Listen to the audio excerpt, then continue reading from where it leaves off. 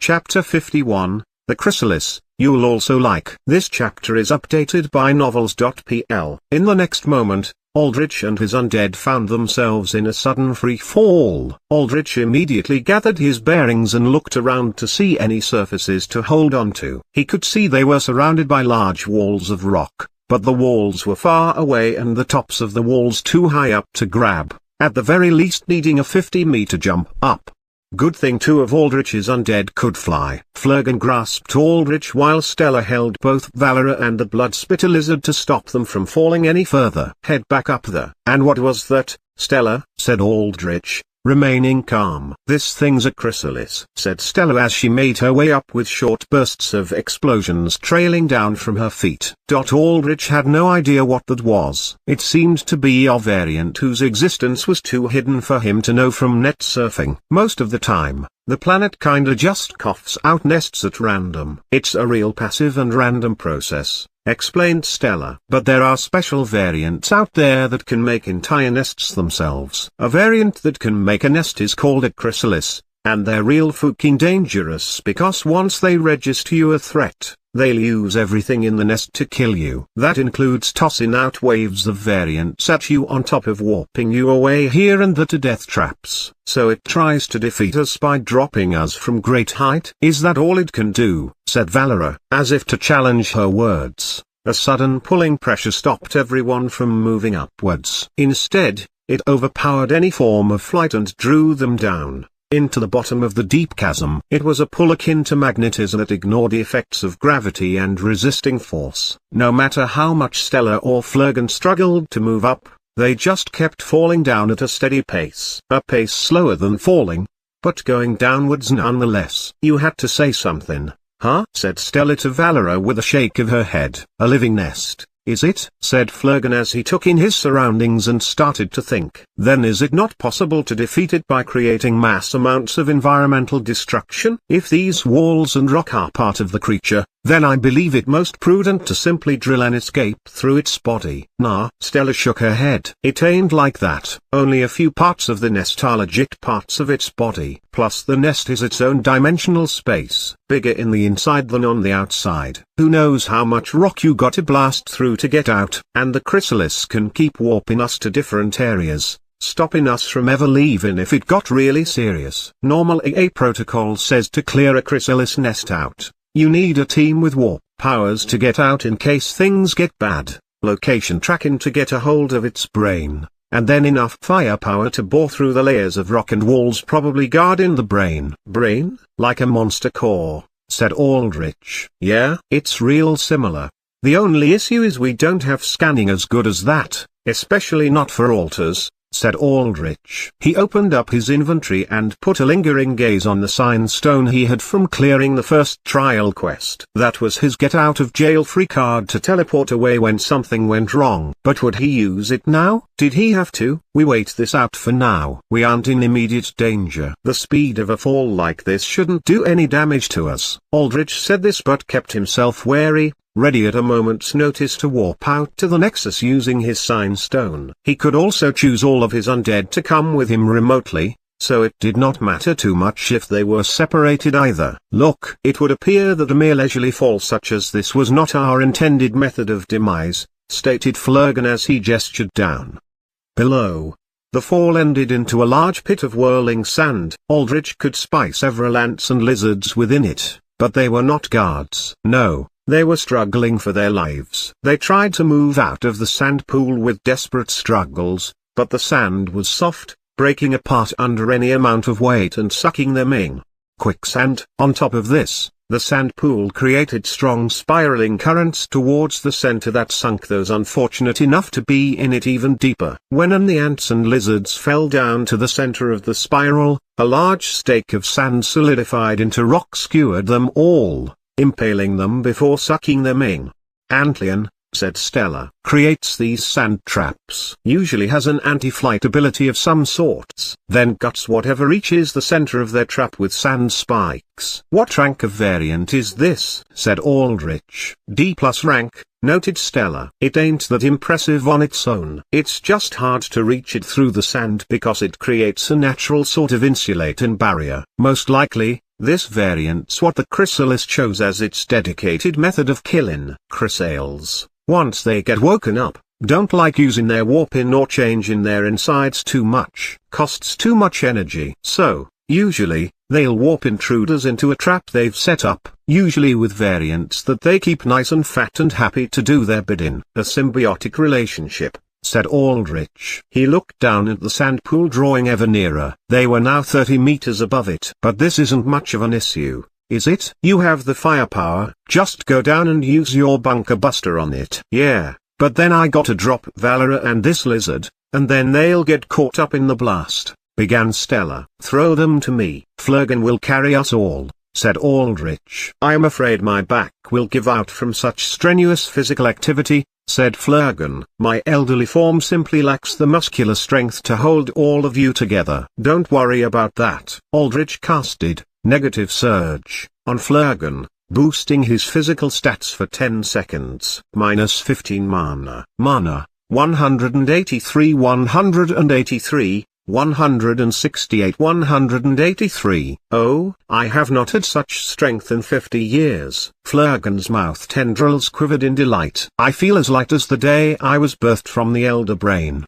Give them to me, and go, said Aldrich. Show me as much destruction as you can. Blow this thing up. Stella's eyes alighted with a glint of pure excitement. Her body started to shine, her veins becoming visible through her skin as they gleamed orange. Off you go to your boyfriend. Stella tossed Valera to Aldrich, and he grabbed her by the waist under the crook of his arm. Then Stella tossed the lizard, which Aldrich too grabbed the same way. Boyfriend? Valera looked up at Aldrich with a blush and then looked at how she was being carried. It looked like she was being carried unceremoniously like a sack of potatoes. Sorry, but I have to carry both of you. If it was just you, I could have done better, said Aldrich. This was just the easiest way to carry her since his other hand was occupied with the lizard. Valera glared at the headless lizard. I will remember this, she said under her breath. Stella went straight down, a comet tail of light trailing behind her as she neared the whirling sand pool. She thrust her hands out in front of her. Bunker buster, she shouted, her whole body turning blindingly bright before she detonated right above the sand. There was first a burst of incredibly blinding light, then the deafening sound of an explosion followed by a mighty shockwave that sent everyone hurtling upwards. The chasm shook and trembled from the blast.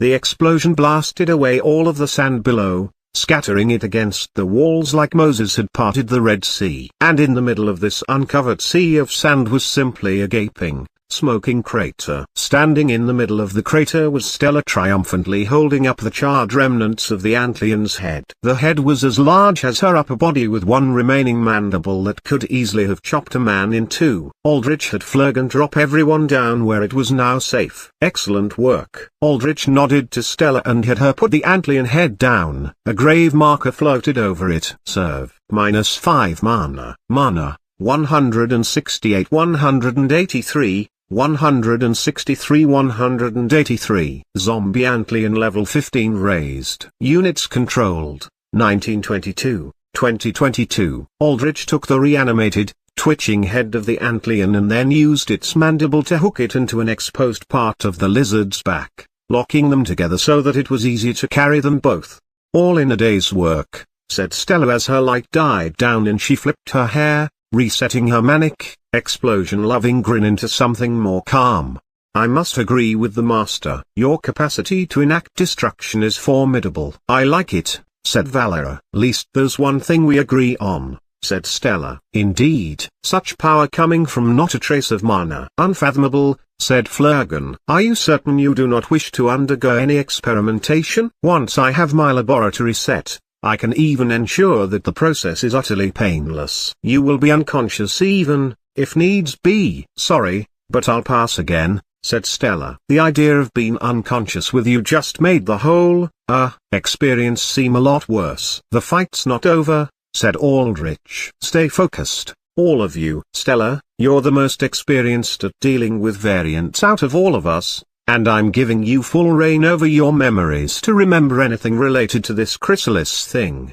How would you suggest dealing with this, or getting out? We could try to blast our way out of here, but the issue is we got no way to tell where to direct our firepower to get us out. Plus, Like I said, the inside of a chrysalis nest is way bigger than the outside. Granted, a chrysalis that can only host D-rank variants is probably not gonna be that big, but it isn't a certainty either. Stella paused. Or we could wait it out. It's trying to get rid of us cause it thinks we're a threat to it. But if it knows we aren't, it might decide to go dormant again and let us leave. This whole warping and change in its insides thing costs a hell of a lot of juice. I doubt this thing can do it much more. As if in response to Stella, the surroundings warped into a blur again. You just had to say something, said Valera, mimicking what Stella said to her before. Stella sighed. Guess we're even now. They were warped into a much tighter space. A spherical cavern of strange red and pink rock that looked strangely organic. The cavern's walls were grooved and ridged, and when they undulated like a living organ,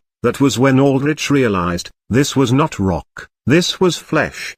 The cavern's walls contracted and started to slowly squeeze inwards, attempting to crush everyone. It's trying to eat us whole, said Stella. She started to glow. I'm gonna blast a hole right through this damned thing. Wait, young one, said Flurgan. Our powers are far too destructive and this space far too confined. The Elder and the Knight will be caught in the crossfire. He's right, said Aldrich. But without firepower to drill out of here, what could he do? He again hovered his attention over the sign stone in his inventory. But he held off on using it even now. Aura! Valera dropped her shield and slammed a massive punch against a stomach wall. Her fist caved in a great crater in the rocky flesh, but it healed immediately. Unless you get the chrysalis brain itself, its core, punches ain't gonna do anything, said Stella. This thing's committed completely to killing us, no matter how much energy it takes. Tell me, Stella, are these stomach walls connected to the chrysalis? Said Aldrich,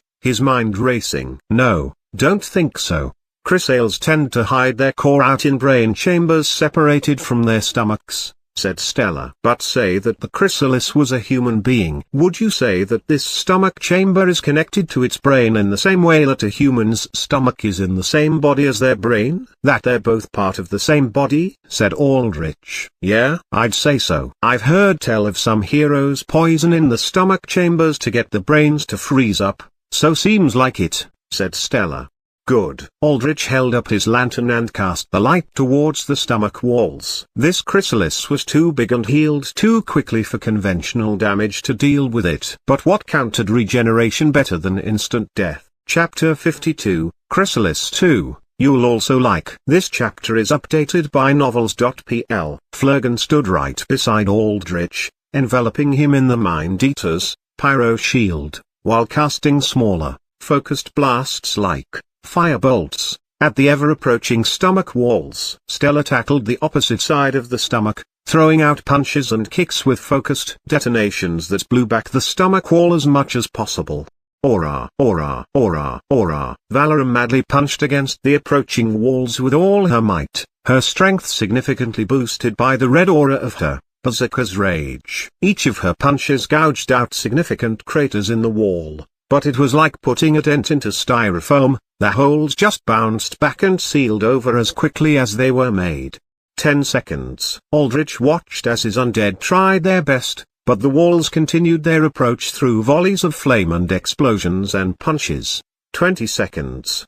By now, everyone was corralled back to back. The more the walls progressed, the less effective Flurgan and Dynamite Girl became, as they did not have space to unleash their area of effect. If anyone had claustrophobia at this point, they would probably have fainted as a living cave tried to crush them whole from all sides. At this rate, they would not be able to hold on until Aldrich had inflicted the full 10 stacks of the Gaze of the Watcher debuff on the Kreelis stomach. Aldrich manifested the sign stone in his other hand. Master, number. I will take care of this. You can rely on me as you always have and always will. Valera put a hand on Aldrich's shoulder. She squeezed his shoulder ever so gently with a comforting nod. A nod that showed that out of everyone here, out of anyone, really, Valera cared for Aldrich the most. Cared for him deeply on a personal level and would do anything to make him happy. Valera took in a deep breath and then said with resolution, "Everyone, huddle around me." She drew a wide stance, digging in her greaves, and put her hands up.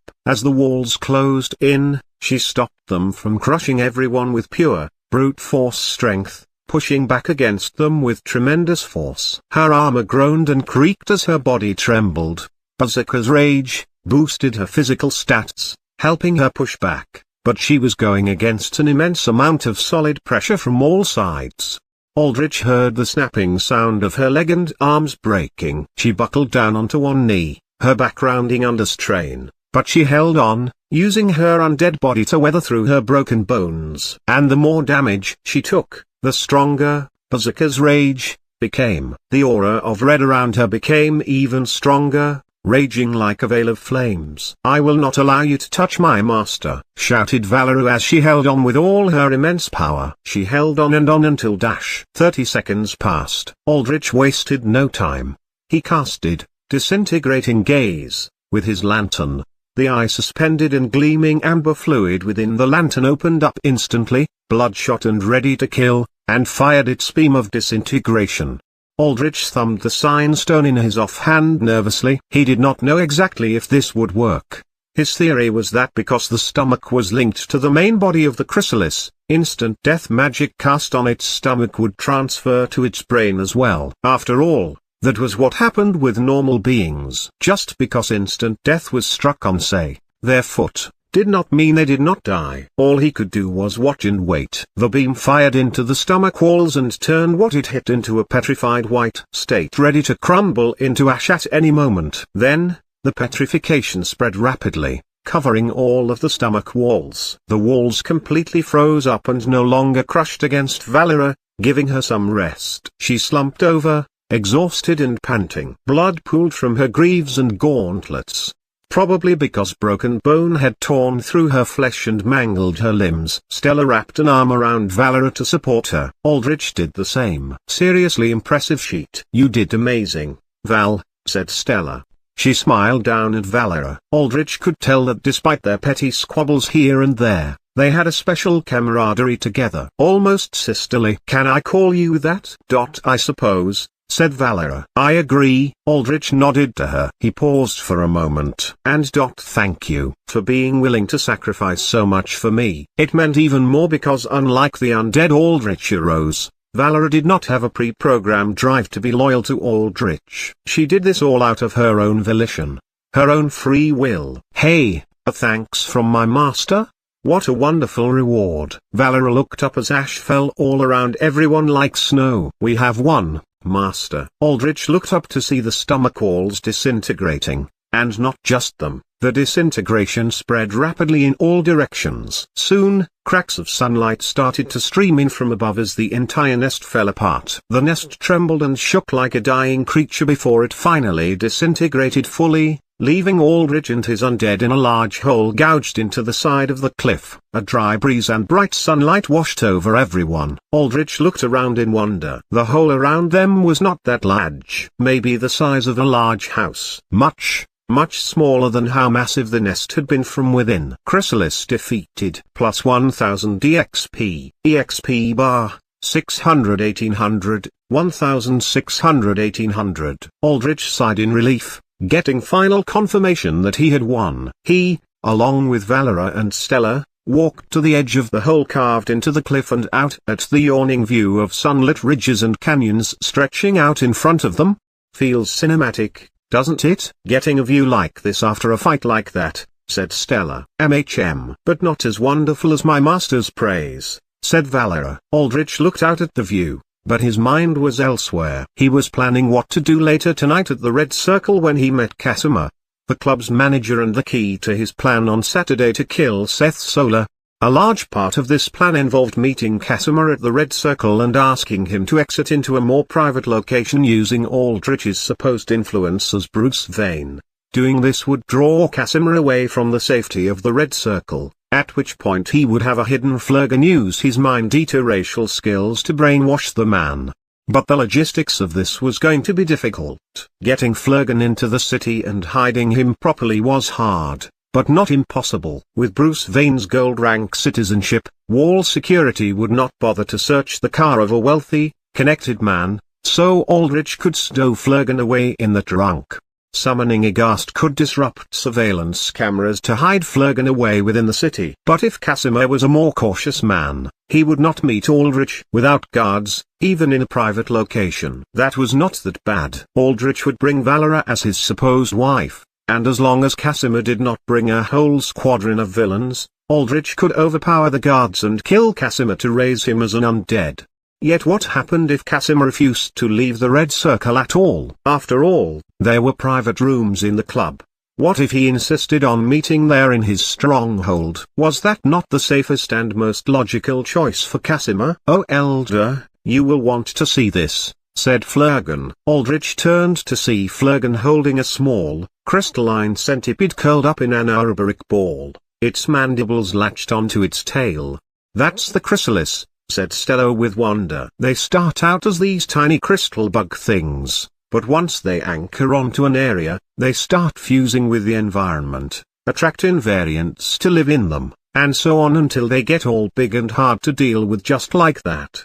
But now that it's dead, I guess it reverts back to how it was." Aldrich's own eyes widened as he saw something else that made his mind race with possibilities. A grave marker floated over the chrysalis corpse.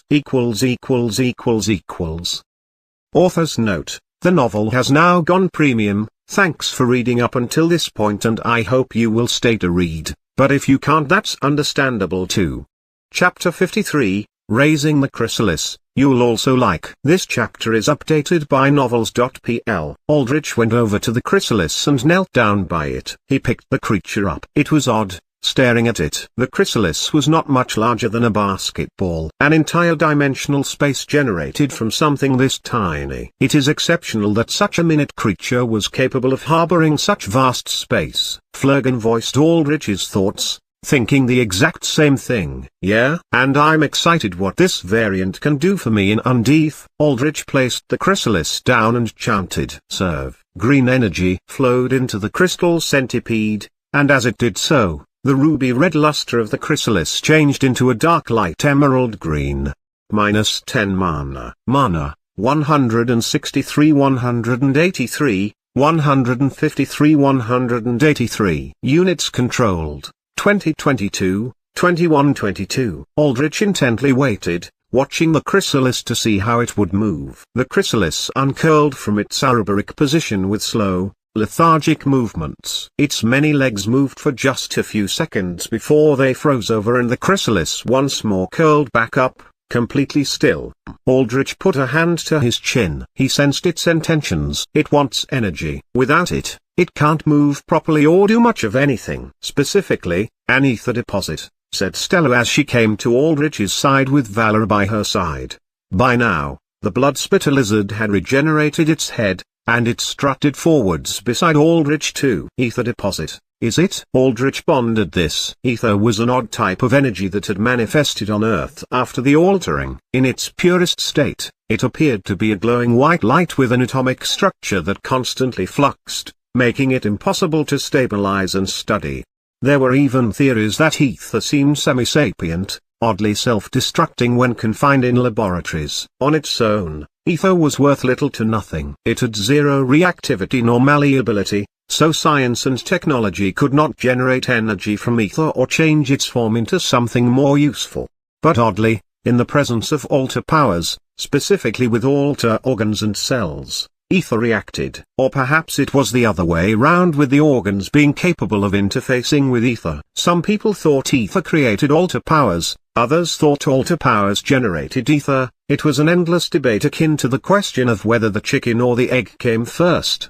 Regardless, ether and alter powers were inextricably linked. All alters generated trace energy signatures of ether, especially when they used their powers. The ether energy signature was what scanners used to detect powers. The denser an alter's cell count, the stronger the ether signature they generated. But ether also occurred naturally in deposits all across the planet. Variant ecosystems bloomed around ether deposits, and alter humans competed with variants to vie for ether, for in the presence of ether, alter powers grew stronger. And, more importantly, higher tier techno-alters could fully harness ether to fuel their sci-fi superweapons, processing the seemingly useless particle into a hyper-efficient, physics-defying energy. From what I remember, chrysales are created deep underground. Nobody knows exactly where, but they do know that wherever there are ether deposits, chrysales aren't far behind. They latch onto the deposits, drain them, and fuse with their environments, said Stella. They attract variants using ether and sort of farm them. Variants come and breed and die inside their nests, and whatever dies turns into nutrients. Using those nutrients, they expand. She stared down at the chrysalis's stiff, unmoving form. Guess this little guy's all out of juice. And without another deposit to anchor onto, it ain't gonna be moving, maybe not ever. So I need to find an ether deposit to even make this thing usable, said Aldrich. I figure. And in most cases, it takes months to years for a chrysalis to make a proper nest, said Stella. Aldrich picked up the chrysalis and wondered whether it was worth it to keep the creature. Ether deposits were not uncommon, but it was hard to find one that some megacorporation did not mine out or where variants gathered en masse.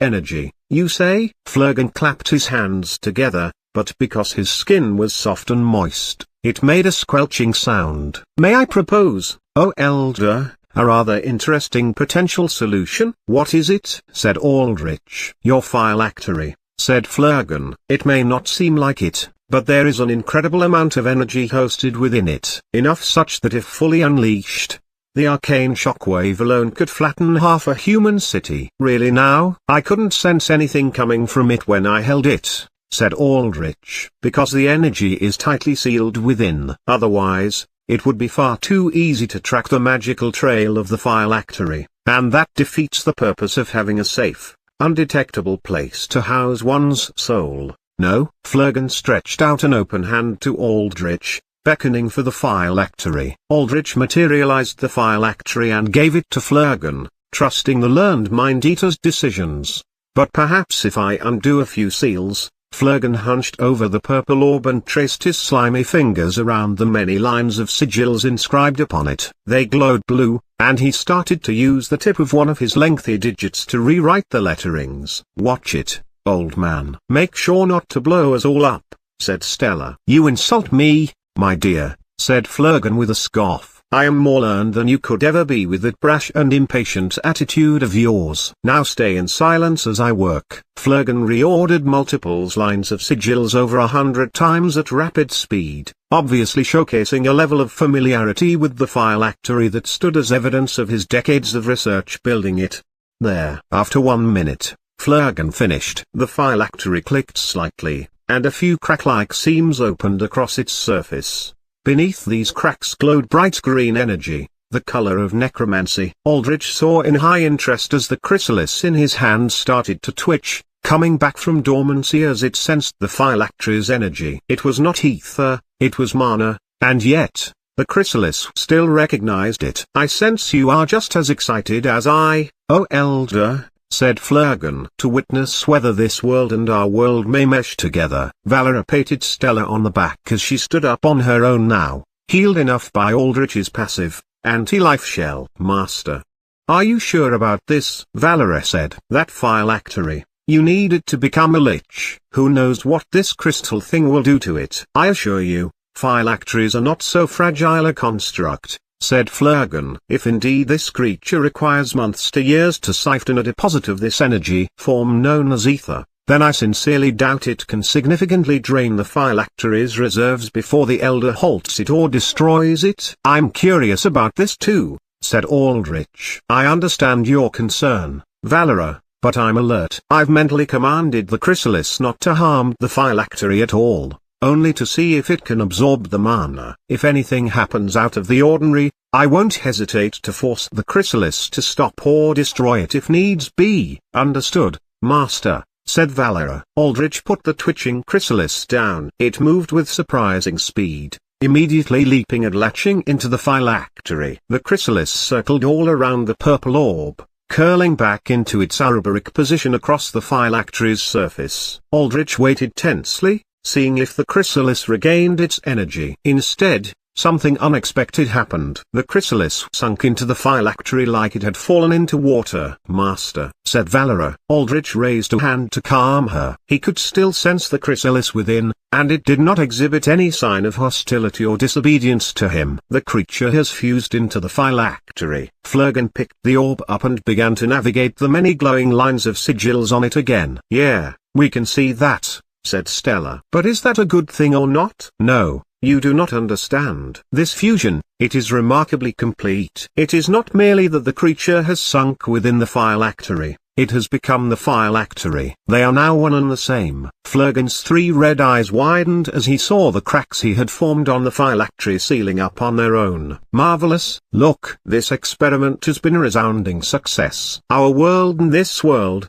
its fusion, a success." Flurgan held the orb out excitedly for everyone to watch. Within the glassy glowing purple orb, the dark silhouette of the curled-up chrysalis could be seen. "It ''S. Adjusting," said Aldrich as he felt what the chrysalis was going through and the intentions it projected. "It's taking in mana, but it isn't using it. It's getting used to it. Trying to process it. And to do that, it wants to be close to me. I'm the source of its life, and there's mana inside me, too. It wants to link with my body, to fuse with me as well so that it can analyze my mana first. My mana's more familiar, and once it's done processing that, it shouldn't have an issue getting used to the phylactery." Aldrich took the phylactery from Flurgan's hand and gazed at it, feeling a distinct draw to it. He knew what to do with this. He dematerialized the gear on his upper body, leaving him bare naked from the waist up. His body had noticeably bulked up since the beginning of his undeath due to the stats he had pumped into it. He had always been physically fit from his training, but now he was even bigger. Not overly big like a bodybuilder, but he still had a sizable amount of muscle that straddled a perfect balance between strength and speed. Lean and strong, ready to overpower and crush in one moment, then sprint and chase in the other. "Oh, Master, you do look so very ravishing," said Valera as she licked her lips, her fangs showing. She blushed in shyness but still panted and leaned forwards like a predator eyeing a prize they had hunted for days. And in her case, she had been on the hunt for years. On top of this, her usual shyness as an upstanding knight melted away because she was still low health and craving blood. And for vampires, the act of craving and drawing blood was closely linked with sexual desire. "This is a serious moment, you." Stella bonked Valera's helmetless head with a karate chop. "Keep that horniness in check." Valera growled but stayed still, understanding that Stella was right. Aldrich looked down at his body. In the center of all that muscle, right below his plate-like pectorals, there was the massive hole that Seth Solar had gouged out. He placed the phylactery tentatively within it and then the phylactery glowed before tendrils of pink flesh emerged out of it, latching onto Aldrich's insides. More and more of these tendrils appeared rapidly, soon quickly filling up the gaping hole left behind in Aldrich's chest. There was now only the glowing purple surface of the phylactery jutting from his chest, covered seamlessly in pale skin and regrown bone and muscle. Aldrich went down into one knee as he saw complete and utter darkness. "Captain, Master." Valera and Stella immediately rushed to Aldrich's help, but he waved them back. "I'm fine," said Aldrich as he saw nothing but darkness. He realized this was what the chrysalis saw. "There's nothing in the phylactery, just darkness." "That is to be expected," said Flurgan. "After all, a phylactery is ultimately a vessel to contain a soul. Once your soul transfers within, the darkness you see will be painted over by the color of your soul. It will become your very own inner world, a manifestation of the self. And now with this creature nested in the phylactery, you have an additional layer of defense if anyone attempts to target your phylactery directly. Perhaps the creature may utilize its spatial manipulation to conjure portals that bend deadly attacks to your soul away. Perhaps it may even absorb them. Perhaps it may even learn magic and cast spells of its own. The possibilities are simply endless, and to grasp them, we require further experimentation. Defense, is it? Aldrich returned to his own vision as the chrysalis became more and more used to its newfound energy source. He willed the chrysalis to try and attack from within the phylactery. Aldrich tapped the phylactery, and it crackled with arcs of red energy before turning a solid vanderblack, almost like a black hole. This was a dimensional portal, a tiny one, Granted, but a portal nonetheless. The chrysalis was starting to use mana to fuel its warp powers. Small tendrils of darkness stretched out from it, slithering slowly on the ground, picking up pebbles here and there before sinking back into the phylactery. What the hell was that? Stella jumped back at the sudden emergence of surprised tentacles. The creature is learning at an exceptional rate, said Flurgan. That darkness was some of the mana stored within the phylactery. The creature has managed to control the mana, using it to create tendrils to interact with the world. Yet, judging by the minute size and chaotic shape of those tendrils, it is unused to shaping mana. Aldrich felt the chrysalis protest within him. It cost a significant amount of energy to make it open a portal, even a portal that small, from the phylactery and draw things in. Not just that, said Aldrich. Like you said, by design, anything inside the phylactery is completely sealed off from the outside to prevent energy leaks. That includes the dimension that the chrysalis creates. So anytime it wants to attack, it has to open a portal, and portals are costly. It's too small and weak, so its max mana pool isn't large enough to do much more than open the tiny portal and spew out a few mana tendrils. It needs time to rest, absorb, and grow like it did with an ether deposit. I know you want to experiment even more, but give the chrysalis some time. We can start testing its limits as it grows. As you wish, oh Elder, said Flurgan with a barely concealed sigh, disappointed he could not see and experiment more. Aldrich, too, wanted to experiment, but he remained patient. He could only imagine how incredibly useful this chrysalis phylactery fusion would be. One of the biggest issues he had was that he could not carry around his undead without attracting attention. But with the chrysalis, he could store and release them at will. Then what now? Said Stella. Aldrich snapped his fingers and bid the Alloy-wing eagle down to the cavern. We head to Haven City. Chapter 54, Alchemy. You'll also like. This chapter is updated by novels.pl. Aldrich and his undead made their way back up to the top of the cliff they got started on. He got Flurgan, Stella, and the eagle to get into the back seats of their armored car. Now, carrying the blood-spitter lizard and antlion was difficult because of how big they were, and Aldrich unfortunately had to tear off their body parts until they could fit into the trunk. Good thing was, as zombies, they did not really feel pain, so no harm really done. I'll be back to drive in a bit, said Aldrich to Stella through the rolled-down backseat window. I need to talk to Valera. He glanced over at Valera. She was some distance away, shuddering and in withdrawal for blood due to her low health and constant exposure to combat. He needed to deal with that, probably heal her for a bit longer with his anti-life shell. Got it, Captain, said Stella. Have fun. She whistled casually and rolled up the window, though occasionally she would sneak back glances to see what Aldrich and Valera were up to. Aldrich walked up to Valera. She had dematerialized her armor, leaving her in basic black leather leggings and a form-fitting, short-sleeved white tunic. There were still deep, visible wounds on her body. Large streaks of torn flesh on her arms from the bone shattering and piercing through. Are you all right? Here, let me heal you. This should make you feel better. Aldrich started to release the green mist of his anti-life shell, but Valera turned and shook her head, putting a tight hand on his shoulder. No, I don't want that. Valera looked at Aldrich longingly, her fangs protruding from her bright red lips. Her lower lip trembled as she spoke. Master, may I feed on you? Are you sure? I remember you saying undead blood didn't suit you, said Aldrich. Yes, I hate the taste of undead blood. It tastes rotten and cold and, worst of all, it makes me feel sleepy. Then, began Aldrich, but Valera put a pale finger to his lips as she drew closer, placing a hand on his chest. She stared with hunger in her eyes at him, but her lips formed into a smile that was surprisingly warm and gentle. Vampires were seductive by nature. Valera kept her instincts under control through strict nightly training that prevented her from having any real experience with men, but beneath all that, her instincts still made her know exactly how to tempt.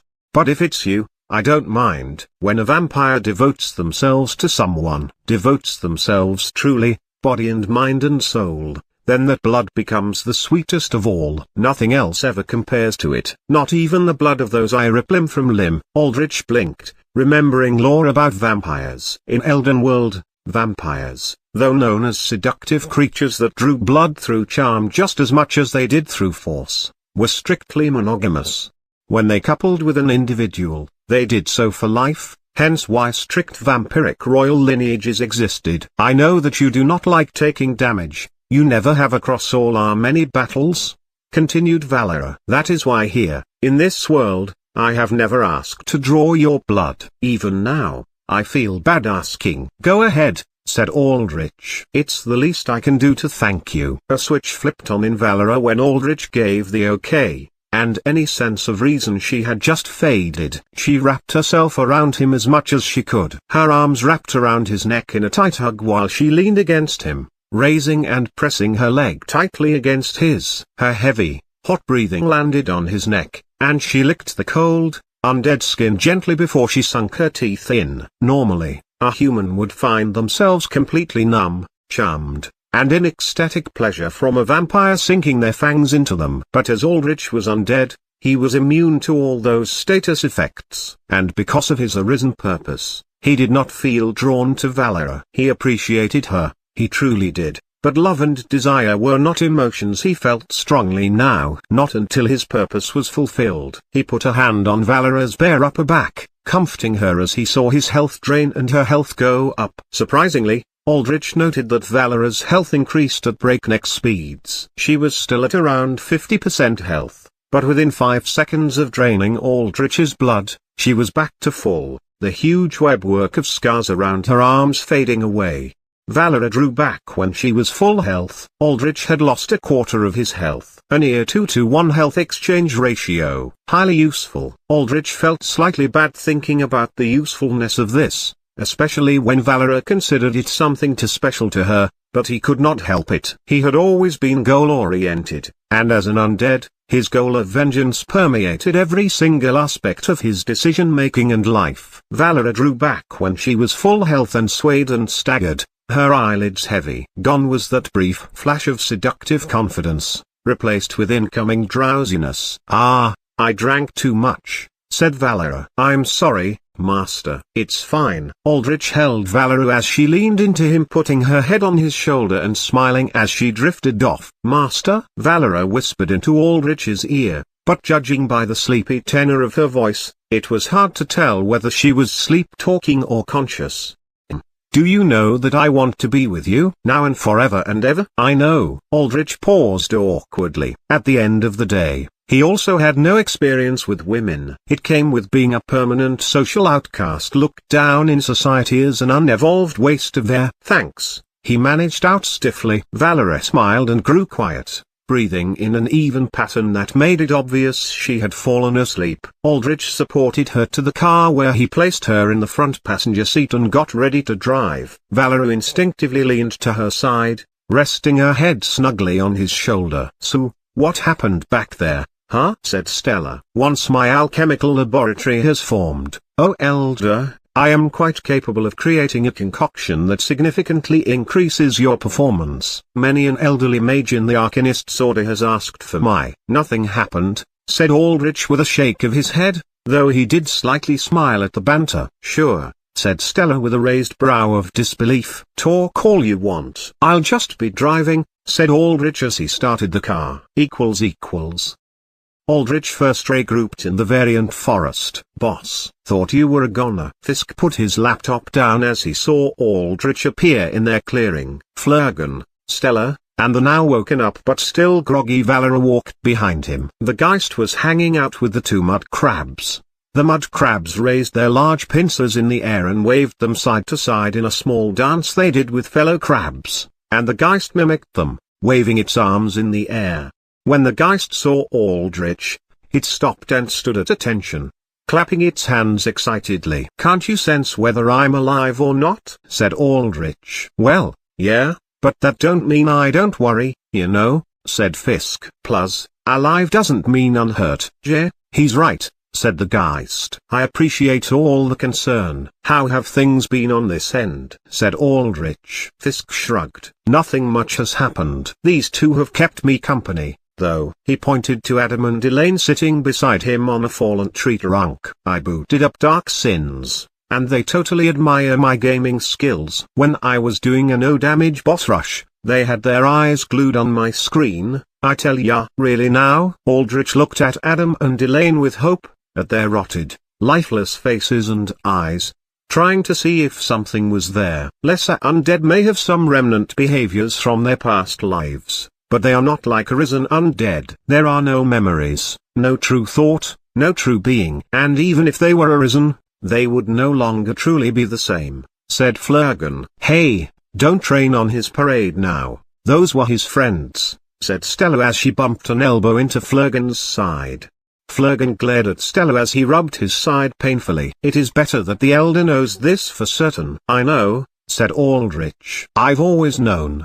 I never thought I was the hopeful type, but I've known enough disappointment not to trust in hope in any case. Aldrich waved Flurgan forwards. About what we discussed, of course. Flurgan moved to the center of the clearing and closed his eyes while raising his hands. In front of his palms, 2 blue magic circles formed. Throughout the car ride back to the forest, Aldrich and Flurgan had talked about setting up his alchemical laboratory. Soon enough, the chrysalis would eventually grow to a point that the pocket dimension it created could house the lab. At which point, Aldrich could move Flurgan and the lab into the phylactery, taking them in and out when needed. Like this, Flurgan could experiment at minimal risk as what was more secure in an entirely separate dimension. But until then, Aldrich needed Flurgan alchemy, especially for tonight at the Red Circle. Crazy cool, all this magic stuff, said Fisk as he watched. Yeah, said Stella. Valera came to Aldrich's side, and he rested her on the tree trunk, sitting beside her. Master. I did not do anything embarrassing, did I? Said Valera as she blushed furiously. I remember wanting to draw your blood, then nothing. No, said Aldrich simply. Nothing you would regret, at least. Valera sighed in relief. Thank the many gods. She tentatively reached out and squeezed Aldrich's hand. Aldrich did the same. Flurgan chanted, create base. In front of Flurgan, blue outlines, almost like they were drawn, of tables, beakers, tubes, forceps, knives, forceps, and dozens of other alchemical tools emerged. The outlines then filled in, turning into solid matter. The end result was 3 work tables. 1 table filled with beakers and tubes and pots for chemical reactions. 1 table containing several glass chambers within which reactions could be safely carried out. And the last table that was the most ominous, holding restraints and sharp, cutting tools for dissections and, as Flurgan called it, live experimentations. To see my laboratory once more, and to think of all the new specimens I may dissect and dissolve. Ah, how this elderly heart beats. Flurgan raised his hands in the air like a mad scientist. Boss, I really appreciate the guy's passion, but should we be, worried that we'll be a part of his experiments? Said Fisk. Tell me about it, said Stella. Not for now, said Aldrich. For now, said Fisk. But Aldrich ignored him and went up to Flurgan to talk business. By now, Aldrich's grave ward had snuck into the Red Circle and gotten a look at Casimir, the manager, as well. There were several places in the Red Circle that were impossible to sneak into, guarded by force fields, but Casimir's main office was not. And judging by how Casimir carried himself with 4 guards at the minimum, he was a careful man. He would underestimate Aldrich and Valera because they had no AC count, but Aldrich could not rely completely on that. You know what I requested, right? Said Aldrich. You desire a potion that can control the minds of up to 10 able-bodied men. The potion must also be as tasteless as possible. Flurgan nodded. He went to his chemical table and retrieved a vat filled with liquid. His stomach then heaved as he vomited in 3 purple, finger-length worms. The worms' heads were comprised of wriggling, spiked tentacles. These were pupae. Mind-eaters reproduced by capturing live beings and forcing them to ingest pupae. Pupae would then travel to their host's brain and latch on, creating a cascading effect that would brainwash them and also turn them into mind-eaters. Flurgan wiped off slime from his mouth tendrils as he looked at the pupae swimming inside, inspecting their quality. I can only produce 3 pupae a month at this old age, and they are a little withered, but this will be enough. I will be done processing my pupae into potion form in 5 hours. Aldrich checked his watch. It was now barely noon. What time is the meeting with Casimir? Said Aldrich. Fisk scrambled to his laptop, utterly distracted by Flurgan's simultaneously gross yet interesting display. It's 11 tonight. Good, said Aldrich. More than enough time. The first real steps to initiating Aldrich's vengeance against Seth Solar now began. Chapter 55. A meeting to be. You'll also like. This chapter is updated by novels.pl. Author's note. Titles bracketed under, equals different pof, underscore. The Red Circle. 6 p.m. November 3, 2117, underscore.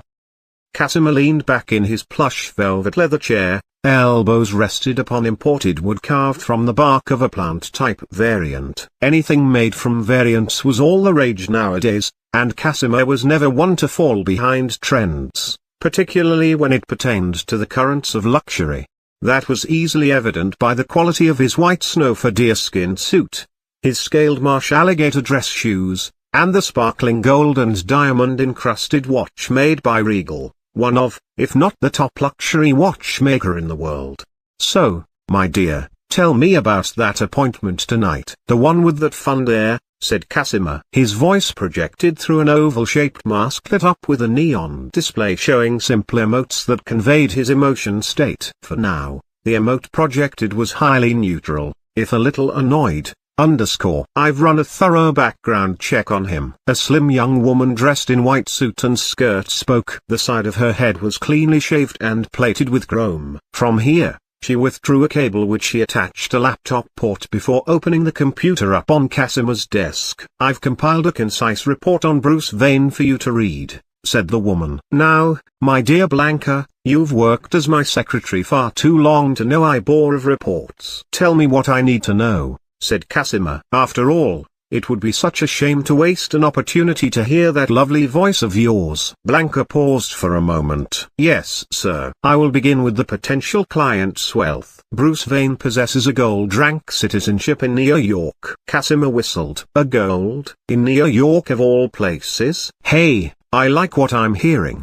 Go on. I will advise you to keep your safety in mind with this client. There is little to no public information about him. His wealth was inherited through a fund created from a company called Vane Industries that specialized in textile manufacturing. Then why not run a check on the company? Surely there's data on that, said Casimir. According to the details Mr. Vane was willing to share with us, his family company was a pre-monstering manufacturer based in Germany. All public records related to the company were lost during the tumult of the monstering, said Blanca. The company's wealth was consolidated and maintained, however, in the form of a trust that passed on to successive Vane generations.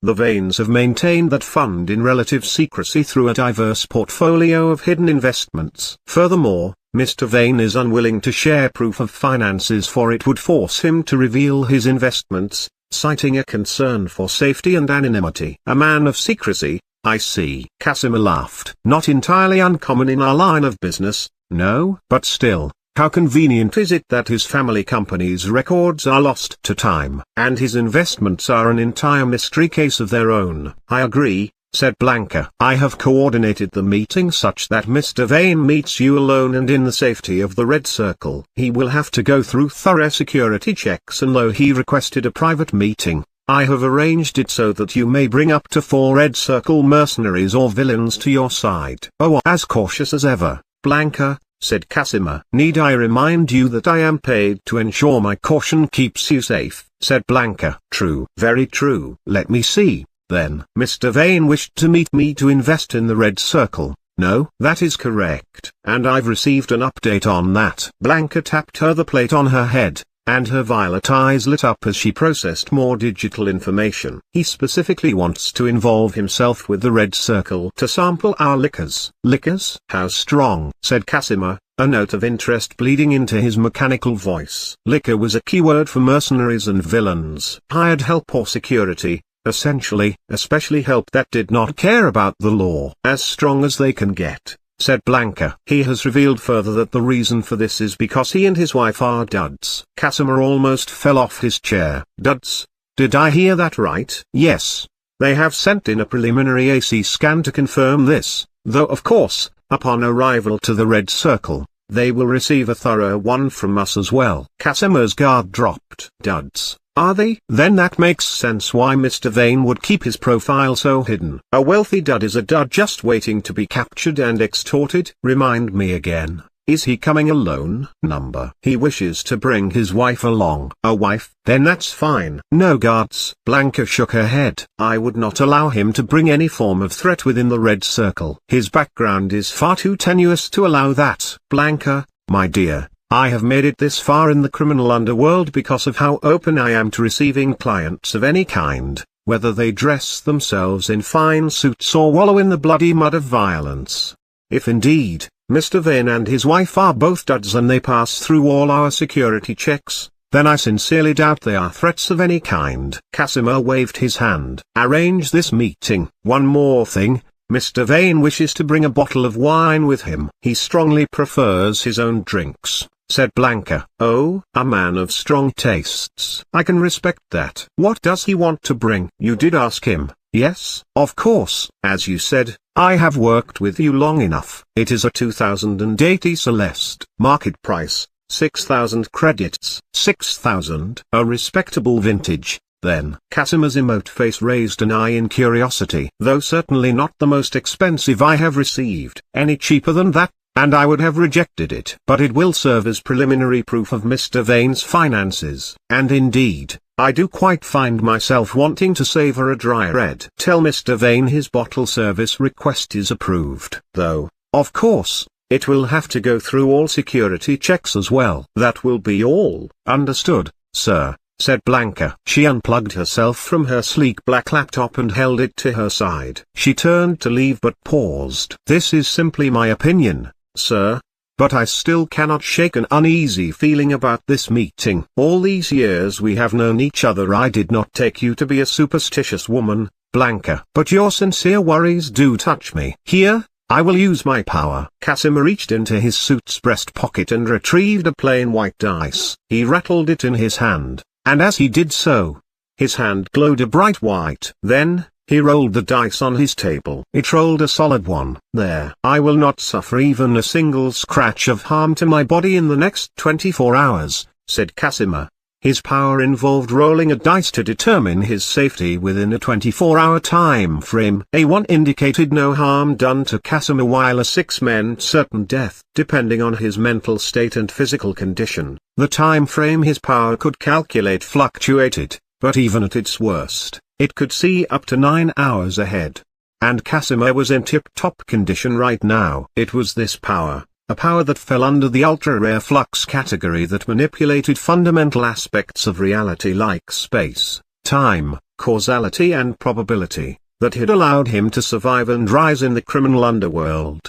That and his sharp business acumen. Of course, the only downside to this power was that it possessed a 3-day-long period in which it was unable to be used. Blanca nodded, believing fully in the dice. It had saved her more times than she could count over all the years she had worked with Casimir as well, back when they were both nothing more than poor and desperate hoodlums begging on dirty streets for their next meal.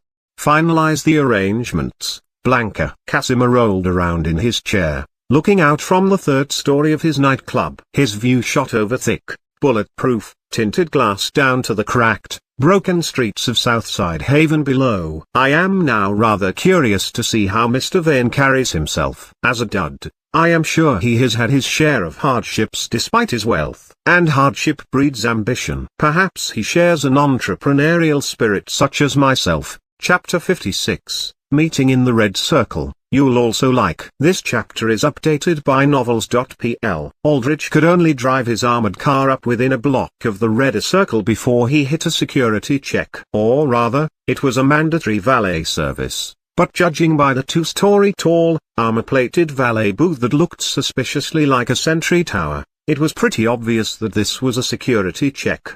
Aldrich stopped his car in front of the boom barrier set down by the booth. The barrier itself glowed with a streak of white energy, indicating Ethereum power, processed ether, that meant it was custom-made by a techno.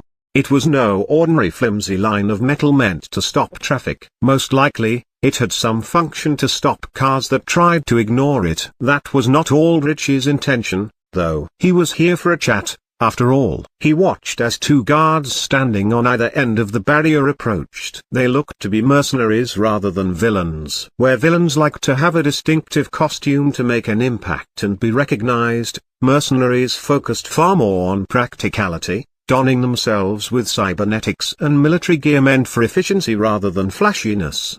"Are we to fight now, Master?" said Valera from the passenger seat. She was dressed in her black dress set. While Aldrich had just bought a 3,000 credit suit to keep up appearances, a wealthy fund inheritor. "No fighting. Not unless we absolutely must," said Aldrich. "Carry that with you and act as politely as you can. But try to leave all the talking to me." Aldrich motioned to a rectangular wooden case containing the 2080 Celeste bottle of wine that had costed 6,000 credits, leaving Aldrich with just 1,000 left. It was mind-boggling how the wealthy spent so many credits on seemingly ordinary things like clothes and drinks. He had thought 10,000 credits a decent amount to start off with, but he quickly began to realize if he really wanted to keep up his appearances as an ultra-wealthy man, he needed to find a way to get more credits quickly.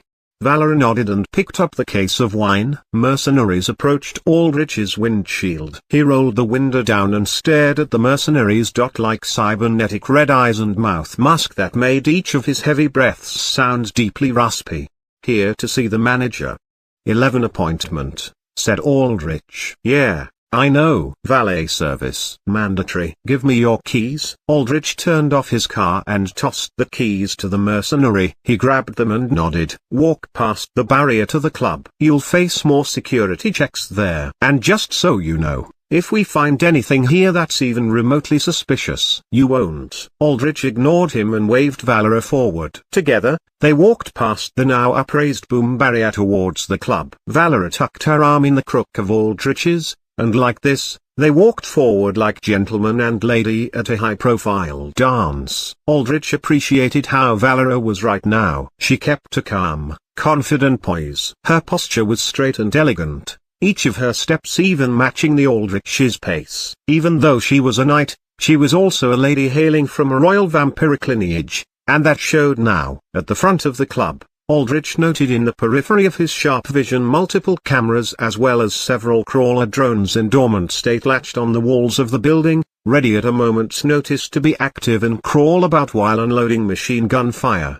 The club's entrance was surprisingly far more elegant than Aldrich would have thought a seedy club in Southside Haven, the broken-down, crime-infested part of the city, to be. Large, black-tinted glass double doors surrounded by a frame of red and gold shaped into floral patterns awaited Aldrich and Valera. A well-maintained, spotlessly clean red carpet led out of the doors, and flanking this carpet were several Red Circle staff noticeable from their white and red suits. One of these staff members came up to Aldrich and Valera with a bow. "Welcome to the Red Circle, Mr. and Mrs. Vane," said the woman. She had no cybernetics to speak of, but her organic eyes flashed with an odd, fluctuating green tint that made it obvious she was a powered altar. "I will be your server and guide for tonight. You may call me Hirondell." "A pleasure to meet you, Hirondell." Aldrich nodded and smiled uncharacteristically. He had practiced for hours to put up the fake persona of a wealthy socialite so as not to draw attention. "Follow me." Hirondell smiled and led Aldrich towards the doors. "We have prepared nothing but the finest for you, Mr. and Mrs. Vane, as we treat each client with the utmost level of respect they deserve. However, there are some minor security hurdles we simply must press upon you." "Red Circle policy, I am afraid." "I perfectly understand," said Aldrich. "Safety is a real issue these days, isn't it?" "I appreciate the cooperation." Hirondell nodded to the rest of the staff. Several people came forwards. Some waved Ethereum and metal detecting sticks over Aldrich and Valera. Others scanned them from a distance, not with visors, but their very own powers, their eyes glowing or their hands projecting analyzing light. Hirondell bowed and held out a hand towards Valera.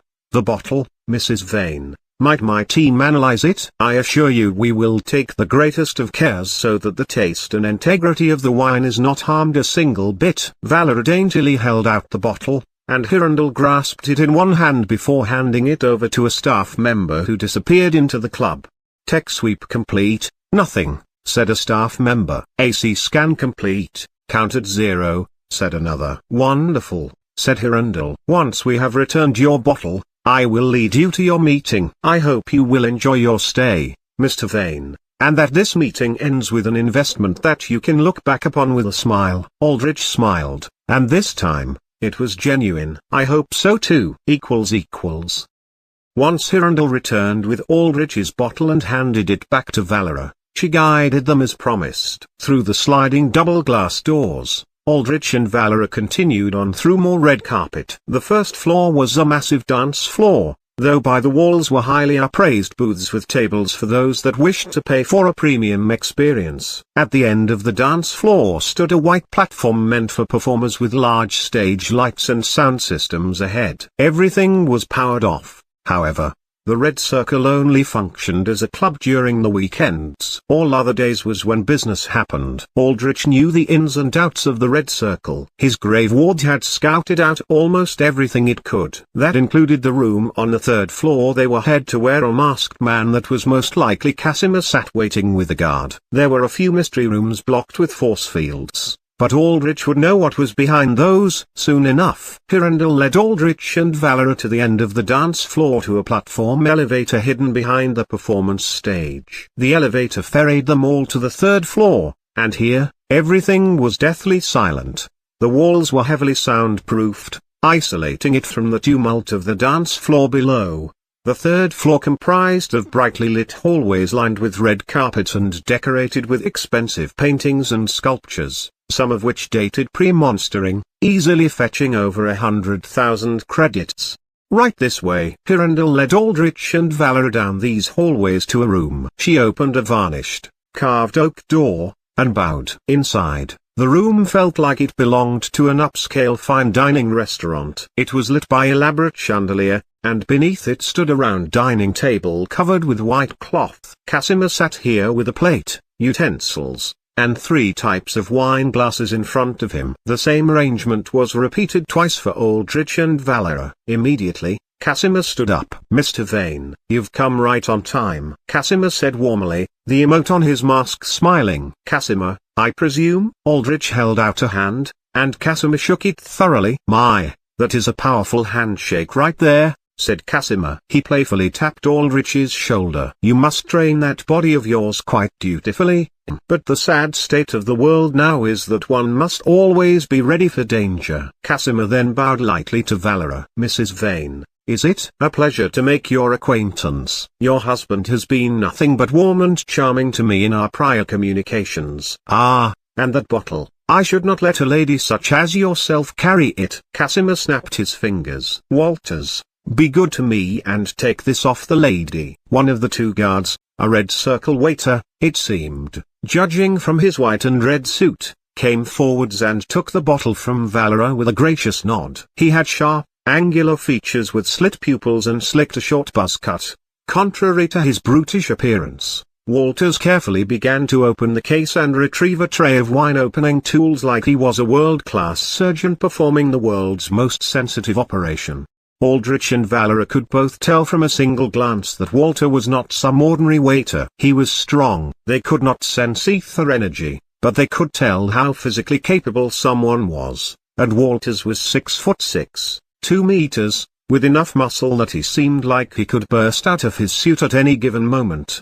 "Now sit, sit. You must rest yourselves. The drive here was so very dangerous." "No." Casimir personally drew back Aldrich and Valera's seats, beckoning them to sit. As everyone settled into the dining table, Casimir continued, "I am deeply sorry that my establishment lies in this rather rough neighborhood. I do not mean to pry, but I noticed your AC counts were 0. It is no wonder that you had to drive here in an armored car, particularly when I had to request that you arrive with no security force." "Oh, trust me, it wasn't much of an issue," said Aldrich. "You have been more than welcoming enough so far." "I appreciate your politeness, Mr. Vane. I tell you, some of the clients I receive, they know nothing. They cannot tell a street market leather from goose in finery, nor, as you no doubt know, some mass-produced red wine swill with a proper Celeste vintage. Aldrich noted that Casimir's compliments were quite targeted. Aldrich's current suit was from Gusian, and of course, that damned overpriced wine was a Celeste or some bullshit fancy-sounding name. And that ring, that twin-coiling snake design with the silver and gold, my, that is expert work right there, said Casimir as he gestured to the ring of avarice on Aldrich's finger. Might I ask who made it? Unfortunately, this is strictly artisanal, a custom order, said Aldrich. Custom, is it? After our talk, you must acquaintance me with your jeweler. I would almost kill to have a piece such as that for myself, said Casimir as he stretched out his hands, showcasing a sparkling watch and several polished rings studded with rare gems of all kinds. But you strike me as a more serious man, Mr. Vane. So let's get to talking business, shall we? You read me perfectly, said Aldrich. Walters, pour us some Prosecco to begin, said Casimir. Your wine, that Celeste, we must save for later. My chef will prepare a course that suits its dry yet subtle flavors beautifully. Walters nodded and took a bottle from a chilled cabinet. He popped the carbonated bottle open and held it by the base with his palm as he went around the table, filling up smaller, thinner glasses.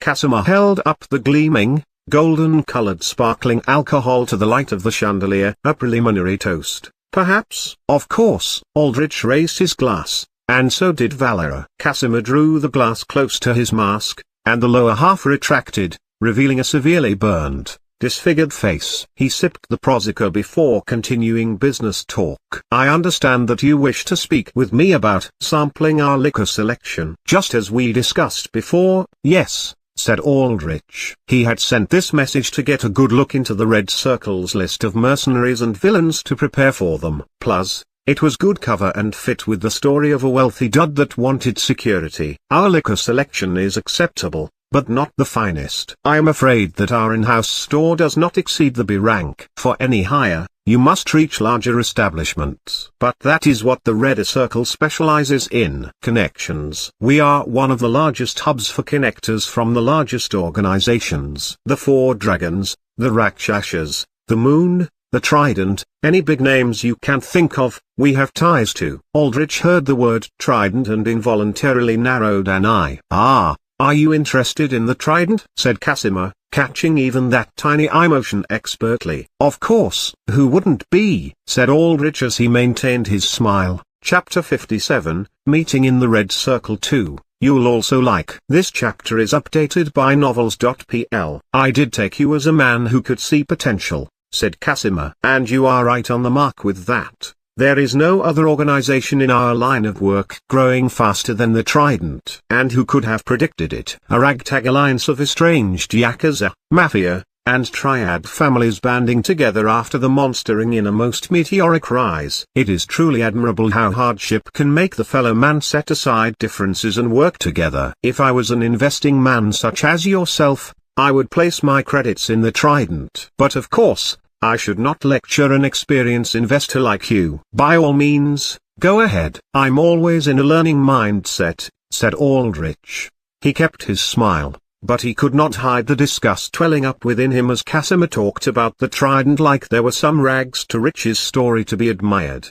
The Trident built their empire off the blood and suffering of countless many. There was nothing to respect about them, and soon, once Aldrich saw to it, that empire would crumble into dust. Something big is happening, Mr. Vane, said Casimir. I can feel it in the air. In the fabric of this tumultuous society around us. Can you not? It is in the ever-increasing cases of theft by nomads in the wastelands. It is in the spirits of the downtrodden in the ghettos and broken-down streets of walled cities. Do you know what I call this? Entertain me, said Aldrich. Casimir raised a finger. Desperation. The Panopticon and the Alter-Human Agency are meant to protect humanity, but they are failing. Variance attacks are astronomically on the rise, and I hear whispers that the Titans stir in their slumber. Are you familiar with the Prophet, Mr. Vane? Ah, the Alter with future sight, correct? The one who makes a prophecy about humanity's safety every 15 years, said Aldrich. Who wouldn't be? His prophecies are the most watched live broadcasts on telescreen networks. Yes, That's the one. The doddering old man with that wispy head of white hair and bleak, blank eyes. Oh, I do feel for him, that man, to constantly have to foresee the fate of an entire civilization. It must take a toll on the mind. Casimir shook his head. But besides his personal suffering, have you heard of his latest prophecy? Who hasn't? Said Aldrich. 2 years ago, yes. 2115. If my memory isn't failing me. He's guaranteed humanity's safety for the next 15 years yet again. There is some tell among my sources that it is all a lie, a sham conjured up by the all-to-human agency in the panopticon, said Casimir. I hear that the prophet has, in truth, foretold humanity's doom. Is that so? Said Aldrich, raising a brow in interest. Is it? Who knows? Even my own sources cannot penetrate deep into the internal politics of the AA and the Panopticon. All I hear are whispers and rumors, second-hand accounts, mutterings. But you know what, Mr. Vane? Casimir leaned forwards, the emote on his mask smiling at Aldrich intensely. Even a whisper is bound to be heard when it is telling the truth. Aldrich remained quiet, letting Casimir talk. Casimir spoke. I make no guarantees, but I feel that perhaps something big will happen. With the vast majority of modern-day supers degenerating into nothing but glorified pop stars, prancing about on their live streams and vying for the most likes on their social media platforms, who is left to defend the common man? When will the desperation that is ever growing on the streets reach a breaking point? And when it does, when that breaking point shatters the order of society, who will pick up the pieces? Ah, I see what you're getting at, said Aldrich. You're saying that the villains want to take control. With enough variant attacks and enough desperation, some perhaps artificially fueled, there's bound to be chaos. And who better to navigate chaos than villains? I am not saying anything. I am merely asking questions, presenting a thought experiment. Yes, said Casimir coyly. But you understand what I mean. So, it is quite wise of you to divest some of your investments here, especially if you wish to keep yourself and your dear wife safe in times to come.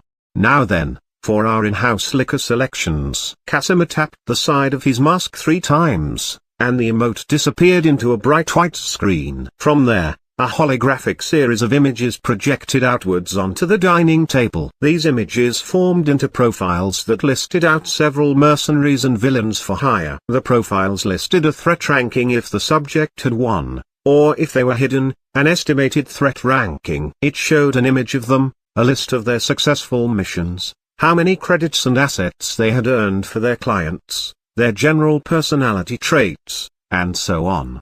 Like reviewing resumes. Aldrich noted that out of the dozen profiles Casimir projected, only one was at B rank. It seems you are a little disappointed with our in-house selection. And that is understandable. Casimir said this when Aldrich spent several seconds looking without saying anything. Again, we do not have the finest cream of the crop. For that, you would have to travel to a larger city such as New York. However, for you, Mr. Vane, I can offer more options. No doubt, if you have researched enough to connect with us, you know of Blackwater, one of few academies in the underground network that specializes in producing insider informants within the AA. But among them, many will also be promising mercenaries. If you so desire, I could arrange a meeting between you and some members of the A-rank class. Young as they are, they may not be as disciplined, but their potential, I am sure if properly groomed, will exceed our in-house selections. An interesting consideration,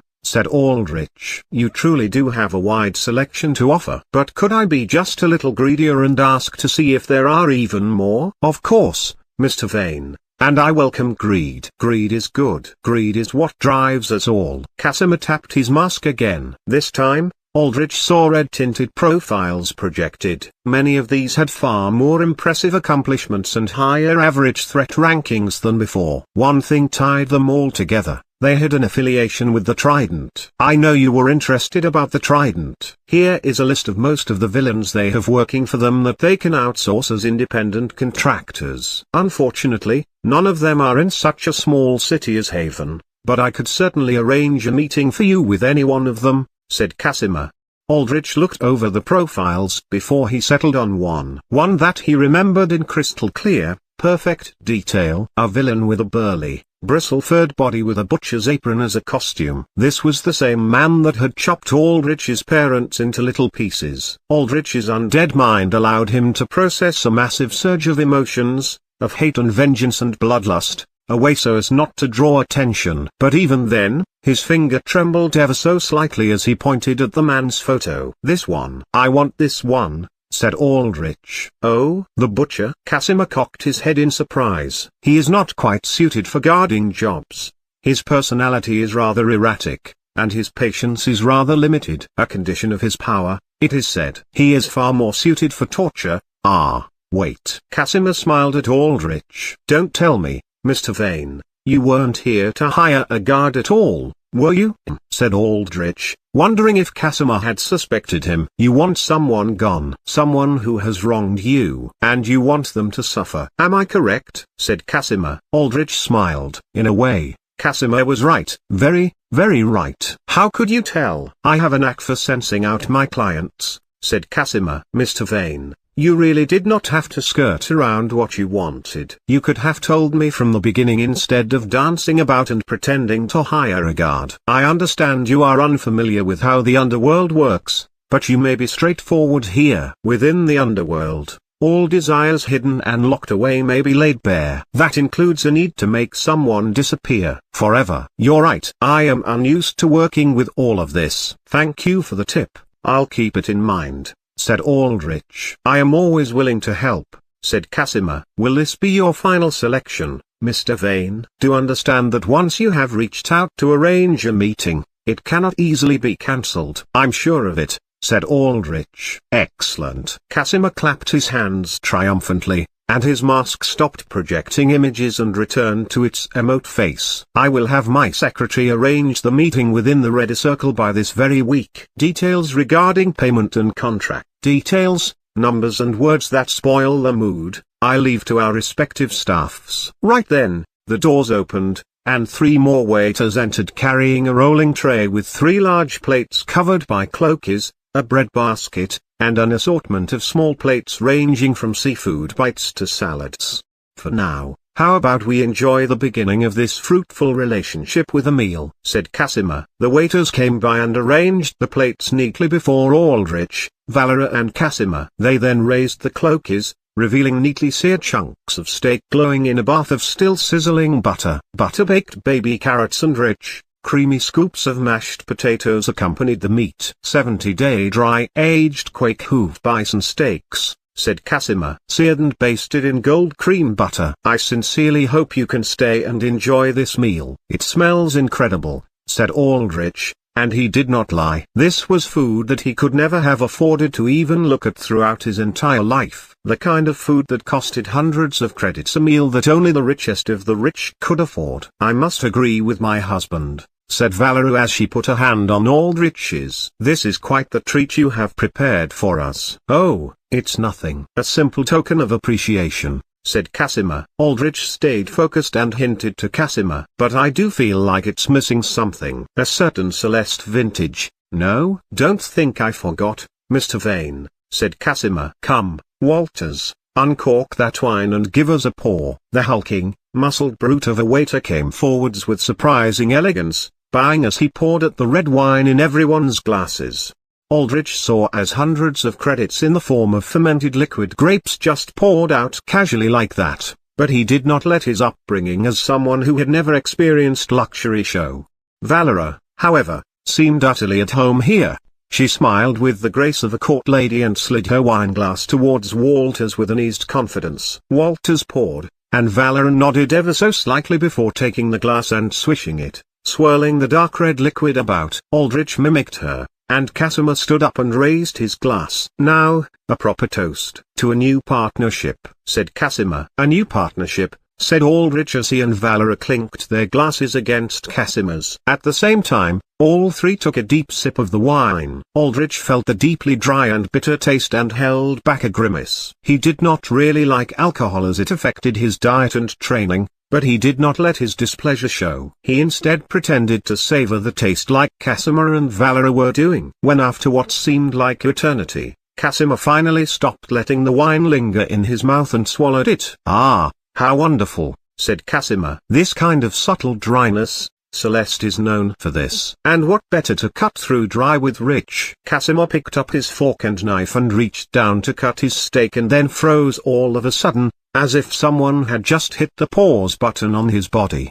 Almost immediately, the atmosphere in the room shifted. Walters, the giant waiter, came on alert, as did the two mercenaries in the room. Then, after a tense half-second, Casimir moved again. "Are you okay, sir?" said Walters.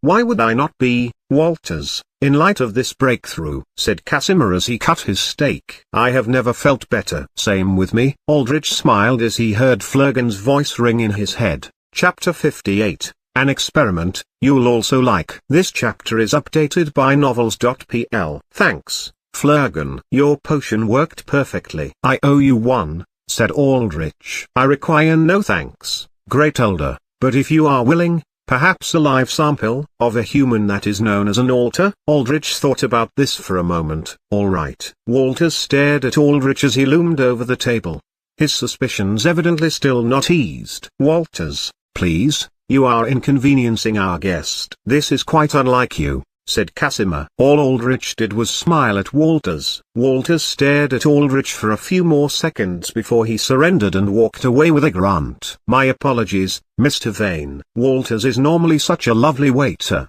but tonight, he is a little off his game, said Casimir. "It's quite all right. Everyone has their off days and their on days," said Aldrich. Aldrich was not an idiot. He had not made Flurgan's mind control potion ridiculously obvious. He had given Flurgan further specifications on the potion he wanted made. Most importantly, it had to be tasteless. Then, it had to be condensed down to as little liquid volume as possible so it did not increase the weight of the wine. The potion's effects finally had to be subtle as possible. Aldrich did not want to make Casimir a brainwashed, doddering fool who drooled at the mouth and only responded to his commands. Not only would that guarantee an immediate and powerful backlash attack from Casimir's guards, it would also completely ruin the Red Circle, and Aldrich wanted the Red Circle to keep running for the foreseeable future. Or, more accurately, Aldrich would now run the Red Circle in the shadows. Thus, he wanted Casimir to be high-functioning enough to the point where the club manager seemed almost completely normal. Flurgan's mind control potion worked so that if Casimir read, heard, or saw any requests, orders, or suggestions from Aldrich or Bruce Vane, he would be highly positively disposed to them. Let's enjoy the rest of this absolutely wonderful meal and wrap this meeting up. "My wife and I have an event to go to later tonight, actually," said Aldrich. "Ah, an after-midnight party, is it? Well, you two certainly are dressed for it." The lady, especially, my oh my. It must be quite difficult to keep prying eyes off of her. "No," said Casimir. Aldrich distinctly remembered the Odinsons and how much disgusting animal desire he had seen in their eyes for Valera. "My husband is more than capable of keeping prying eyes off of me." "As am I," smiled Valera. "There is nothing more beautiful in this world than a strong couple." "I can attest to that," said Casimir. He sliced another chunk of steak. "Now, let's go ahead and enjoy this meal."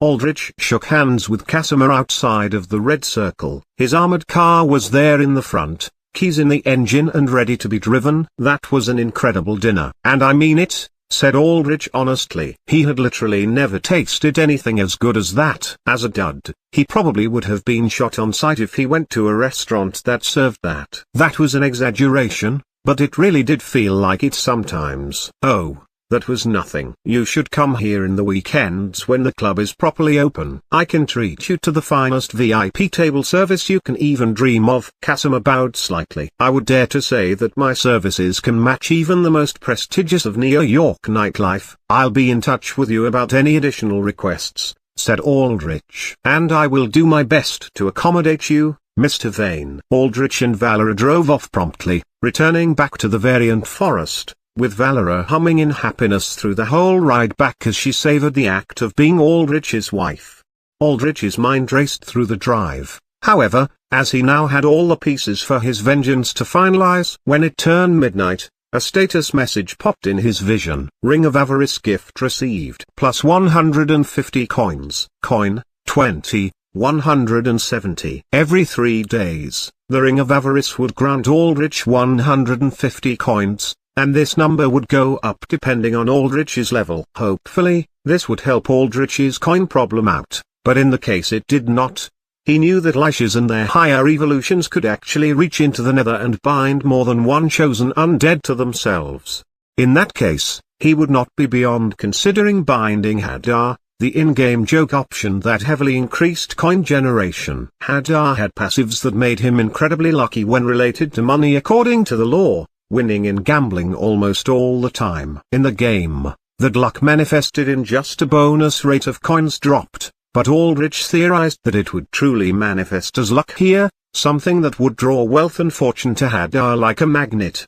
In a world dominated by the credit sign, Hadar could be an invaluable asset, more so than any warmongering fighter. Miscellaneous units defeated. Plus 600 EXP. EXP bar, 1600 1800, 2200 1800. Level up. Level, 13, 14, EXP bar, 400 2000ths. 5 stat points available to distribute. Plus 5 to strength. Strength, 15. 20. Looked like Aldrich's undead in the forest had hunted plenty themselves.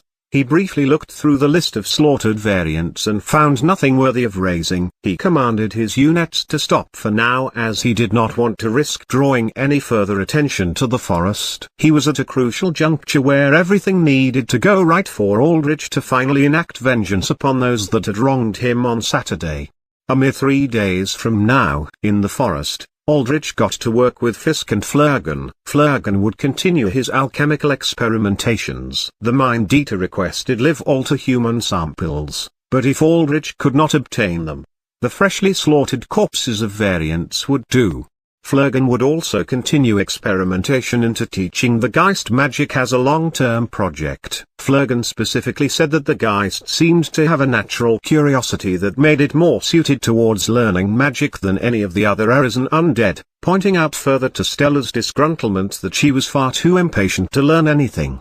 While Flurgan did that, Aldrich worked with Fisk to continually communicate with Casimir. Now that Casimir was under Aldrich's thrall, the club manager would do anything Aldrich wanted within reason. Aldrich first received all the information he could about Casimir regarding the rooms in the red circle that were blocked off by force fields. Those rooms contained highly valuable contraband ranging from experimental techno-weapons to potent combat drugs to blackmail on multiple important political figures and AA executives. Among them, Casimir stated that the most valuable was a newly developed drug called Boost. It was developed in secret through a collaboration between Imugi, the corporate leader in cutting-edge military technology, and Bioforce, a corporate leader in combat-enhancing biotech. Once injected, Boost would affect the alter organ and cause the body's cell count to rapidly swell, significantly enhancing the power of the affected alter. This was not exactly a new type of drug. There were many combat drugs out there that enhanced alter powers, but all of them led to massive side effects that invariably spiraled down to death, not to mention severe mania and self-destructive behavior that made them wholly unviable for combat. Boost was innovative because it was the safest, though even it was dangerous enough that using it more than once over an entire 2-week period could lead to devastating side effects. Not to mention that continual long-term usage apparently caused irreparable damage to the alter organ. This was the contraband that the Odinson gang had stolen from an Imugi transport. It was also what Seth Solar desperately wanted from Casimir, likely to enhance his power to beat Mel and take #1 spot to soothe his ego. Seth Solar's meeting on Saturday was not just a party night out, it was also a venture to obtain an early access sample of Boost. Aldrich noted this down for later. The Boost would become useful later. He had a near-perfect plan set up to take down Seth Solar on Saturday, but he needed to get some specifics confirmed first. Aldrich asked Casimir to bring down 2D ranked villains to the variant forest on a security mission. He emphasized to Casimir that the villains be as disposable as possible so that nobody would miss them. Casimir agreed. The villains would head out this very night. Aldrich waited and began his own experimentation. Jack Rondell drove out of Haven with his hand grip tight around his steering wheel. his rear view mirror reflecting an expression of pure annoyance on his face. If there was one word to describe him, it would be rough. Rough hair, rough beard, rough features, someone that bordered on the brink of looking homeless. But Jack, or rather, the Slasher as he was known by his villain name, had to admit he looked a hell of a lot better than the guy in the passenger seat beside him. A pale, bald guy with deeply sunken and dark eyes, thin lips, and various spikes of various lengths jutting out of his head. That was his current partner for tonight's security mission. Another guy from the Red Circle known as the Lasher. Sometimes, Jack wondered what shadowy garbage pits of society the Red Circle dragged some of these guys out from, but then he realized that he, as a former drug addict turned serial killer, did not have much high ground to stand on. Anyways, Jack always disliked the guy. Not only because Lasher sounded way too similar to Slasher, but because he was a total antisocial freak. Fucking Casimir. He treats us well, but a sudden call like this, man, and I was just about to fook this absolute bombshell of a whore, too. Maybe it was a good thing I got called out. I don't know how much self-control I would have needed to stop myself from fooking her and then slicing her in pieces, said Jack, making small talk. He glanced at Lasher. Lasher only stared straight ahead, completely still like a corpse. His hands clasped together as if in prayer. Lasher was a member of a neo-cult called the Path of Pain. Neo-cults were odd religions that popped up past the altering and monstering when rapidly changing views of what it meant to be human. Bleak postmodernism, and existential crises drew people to increasingly extreme views.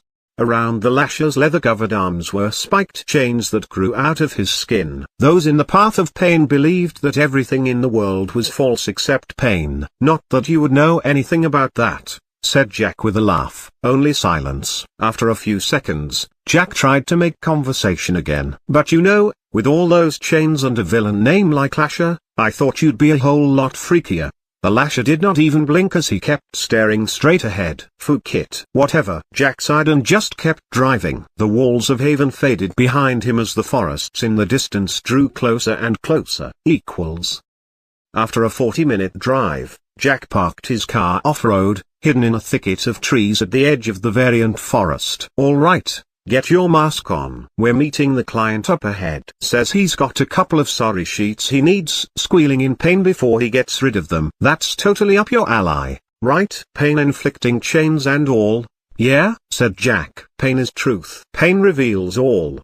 The Lasher solemnly said while closing his eyes in prayer. He then exited the car while retrieving his mask, a gimp mask, from his black robes. The only thing I can do is turn my arms into knives. Why the fuck am I here? Jack complained as he got out and put on his mask, a typical ski mask you would see in a bad slasher flick. Hence, why Jack called himself the Slasher. Jack was not creative, sure, but if being creative meant becoming a freak show like the Lasher, then Jack was happy enough not to be left-brained or whatever the fuck it was that made people creative and deranged. Like this, the Slasher and the Lasher duo went ahead into the forest. Chapter 59, An Experiment 2, You'll Also Like. This chapter is updated by novels.pl. Where the fuck is this guy? Said Jack as he tentatively moved past a thicket of trees. It was dark as it got. His ski mask might have looked like a cheap Halloween dollar store piece of garbage, but it was not a shabby piece of tech. It had night vision, infrared, and some low-level AC scanning inlaid within its white, ballistic duraplastic surface. A lower caliber bullet would bounce right off the thing. Meanwhile, when Jack glanced at the Lasher and his normal leather gimp mask, he wondered if the guy could even see more than a few steps ahead. Jack's suspicions were confirmed when the Lasher walked face first into a tree trunk. The Lasher stepped back, utterly unfazed, his expression unchanging. Your costume seriously has nothing special about it, whispered Jack. How the fuck are you not in a jail yet? Or better yet, a mental asylum? Ark Asylum up in New York ought to have a nice spot for you. I do not need protection, for pain is a blessing. Pain is the only thing that is real in this world, said the Lasher. All right, whatever. Jack checked his iPhone, tracking his location via GPS mapping. We've been walking for 10 minutes now. The guy should be here. Cheat. I better get paid for this if he bails on us. or if we have sheet luck, a variant attacks us. All of a sudden, Jack's phone screen crackled, the graphics distorting before shutting off. Huh? Jack smacked his phone to try and get it to work. The hell? Your phone working? Lasher? Wait, do you even have a phone? The Lasher took out an iPhone that looked entirely out of place with his getup. My phone has lost its life. Something's wrong, began Jack before he saw a massive, bright green flash barrel towards him through his night vision. Cheat. Get away. Jack stepped back as a massive, muscled arm smashed into the Lasher's side, launching him into a nearby tree with a solid, cracking impact. Who are you? Said Jack as he manifested his power. His arms solidified into metal before shaping into two large, serrated blades in a shower of sparks. The sparks lit up a huge, ugly brute of a man. Or was it a man? The guy might have been 10 feet tall, 3 meters, with ugly tumors and growths all around his grey-skinned face and bare upper body. Large tusks jutted out from his jaw as he stared down at Jack with beady white eyes. Jack almost gagged as a disgusting rotting stench wafted out from the guy. The fook. Jack felt pricks of pain all around his body that grew numb. Was he getting poisoned? No. He looked down at the bare skin of his shoulders. There were black, rotting patches. The giant man growled like an animal and took a heavy step towards Jack. You better not mess with me, Fuka, said Jack. You don't know who I am, who I'm associated with. The giant ignored Jack and charged forwards, raising both his arms up in the air to hammer down on Jack's head. Jack swerved to the side as the giant smashed dirt. He sliced his blade arms across the giant altar's stomach, aiming to gut him. He felt flesh yield and cut, and he smiled under his mask. His favorite feeling in the world was flesh slicing and tearing. However, the wide cut he made healed up in an instant. Before he could register surprise, Jack reacted to a punch from the giant by crossing his blade arms in front of him in a guard. Jack grunted as he was sent flying backwards, the punch cracking the dark grey metal of his knife arms. As soon as he hit the ground, he leapt back up, ready to fight. This Fuka was strong, at the very least, a D-ranked threat, same as Jack, an augmenter, probably, judging from his brawn and regenerative ability. Jack was also an augmenter, and in an augmenter versus augmenter fight, the better technical fighter tended to win. In this case, Jack was outmatched physically, but with his blade arms and skill, he could make up the deficit. Jack was not trained all fancy and intense like supers or some of the better mercenaries and villains, but he had gotten into plenty of street scraps. He had learned from bloody experience, and he could tell this altar was a total amateur. The giant growled and punched at Jack's head. Jack ducked and stabbed into the giant's throat and then circled around to try and decapitate the giant while he was disabled trying to regenerate a throat torn to shreds.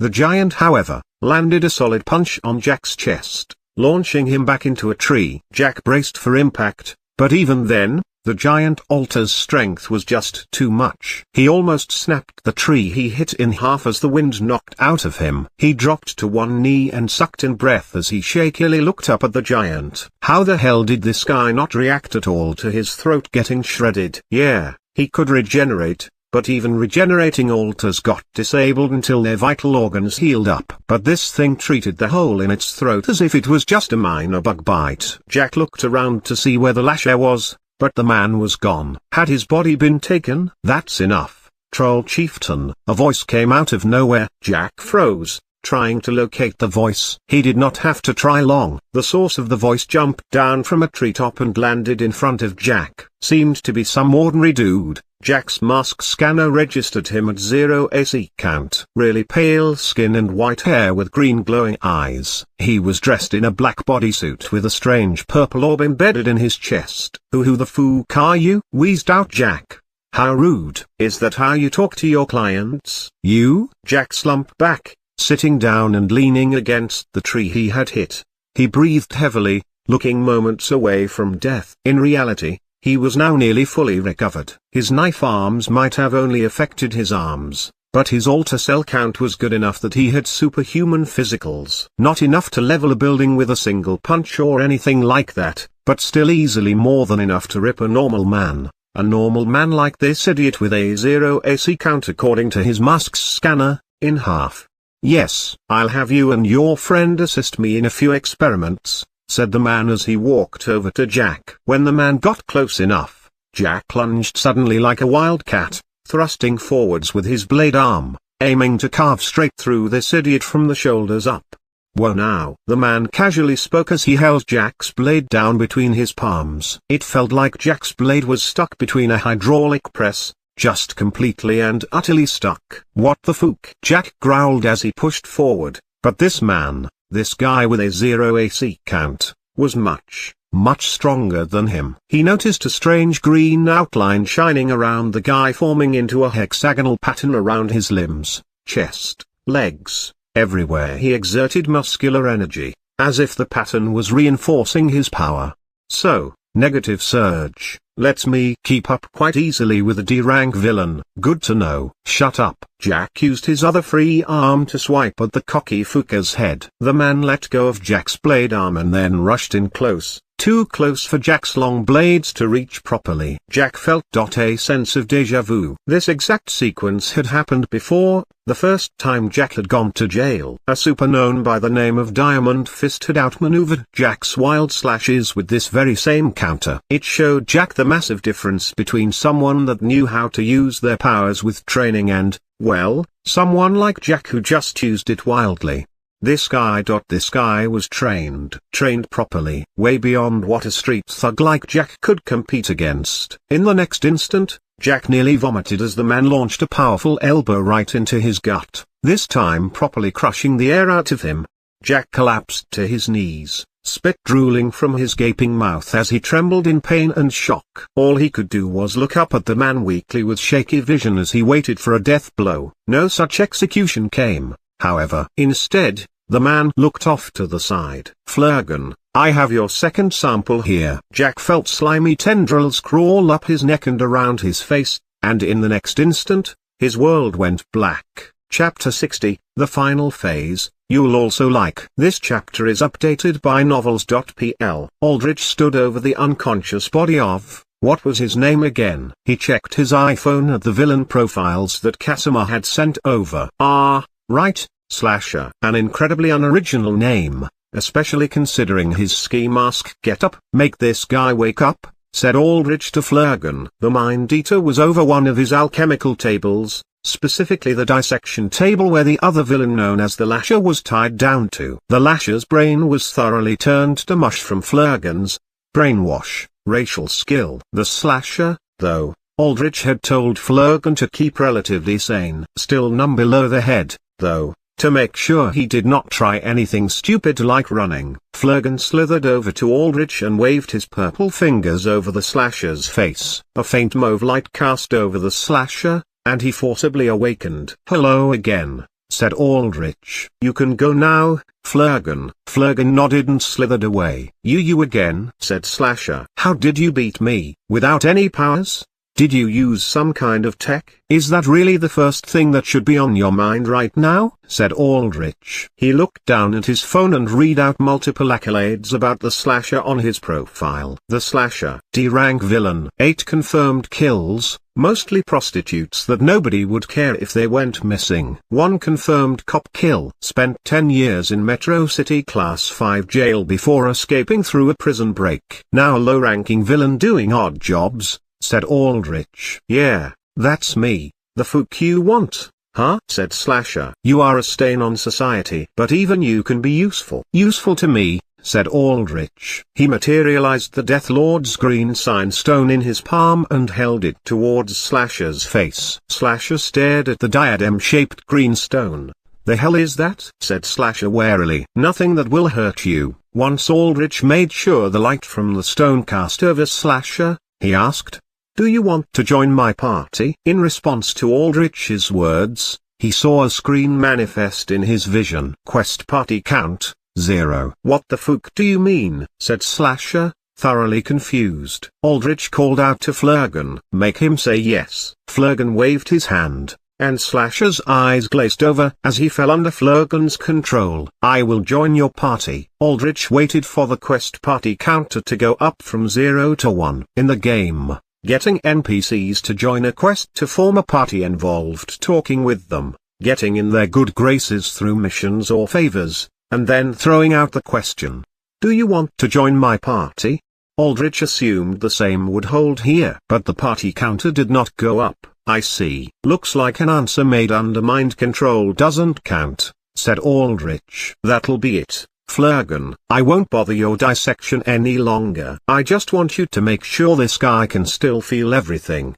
His sensations are untouched, said Flurgan as he deftly wielded a small, sharp blade and started to carefully dig it into the Lasher's head, incising around his protruding head spikes.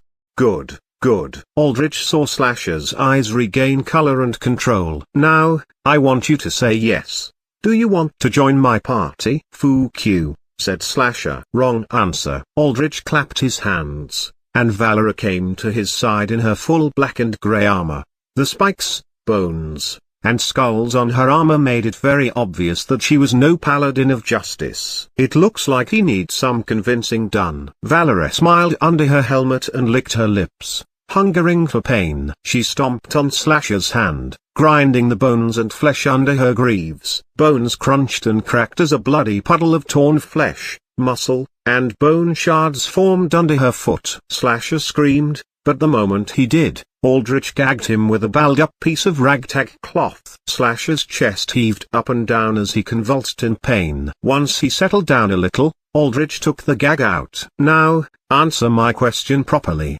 Do you want to join my party? Fook, said Slasher. Is that the only thing you know how to say? Aldrich shook his head and gagged Slasher again. Valera, you said you knew how to make people hurt. Care to give me a demonstration? Of course. Master. Valera hovered her hand over Slasher's face. Her gauntlet glowed in an outline of red. Aldrich recognized this as their blood hold skill that involved channeling a root against another unit by controlling their blood. In exchange, the caster was rooted to a root. I'm curious what this does for pain, said Aldrich. Oh, on a moving, resisting target, it is merely a hold. Yes, said Valera.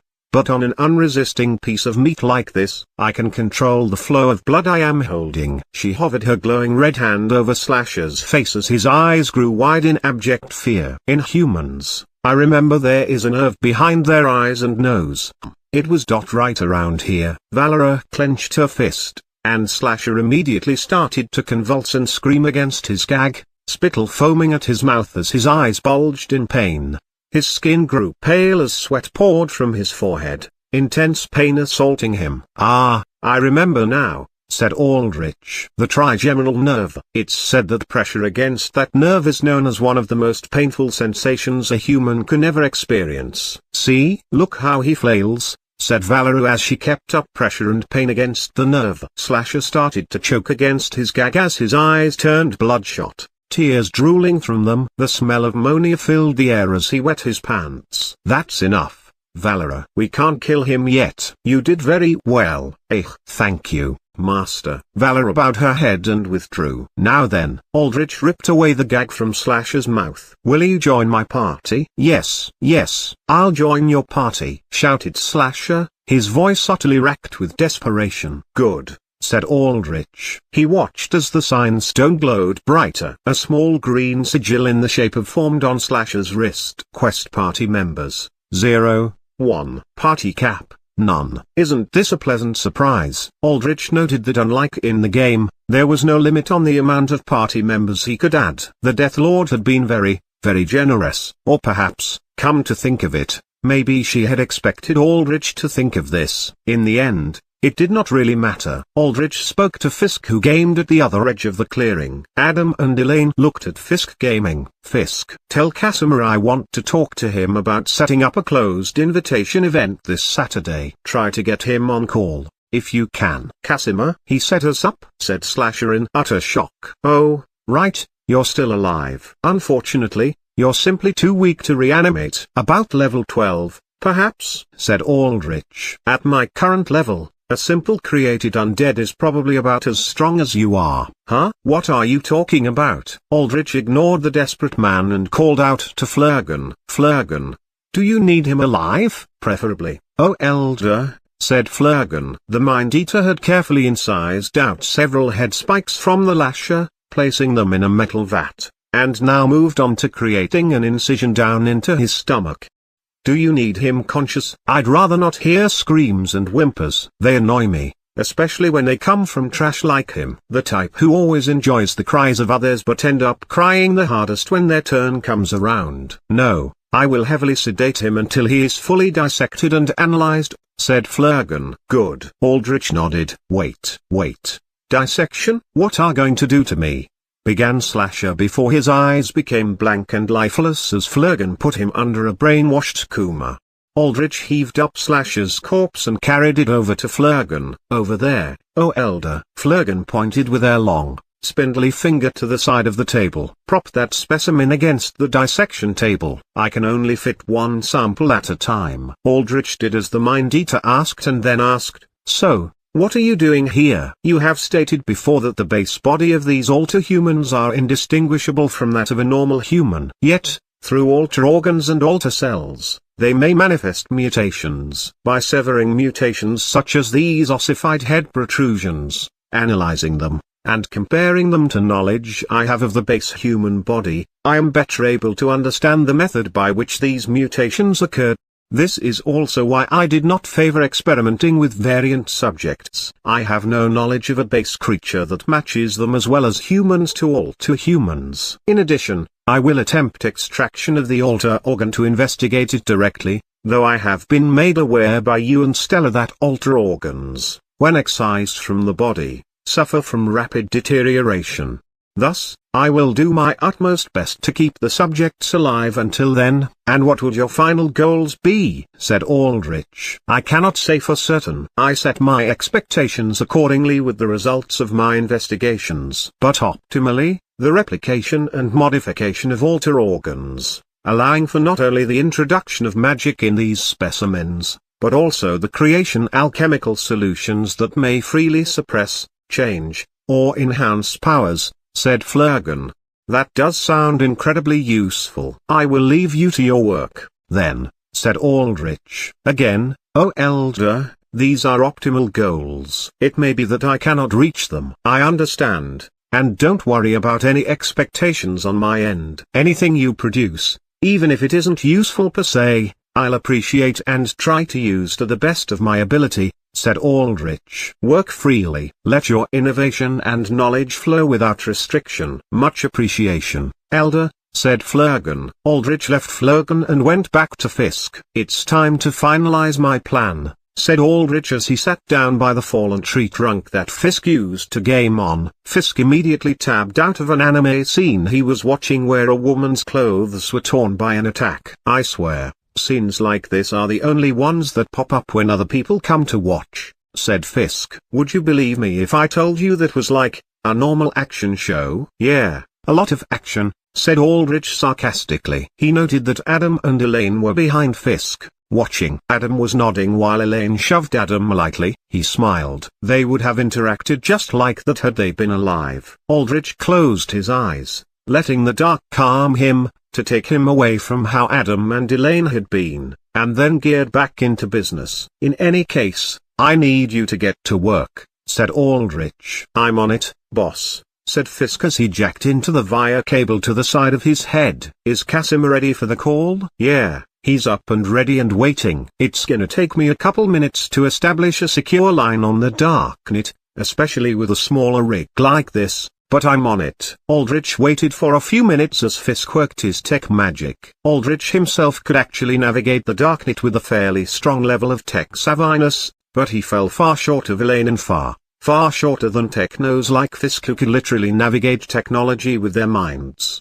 After 30 minutes, Fisk turned his laptop screen to Aldrich as it connected to a video chat with Casimir. Mr. Vane. A pleasure to see you again so soon, said Casimir. It's 4 in the morning, Casimir. I thought you'd be asleep by now, said Aldrich. Ah, my line of business operates most at night, so I am quite used to this. Casimir seemed to be in his office, seated in a plush, luxurious velvet chair as he leaned forwards on his desk in welcoming poise.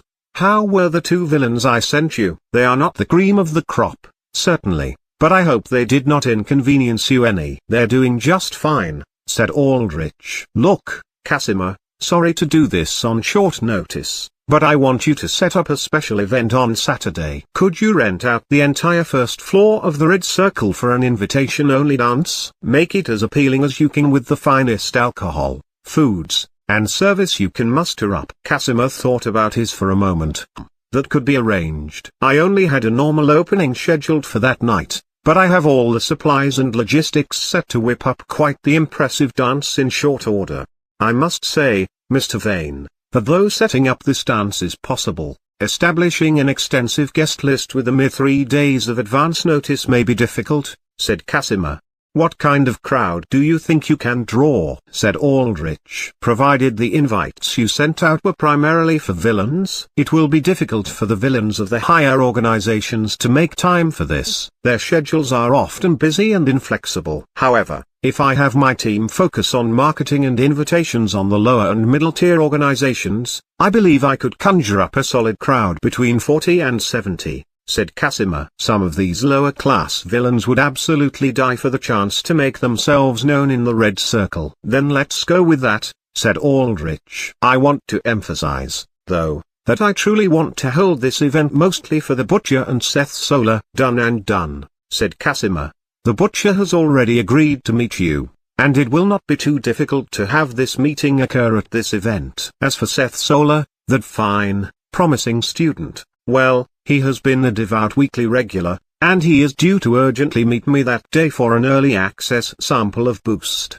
Knowing him, I doubt he and his friends will bypass a chance to join an exclusive event, especially when fine alcohol is involved." "Good, good," said Aldrich. He took a deep breath, feeling excitement growing within his heart. He was now in the final phase of his quest for vengeance. "Mr. Vane, I do have to inquire," said Casimir. "What is it? What is the ultimate goal of this dance? Is it a meet and greet among villains, or perhaps a means to advertise your own name?" "Advertise my own name? You could say that." Aldrich smiled ever so slightly. "Market it as a meet and greet or whatever brings out the most numbers. And you don't have to worry about the purpose behind it. Just set it up, and I can guarantee you, Casimir, that even if you lose your current connections, you will not regret having me backing you." "Mystery, is it?" "I do like that." "Well, Mr. Vane, it is not my style to pry into my client's intentions, especially with a high-profile one such as yourself." "I will arrange this dance shortly and according to your specifications,"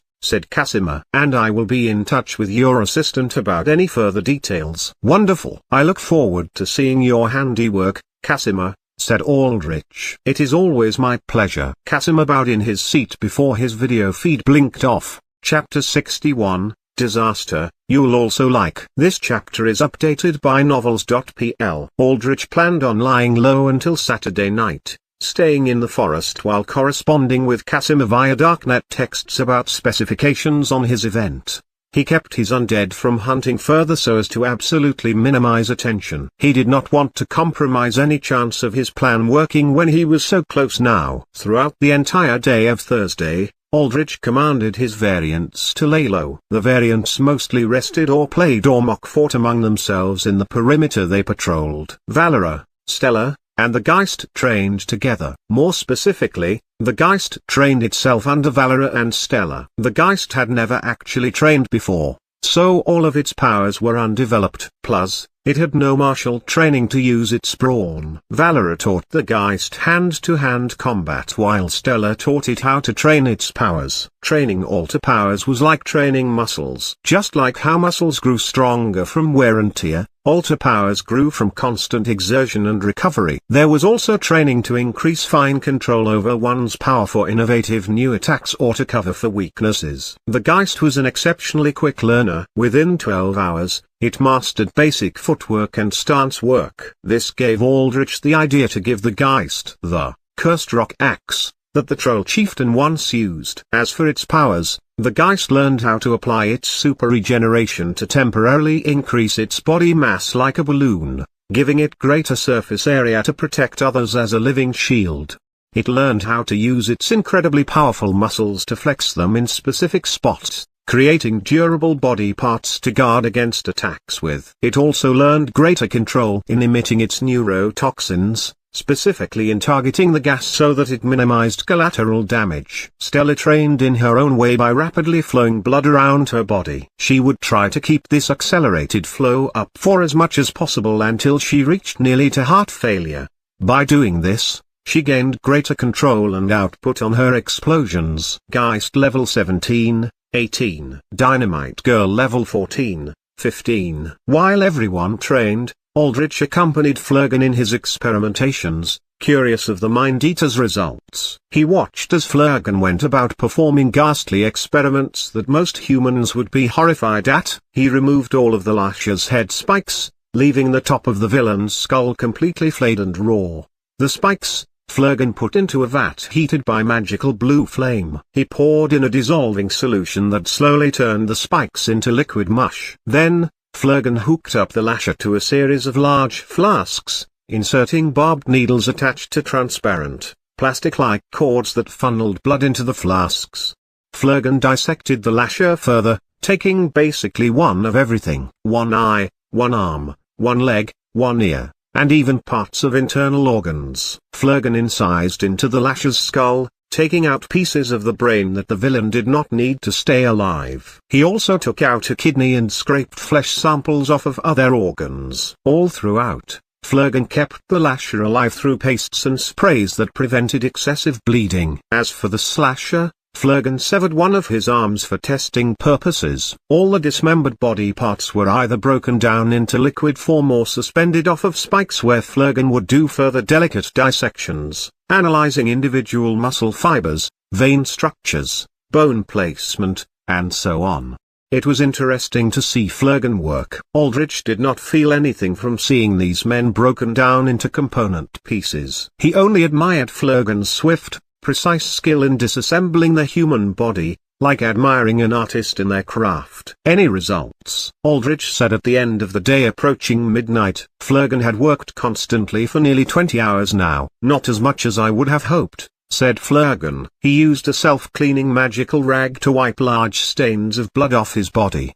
By now, the two villains were nearly unrecognizable. They were reduced to flayed torsos with their internal organs exposed by a cut down their middle. Not a single patch of skin remained on them, and indeed, patches of muscle had been cut out too for analysis. Miraculously, they were still alive, their exposed lungs still drawing air. The tubes that Flurgan hooked them up to not only drew their blood but could also transfuse them with a healing agent that kept their bodies functioning. The presence of a minor barrier around the laboratory also kept the workstation sterile and clean to prevent infections. I have made great breakthroughs in understanding the alter-human body, said Flurgan. The placement of these seed-shaped growths known as alter organs seem to differ from human to human. In this one that could transmute his arms into blades, the organ is nestled at the base of his spine. In this one that can manifest chains from his arms, it is located behind the eye. From these growths, alter cells manifested and circulate through the body. This, I am sure you already know. But what I have discerned is that the energy signature that this organ and its cells produce is not significantly distinct from that of mana. Is that so? Aldrich perked up, highly interested. They are both pure and formless sources of energy. They have no discerned structure or behavior. Instead, they mold themselves to fit their vessels, said Flurgan. Take mana, for example. Mages across many different fields all utilize this very same energy. Yet, when processed through different spells, mana takes upon wildly different forms. Thus, mana can be used to fuel a vast variety of effects ranging from a fireball to a lightning strike or dark magic to raise the dead. The energy that these alter organs produce, ether as you call it, is extremely similar. It changes to suit its vessel, hence why Stella is capable of using this energy to infuse her blood with explosive properties while these two can generate spontaneous growths of metal. If they are similar, then merging mana and ether should be possible. No, said Aldrich. That is the difficulty, said Flurgan. In our world, mages enter into a specific path of magic, a class as some call it, through a mystic baptism. By undergoing the baptism, a mage fundamentally alters how they process mana. They commit to specializing their mana towards the specific spells in the field they are baptized in. I am baptized in pyromancy, and you in the dark arts. Certainly, We can shape our mana into spells from other fields, but we will be far less efficient than those properly baptized in said classes. There is something in this world that takes the place of these baptisms. These organs seem to be akin to a baptism. They direct how ether produced in all human bodies are shaped, manifesting into unique powers. But it seems that these organs are locked into processing ether only a single way, and they are only capable of processing ether. When I attempted to introduce mana into the organs, they rejected the energy source. How about the other way around? Can you use ether? Said Aldrich. I have been able to absorb ether into mana, though the rate at which I can do this is highly inefficient. I estimate I am losing 90% of the ether's energy in the conversion, for though the two are similar in function, they are still different.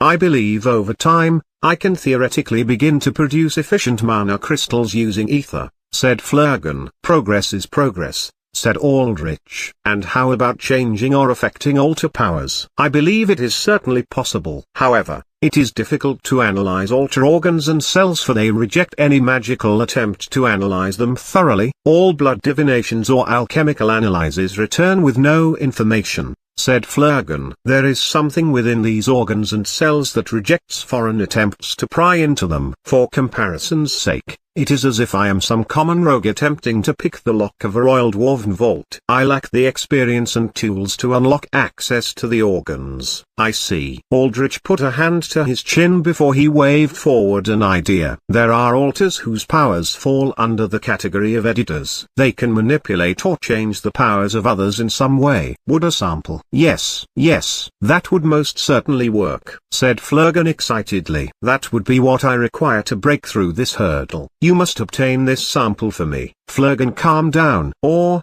I request such a sample. Oh Elder, I'll have one to you in 2 days, if things go right, said Aldrich. Hey boss, you might want to see this, shouted Fisk from the other end of the clearing. There was distinct urgency in his voice. Aldrich gave Flurgan an appreciative nod before he rushed over to Fisk. What is it? Said Fisk. Look at this. Fisk turned his laptop screen to Aldrich and showcased panicked live news broadcasts. A variant was attacking Haven City. It appeared to be an enormous manta ray that flied in the air, casting a bright blue gleam from spines across its back and tail that rained down bolts of destructive lightning that reduced buildings to smoldering rubble.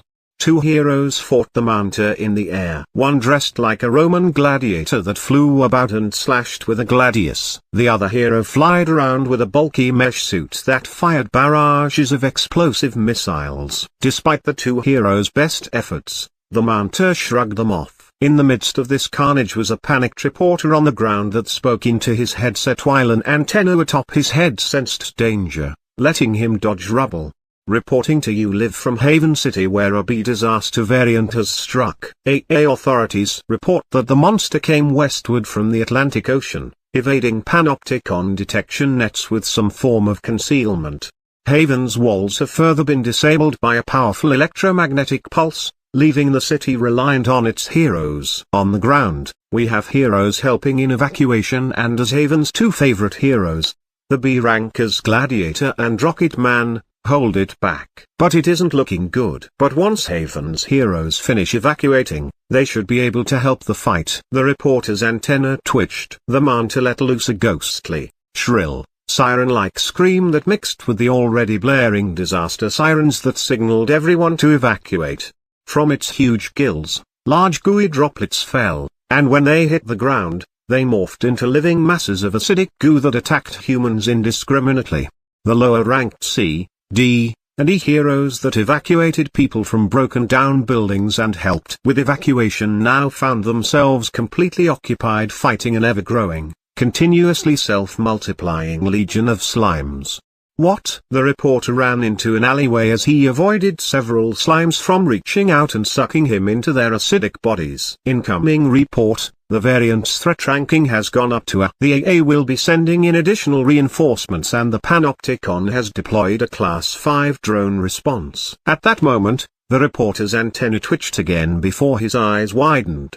The screen turned blue, the same color of the manta's spawned slimes, before the feed cut off. A B-class disaster variant, a minus when considering that it could spawn self-replicating slimes for larger-scale destruction. Disaster variants still fell into natural or Geist categories, but the difference was that they were strong enough that they required entire groups of heroes to defeat. Generally, a disaster variant required at the minimum 10 heroes of its own threat ranking to reliably take down. They were essentially what raid bosses were in MMOs. If Aldrich remembered correctly, in Haven there were 255 heroes ranked E to D, 50 C rank heroes, and just 2 B rank heroes. There was a huge difference between the C and B rank to the point where one B rank hero was probably worth more than 10 C rankers, and this variant needed 10 B rankers to beat reliably. Haven was entirely unequipped to deal with a B rank disaster variant. If the Manta did not create slimes, then the combined population of C ranked heroes with its 2 B rankers could easily beat the variant. But the slimes would keep all the lower ranked heroes busy to minimize population casualties. Aldrich could not do nothing. If Haven suffered any more damage than it did now, then the Red Circle event this Saturday would be impossible to set up. It would take about 1 hour for AA reinforcements to arrive unless one of the S rankers decided to be generous and help. 30 minutes for a Panopticon drone fleet to arrive, but a Class 5 drone fleet would take quite some time to kill a variant of this size and scale. It would also take Aldrich 30 to 40 minutes to fly out on his Eagle. Too late. And he did not want to reveal himself to the public. Not yet. But in just 30 minutes, that variant could do massive amounts of damage, and if it reached the Red Circle, Aldrich's plans were all over or at the very least severely delayed. Aldrich formulated an idea on how to approach this. "Get Casimir on the line," said Aldrich. "Got it, boss." Casimir responded almost instantly. "Mr. Vane." "How do you do?" said Casimir casually as sirens blared in the background. "I am quite sorry for the noise, there is a variant attack." "I know." "Ah, of course. Do not mind my safety, for the Red Circle is quite well guarded and nestled deep in the south side, quite far from the east side harbor districts that are taking the brunt of this untimely attack." Casimir shook his head. "I must say, what truly is the Alter-Human Agency and Panopticon doing? A creature of this size escapes all detection, and an entire hour for reinforcements to arrive? Are these heroes on sabbatical? Utter nonsense." Casimir sighed. "Mr. Vane, I am quite disappointed to say this, but I may have to cancel this Saturday dance." "Not happening," said Aldrich. "Call up Seth Solar. Tell him unless he gets his ass out there to take care of that thing, he isn't getting any boost." "An excellent solution, Mr. Vane," said Casimir. "I will do exactly as you say." Chapter 62, Seth Solar, You'll Also Like. This chapter is updated by novels.pl. Seth Solar watched with arms crossed at a wide telescreen broadcast showing a B-class disaster variant wreaking havoc on Haven's streets. He watched with his gang of A-class fellow students in their barracks rec room where previously, they had been reviewing combat footage from their training sessions. "Don't some of us have to go out there and help? We're technically hero trainees, right?" said Simon Wells, rank 10 A-class student. He was leanly built with a gleaming red visor around his eyes to help channel his ability to generate kinetic beams. "We're bottom of the rankings, remember?" "Hey," said Zane, rank 8 A-class student and closest to Seth Solar now that Ghost was found dead. Zane shrugged, the black feather wings on his arms ruffling. "They'll never call on a bottom feeder school like us. Plus, Haven Super's Academy is right there." There was distinct sarcasm in Zane's voice, and for good reason. Haven Super's Academy was a mediocre super academy, almost at the bottom where Blackwater sat. There was no way any of their trainees could handle a disaster of this caliber. Most likely, they were cowering in their academy walls or, at best, assisting in evacuation. Blackwater, on the other hand, sat at the bottom so as not to attract any attention, not because they were weak. In terms of pure combat, its students were all quite capable, and the A rank likely matched the trainees from the top 50 academies. Of course, in other aspects like civilian evacuation, the students were woefully undertrained by design, because what did future villains and mercenaries need to know about saving civilians? But if the entire A-class were unleashed on this variant, then they could destroy it in half an hour, tops. Seth Solar alone could probably kill it, but then again, his power was exponentially higher than anyone else's in his class.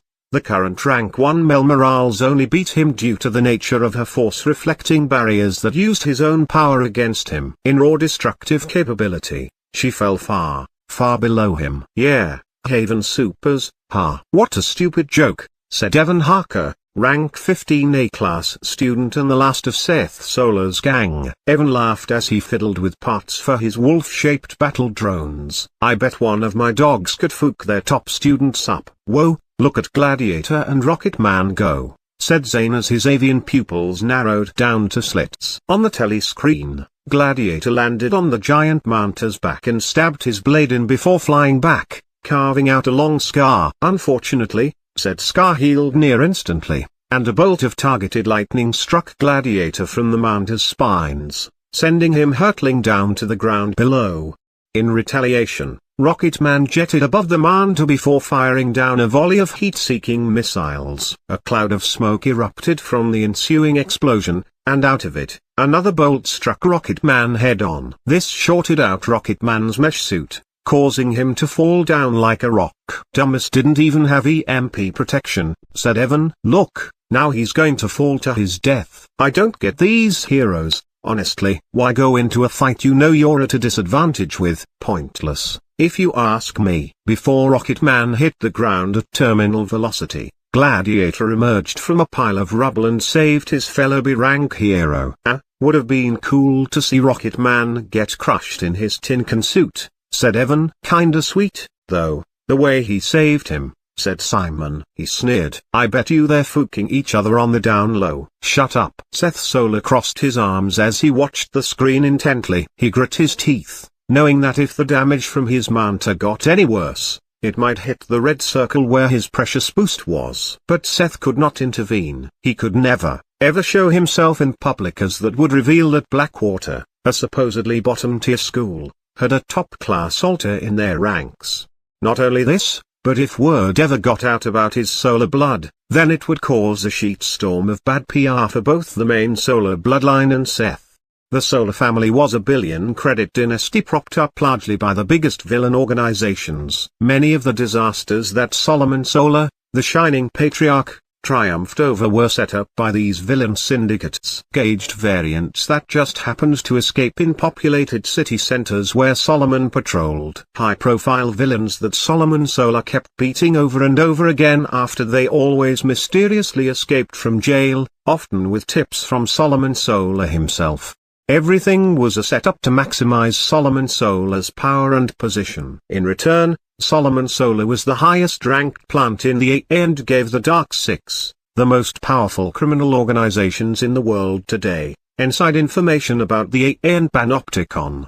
Even Seth Solar, in the end, was just a PR tool. Once he graduated from Blackwater and worked a few years as a high-profile villain, he was supposed to come out the shadows as Solomon Solar's kidnapped, estranged son who had fallen to villain corruption. Then, after a lengthy fight, Solomon Solar would show the world his resolve and lock up his own son, at which point, Seth Solar would enter into Solomon Solar's revolving rogue gallery. Seth Solar's entire life was essentially a marketing scheme for Solomon Solar. But fuck that. Seth would obey his evil wretch of a mother, the current headmaster of Blackwater and the one who controlled his entire life, for just a few more years. He would do the villain work and build up his reputation. But when it came time for him to fight Solomon Solar, that heartless, cruel fook that had forced Seth into this sham of a life, Seth would not hold back. He would kill his father. Then, he would show this disgusting world what a true villain was. He would make them feel true fear and suffering. For that, he needed boost. As a starter child, Seth reached close to his full potential power from a young age, but in exchange, his power ceiling was not as high as it could be. Unlike, say, current rank 1 class a student Mel, Seth could not dramatically improve with training either. In a fight with Solomon Solar, who had honed his powers for over 50 years, Seth would always lose regardless of whether it was staged or not. Seth needed boost to make up the difference. Then, He needed to find a way to counter his cryptic weakness so that the higher criminal organizations did not have a way to instantly kill him when he got out of control. Something wrong, Seth, said Evan, still in a bad mood about Ghost kicking the bucket. Fook that junkie, said Zane. He wasn't fit to be with us. All those times he jittered, all because he couldn't control himself. Pathetic. Simon took a sip from a can of cooler. Agreed. I could care less about Ghost, said Seth. What he really cared about was the boost. All of a sudden, Seth received a phone call, his iPhone buzzing in the pocket of his uniform. He took the call. Seth, my golden boy, how do you do, said Casimir. Casimir, you better not tell me my order's cancelled this Saturday, said Seth. You don't know how fucking long I've been waiting for it, and how much I've paid you. Aha, as Lady Luck would have decreed, I was calling you about that. You see, Seth, I believe you need to step in here. Why not flex those muscles of yours and drive this creature back, said Casimir. What? Are you joking, Casimir? I do make quips here and there, but no, my boy, this is no jest. AA reinforcements and panopticon drones are coming in a half hour, maybe an hour, said Seth. You can't hold out that long? What are all those villains there for? Show? They can't handle a couple of slime minions on the streets. It was not that Seth did not want to rip this variant apart to make sure the red circle was safe.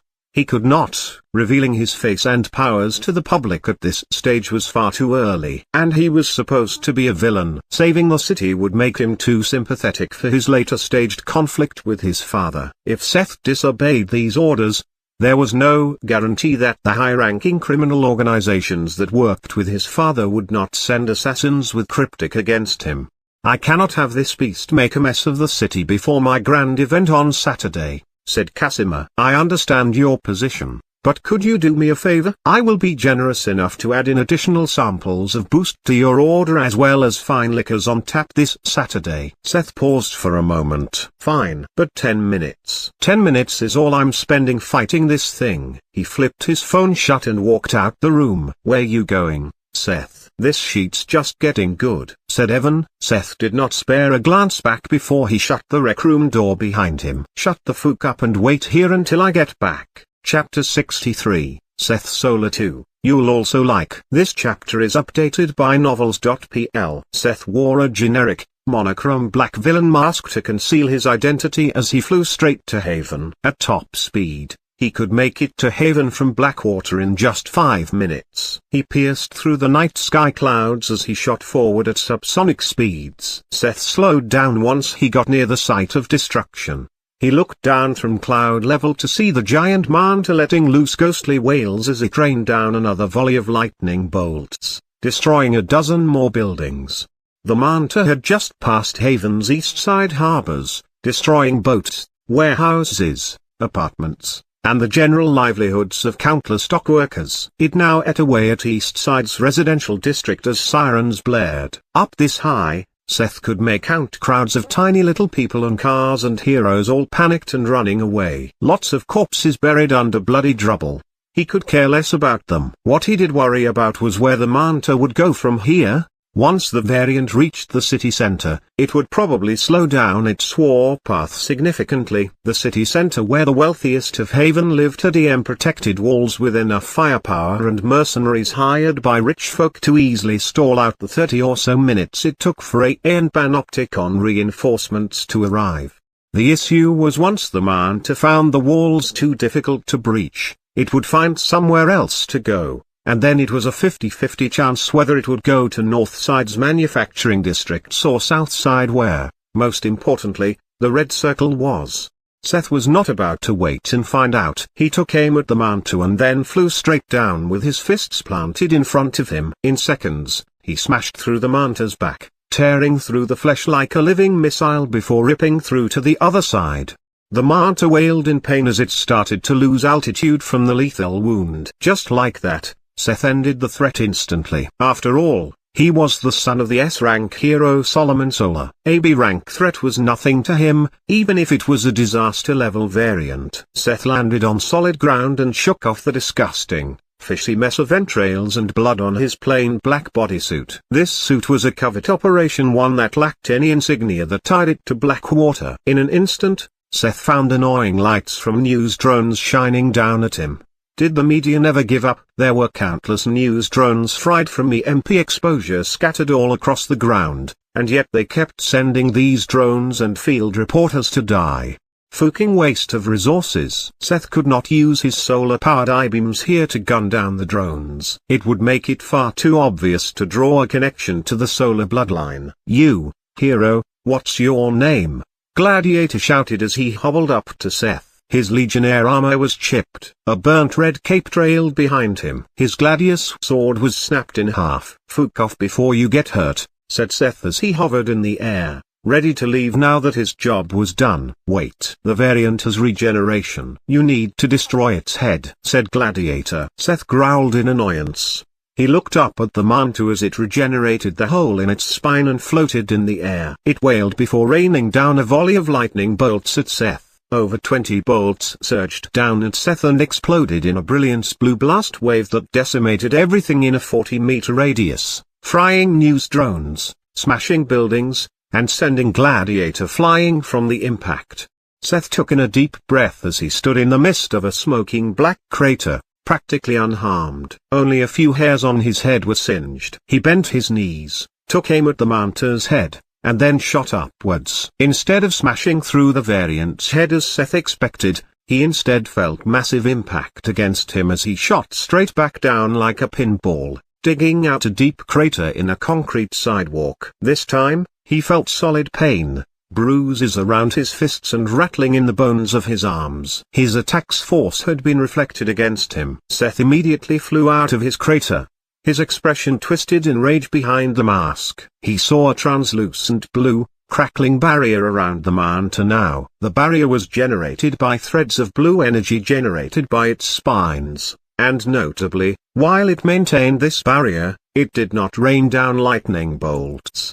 "Fucking barriers. I hate this sheet," said Seth as he had immediate flashbacks of punching himself with his own tremendous strength against Mel's golden barriers. He watched as the manta wailed again and started to fly away, down south, wanting to avoid Seth, down where the red circle was. Seth grimaced as he thought about what to do. That was when he heard a familiar voice call out to him. "Throw me up there, Seth." "Who the fuck?" Seth started in alarm as someone identified him. He turned to see a young woman with long, golden hair tied into a ponytail and golden eyes that shone through a mask fashioned into the shape of a horned demon.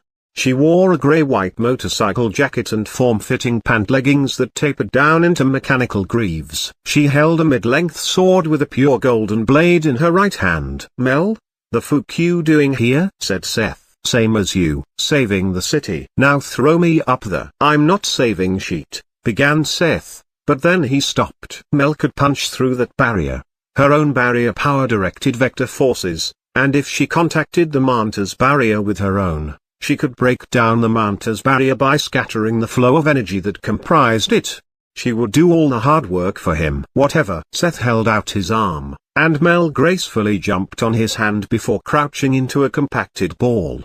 He briefly considered trying to kill her right then and there, but he held back his jealousy and cocked his arm back before throwing her with immense force. She shot straight up, spinning in the air as a golden barrier clung around her skin. Her golden blade shone even brighter, almost appearing to be made with pure energy. Right when she contacted the manta's blue shield, she struck with her barrier-coated sword. At first, her strike did nothing, but in the next instant, the manta's barrier started to break apart from the point of impact against Mel's sword, creating a gap through which she could move through. Mel's greaves then released thrusters that shot her forward as she sliced into the manta's brain from below using a flurry of expertly trained slices, using accelerated force vectors on the barrier coating her blade to make it impossibly sharp. Seth watched and scoffed at this gesture of heroism. Once, there was a time when he also wanted to be a hero like that. When he was young enough that he thought his life was his own to live. But that sheet was for idiots who didn't know how the world really was. For carefree fooks that actually had a choice. Seth lingered, watching Mel kill the manta, but all of a sudden, the manta faded away. Its body started to spatially collapse into itself, as if it was being sucked into a black hole. Mel, in surprise, backed off, using the thrusters on her greaves to stop herself from free falling. In the next instant, the manta just disappeared. It had teleported. Seth checked his iPhone where the AA kept a map with live satellite tracking on the manta. It did not pop up anywhere in Haven. It had completely fled. Good. Then his job was done here. Plus, Mel could handle this on her own. And he did not want to waste time so that news drones could capture more video of him. Seth floated for a moment, then sped off disappearing into the sky as he turned into a speeding black blur shooting through the clouds. How interesting, said Aldrich as he watched the entire battle through the eyes of his grave ward. He had only ever heard of Seth Solar's power, but now, he had seen it himself.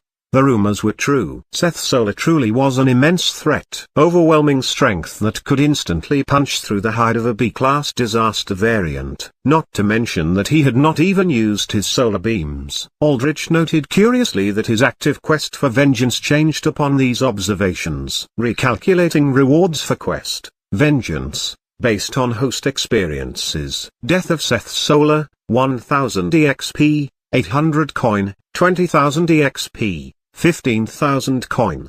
Defeating that human will be difficult, said Valera. I have not seen strength of that magnitude in quite some time. It rivals that of top-class warriors from our old world. Yes, said Aldrich. But don't worry, Valera. I'll be dealing with him quite soon, and all the rewards and satisfaction his death will offer will soon be mine.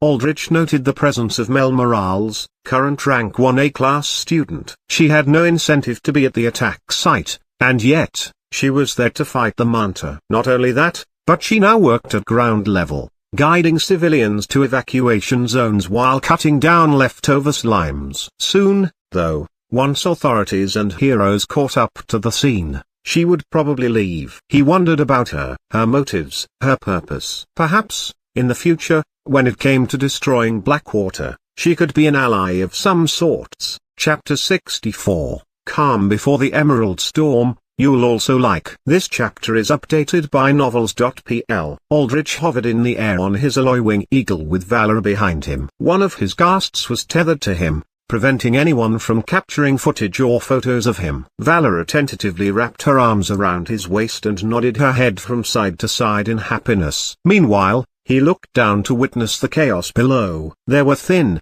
packed streets lined with hastily built shacks, shops, and stalls littered with fire, smoke, rubble, and roving slime creatures. Here, people whimpered and screamed as they ran away from slimes or cowered in homes that were broken down from disrepair far before this recent disaster variant attack.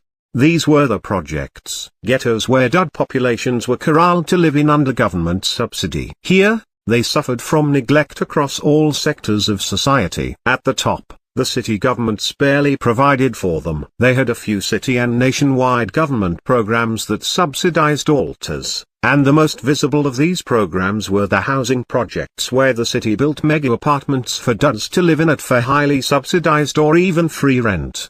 This sounded good in practice, but because these mega apartments had no real long-term profit potential, the manufacturing companies that sucked up contracting money to build them abandoned them once they were done.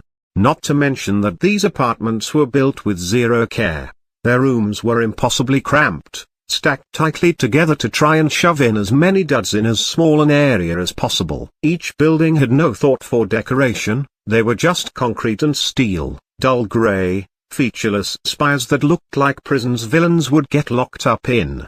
Over the years, these mega apartments, already built with less than stellar standards, fell to increasing amounts of disrepair. On top of this, duds in the projects faced high crime rates from low-life alters who wanted to steal what little powerless duds already had. To put insult to injury, project neighborhoods also faced discrimination from city police forces that did little to nothing to help duds.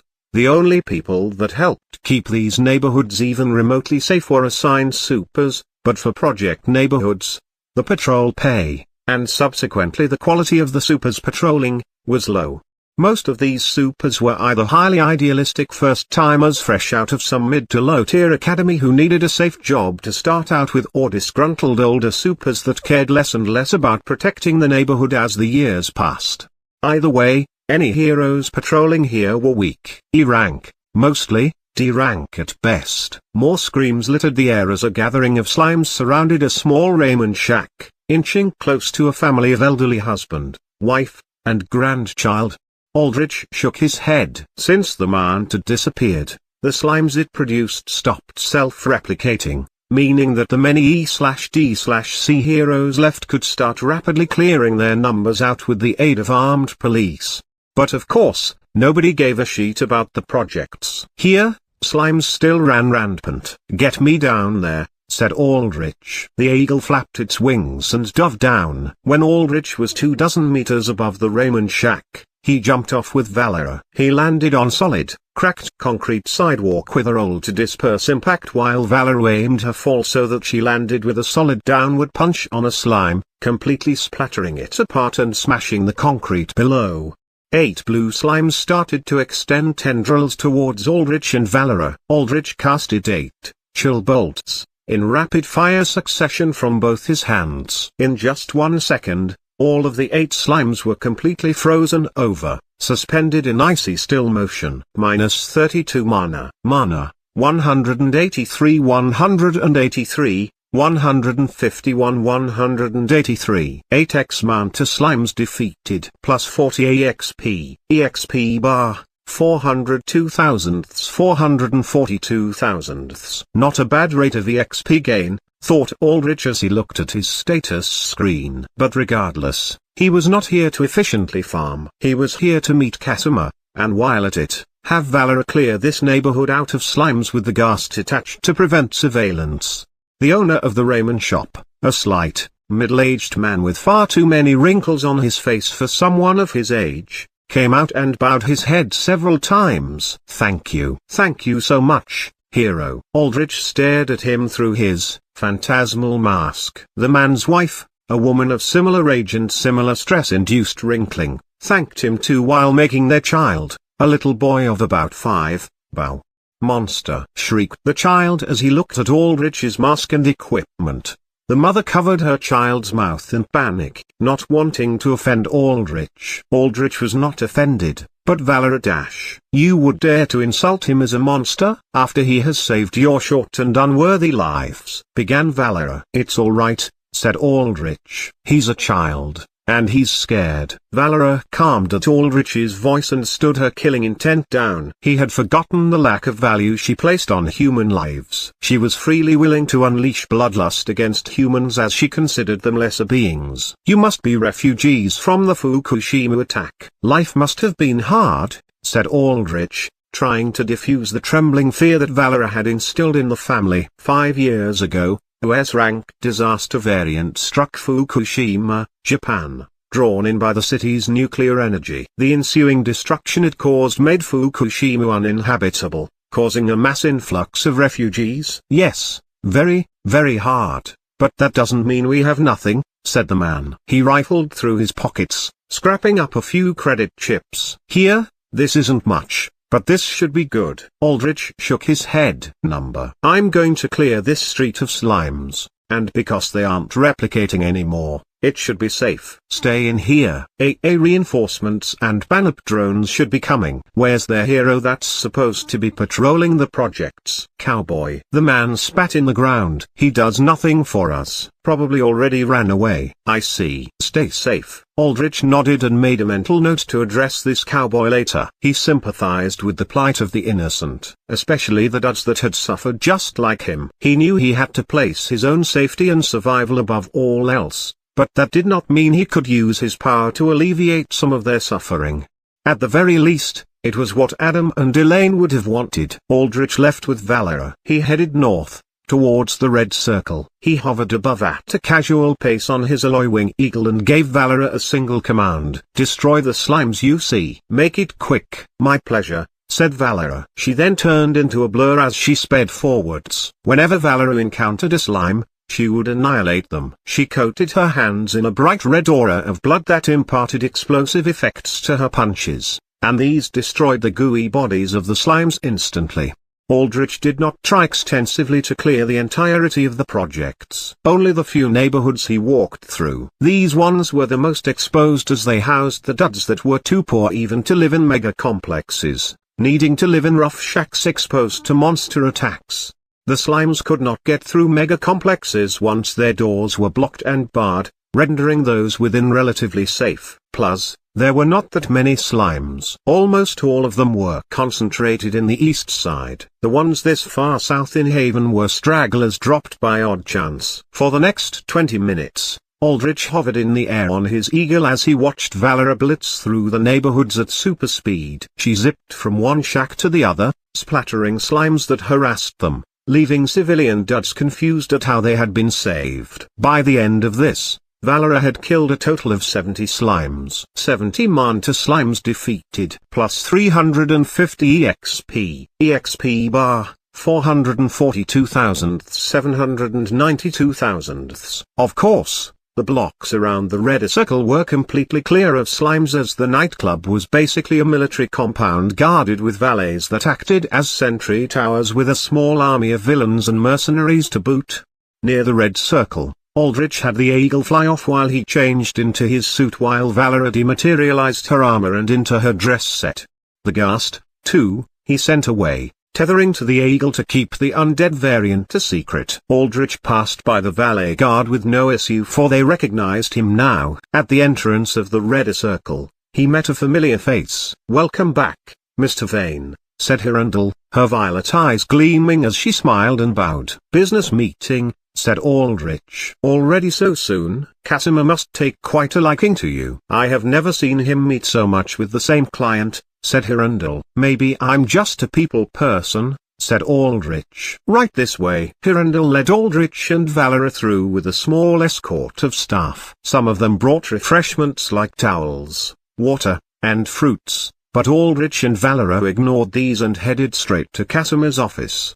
There, Aldrich passed two guards, one of which was Walters, the giant waiter, flanking the office door. "Mr. Vane, here to finalize the details of our event, I presume?" said Casimir. He was turned away, watching a news broadcast from a deluxe widescreen wall-mounted telescreen. There, the news reported that the Manta had been beaten back by two mysterious vigilantes, showcasing zoomed-in video footage of Mel and a few still pictures of Seth Solar.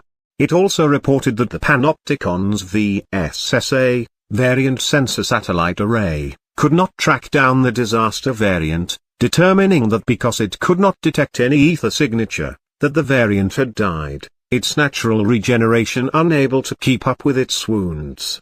"You presume correctly," said Aldrich. He and Valera sat in plush velvet chairs in front of Casimir's desk. Aldrich stared at a tall, blonde-haired woman by Casimir's side. By the way, she held a laptop at her side like it was a part of her. He could tell she was his secretary. He gave her a look, and Casimir understood immediately. "Blanca, my dear, can you leave the room for some time? Those invitation cards you drew up look marvelous." "Go ahead and send them out," said Casimir. Blanca nodded and left, but not before giving Aldrich and Valera an emotionless, analyzing look. "Your secretary?" "Yes," said Aldrich. "For 10 years now," said Casimir. "A most wonderful woman who I would consider more precious than my very own hands." 10 years. That's quite some time. A business venture such as the Red Circle takes years and luck to build, Mr. Vane, though I am sure you of all people know that. Casimir's emote face smiled. "But what all these successful entrepreneurs, these men and women who are the face of their mega corporations or rising ventures, do not like to mention is that their success was not carved out alone, no matter how much they wish to claim so. Always, there is someone behind them, someone that gave them the inspiration, the funds, the opportunities, the support." Casimir paused. "The comfort. Nobody can stand at the top without first having others raise them on their shoulders first." Valera nodded happily, thoroughly agreeing with Casimir. "That's a surprising level of humility. I hope you do not take offense to this, but I did not expect that from you," said Aldrich. "I came from nothing, scrounging about on the streets of Haven, begging and stealing to see another day," said Casimir wistfully. He then looked down at his dazzling rings, gold watch, and bracelets. "And because I came from nothing, I understand truly how to appreciate everything. But enough about my biography. I am not important enough for that. Business, that is what we are here for. No. Now, Mr. Vane, what did you want from me? Nothing much, said Aldrich. It seems like you've been handling everything excellently. The event is still on for this Saturday. Yes, indeed, said Casimir. The turnout was smaller than I hoped, perhaps about 40 villains, and unfortunately, the butcher will be the only one to come from a high-ranking organization. The butcher is all I need, said Aldrich. And Seth Solar? What has he said since beating back that variant? Ah, Seth, that hot-headed boy. He is still quite willing to come. In fact, he has been hounding me on the phone about offering not just 5, but 10 samples of Boost. This on top of a requested VIP table at your event. Give him whatever he wants, so long as it gets him and his friends to come, said Aldrich. This would be Seth Solar's last few pleasures in life, akin to a final meal served to a death row prisoner prior to execution. At this point, you should have no worries about Seth, said Casimir. In fact, I have managed to woo a good majority of the A-class in Blackwater. Good, said Aldrich. Once again, incredible work, Casimir. You've managed to do all this in what, a span of a day? Efficiency is king in today's fast-paced world, Mr. Vane, said Casimir. Aldrich materialized the Death Lord's sign stone. The glowing green, diadem-shaped rock shone from his palm. My, what is that? Said Casimir as he leaned in, his emote face turning into one of scrutiny with a raised brow. To start off the event, I'll be making a short speech on the performance stage at the head of the dance floor. I want this projected for all to see on the performance stage screen, said Aldrich. Consider this a business card of sorts. Something I would give to people when I bid them a proper goodbye. Of course, Mr. Vane. I will tailor the entire event to be in the theme of emeralds. Yes, said Casimir. To match this wonderful, lustrous glimmer of green. I'll trust your marketing sense on that, said Aldrich. I wanted to request that my wife and I stay here until the event. I want to be there in person before it all begins, ready to make my speech. I also want to address a few more matters of business, specifically in seeing whether I can become a partner in this business venture of yours. Becoming a partner meant Aldrich would effectively be the face of this organization along with Casimir. This way, he would not only get a huge split of the Red Circle's profits, but it would also put him on the face of the organization. Or, more accurately, his Bruce Vane alter ego. Aldrich had taken a liking to Casimir and the man's quick wits and efficiency. He wanted to preserve Casimir for after this Saturday, where, if everything went well, the Red Circle would be no more, its connections to all villain organizations severed. However, there was nothing stopping Casimir from rebranding and rebuilding the Red Circle with Aldrich's support. Aldrich knew there were many like him, vigilantes who did not fit with either supers or villains, those that wanted to do right outside the scope of the law. He would in time, with Casimir's help, create a space for them to find purpose. Not to mention that with Casimir heading a business organization under Aldrich, his issue with raising credits for his supposedly wealthy Bruce Vane alter ego would completely disappear.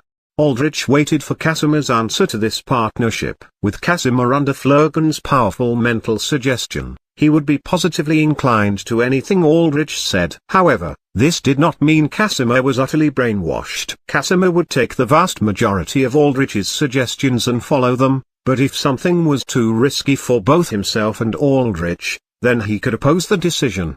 Like this, Aldrich allowed Casimir to exercise his high level of judgment, for Aldrich knew he did not know everything. An opposing opinion, especially one from someone capable like Casimir, was always valuable. A partner? Casimir tossed and turned this suggestion in his mind for several seconds. That could be arranged. However, Mr. Vane, your investments are still in the shadows. Any liability that occurs from mismanagement in the Red Circle falls solely upon my shoulders to blame. If you establish yourself as my partner, however, there will be many prying syndicate eyes upon your back. That's fine, Casimir, said Aldrich. After this event on Saturday, everything will change. When that happens, you won't be worrying about my safety. No. You'll be thankful for yourself that you have a position as my protected partner. Casimir drew his hands together, and his voice grew lower, more serious. "I am not saying anything, Mr. Vane, but if something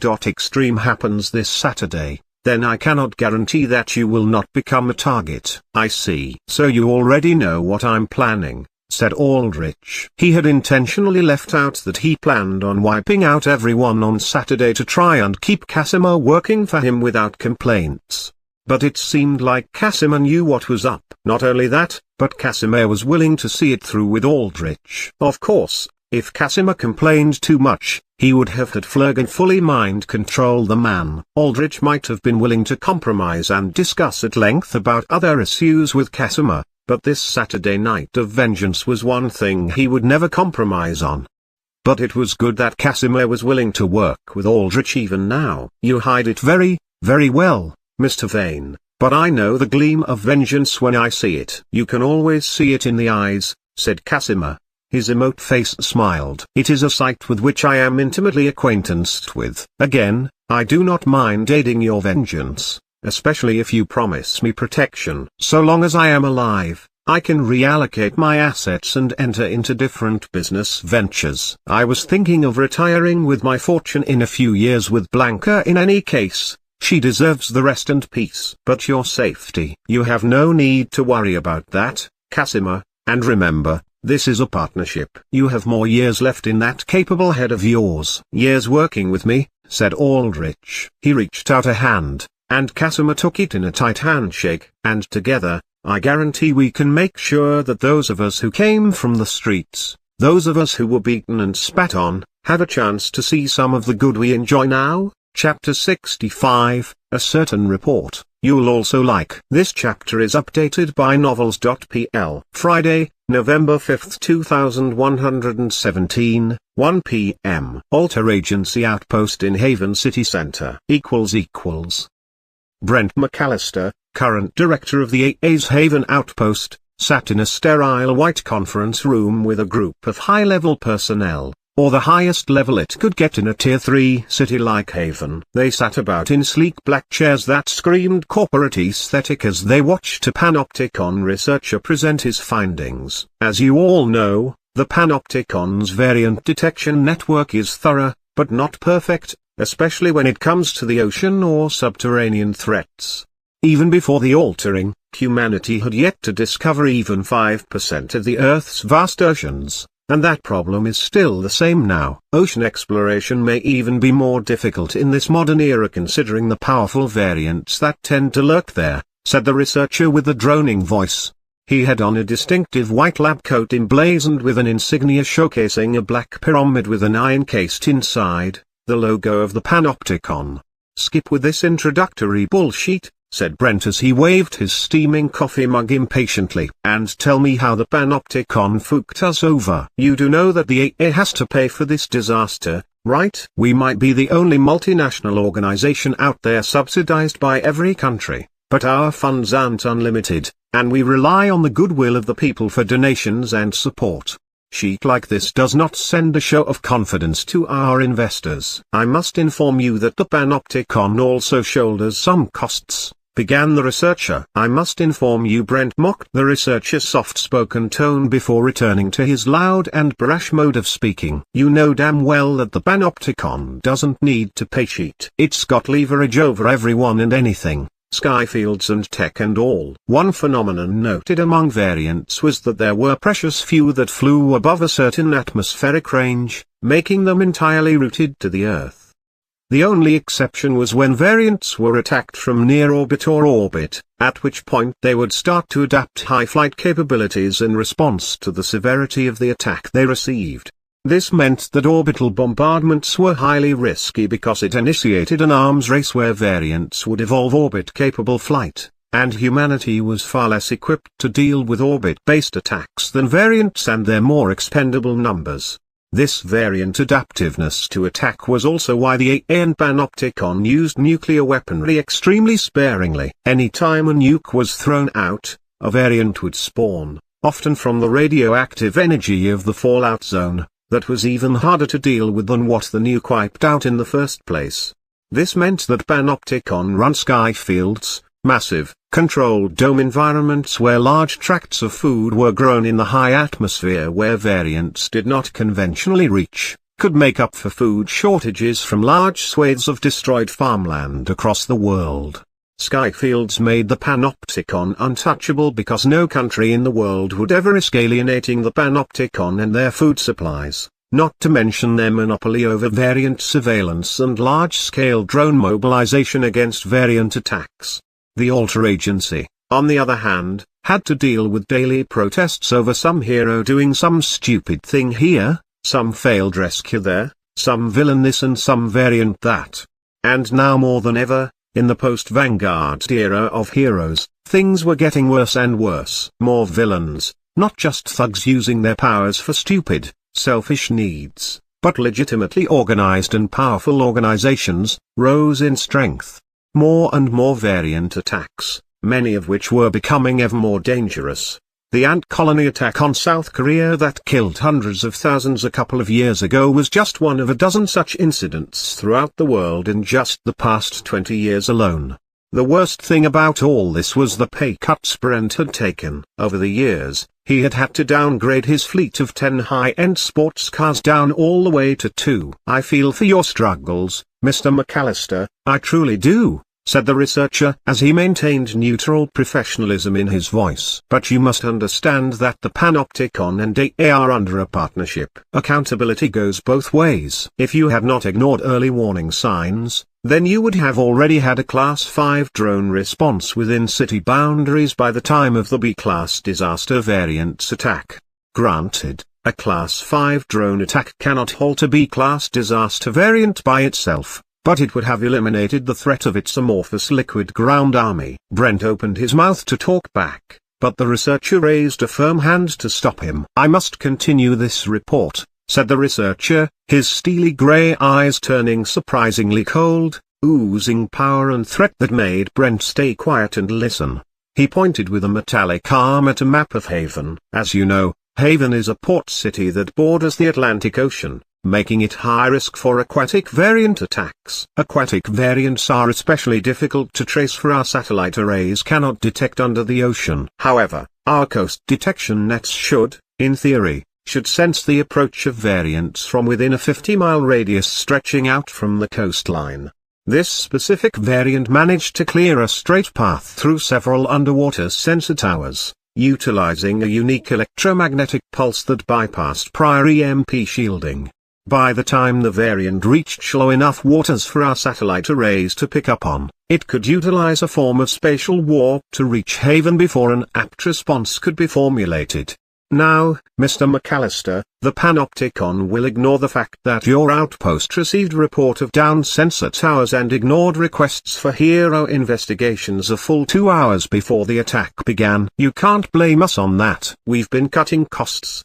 Do you know how hard it is to cough up heroes at a moment's notice like that? The logistics involved in it, protested Brent. The researcher raised a hand again, silencing Brent. Of course, what's past is past, and the point of this report is not to place blame. As you all know, 2 vigilantes halted the attack when B-rank heroes Gladiator and Rocket Man were incapacitated. Vigilantes, scoffed one of the executives. They ought to be round up and rotting in prison. Without regulation, they're just as good as villains. Plus they don't make us any money. The B-Class disaster variant which we have coded in our system as the Shockmancer was not confirmed killed, continued the researcher, ignoring the executive. However, its energy signature has faded away entirely, indicating that it is very likely dead or, at the worst, recovering from injuries.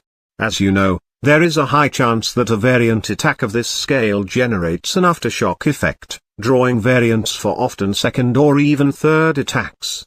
In the case that the Shockmancer itself recovers or there is an aftershock, the Panopticon and the Central AA headquarters has determined it fit to station 2 A-class heroes and a Class 3 drone fleet in Haven for the next week. Brent smiled widely. Now, that's more like it. Finally ensuring the safety of the people. He said this, but his mind wasn't on the people, it was on his next fat paycheck. A-class heroes were extremely expensive to field. The gap between a C and B-class hero was already sizable, but the gap between a B and A class was liable to be akin to an entire canyon. An A-class hero could destroy a B-class disaster variant solo. In fact, beating a B-class disaster variant solo was one of the main ways to become an A-class hero. Haven's city government would no doubt have to shell out massive amounts of credits on the order of millions to hire 2 A heroes on contract, and some of that money would trickle down to Brent and his execs.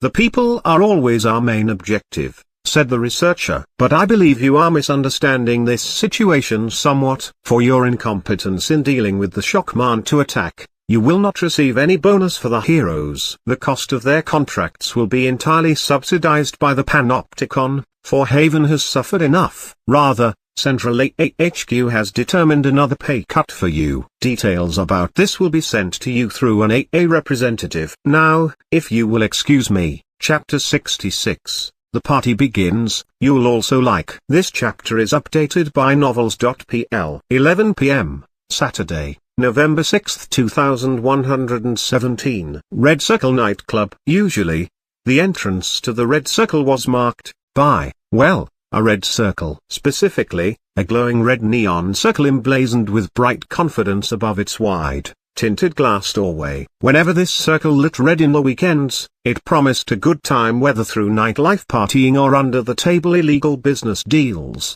Tonight, though, the red circle was lit wholly green. Even the red carpet leading into the nightclub had been replaced with an emerald green, gold-tasseled carpet. A line of diverse people funneled out from the doors, waiting to step inside. From an immediate glance, anyone could tell that everyone waiting in this line had blood on their hands. Many of them were dressed up in emerald-themed suits and dresses, but beyond that finery, it was easy to tell from sharp, predatory gazes, visible scars, calloused hands, and weaponized cybernetics that everyone here knew what combat looked like. Villains. On special occasions, the Red Circle held special events where it closed itself off from the general clubbing crowd and allowed invited members only to sit in and enjoy the finest foods, drinks, and company that Haven could offer. This was the first special event in 3 months, and the villains here were eager and impatient to get in. For lower-ranking villains that occupied the E, D, and C rank totem pole, the Red Circle was perhaps one of the best ways to get connected to better-paying jobs and, potentially, work up to the B rank. Just like how there was a massive difference between C rank heroes and B rank heroes, the same was true for villains. The amount of money and job security a B-ranked villain received was incomparable to lesser-ranked villains that often had to routinely risk their lives and freedom just to get by.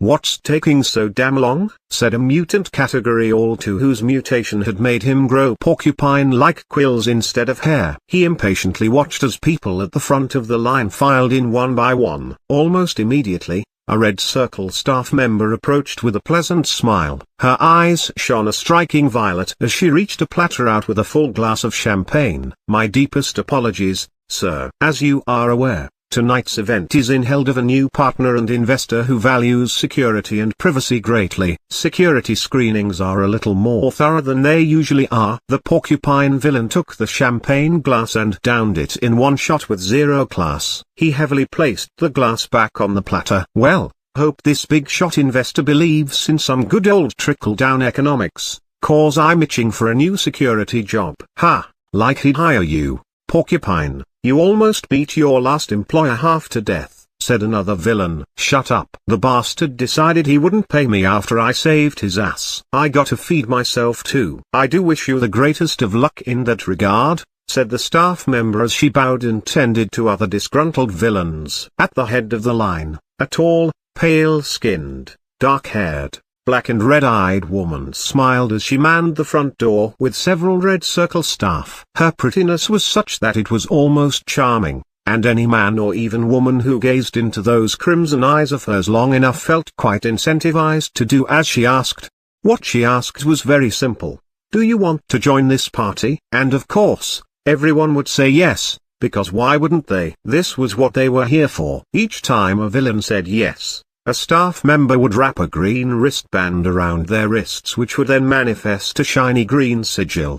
By midnight, 45 villains had entered the Red Circle and bustled about on the dance floor. Inside, The lighting was again green, dim enough to set a partying mood but bright enough for people to see each other and make conversation. Glasses of wine, liquor, and champagne flowed like water as red circle servers worked efficiently and properly. Music played in the background. Elegant instrumental and orchestral music that set quite the sophisticated tone. This tone made the usually rough and rowdy crowd of villains behave at their utmost best, keeping from shouting or cursing or fighting. The invitation they received said that a certain Mr. Bruce Vane, an incredibly wealthy man, had become a partner in the Red Circle and wanted to host a party not only to celebrate his partnership, but also to find talent to add to his security team.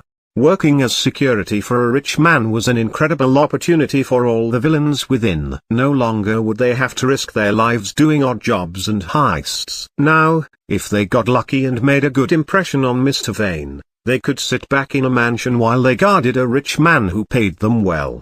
On the second floor, VIP tables were set up on balconies overlooking the dance floor. In one of these tables sat a duo of men dressed in white and red suits. One of these men barely fit in his suit, his portly belly practically bulging out of his dress shirt buttons, but his incredibly muscled arms made it clear that his bulk was not all fat.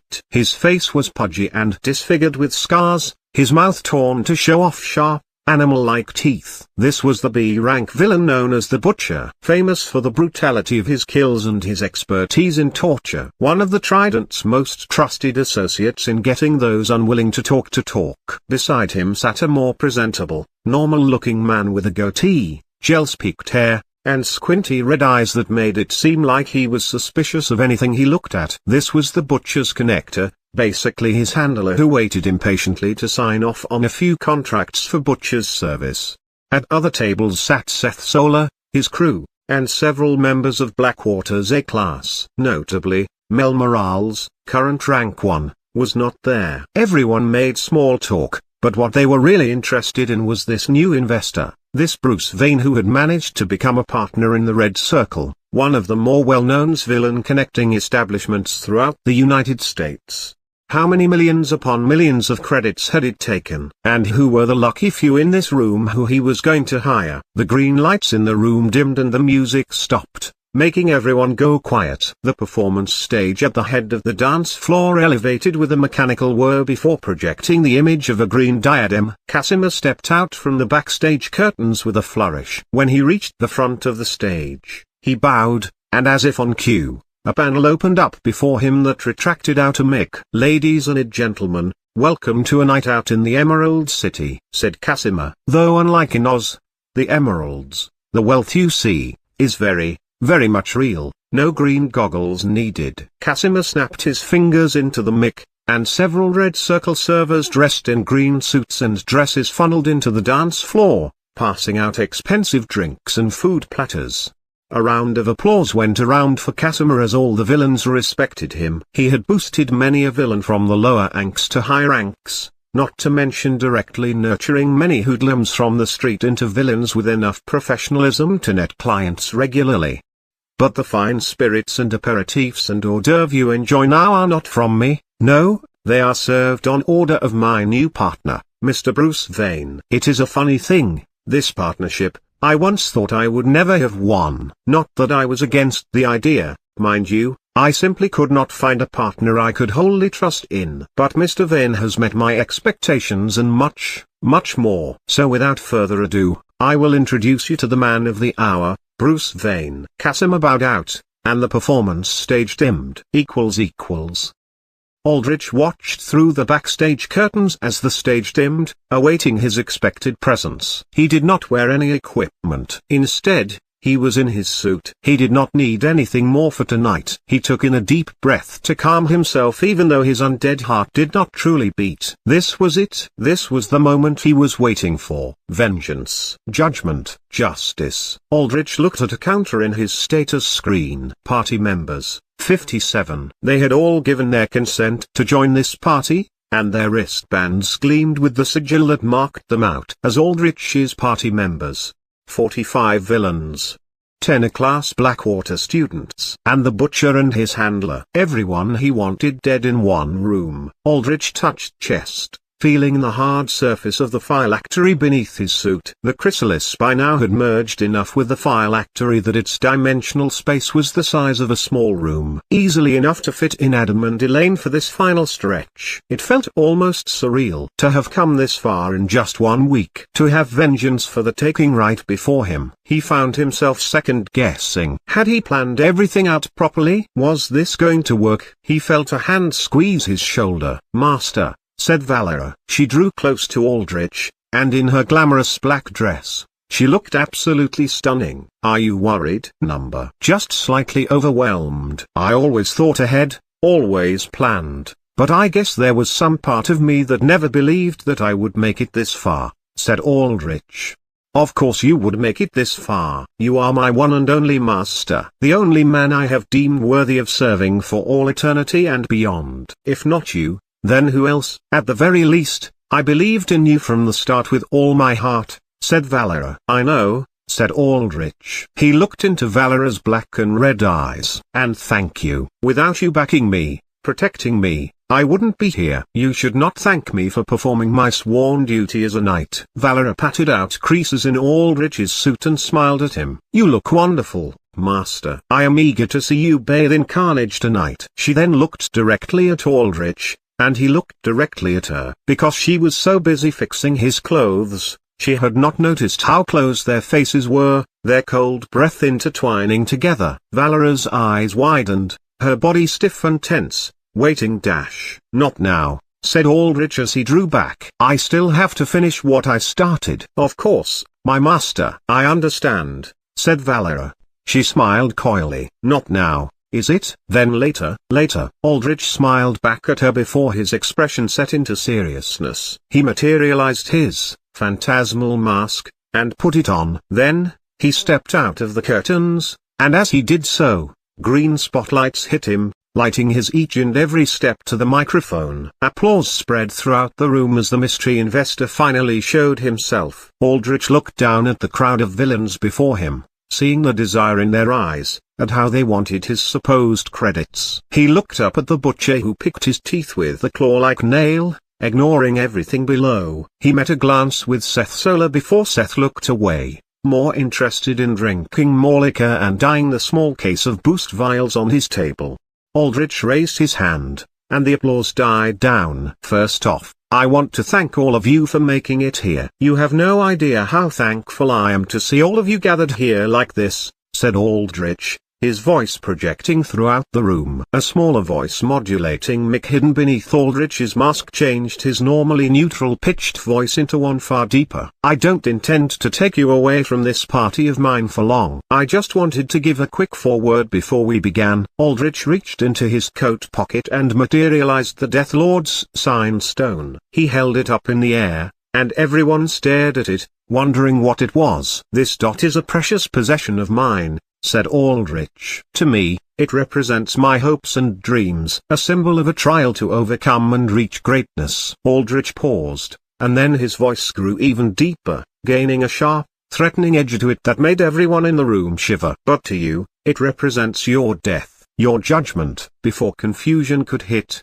Aldrich activated the sign stone, and the light from it burst out. The wristbands around each villain started to glow, reacting to the sign stone. And before anyone could think about running, the green light engulfed everyone, leaving the once bustling dance floor completely and utterly empty. Chapter 67, A Night of Dying, You'll Also Like. This chapter is updated by novels.pl. A commotion rose through the emptied out dance floor from the Red Circle's many servers. They were standing in the sidelines, in the shadows, waiting for Bruce Vane's speech to end, but now, everyone had disappeared. Casimir took the steps up to the performance stage, getting back to the mic. Spotlights tracked his movements. When he looked down, he saw not the faces of the villains he had served throughout the years, but his precious staff, all those he had taken from the streets, from brothels, from dens of addiction, from pits of debt, and given them training and purpose.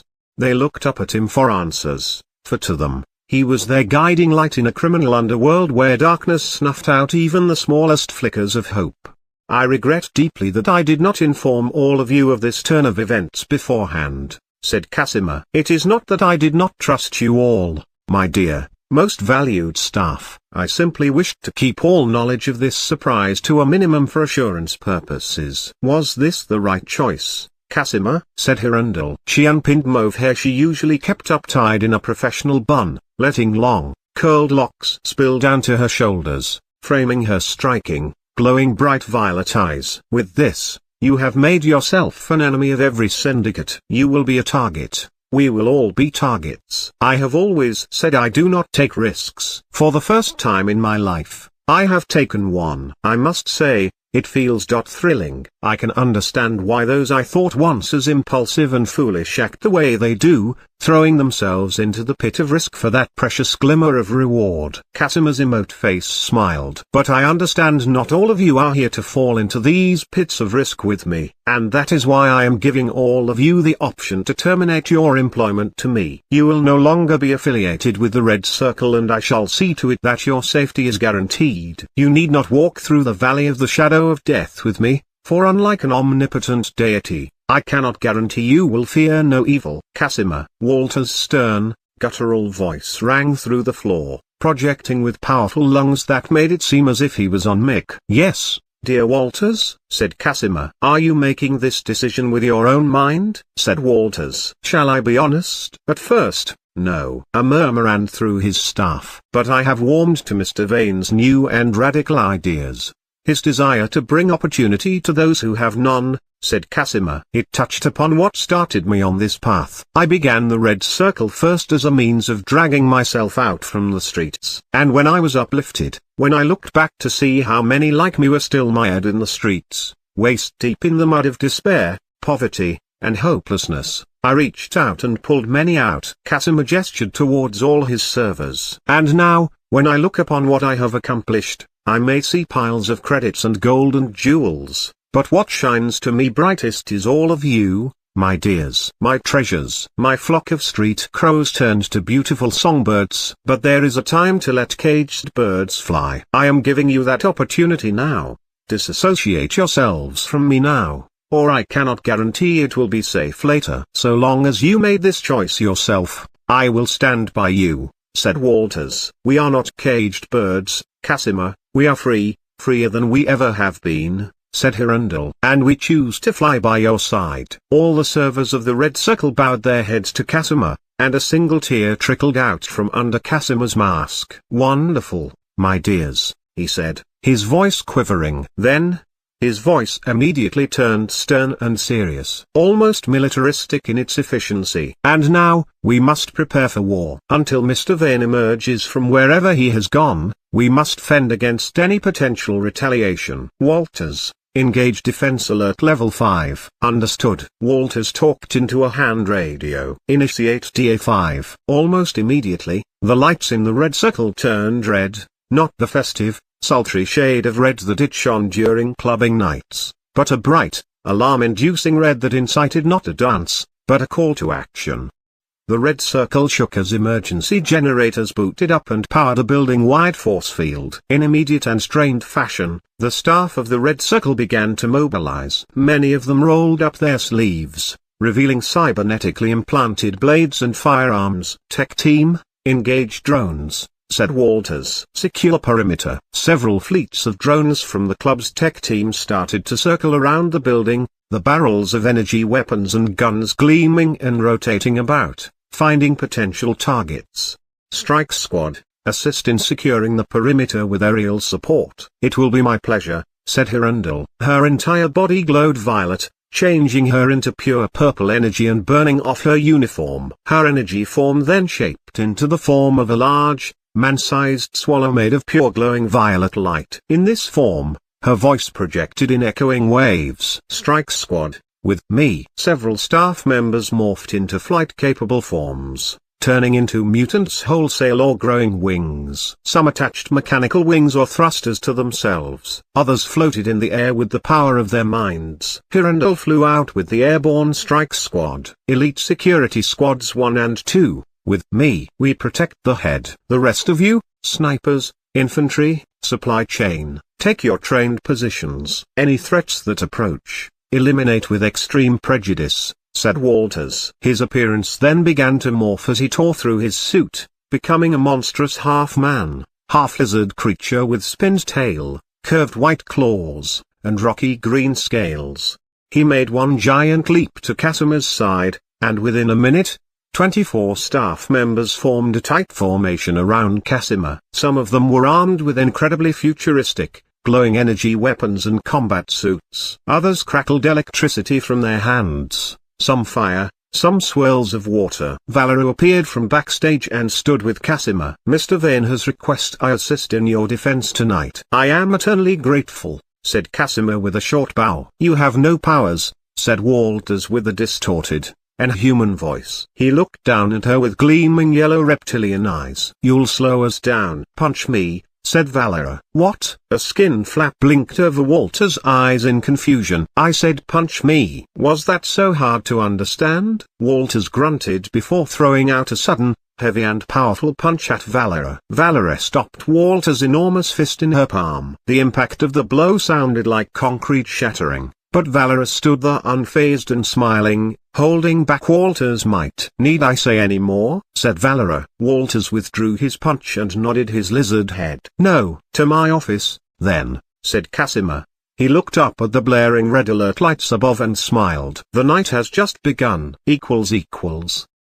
"What the fook? Where are we? What is this place? I can't see shit here." "Someone get a light." Angry and surprised shouts rang throughout the cold darkness in the crypts of the necropolis. Several glasses and plates held in villain hands dropped in surprise and shattered on the floor. Several villains that could generate some form of light lit up the space. The villains looked around to see themselves now in a cold, clammy underground space with a low ceiling of dull grey rock. Dust rose up with every step they took on the cold, cracked stone floor. Everywhere they looked around, they simply saw a vast expanse of tombs and gravestones packed together like lost and forgotten things. "Huh? What kind of joke is this? Is this some VR sheet? Is Bruce Vane showcasing some new tech to us?" It was a testament to the wariness of even low-tier villains that even though they did not fully know what was going on, they all universally geared up to fight. They had been stripped of their villain costumes and gear, but they still had their natural powers. Mutant category alters morphed into their mutant forms unless they had permanent mutations. Blaster-type alters prepared a buildup of energy to shoot out at any potential threats. Augmenters strengthened their bodies. "Fook. I don't have any of my drones." "Goddamn security check," said a techno-alter. "Relax. We still don't know what's happening." Like someone else said, "This might be a VR demo." The villain who said this shouted, "Hey, Mr. Vane, your sheet's real cool and realistic, but it's about time you stopped this." In response to this sudden noise, the tombstones began to tremble and shudder. They slid open. The graves parted. Rotted, dried corpses, almost skeletons, emerged, groaning in hunger for warm, living flesh. "Damn. Look at the textures and graphics on this zombie." "This sheet really is realistic," said a villain as he walked up to a crowd of zombies. One of the zombies lunged and bit him on his arm. He yelled in pain. "Cheat. Fucking dumbass." Another villain, his partner, presumably, pushed him aside and shot out a gust of slicing wind that severed the crowd of zombies in half. But these severed halves still kept crawling towards them. Look at my arm." The villain bit by the zombie showcased his arm where around indented teeth marks.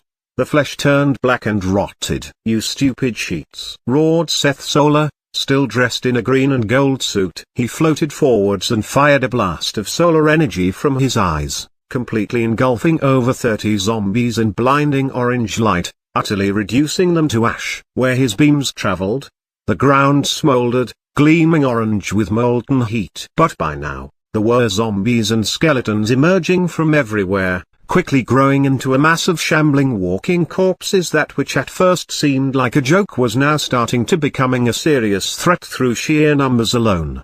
"Technos, stop sitting on your asses. You have cybernetics in your eyes to analyze tech." "Is this VR or not?" said Seth Solar. "No tech," said Evan Harker as his mechanical green eye clicked. Can't get any connection either. No GPS. We've been completely isolated. Seems like a flux category power. One that warped us to a different location. Where? I have no idea. Hear that? Now start fighting back, you stupid fooks. Seth Solar waved his gang forward. He attempted to punch the ceiling of the crypt, trying to smash through it, but it was indestructible. He immediately adjusted his strategy. A-class and anyone that wants to get out of this, stay with me. Any of you Shetty D-listers fall behind even a single inch, and I am leaving your asses to rot. If you hold me back, I swear I will laser your head off myself. Roused by Seth Solar's commanding presence, the crowd of villains started to fight against the zombies. Various elements shot out. Mutant alters morphed into monstrous forms and started beating zombies with their claws and fangs. Wait, don't leave us, shouted one of the villains as they saw Seth Solar and 10 members of the Blackwater A-class easily smash through the weak zombies at far greater speeds than them. The A-class did not even spare the weaker villains a single sympathetic glance as they continued forwards. Does Casimir truly think he can do this to us with impunity? Has he lost his mind? TSK, said Valus, the Butcher's handler and connector. Butcher, clear a path. When we're done with this amateur attempt at eliminating us and reach an area with a signal, you'll be carving up both this idiotic Mr. Vane and Casimir. Kill. Carve. Tear. Butcher roared in glee as he used his immense bulk to shoulder charge his way straight through a dense crowd of zombies, plowing through like a bowling ball smashing through pins. On his way forward, he trampled and killed a few villains as well. Behind this cleared path, Valus flew forwards with his hands behind his back. Occasionally, when a zombie leapt up at him, they would disintegrate into piles of dust. A path. Quick! Some of the lesser villains saw the path the Butcher and the Blackwater students made and followed through. These were the lucky ones. The path quickly sealed up as the number of zombies exponentially swelled as time passed. This left approximately half the main crowd of villains, all of them comprising of the weakest E and D rankers, stranded and unable to break through a mass amount of ever-growing zombies. After all, the entire objective of the Necropolis crypt levels were to find the nearest exit, not to waste time fighting an infinite horde of undead. But it was not like the villains knew this. Aldrich observed everything that happened with his grave ward, while hidden inside an underground tomb. The moment he had materialized into the Necropolis, he had used his phantasmal mask to render himself invisible and phase below while everyone was distracted, keeping him from any harm or from anyone detecting him. On top of this, he had made sure to have Casimir make sure that anyone that came to the Red Circle tonight did not have detection-based powers that could potentially scope him out. Getting Casimir loyal to him was also not that difficult. Aldrich had Flurgan look into Casimir's mind and find out what the man valued the most. This way, Aldrich could map out a path to making Casimir devoted to Aldrich's cause with the least amount of mind control needed. This involved tapping into Casimir's deep desire to see the world under a new order where people did not have to suffer like him. Casimir thought that heroes and the government had done nothing for him. After all, they had left him to die on the streets as they did with many others. Thus, he had joined the ranks of villainy where he had found far more success. And with the profits from his villainy, he tried to give back to those that had started out with nothing like him. Aldrich saw that desire and played to it. Now, Casimir was fully in Aldrich's hands. As for what Aldrich needed to do now, well, he just had to do one thing wait. Wait until the time was right. Chapter 68, Acquiring the Editor Sample. You'll also like. This chapter is updated by novels.pl. Aldrich waited for a solid 30 minutes in his underground grave. This was an empty safe space he had memorized and marked out the first time he had ported into this quest exactly for this moment. Here, no zombies or skeletons spawned, making it the perfect hiding spot. He had marked out similar safe spots like this across all the floors he had traveled through in his first attempt at this quest, giving him a way to hide while the villains ahead cleared everything for him. Meanwhile, he kept a group of 3 grave wards prepared to track Seth Solar and the Blackwater class. The Butcher, and the low-tier villains. Only one of these grave wards was technically a new creation. The others were evil eyes that he had destroyed and replaced with their upgraded versions. After 30 minutes, Aldrich saw an opportunity and reactivated his phantasmal mask to get out of his grave and shift through a massive crowd of zombies and skeletons. He looked up to see a platform of ice hovering above the masses of growling and chattering undead, and on top of it, only 10 villains remained, desperately crouching on this ice platform to avoid the infinite masses of undead below. The original 30 or so villains left behind here had fought admirably, beating back undead from every direction with their powers, but eventually, they began to grow tired. Individually, all of them were considerably stronger than the average skeleton or zombie, but the numbers of the lesser undead were unending. Where the undead never tired and never feared, the villains ran out of stamina, and as they felt their energy and powers slipping from them, they felt fear. As soon as a few of them, especially the ones with area of effect abilities, fell to the undead horde, the entire group started to fall apart and get swarmed. Now, the last 10 were reduced to relying on a creator class alter that could form ice constructs. Normally, this individual could not generate ice constructs above their own body mass, but with the help of an editor class alter that boosted his power, their floating ice platform managed to comfortably carry all 10 remaining, beaten and battered villains over the undead below. Of course, this did not guarantee their safety. The zombies and skeletons piled on top of each other, generating ramps of sheer packed bodies to reach the platform, but from a high vantage point, the villains could defend themselves against fewer targets more efficiently, staving off their inevitable doom for just a while longer. Aldrich was after the editor, the prime sample for Flurgan. He casted Negative Surge on himself, boosting his stats before jumping straight up, phasing through the ice platform. Mana, 183 183, 168 183. Aldrich unfazed and became visible as he landed on the ice platform. His suit was now gone, replaced with his freshly materialized Grave Reaper equipment. Hostile. Hostile. Somebody fuck him up. Aldrich immediately heard cries of panic and calls for violence against him. In response, he activated his spinal braces of the Grave Reaper, crashing the spine-shaped golden ornaments on his wrists together. All around him, wailing, ghostly green skull spirits spread out in a circle. The villains cried out in surprise as the skulls crashed into them, sapping them of their life force and, for the extreme unlucky ones, instantly killing them.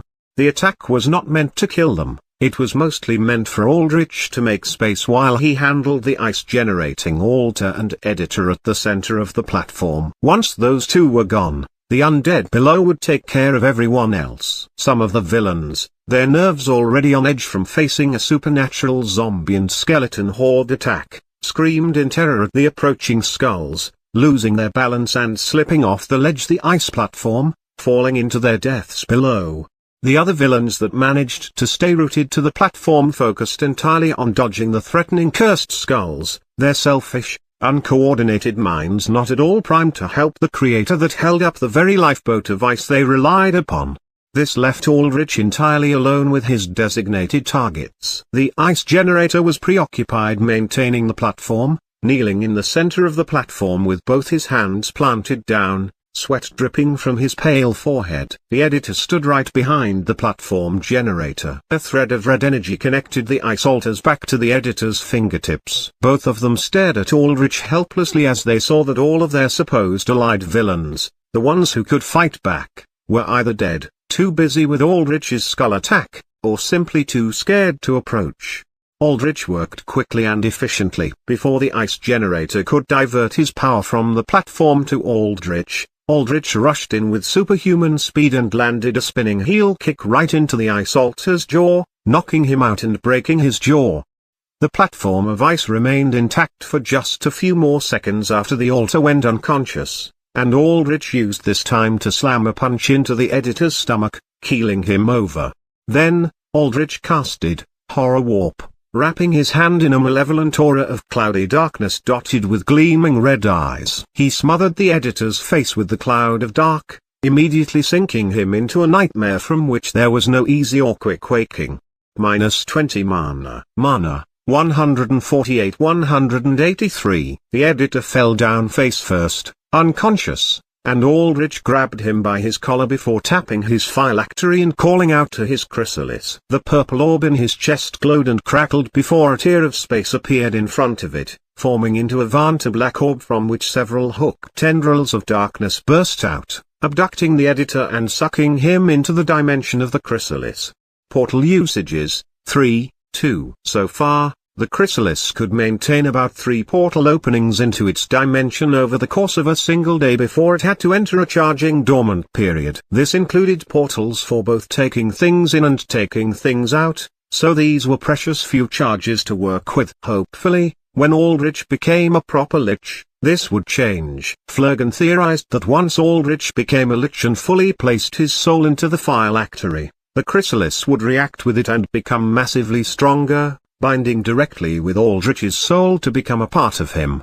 Aldrich then jumped off the platform as it broke apart, leaving the rest of the villains to die against the swarm of undead below. No, no, no, stop, help us, mother. Screams of terror echoed for a brief few seconds before they were choked out by a tidal wave of hungry undead. Aldrich survived by using his lantern's active skill, casting a disintegrating ray down at his landing zone that turned a small crowd of skeletons and zombies into dust. He then kept his lantern active as long as possible and ran straight forwards, not sparing even a single moment to stop, as the moment he did, he would get swarmed. Granted, Aldrich could probably break free from a swarm through sheer physical stats alone, but he did not want to deal with the inconvenience. When Aldrich's phantasmal mask came off cooldown the moment his lantern's active disintegrating ray faded away, he used the mask again, turning invisible and shifting through the enormous throng of walking corpses and bones. From his first attempt at this quest, he had memorized exactly where to go to leave the crypt level, and with phasing, he could just move through terrain like pillars and walls. The only things he could not phase through were ceilings and walls leading out of the necropolis. These seemed to be indestructible and unpassable.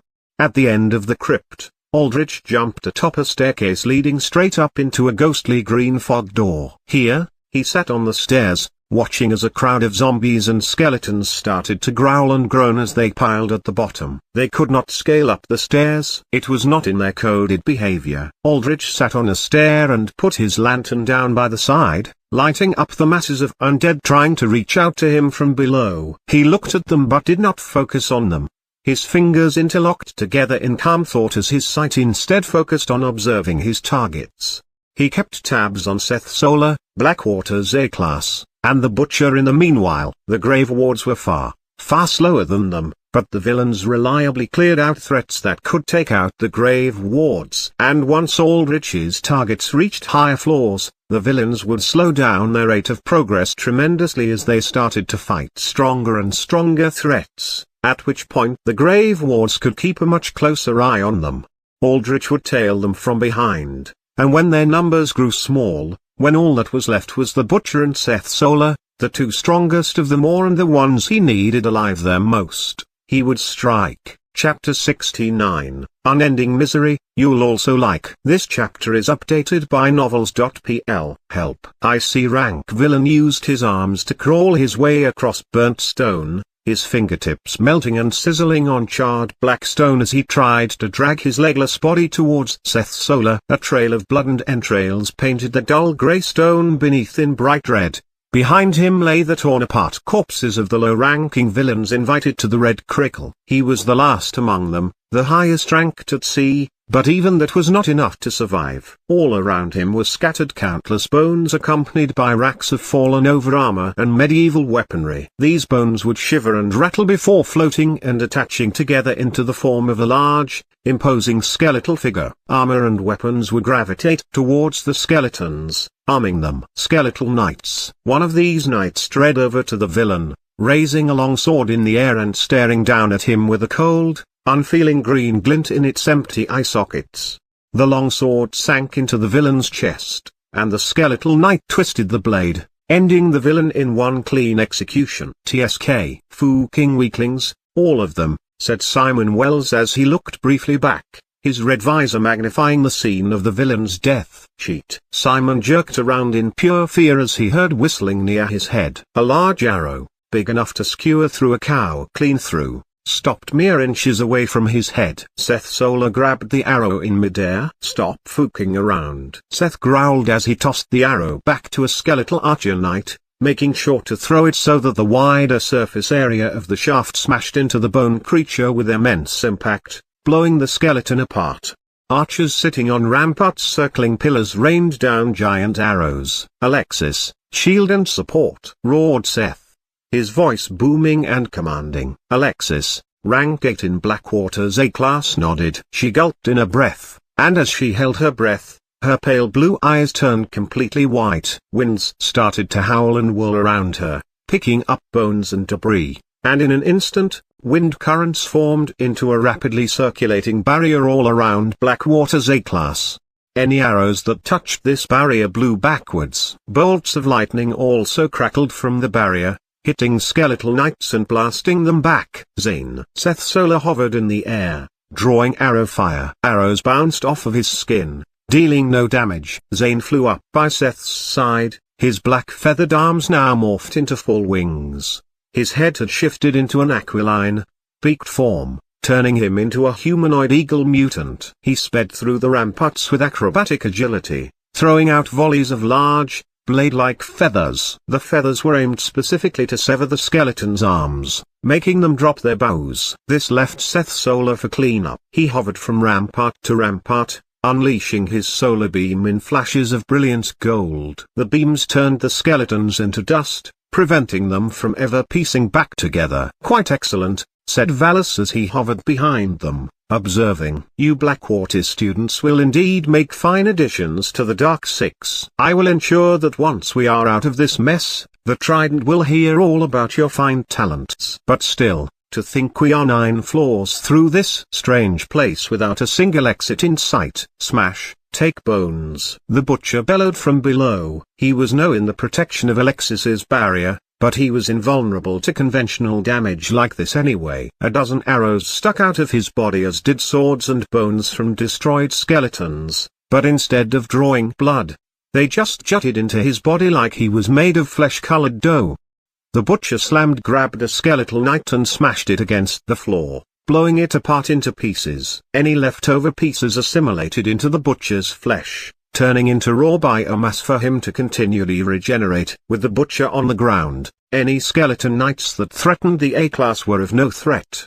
The butcher was practically made to fight large groups of weaker enemies with his power that let him absorb organic and some inorganic matter and pad it to his own body mass. It also allowed him to link with the nervous system of those he swallowed, letting him control and amplify their pain. Alexis exhaled as she took down her barrier of wind. "We've been trapped in a pocket dimension," said Evan. He was useless here without his drones, and ordinarily, he would have been left behind to die. But as a member of Seth's gang, he was spared the fate of the rest of the technos who had no technology to work with. No net signal anywhere, no GPS. This is the only explanation. "Then we just have to wait this out, right?" said Simon. "A power like this that can keep 50 altars trapped is no joke. It must have an insane energy upkeep." "What was that law again?" "The Tartarus effect," said Evan. "Powers that can move objects into another dimension or pocket of space tend to be unable to trap altars,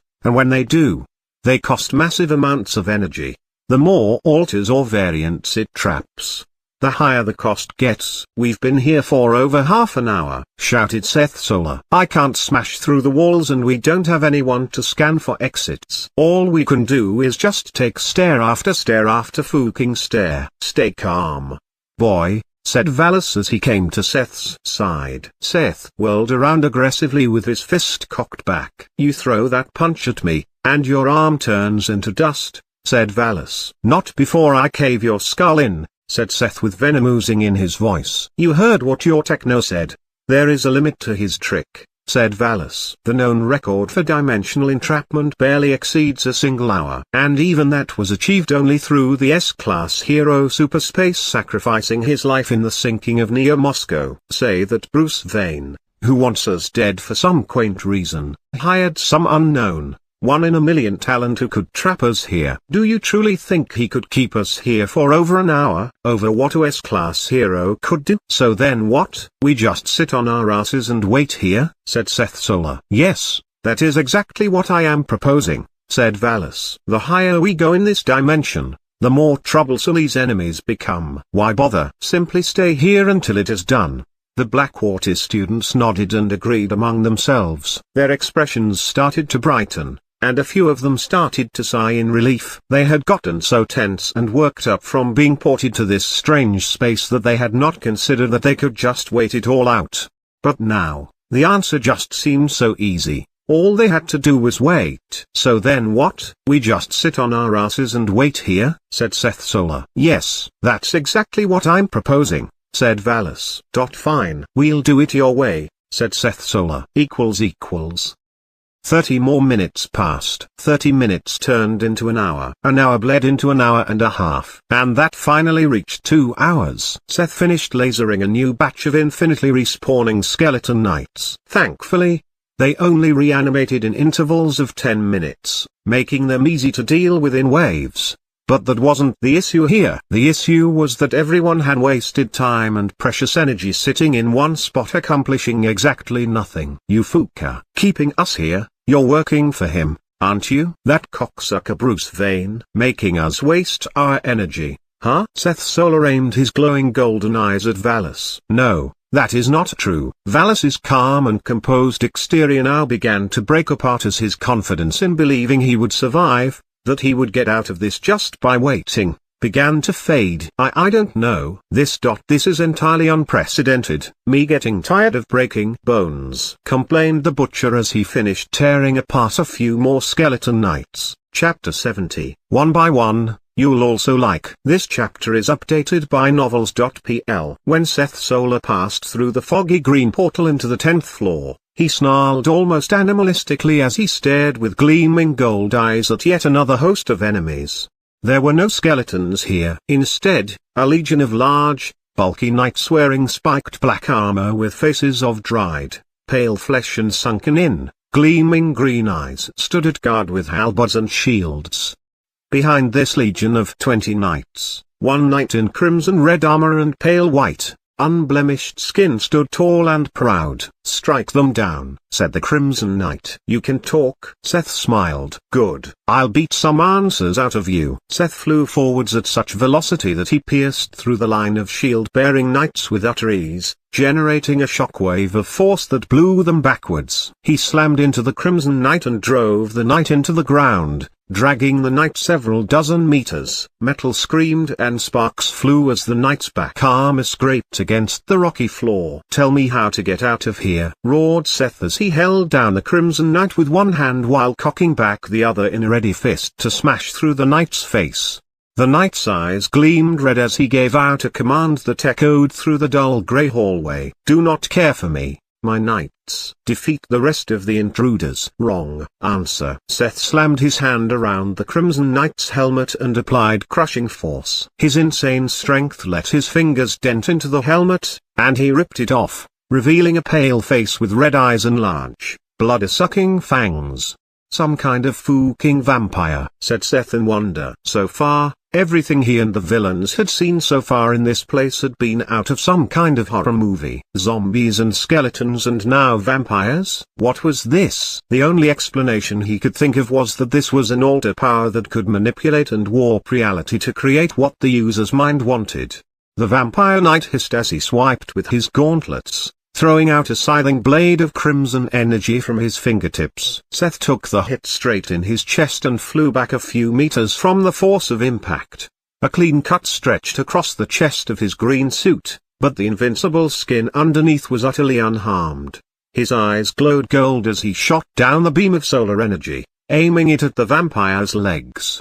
The vampire screamed in agony as the sunlight turned his legs into dust. Weak to sunlight just like the movies. Doesn't that make this easy? Said Seth. He floated down and planted a triumphant foot on the vampire's chest. Now, tell me how to get out of here, or else the rest of you crumbles to dust. You intruders will find no answer from me, for there is no escape. said the knight, smiling. There is no glorious victory for you. All of you are destined to die. To be sacrifices in the ritual of eternity. No escape. Ritual? Stop bullshitting me and give me real answers. Seth applied pressure on the vampire knight's breastplate with his foot, caving it in slowly and painfully. The vampire knight only smiled as his ribs and spine shattered. Seth stomped his foot straight through the vampire knight's chest. He knew that the vampire had no intention of telling him anything. It was in the knight's eyes. Resolute, almost fanatic determination. For good measure, he lasered the vampire into dust before flying back. When Seth turned around to see the rest of the A-class still fighting the knights,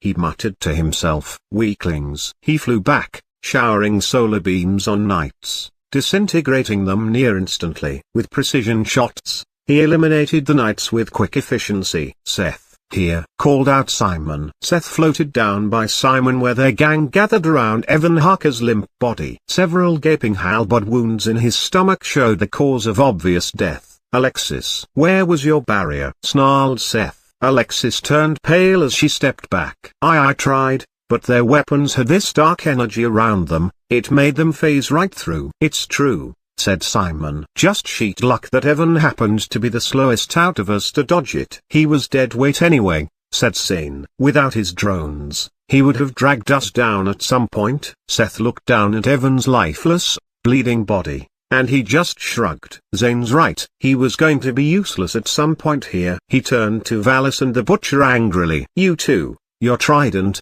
right? If you aren't working for Bruce Vane, then tell me, shouldn't the trident be storming the red circle by now? Tearing that fucking place down brick by brick?" "Yes," said Valis. "The trident does not take attacks on them lightly, and they would have noticed my disappearance. An attack on a connector, the diplomat and newsbearer of the criminal underworld, is a serious offense met only with force. We do not have the strongest presence in Haven, but over 2 hours have passed.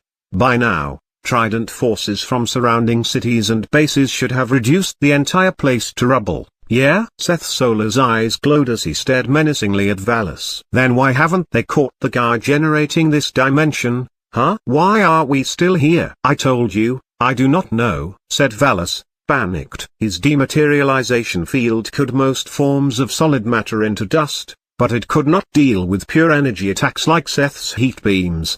"I say we kill him and move on," said Zane. "Yeah," said Seth Solar. "If you kill me, the butcher will go on a rampage, and by now, he has feasted on so many corpses that even you will not put him down lightly," said Valis as he hid behind the butcher's enormous, stitch-covered bulk. "Don't hurt him," said the butcher. "And think about this, why would we risk our lives for this? We were set up, I'm telling you. Set up just like all of you," continued Valis. "Won't do good to waste energy fighting among ourselves," agreed Simon. "And they can still be useful." "Then you two, stay in front. Any threat we face from now on, you two take first," said Seth. His eyes flashed with threat. "Otherwise, both of you die." "You think I can't kill this fat fook on my own? I have more than enough solar energy left in me to turn him into a pile of ash." "Think he can regenerate from that?" "We will do as you say," said Valis. He tapped the butcher,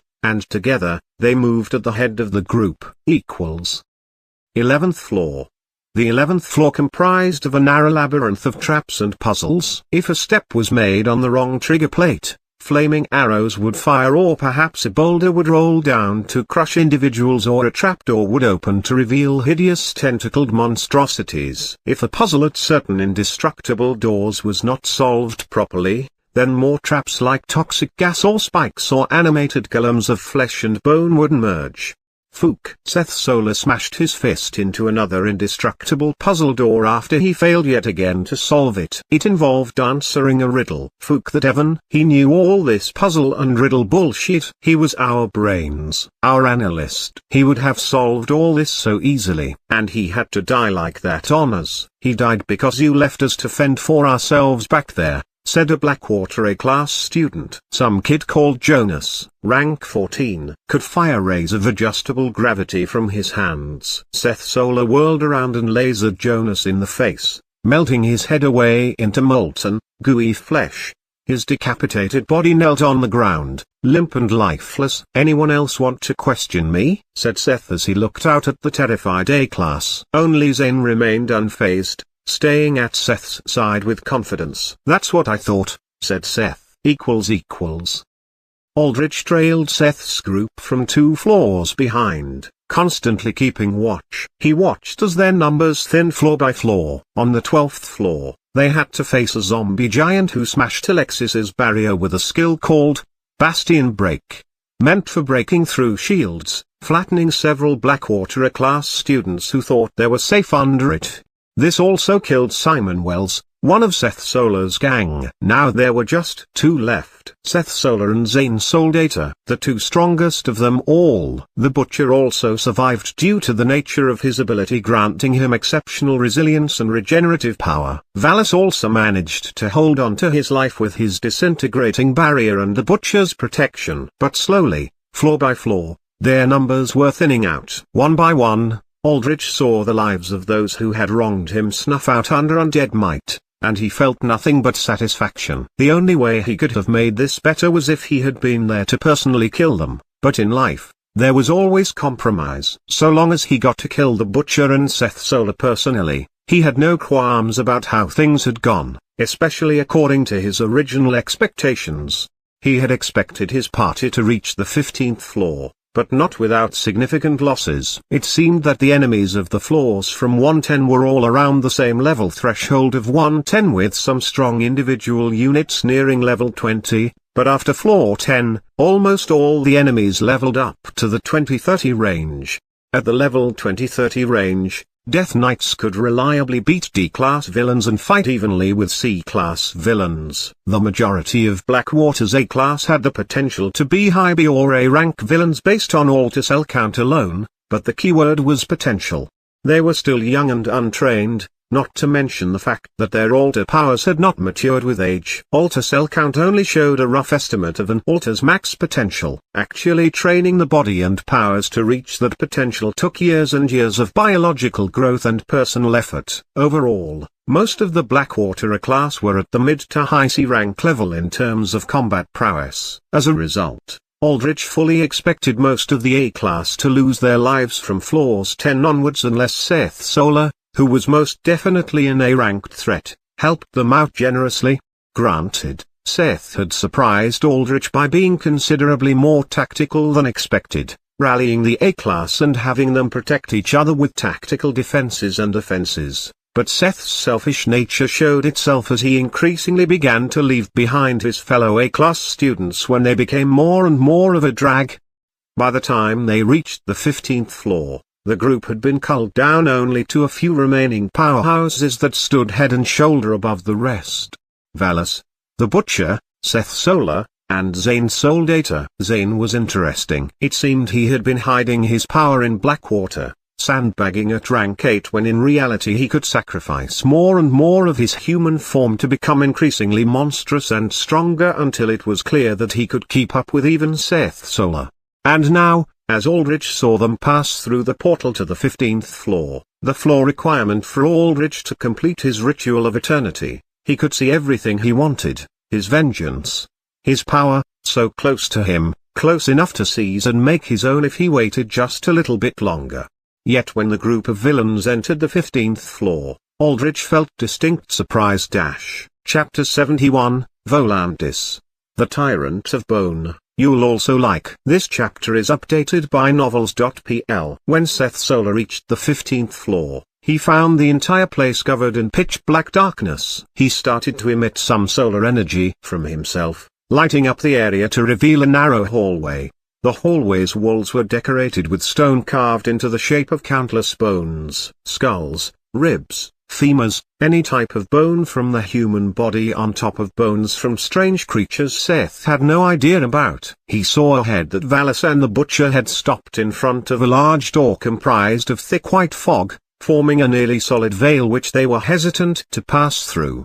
"Go," shouted Seth. "You're our scouts, aren't you?" "I do not have the greatest feeling about what lies past this wall," said Valis. "Dangerous," agreed the Butcher. "Yeah?" Seth's eyes shone. "Is it going to be any worse than me?" "Either you go through it, or you die." Seth was almost bluffing at this point. His version of the sunlight overdrive power was less efficient than his father's, where his father could famously fight for 3 days without rest and without even losing strength. Seth could only fight at high strength for 6 hours. It had not been 6 hours yet, but solar beams drained the most energy, and he had to use them liberally because most of the monstrosities here did not stay down from powerful punches. They needed to burn to fully stay dead. Seth had enough energy in him for a few more strong fights, but he could not afford to waste power burning down the butcher. Thankfully, Valis submitted to Seth and waved the butcher forward. "Come on, butcher, show us the way," said Valis. "Don't want to," said the butcher. "You must," said Valis. Butcher shook his head. "Here, how about this, you go ahead, and I'll give you as many people to carve up as you want," said Valis. "As many as you want." "Really?" "As many as I want," said the butcher as he smiled gleefully and hopped in delight, his rolls of stitched fat and flesh jiggling as he did so. "Yes, as many as you want," said Valis. "Okay then, I go." The butcher immediately powered his way through the door of white fog. "If I get out of this alive," said Valis, "the Trident will hear of your mistreatment against me as well." "Shut up and go," said Seth. Valis sighed and moved forward, fading into the fog. "My instincts are telling me not to go," said Zane. By now, he had morphed into the size of a large car. His arms completely morphed into giant, bushy feathered black wings.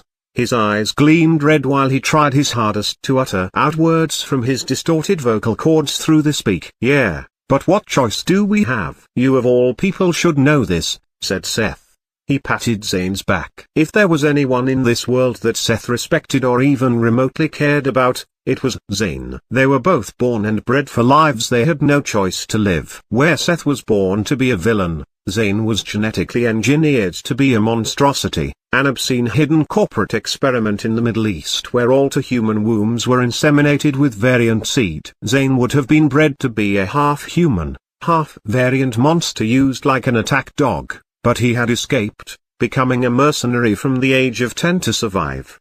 True, Zane moved forwards, fading into the fog. Seth followed shortly behind. Beyond the fog gate was a circular space 200 meters in radius and 50 meters high. The ceiling was domed and decorated with lines of spines and rib cages leading into a central point. Each of these spines ended with a huge lizard-like skull. A total of 12 skulls stared at the center of the dome where a crimson-red orb glowed. The walls of this place were decorated with bone as well, and at the center, a towering throne composed of bones meshed together stood tall. Seated atop the throne was an enormous, armored man with his clawed gauntlets drawn together. It was hard to tell whether the thing was actually a man or not. It sat so perfectly still that it was debatable whether it just a piece of armor. The armor was obsidian black and practically oozed threat. The armor jutted and curved into rough spikes around the shoulders and arms. Around the breastplate down to the torso, the metal seemed to be hewn into the shape of rough, jagged scales. Dull white, almost gold bone outlined the armor's spikes and edges, padding particularly heavily around the gauntlet areas to form enormous, bladed spikes lined with glowing, fleshy crimson red that seemed almost alive in a raw, primal way. The helmet of the armor curved up into 3 large horns, the middle of which formed the visage of a bone-capped, bladed crown. There was no gap in the helmet to show any flesh or eyes beneath. There was only a single glowing red orb at the center of the helm. "Stop looking and go," said Seth after he stood in awe for a few seconds at the armor. A sense of dreadful power emanated from the obsidian construct that made it hard for anyone to approach. Valis and the butcher inched forwards, and when they got within 30 meters of the armor, an echoing voice projected from it. It was deep and guttural, utterly inhuman and sinister in its tenor. "Where among you is the necromancer that wishes to fulfill the ritual of eternity? I, Volantis, the tyrant of bone, 7th among the Death Guard, shall test you. Fell my health below half, and the obelisk that you seek shall be yours." Volantis stared at Valis and the butcher with the glowing red eye in his helmet. Then he stared at Seth, Solar and Zane. "The necromancer is not here, I see. He brings forth his minions to do his bidding. Such is the way of those that follow the occultation of Legion." Volantis stood up, the metal of his armor groaning threateningly, and he utterly towered over Velus and even the butcher, standing at 4 meters tall. Bloody crimson strands of energy started to emanate from edges and gaps in his armor. "No matter. I will sunder your flesh and take your bones into my collection. I will show the Legion the might of the shattered bone." Volantis took a step forward, and as he left his throne, it faded and disappeared. Velus immediately shrieked. "Butcher! Kill him," said Velus as he floated backwards. "Go away, monster," said the butcher as he shoulder charged into Volantis. Volantis clenched his clawed gauntlets into a fist and cocked it back. The large spikes on his forearms, constructs of metal, crimson flesh, and bone, glowed with bloody power, and he slammed his fist into the butcher's shoulder. The punch generated a shockwave of staggering force that made Volantis skid back while sending the butcher, his entire near 1 ton of weight, hurtling through the air. "Respectable power for one who seemingly holds no magic within them," said Volantis as he stared at his fist. "But I was warned by the Lord that there are those that need not devote themselves to the mystic arts to gain strength. Curious. This will make your bones ever the more worth harvesting." Seth's solar flew in the air and launched twin solar beams while Zane circled above, unleashing volleys of giant bladed feathers at speeds easily outstripping the speed of sound. HMPH. Volantis raised his arm up, and walls of bone emerged all around him, blocking the heat beams and mass volley of feathers. "So all of you possess powers that do not depend upon the swirl of mana." Volantis smashed his fist into the ground, causing the bone wall to blast apart omnidirectionally.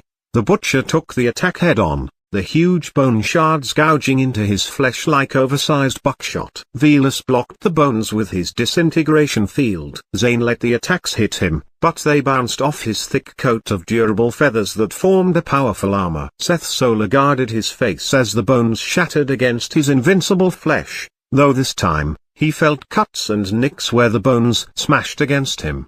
This thing was strong, way stronger than any of the other odd creatures that Seth had seen so far in this dimension. If he had to put a variant ranking to this, it would be a B-rank disaster variant at the minimum.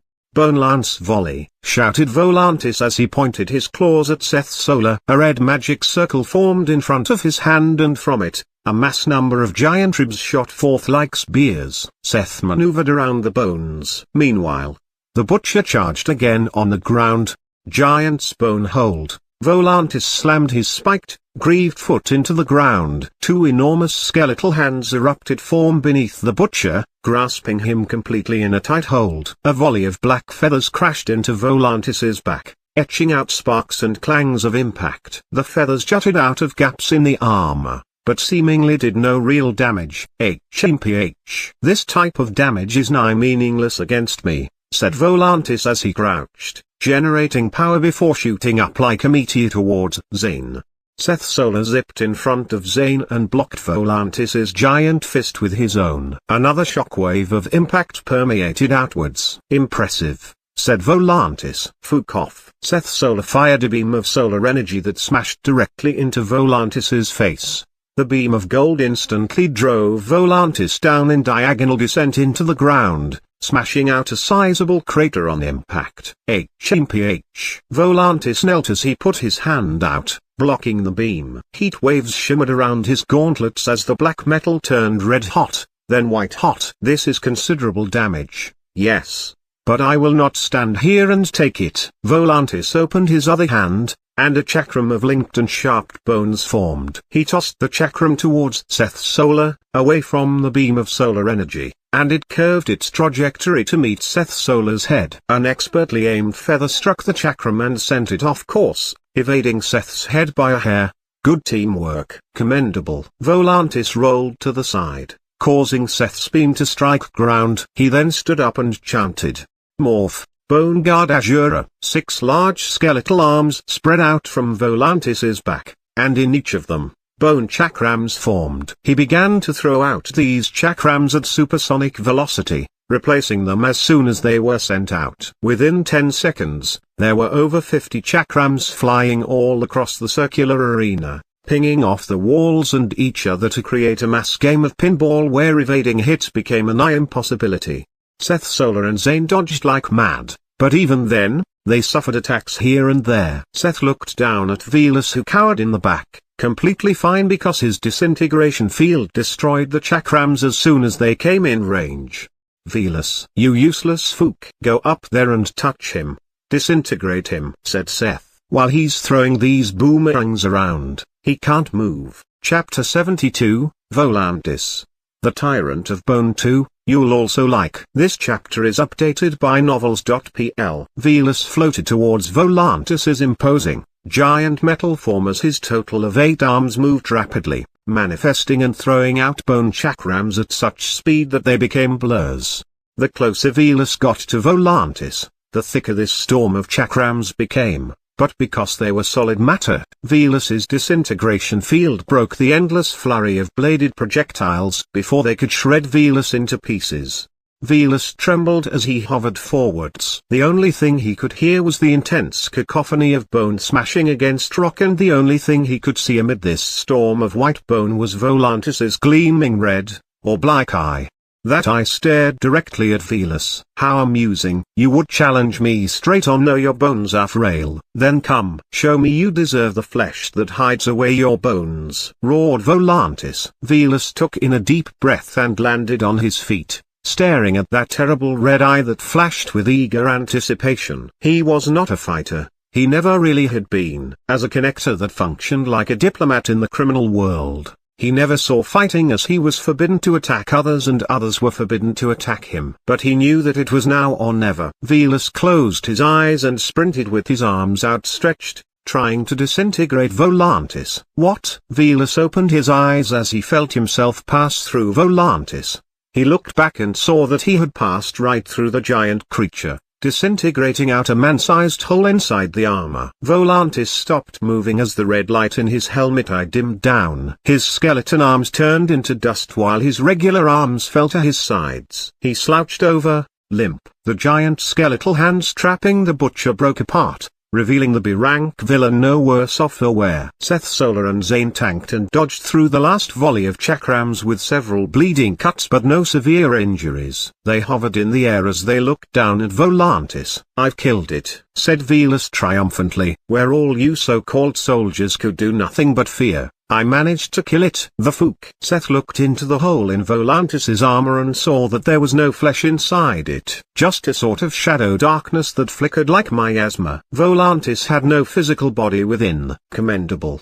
Human." Volantis's voice echoed out as he suddenly moved, the red light in his eye glowing again. He reached out and placed his hands on either side of Velas. Velas flinched, but Volantis did not touch Velas. "You have managed to completely break down this proud armor of mine, but I am no being of flesh and blood. I am living armor, and disintegration alone shall not end me unless it is absolute." Red swirls of energy formed around Volantis's black gauntlet claws, and these struck Velas from either side, encasing him in an aura of red.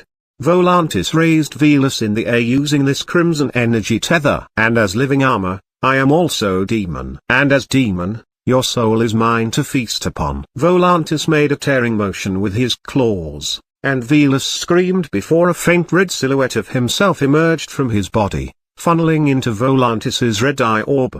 Volantis dropped Velas's limp, dead body. "Your defense, this barrier that breaks down all manner of construct, was worthy of praise. But with flesh as frail as yours, your soul becomes far too easy to take." "No, Snackman," the butcher roared as he barreled towards Volantis after seeing his handler and caretaker die. He slammed 2 giant fists down into Volantis's shoulders. Volantis took the attack head-on, and the force of it shattered the stone beneath his greaves. The disintegrated parts of his armor started to patch back, regenerating as if new. "And your flesh is sturdy, too strong to sever your soul from. But you wield the strength of this flesh with the poise of a simple-minded fool." Volantis's bone and black metal armor glowed before covering itself with raw red muscle fibers that threaded out from its gaps and seams. Volantis landed a clean left and right punch combo on the butcher's head, disorienting the madman and driving him a few steps back. The butcher snarled and swung his tree trunk of an arm wildly, trying to club Volantis away. Volantis parried the swing with an elbow strike to divert the blow away before landing a powerful punch to the butcher's portly stomach. While the butcher keeled over, Volantis followed that up with an uppercut that sent the madman flying backwards with several seconds of airtime. "That is how you properly wield strength," said Volantis in a lecturing tone as the butcher crashed into the ground heavily, groaning in pain. Volantis then grunted as a laser beam blasted into his body, driving him into the ground in a crater. All the muscle fibers the laser beam hit sizzled and melted away. Organ stitching, pyroglands. Volantis used shattered bone necromancy to channel the flesh, organs, and bones of creatures he had assimilated into himself.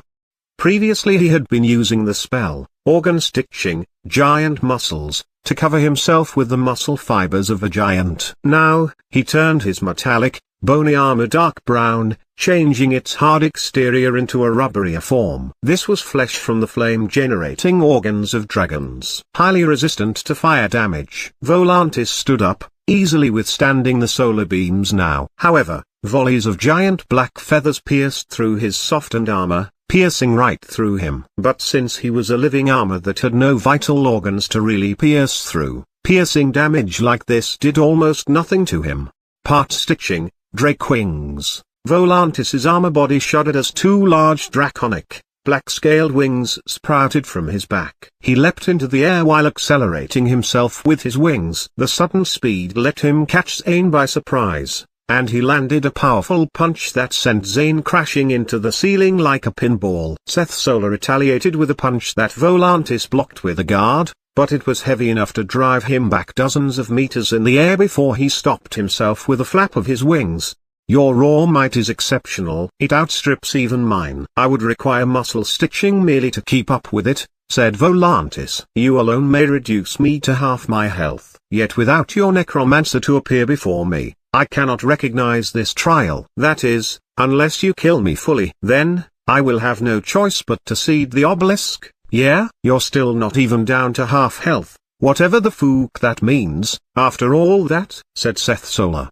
"Did you think defeating one of the 5 Death Guard would be a mere simple task?" scoffed Volantis. All right then." Seth Solar glared at Volantis as Zane flew to his side. "Zane, stand back." "I'm taking care of this," said Seth. "I'm going to kill this fooka. If I kill him, this whole thing ends." Zane understood what Seth wanted to do and nodded his eagle head, flying away. "A duel? I will gladly take one," said Volantis. "There is no better way to take the bones from flesh than in a proper duel where what is desired is taken rightfully." Seth reached into his tattered coat's pocket where he withdrew his cases of boost. He snapped open the black case, took out a vial of azure blue liquid, and uncorked it, drinking the liquid down. "Zane." Seth tossed the rest of the case down and Zane caught it gently in his beak. Seth took in a deep breath as his body started to glow brightly, shining like the sun, illuminating the darkened grey depths of the arena as if a miniature sun had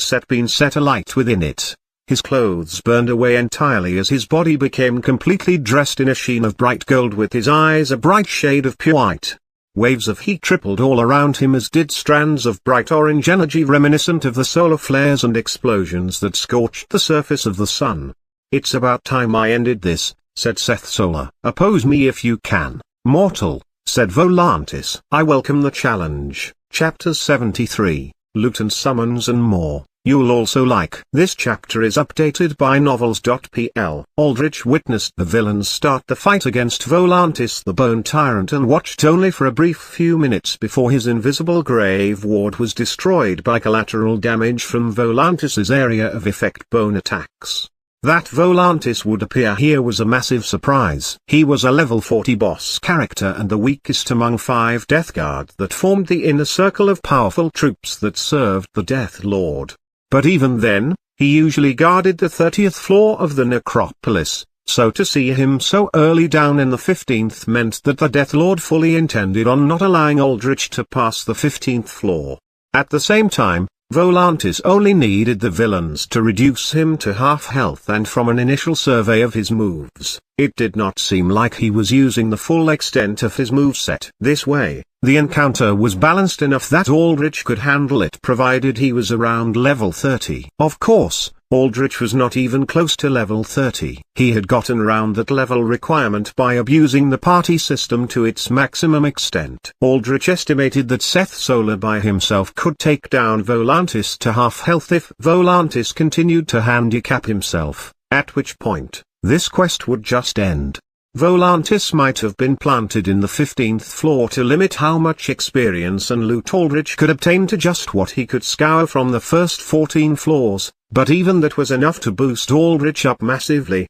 Aldrich did not know exactly how much experience he had accumulated because he did not receive it until the end of the quest, and all the items he picked up, mostly suits of armor and weapons, did not go into his inventory but a separate space where, like his experience, he would be granted everything at the end of this quest. So far, the best pieces of loot that Aldrich had found were several grades of reinforcement shards that were necessary to upgrade or merge equipment into higher ranks. He also found a Tome of Skeletal Mastery, and Tome of Necrotic Carnage, specialized in bone-based spells and high-damage necromancy spells respectively.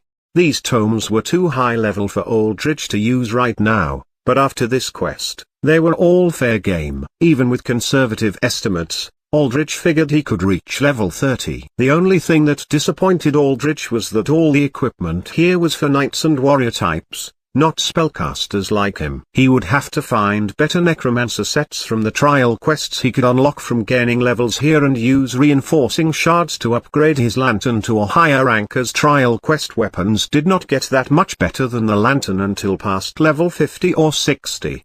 Aldrich spawned another grave ward and sent it ahead of himself as he entered the 10th floor. In his first attempt, this had been the furthest he could go with his own power before it became too difficult to continue. This floor was essentially a mini-boss floor with its Legion of Death Knights and its Captain Vampire Knight. But the villains had cleared it quite reliably, with Seth Solar easily smashing his way through it. Here, Aldrich witnessed the carnage that Seth Solar had wrought. Countless burnt black craters on the ground stacked with the melted corpses of Death Knights all spoke of Seth Solar's overwhelming might. Among these corpses was one that interested Aldrich. Evan Harker's corpse, one of Aldrich's tormentors, now reduced to a lifeless body lying still in a pile of blood pooling from several deep gashes in his stomach. Aldrich put a finger on the back of Evan's head, and a green sigil formed on it. This marked Evan to be raised for later. The Death Lord had promised that any units that Aldrich wanted to raise here, he could keep. His current unit's controlled limit was maxed out, but for this quest only, he could mark corpses to be raised for later. After this quest, when he gained more levels and attunement points to increase his unit count, he could sort through the list of units he marked for later and keep those best for himself. Aldrich marked as many Death Knight corpses as he could for himself, and this totaled up to 15 knights. He also marked the Crimson Knight Captain's headless corpse. With that done, Aldrich moved on. The 11th floor consisted of puzzles that the villains had already solved or brute forced their way through. Any traps they did not deal with, Aldrich was smart enough to solve anyway. Here, the undead were not that strong. It was the traps that made this floor difficult. Any A-class Blackwater student corpses that Aldrich saw, however, he marked to raise. The 12th floor was also a mini-boss room of sorts, comprising solely of a fight against a zombie giant. Here, the zombie giant had been felled by a laser beam to his head that completely bore through his brain. Aldrich marked the zombie for raising. He also marked Blackwater students that died for raising as well. This included Alexis, the Storm Generator, and Simon Wells, another of Seth Solar's gang. Aldrich repeated this process throughout the 13th and 14th floors, marking most of the Blackwater class to raise for himself. The only ones he could not raise were those that had been utterly destroyed or their bodies lost to traps. This raising spree also included the strongest monsters on the 13th and 14th floors. The 13th floor consisted of tunnels where bone wheels, masses of skeletons attached in wheel-like configurations, rolled around at high speeds. Here, Aldrich raised a death wheel, the largest and strongest of them. The 14th floor was a small forest of vampiric plants, and this place had been thoroughly burned down by Seth Solar's solar beams. Through the flames, Aldrich could not raise anything, but he did manage to salvage several seeds of vampiric plant monsters. Past the 14th floor, Aldrich entered the hallway that connected to Volantis's boss room. Here, he sent the Grave Ward ahead to check how Seth Solar and the rest of the villains were doing. He saw Volantis still fighting, though his health was halfway down to the 50% threshold. From there, Aldrich continued to watch the fight, replacing the Grave Ward several times when it got destroyed by area of effect abilities. At one point, he witnessed a development that made his mind race with possibility. Volantis stated that so long as the Necromancer himself, in this case Aldrich, did not enter the boss room, the trial would not be counted. That is, unless the villains actually managed to kill Volantis. At which point, Seth Solar decided to use the boost that Aldrich had intentionally let him bring in an all-out battle to kill Volantis and end the trial. That made Aldrich wonder about this fight. In all likelihood, with boost powering him, Seth Solar could actually defeat Volantis, even if Volantis went into his full strength, as he had already allowed the villains to reduce him nearly to half health. This was perfect. Aldrich had been mildly disappointed so far that the only items he had found were armor and weapons for warriors. But if Seth Solar managed to kill Volantis, then would Aldrich not have access to perhaps one of the best armor sets in the entire game? The armor set that could be crafted from Volantis's dropped boss soul was immensely useful and perhaps the absolute best for a Necromancer that valued survivability and durability. Yet beyond this, Aldrich could now raise the living armor demon, for unlike in the game, he had the ability to raise boss-level monsters. In the game, the player character could wear Volantis's armor set simply as just that, a piece of armor. Volantis himself was dead and could not cast any of his shattered bone necromancy spells. What about now, though? If Aldrich raised Volantis fully, then did that not mean he could wear the living armor in its fullest power? With Volantis alive and casting his own abilities, effectively doubling Aldrich's strength, Volantis might even have the possibility to level up, as by the end of the game, when the player character and a massive party of fellow heroes assaulted the necropolis, Volantis had raised himself from level 40 in the first mid-game encounter to level 80 as a mini-endgame boss fight prior to reaching the Death Lord. The possibility of all this power coming to Aldrich rested, however, squarely on Seth Solar's shoulders. Would he defeat Volantis, especially before the little surprise that Aldrich had put into Seth's boost kicked in? It was difficult to tell. All Aldrich could do was wait and hope, and observe. He did not just observe Seth Solar's fight, he also kept a keen eye on his control unit's status tab. He could not link his sight to anyone from the real world from a different realm. But what he could do was keep track of his list of current undead, seeing their health, mana, and status and noting whether their health went down or up or their skills went on cooldown or so on and so forth. Like this, he tried to stay on top of how the battle in the real world was going. Chapter 74, Red Circle Defense 1. You'll also like. This chapter is updated by novels.pl. The Red Circle Dash. A convoy of 3 sleek grey armored cars stopped in front of the Red Circle's first line of defense, the guard tower occupied by valets with a boom barrier that now glowed with energy, ready to release a repelling shockwave anytime a car tried to ram into it. In the guard tower, red-coated valets looked down with laser-sighted assault rifles. Sentry turrets at the top of the tower joined in on this vigil, aiming their barrels at a convoy of 3 grey, sleekly armored cars. The cars stopped in front of the tower, and from the third car, the passenger door slid open as a white and red-suited man with golden shades stepped out while adjusting his collar and gel-spiked hair.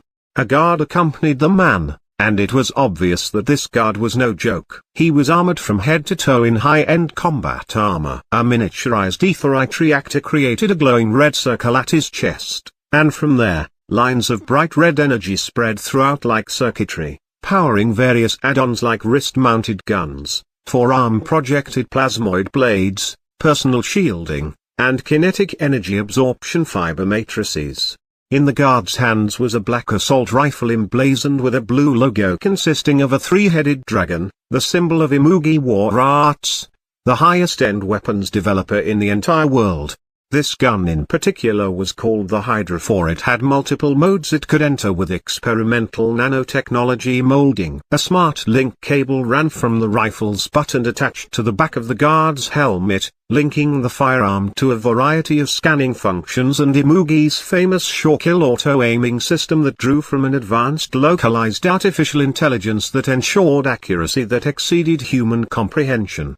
"Get Casimir down here," said the man wearing shades to the valets in the guard tower. He eyed down the barrels of their guns with cool annoyance. From an intercom system in the boom barrier, Casimir's voice projected outwards. "I am right here, Mr. Pepperly." "How can I be of assistance today?" said Casimir coyly. "You know damn well what you did." "There are rules in our line of work, Casimir, rules that I thought you of all people knew, like not attacking a connector, let alone abducting villains from across 10 different organizations. Release everyone you've taken hostage or suffer a sheetstorm of consequence that will level this little club of yours down to smoking ashes," said Joe Pepperly, the manager of the Trident's small base in Haven.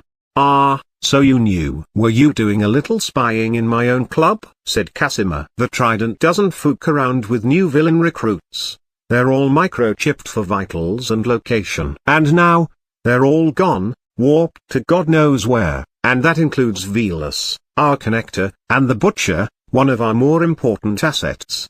Not to mention the Blackwater class. Do you know how many golden eggs you've taken with you? How many of those students that already had contracts to work with us or the rest of the Dark Six once they graduated?" "I am fully aware, Mr. Pepperly. I brokered most of those deals." "Did I not?" "Then what the fook is this?" Joe shrugged indignantly. 10 years. 10 fooking years that you spent working with everyone, and this is what you pull. For what? For credits. Bruce Vane pay you more than what we were already funneling into you? Let's call this a grand retirement party for my exit from the criminal underground. "Oh, retirement, is it?" Joe laughed. "You think you're retiring, are you? You think you'll leave this place in more than one piece? You truly must have lost your mind." "All right, I have your answer. You're going down, Casimir. If not today, then tomorrow, or the day after. You won't have a single day's worth of peace, I can guarantee you this. And that secretary of yours, I hope you enjoy seeing her in pieces. Please, Mr. Pepperly, you and I are both far too experienced in this line of work to know that you do not have to utter these threats." "They are already implied," said Casimir. "Yet from what I can see, your base in Haven is small, as are the bases of the other Dark Six, if indeed they even have one. All of you relied on my red circle to host you, and now, because you have such little presence here, you have very few forces. How are you proposing you break down our defenses with 3 cars worth of men?" "Like I said, it doesn't have to be today. We can wait for reinforcements to come in." "Where are yours?" "Who do you have? Who will back you now?" said Joe. "You may be surprised by the answer to that question, Mr. Pepperly," said Casimir. Joe scoffed. "Yeah, let's see. Enjoy your night, Casimir. Let's see if you get to live through it." "Shame, too, because I really liked the drinks in this place." Joe walked away, and immediately, when his back turned, the valets at the guard tower opened fire with their assault rifles. Joe's guard raised a right hand and generated a field of rippling magnetic distortions that suspended the bullets in the air. "All right, elites, let's get to work." Joe clapped his hands, and immediately, the 3 armored cars opened their doors. Several combat armored men streamed out with synchronized efficiency, forming an ever-moving wave of crimson-faced specters of death. Elites. Within the Trident, combat personnel that did not have the best combat alter powers became foot soldiers that used their powers for utility while relying on armor, technology, and countless hours of training to refine their deadliness.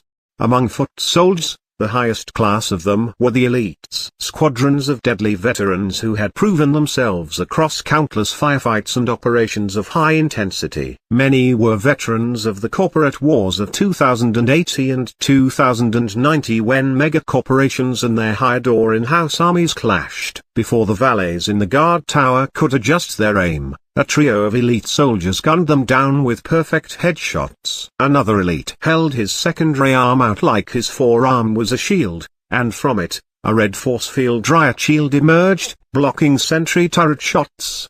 Then, An elite behind the shield generator transformed his assault rifle. Parts of the gun shimmered before breaking down into a cloud of nanoparticles that then reformed into the bulkier barrel of a grenade launcher. He immediately reached into his utility belt, withdrew a trio of miniaturized grenade shells, loaded the gun, and fired. The grenades, or rather more like explosive rounds, blew apart the sentry guns, reducing them to smoking, fiery scrap. Boys, the Red Circle is no joke, and though you might be overqualified to deal with their shetty in-house villains and mercenaries, their actual staff is a serious threat. You'll need my help. Joe took down his shades, revealing grey eyes marked with cross-shaped black pupils. Stem up. As Joe's voice projected outwards, the 20 elites shuddered violently as Joe's power, stim sound, affected their brains and bodies, causing them to massively overload in adrenaline and other fight-or-flight bodily processes.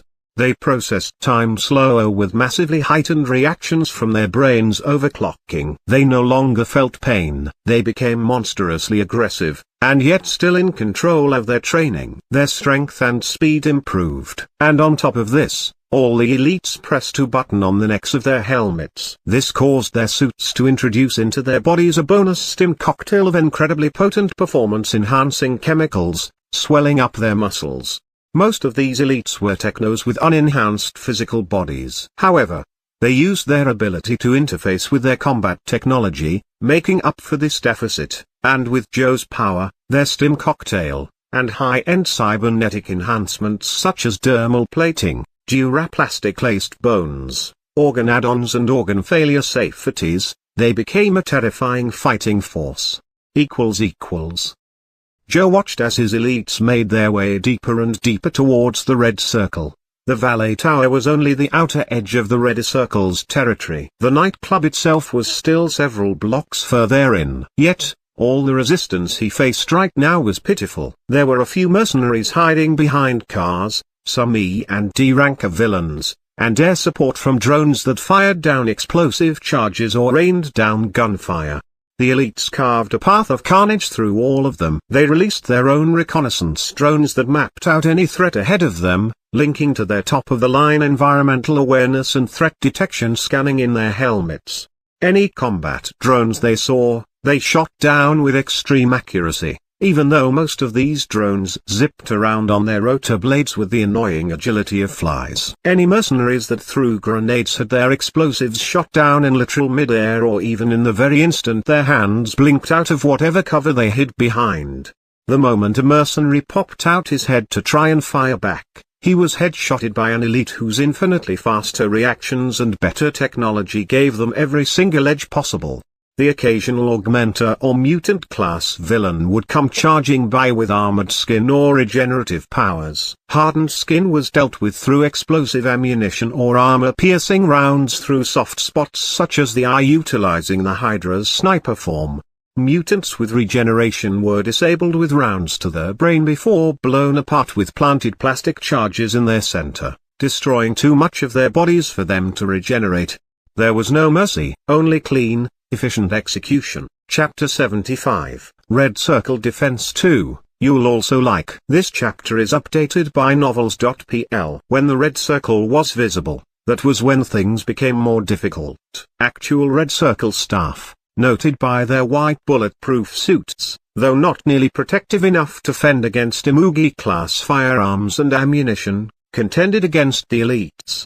Yet of these low-level staff could beat the elites either. In terms of sheer training, the Red Circle staff were on par with the elites, but the elites outgunned and out-armored them too severely. In exchanges of gunfire, explosives, and the occasional usage of alter powers, the elites came out on top. Joe lost 2 elites total while Casimir lost 12 of his personal staff, forcing them to retreat back behind the Red Circle's force field.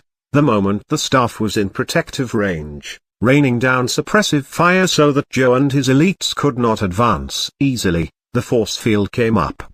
Joe lit up a cigar as he watched from far behind through a pair of binoculars. His elites were stationed behind whatever cover they could find in this urban jungle. Mostly cars and the walls of buildings. Some headed to the top of buildings to take up sniping spots. using activated kinesis fields on the soles of their boots to scale up vertical walls. Once in defensive, entrenched position, all of them eyed the force field warily. The red circle was ready for a siege. Its entrances and walls were shingled with neo-steel plating, completely replacing the fancy facade with cold, hard, grey steel. But beyond this, the red circle's force field made it nigh impenetrable. The most conventional way to deal with a force field generated with ether was to use an energy weapon, but this force field was strong enough that the plasma coil weapon forms on the elite's hydras would not punch through this. For all intents and purposes, this was a deadlock. And yet, Joe could not help but feel uneasy. None of the elite staff of the Red Circle had shown up. Walters, Hirondell, Cubohead, Smoke, and Spybird. Each of these aside from Cubohead were strong and trained enough that conventional gun and armor soldiers could not easily deal with them. Yet, Joe had prepared countermeasures. Hirondell's violet swallow form consisted of pure energy that made her immune to almost any form of gunfire or explosive, but Joe had prepared powerful kinesis generators that placed artificial gravity fields which could hold her in place, and then it was simply a matter of changing the force vectors in the fields to tear her apart. Walters was fast, strong, and had high regeneration, but the elites all had in reserve on their belts a special type of corrosive ammunition chemically tailored specifically to negate his healing. Cubohead could generate warp traps from cube-shaped constructs, but these had a specific energy signature that the elite's scanning systems had in their database, preventing them from ever letting it catch them by surprise. Smoke was a melee fighter who could phase into smoke form, and she could reform from being dispersed. Yet, she was still just smoke. Flash freezing charges could completely entrap her. Spybird was the Red Circle's head of technological operations. He had little combat power by himself, but his strongest drone, the Albatross, was a mechanical menace that had enough firepower to wipe out the elites wholesale, not to mention it had powerfully MP shielding. But Joe had prepped techno-elites among his crew with viruses developed by a high-end Trident techno specifically to render the Albatross unusable. It was a shame that Joe's preparation he had made from the tiniest suspicion he got years ago that the Red Circle might one day turn rogue, did not see the light of day. Not yet, at least. It was obvious Casimir was holding out under his force field. This was an idiotic maneuver because, as Joe had made clear, Casimir had no more help, no reinforcements. Meanwhile, Joe had already called the Trident's main body and the rest of the Dark Six. They would send in their higher-class villains, and then the Red Circle was over. Granted, this might take days, but it would still happen. And what did Casimir have to counter that? His finite, ever-dwindling staff numbers and a force field that could stay up for what? 3 more hours? 4? Casimir was done. He might even fall tonight. Joe received a call. He flipped out his phone and answered it. Yeah, about damn time. He smiled. Talk about reinforcements. Within minutes, 3 individuals came to Joe's position. One was a large, hulking mechanical humanoid with huge red shoulder pauldrons, red-plated armor, and a spherical head glowing with a horizontal blue line that stood in 4 eyes. His each and every movement was heavy, clanking and whirring with hydraulic pressure. On his shoulder was a menacing mounted cannon large enough that it looked like it could bust a bunker. The other 2 were more normal-looking individuals, a man and a woman respectively.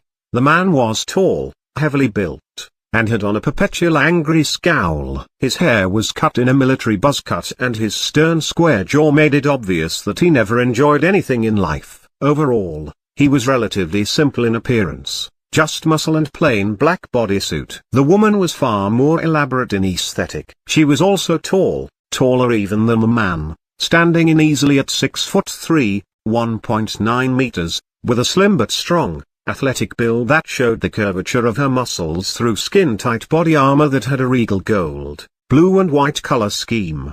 Her face had fine, refined features marked noticeably by a diagonal scar that ran from the top of her right eye down to her chin. Blue hair tied up in a ponytail trailed behind her. On her shoulders were small golden pauldrons tapered out into golden feathers. 2 large strands of blue feather-shaped flexi steel streamed from her back, flowing with her each and every movement gracefully. In her hand was a white metal rapier handle that hummed with a blue miniature aetherite reactor embedded in its crossguard. From the handle, a thin blade of bright blue plasmoid energy flickered. "Good to see Blackwater cares about their assets," said Joe as he spat out his cigar and ground it under his foot. "Nice to see you, Clank, Darius, and Colette." Blackwater's 3 combat instructors gave Joe a curt nod, but they mostly looked ahead with firm resolution to the red circle that had taken their students. With the students gone, Blackwater would fall under large-scale investigation. There was only so much the Dark Six could do to shield Blackwater from the government. The mass disappearance of 15 students was beyond what the Dark Six could do. And under investigation, Blackwater would have no choice but to dissolve and fade away into the shadows. The comfortably paid lives that Clank, Darius Fletcher, and Colette lived now would disappear just like that. And they were not about to let their money vanish into the smoke like that. "You see that force field? I'm not equipped to deal with it," began Joe. "I got it. Just tell your men to get the Fook back." Darius Fletcher stepped forwards, into the open, and his entire body lit up, turning a bright molten orange. Waves of heat shimmered all around him, and each step he took, the ground under his feet melted. "Gun him down," shouted a red circle staff from behind the force field. The force field was configured so that any matter from within could phase directly out of it without much issue. Dozens of gun barrels flickered like little stars as bullets rained down on Darius. Darius trudged forwards with zero hesitation. The bullets hit his body and either bounced off or melted into nothingness. An explosion rocked the side of Darius's head, blowing off a large chunk of his skull. Several massive rounds from the cannons and larger turrets on the red circle gouged out chunks from Darius's body. Darius paused for a second as his head and body regenerated from molten material. He then began a fast sprint towards the force field and slammed into it. He put both his glowing orange hands on the surface of the field, and as he did so, the normally translucent force field flickered in varying shades of blue as it warped and twisted under the intense heat and energy. Darius roared as a bright white sphere inside his stomach glowed visibly through his molten body. His heat output increased exponentially, and the force field began to slowly cave inwards like a piece of glass twisting under heat. "Retreat inside, back to the red circle." Immediately, the red circle staff filed into the nightclub, opening up the fortified neosteel doors just long enough that the last man could retreat in before closing shut. Not 1 second after the staff retreated within, the force field broke apart. Like a system short-circuiting from one fried wire, it only took a small surface area of a force field to break for the entire thing to power down. "Get in here, you maggots. I've only shorted the field out." "It might come back up again," shouted Darius as he waved everyone forwards. His head blew apart into molten goo from another large-caliber turret shot, and he angrily looked up and fired a pressurized blast of lava at the turret, melting it before encasing it in a tomb of cooling rock. Chapter 76. The final act. You'll also like. This chapter is updated by novels.pl. Joe Pepperly considered himself a cautious man, as someone who needed others to work his powers through. He knew when to keep both friend and foe alike close. That cautiousness bled into everything else he did, or else he would not have survived in the cutthroat world of the criminal underground. "Wait!" Joe shouted to his elites before they could get into range of Fletcher, and, consequently, the turret fire raining down on the combat instructor. "Elites, hold defensive entrenchment. Shield line formation Delta." Several elites filed in front of each other and unlatched large metal discs with glowing red centers. They planted the discs at their feet and crouched down, pressing a few touch screen buttons. The discs crackled with red energy before opening up, exposing glowing red circuitry and moving mechanical parts. Large front-facing shields of energy formed from these discs, and behind them, groups of 3 elites crouched for cover. "What is it now?" said Darius as he withstood more barrages of large-caliber gunfire and energy blasts from the dozen or so turrets installed in the red circle's facade. Crawler drones skittered across the walls, firing volleys of Seeker missiles and adding to this damage. Darius, however, was practically invincible. Like many alters whose powers transmuted their bodies into specific elements or energies, He was invulnerable to conventional firearms and possessed no real vital organs to hit. The only real weakness was the white core in his chest that functioned like an engine to boost his heat and lava output. But destroying that did not kill Darius, it just limited his magma output temporarily. Unlike many other altar powers that transmuted the body fully into a different form, he also did not need to eat, drink, or breathe while maintaining this state, essentially rendering his energy levels the only definite timer on his power. The only way to beat Darius was by destroying every single part of his body in a single instant, preventing him from regenerating or dunking him in deep water where his lava form would solidify and entrap him. Even so, it was annoying to deal with all the hits he was taking because he needed to expend energy to regenerate. Darius shot forth globs of magma with expert accuracy at the turrets he found, disabling them one by one. None of the red circle higher-ups are here. They may be planning an ambush within, and we need to remain careful, especially of Cubohead and his warp traps. My elites will provide suppressive fire and snipe any drones, but you three will have to deal with breaking through the main door. Joe nodded to an elite, and several of them reached into their combat packs and took out spinning disc-shaped drones that shimmered, cloaking themselves. These reconnaissance drones had no offensive power, but they had advanced scanning systems that had Cubohead's energy signatures locked into them. Fucking pansies, gonna sit behind those shields and hold on to your balls like that, huh? And red circle higher-ups? Darius laughed derisively. Don't get funny with me, Joe. You and your elites might be scared shitless of them, but each of us from Blackwater is worth 3 red circle sheet stains. Darius, however, relented to Joe's plan. He looked back after he finished disabling the last of the turrets. Clank. Get your lil pea shooters out of my face, said Clank to the elites as he trudged forwards, all of his heavy metallic parts clanking and clicking, emitting the sound of hydraulic pressure hissing from pistons external and internal. He looked like a living tank, awe-inspiring in his bulk and sheer power. He knelt down, and his 3 large metal toes extended out before hooking into the asphalt below, cracking into the ground for a firm hold. His enormous red shoulder cannon lowered, and the barrel began to light up orange and spin. Patterns of blue energy lit up all around the length of the red weapon of mass destruction. The cannon aimed square at the red circle's main door. Where before the door was a discreet yet stylish double door of tinted glass decorated with golden floral patterns at its frame, it was now a fortified grey neosteel frame at least half a meter thick. No conventional firearm would ever get through that. But Clank did not believe in conventional. No. He did not believe in anything that did not generate an explosion loud enough to rupture an eardrum. Go big or go home was his motto, and he lived by it. A deafening, rumbling crack echoed through the air as Clank's giant body recoiled. The ground under his anchored feet shattered. The sound of metal exploding, literally shattering into pieces under unfathomable impact, pierced through the air. Neosteel was the most durable metal on the market that was not techno-custom made. It involved a smart atomic structure that incorporated nanotechnology to shape itself in the most efficient structure against any specific type of damage or impact. It was flexible, durable, adaptable, and, in the Red Circle's case, upgraded even further so that it was also heat-proof and shock-absorbent, making it bomb-proof. But now, that magnificent neosteel door had been blown apart like glass, its broken pieces smoking and blackened from impact. Clank opened his metal mouth, and steam and smoke hissed out as he exhaled and stood up, detaching from the floor. Nothing beats the boom of a railgun, I tell you. Nothing. Scan the insides. We don't want to deal with any ambushes, said Joe. The elites moved quickly, using handheld controllers to sending out their recon drones into the broken main door to scan the insides for threats.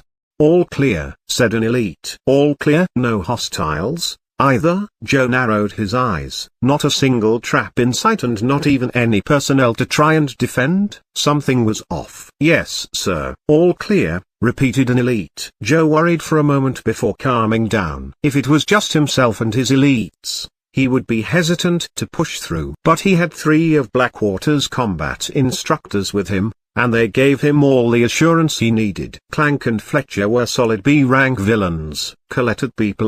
At the B rank, Villains and heroes alike became legitimate, recognized threats. The Red Circle's higher-ups were strong, yes, but they were either at the highest end of C rank or on the low end of B. There was just that much of a divide between the C and B ranks. The difference between those that were just strong and those that were exceptional. Darius Fletcher was not exaggerating when he stated he could deal with 3 of the Red Circle's higher-ups. In a direct engagement, it was probably true. Feeling more confident, Joe waved to his men. Squadrons 1 and 2. "Spread out and mobilize," said Joe. "Flush anyone out with smoke and flashes. If you detect cube ahead's trap cubes, break them with sonic grenades." Cube ahead could create small black cubes of energy that he could remotely activate or have detonate in foreign presences, causing the cubes to expand and warp individuals to other locations. However, these cubes were fragile like glass, and sonic suppressant grenades could release far-reaching waves of force that could easily shatter them without the need to ever risk nearing them.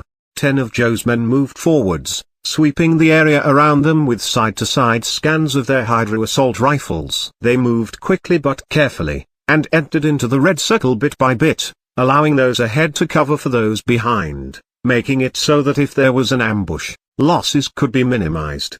Joe was careful enough to keep the rest of his 8 men outside, just in case something happened here. Darius watched the elites file in. "So, any threats?" "Not yet," said Joe as he saw the last of the 10 elites from his 2 advanced squadrons move in. "Dance floor is secure. Second floor is being secured as we speak. They must be concentrating their defenses on the 3rd floor, where Casimir is holed up like a rat." Darius spat a glob of magma on the ground. It melted and sizzled into the asphalt. "We'll tear him out of there soon enough." "Hostiles above!" one of Joe's elites suddenly shouted. Joe immediately whipped his head. A veritable flock of drones buzzed above, descending towards everyone outside. Some of these drones were combat drones, but many were just utility or commercial grade. "No explosives," shouted an elite, confirming that they were not suicide bomb drones. But then what the fuck was this? Without bombs strapped to these drones, the vast majority of them were just chunks of flying metal. "Gun them down. Use your EMP charges. We take no risks here," said Joe. Joe's 8 elites knelt down and rapidly gunned down the swarm of drones above with volleys of explosive rounds. They tossed up EMP charges in locations where the drone swarm was thickest, disabling large swatches of them. "Casimir must be getting real fucking desperate if this is his idea of a distraction," laughed Darius as he crossed his arms and looked at the dense cloud of random drones above. "Wait. Hostiles." "Switching to anti-unit fire," said an elite. Now that the cloud of drones had been thinned enough, it was possible to see that there were people hidden within. White-suited men and women with some form of flight capability, whether it was levitation or through wings. "The strike squad," shouted Joe. "Take them out before they reach us." The Red Circle's strike squad consisted of its airborne staff that functioned like cavalry, making quick strikes in and out with their mobility. Joe had been on guard against them. He knew that they would not fight in the insides of the Red Circle where their flight was restricted. But throughout the night, the strike squad had never shown up. Not until now, when Joe had allowed his confidence to lapse just a tiny bit, splitting his elites up in half. Joe's mind raced. The cloud of drones had also hidden the strike squad not only in a mass of metal, but there was enough interference generated from the mass of drones that it was impossible for the elites to scan them out beforehand.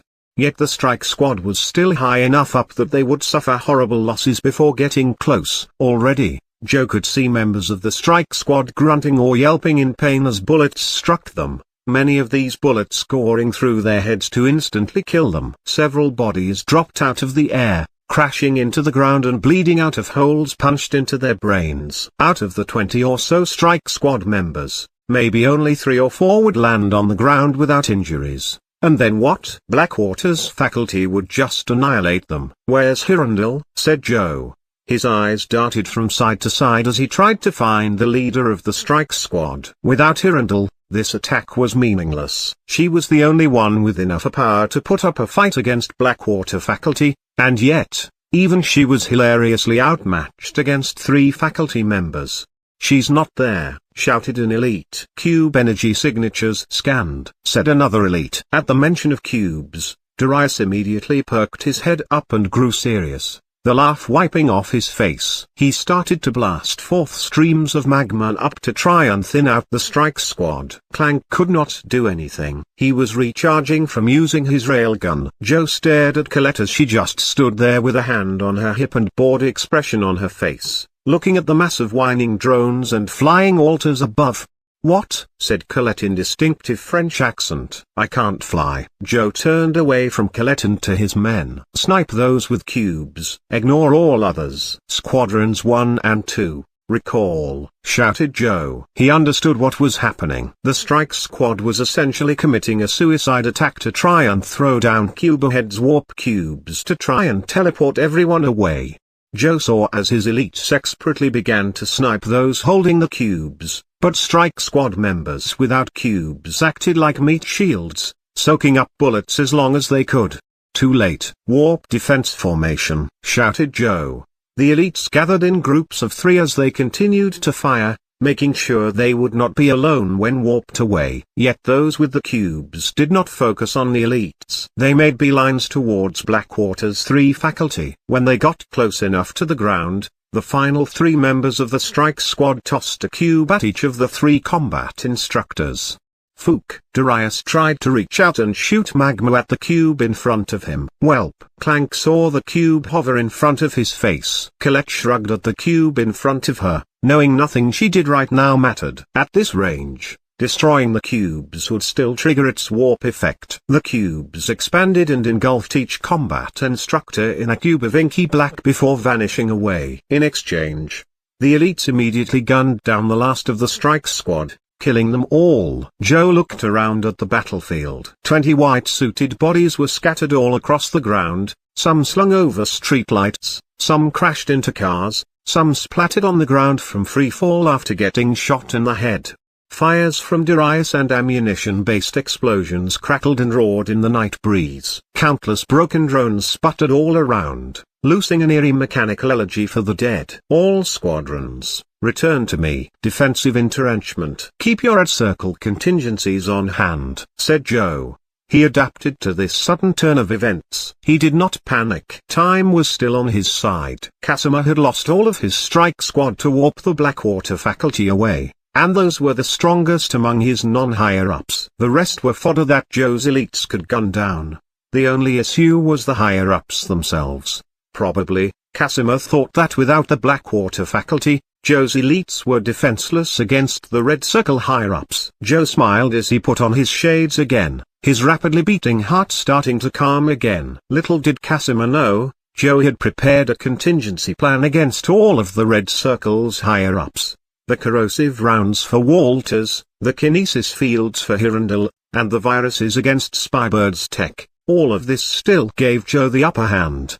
Joe almost wanted Casimir to bring out his higher-ups. He wanted to imagine how Casimir would despair when those he considered strongest and closest to himself were systematically and cleanly executed by Joe's elites.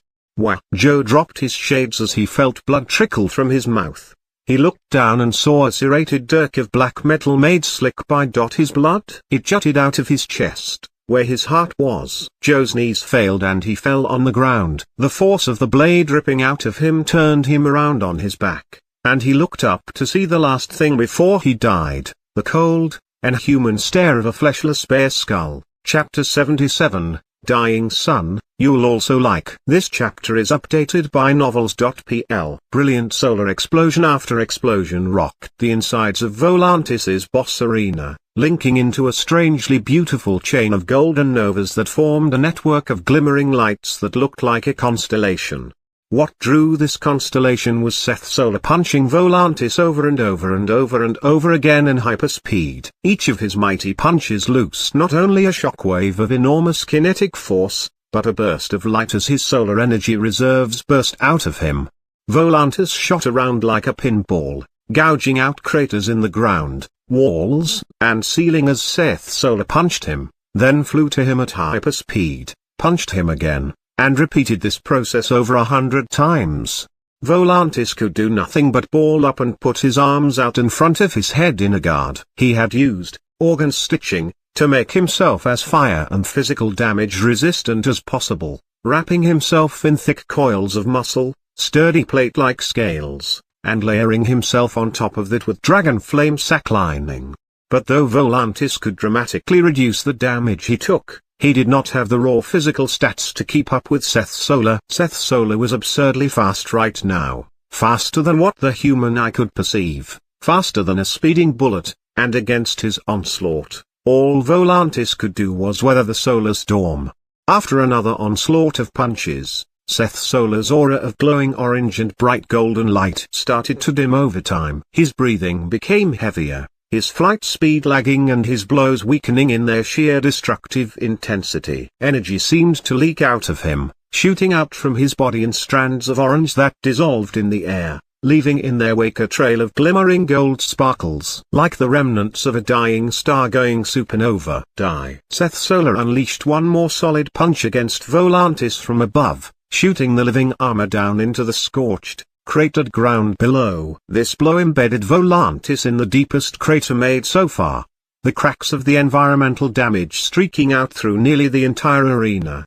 Seth Solar breathed in and out with deep, gasping breaths, and each time he exhaled, a little more of his solar energy streamed out. He looked at the arena around him with glowing golden eyes that dimmed more and more by the second. Zane had balled up in a coat of defensive feathers, preventing himself from dying to collateral damage.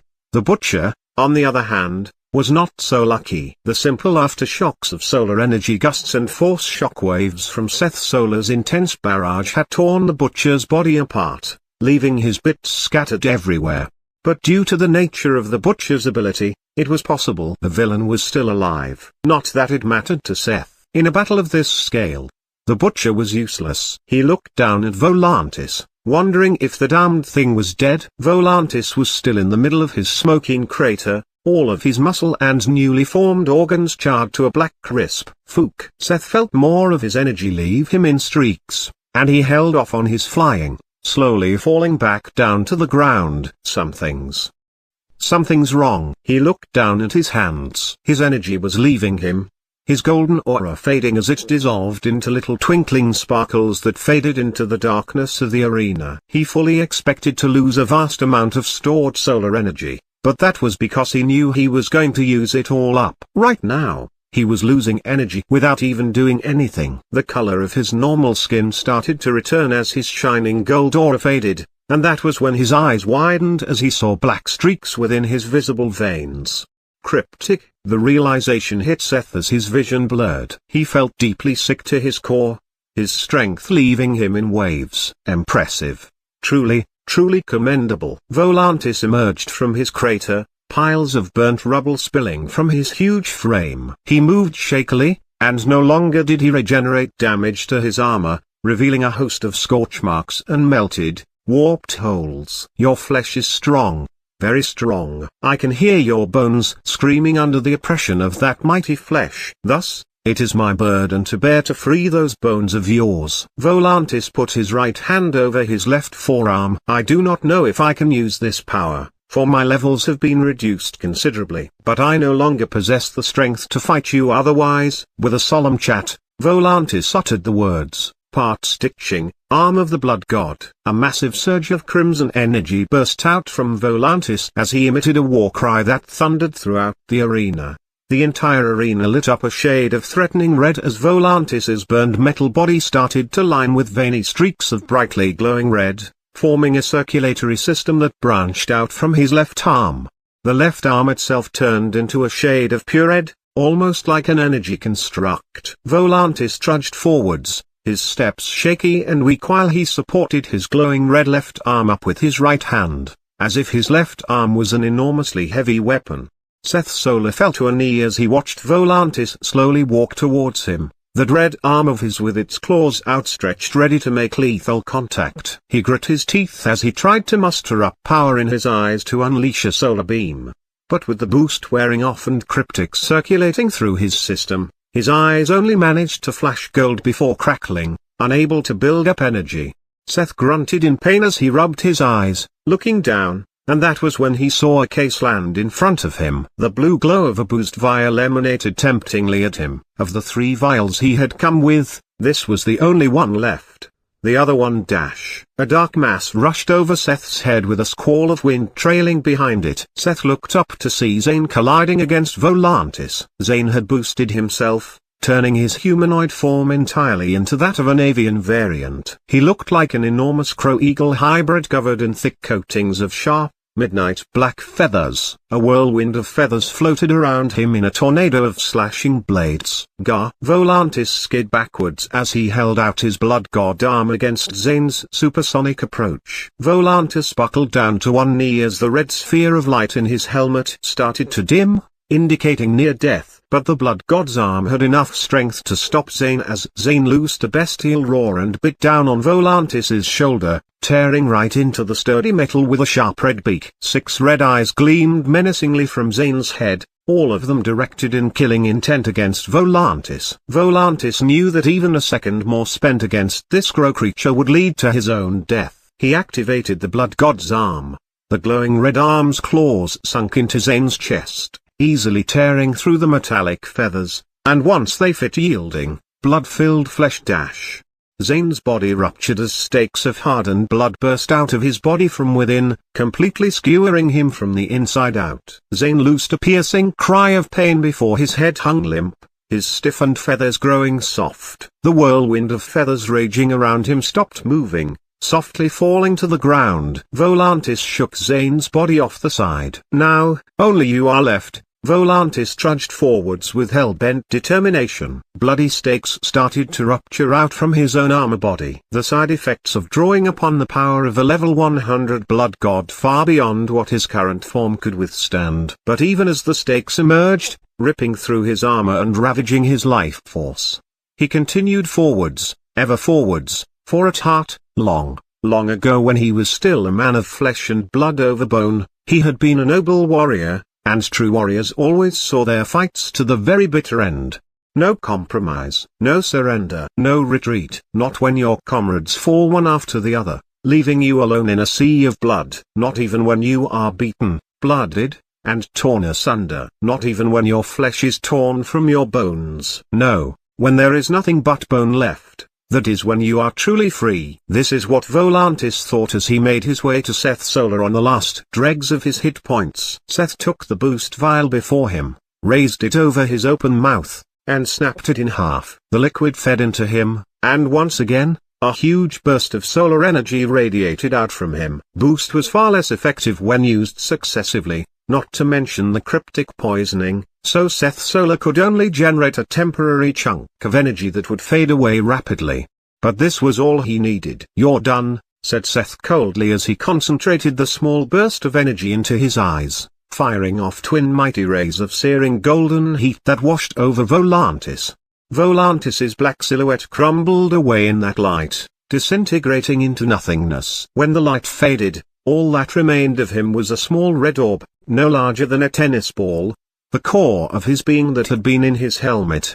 The orb glimmered red before dimming down into a mute gray, indicating Volantis's death. Seth made his way over to Zane's corpse. He knelt down by the giant crow and realized with some surprise that Zane was still breathing. But death was inevitable. The stakes that jutted out from all around his body meant that Zane's internal organs were all shredded. It was by pure variant tenacity that he could even stay alive like this. Not to mention the cryptic poisoning left Zane with zero chance of ever recovering even if he was rushed to the best hospital in the entire world at this very moment. "Why the fuck did you do that, Zane? You think I needed help?" Seth's voice lost its regular edge. He spoke softly, or as softly as he knew how to. "You and I, we were both supposed to live and be strong enough that we could break free from the lives they forced on us. I treated you and only you right because I thought you and I were the same. Because you understood me. We knew what it took to survive, how much we had to kill and take. I thought we would both make it together. Stand at the top of this world no matter how many bodies we had to pile beneath us. And now, look at you." Seth shook his head at Zane's fatal wounds. The last of his solar energy started to fade away. dissolving away his aura of gold fully to leave his bare skin and face. We were supposed to show them we had a fucking choice. That we were strong enough to tell this sick world to go fuck itself so that we could live our own lives with our own choices. How the fuck are you going to do that when you're dead? Zane breathed slowly, the air in his throat rattling, heralding his passing. His 6 red, black pupils landed on Seth. I did have choice. I made choice. Regret. Zane's eyes closed, his consciousness fading as blood pooled out in huge quantities from his horrendous wounds. Seth felt the blood warm under him as he saw Zane suffering.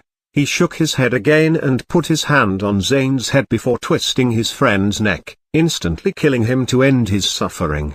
Seth stood up, breathing deeply as he looked at his blood-soaked, black-veined body. He looked around at the arena, waiting for it to dissolve. That was when he heard a faint rumbling from behind him, from the entrance of the arena. Footsteps echoed. He turned around, and then his eyes widened in impossible surprise. "You," began Seth. "How does it feel, Seth, to lose your friends one by one?" said Aldrich as he made his way towards Seth with his suit on. Aldrich saw the butcher's decapitated head and grabbed it, inspecting it like a piece of fine art. "Ah, you're still alive. Excellent." He took the butcher's head and shoved it into his chest where his chrysalis generated a small black portal to absorb it. He then reached Volantis's grey core and tapped it, emblazoning a green sigil on it to raise for later. Finally, he stared at Zane's corpse when he got close enough to Seth. "To be honest, I was even surprised you could even make a friend like this. That you even cared about someone. You didn't give a shit about the rest of your gang dying." Aldrich stared down at Seth's bloodied body as he tore open the chest of his suit,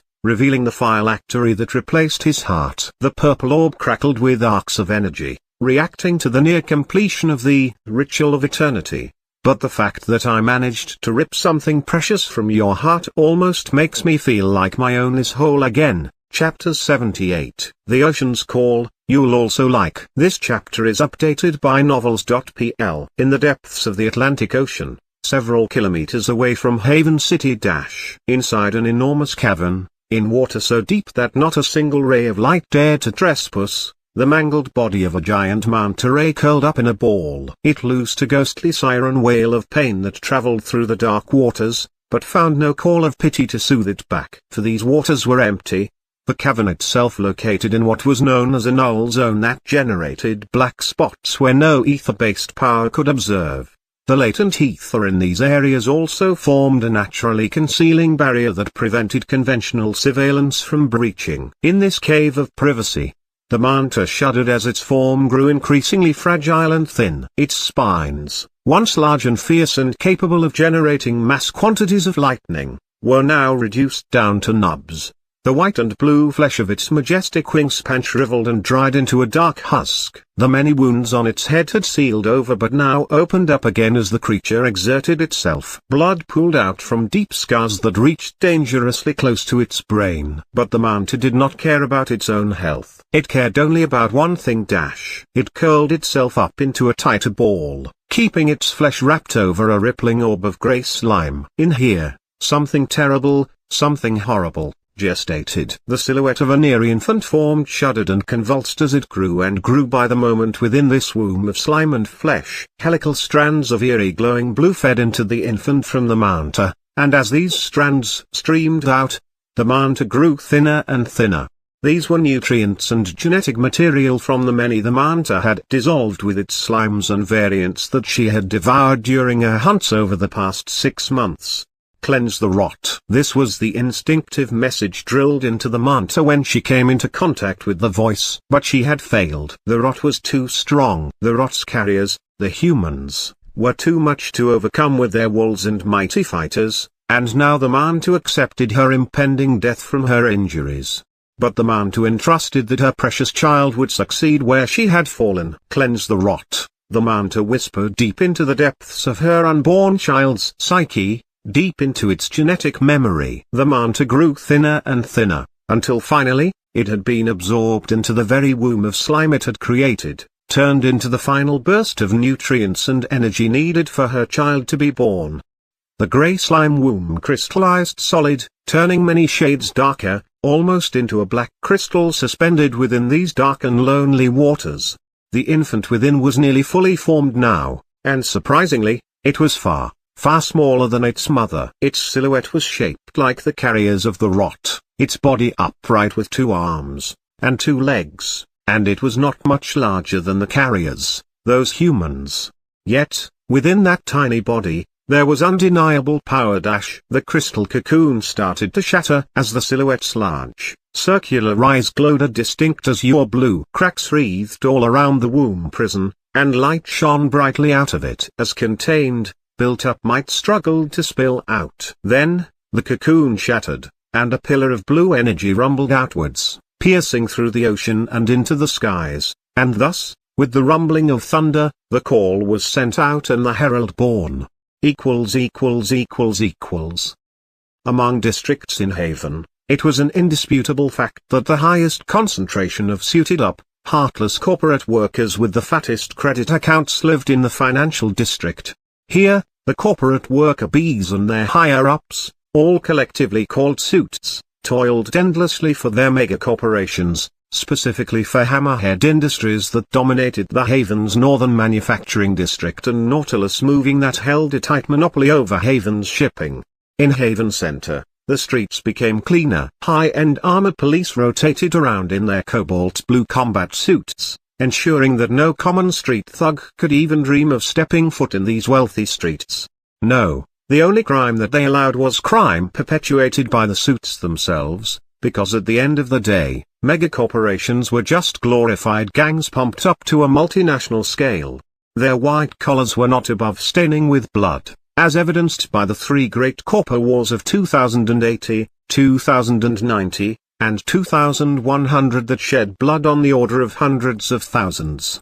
It was a common saying among regular folk that where there were suits, there were walls. And this held no less true for Haven's city center. The central district was defended by its own set of walls independent of the panopticon and government-funded walls of the city proper. These walls were far higher tech, personally commissioned by the wealthy to protect them. Not to mention it kept out lower-class citizens. Within these walls, inside the penthouse suite of the White Rose, an internationally renowned 5-star hotel, 2 men sat on a luxuriously cushioned couch as they watched a wide telescreen projecting images of brutal, bloody battle that completely contrasted with the clean, cool white marbles and golds and floral patterns that decorated their walls of their room.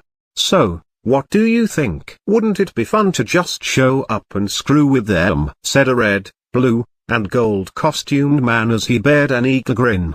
His costume seemed almost elegant, its body armor and fabric designed to mimic a rather dapper overcoat and suit get-up. His eyes flashed with bright color, his white pupils lined with 3 rings of red, blue and gold matching his costume. At the center of his costume that barely hid the curvature of his muscles was the Roman numeral 3. This was Hat Trick, a rank hero. What's the point? We would just be dealing with small fry, said a powerfully built giant of a man with a much plainer suit. It was brown with stony crack patterns like the earth with heavy mechanical braces of white that made his arms look enormous like those of belonging to a gorilla. This was Seismic, also a rank hero. The 2 A-rank heroes stationed in Haven in case there were further variant attacks. True, said Hat Trick. It's like I'm looking at a D-list carnival. Weak-ass villains just shooting each other up.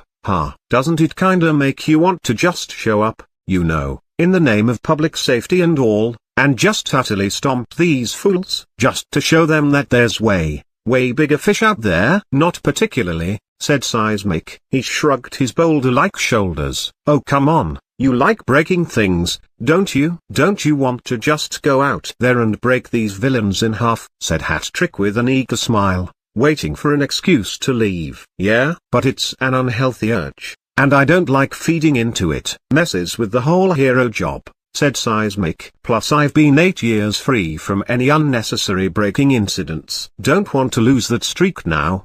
But these are villains, Seismic. They deserve to get broken. Hat Trick motioned to the screen where his navigator, a techno specialized in providing surveillance and reconnaissance for heroes, transmitted video feed and images of the scuffle happening at the red circle.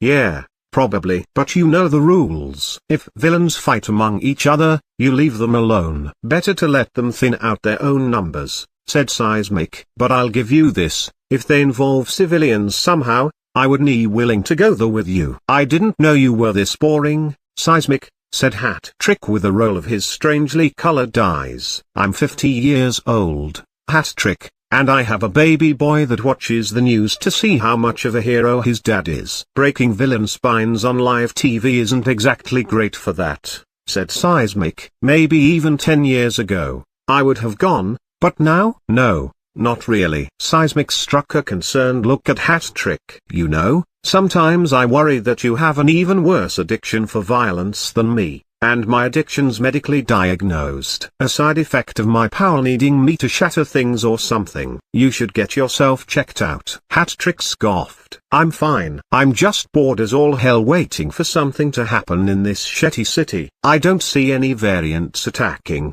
and I'm not about to do some low-level shit like stopping the local convenience store from getting robbed. Figured this whole red circle thing was the next best thing to get myself moving. Still, I wonder about the consequences of this, said Seismic. He scratched his slicked back grey and black hair. The red circle going rogue. The Trident mobilizing forces against them, and those 3 B-ranker villains too. I thought they were mere. But they show up now all of a sudden? Something big must have happened. Chapter 79. The Ocean's Call 2. You'll also like. This chapter is updated by novels.pl. Beats me. I just kind of wanted to go out there and flex my muscles a little. I don't hide the fact that I love to crush the weak, whether they're whimpering variant beasts or weakling alters. But yeah, seems like this isn't worth it. Not like stopping this fight is going to net us any real app. Might as well wait for them to get civilians in the crossfire to up any app gains. But even then, villains are real careful these days to keep their fights all self-contained. So meh. Hat Trick yawned as he realized his chances of going out and beating up villains diminished by the moment. But honestly, as he noted, it was not really worth it either. Heroes received achievement points, based on successful missions that determined their placement in rankings and potential for promotion. But variant attacks provided the most while apprehending villains provided far less. As a result, most low-tier heroes who were not strong enough to go out and fight variants and instead had to help dealing with street-level crime in neighborhood patrols or whatnot faced plenty of ridicule. They were dubbed janitors that swept the streets of petty crime instead of being strong enough to defend humanity against variant attacks. The real heroes were those who could stand up to flashy giant monster attacks and save countless lives. This lenient attitude towards villains, especially compared to during the Age of Villains where they were feared as tyrant overlords, occurred due to reforms that occurred after the monstering where a huge move for a unified humanity against variants started. And, at the end of the day, villains were still humans. Many villains joined heroes and sacrificed their lives to fight against the extinction-level threats of the Titans at the start of the monstering. This gave villains far more leeway to pursue their way of life. So long as villains did not threaten society as a whole or directly injure large quantities of human life, heroes generally did not engage with them significantly. Plus, it was logistically difficult. There were still obscenely powerful villains from during the monstering who became founders or higher-ups within the largest villain organizations, so trying to wage a war against them was just a waste of resources when variants continuously threatened humanity as a whole. Public and social media were also heavily engineered and regulated by the panopticon so that they glamorized heroes beating variants but largely downplayed villain organization activities unless they became far too obvious and harmful. Like this, there was a sort of unspoken truce between villains and heroes that existed so long as the threat of the sleeping titans remained. Not to say that there was never conflict between heroes and villains, there was plenty, but on a macro scale. Variants were the real threat. Police should be dealing with this, said Seismic.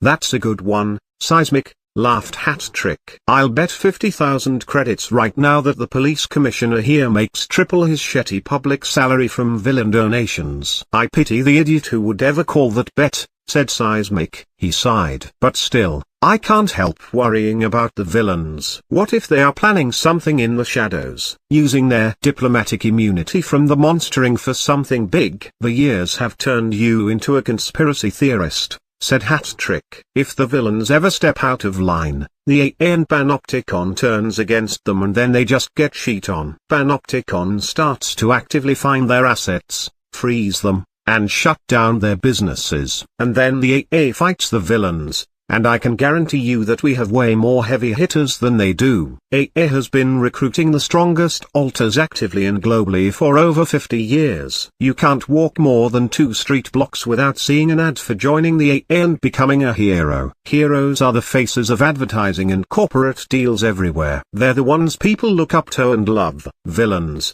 in the meanwhile, still have to move in secrecy, and that's just bad business for attracting new talent." "True, true," said Seismic. "Maybe the years have made me paranoid." "You've got to learn to live a little, Seismic," said Hat Trick. "This is why I don't believe in having kids or a wife. All that commitment and responsibility, it starts to drag you down and make you worry about the future.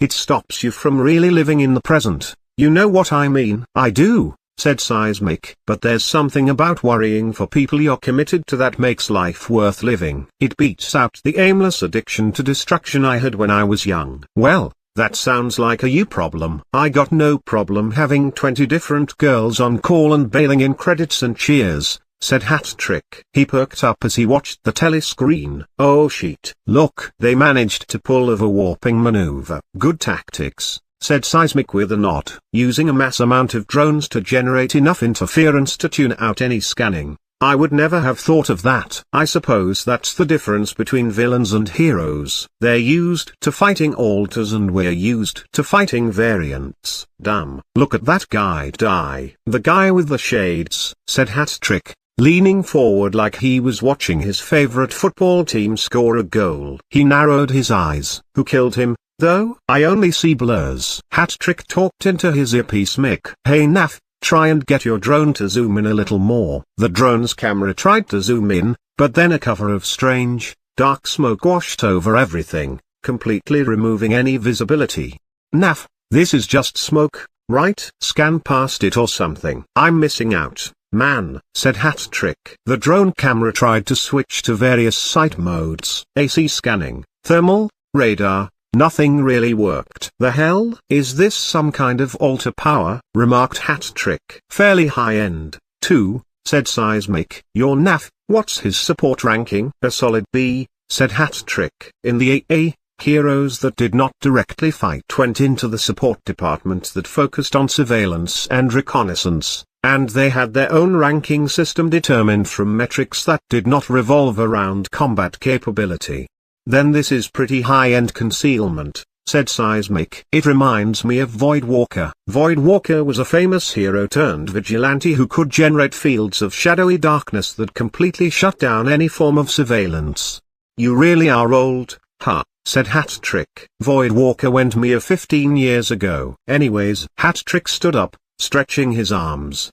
"What are you doing?" said Seismic. "I'm going out there. I'm a little curious about what's going on now," said Seismic. He balled his gloved hands into tight fists. Golden studs at the knuckles flashed as he cracked his neck. "You coming, old man?" Seismic put a hand on his salt and pepper-colored goatee. The wrinkles around his brown eyes deepened as he thought about what to do. "I don't know, we'd be going into unknown territory." Hat Trick face-palmed. "Seismic, we're a class.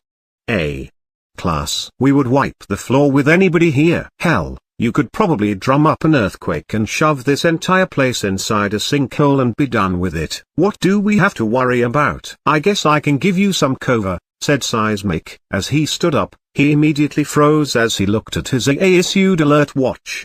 The watch embedded in his costume blared orange, indicating a possible threat that required immediate investigation. Hat Trick also stared at his glowing orange watch. A holographic projection of a status report emitted from the watch. From the holograph, A video also played showing an enormous blue pillar of energy rising from the ocean surface and into the clouds approximately 15 kilometers from Haven's coastline.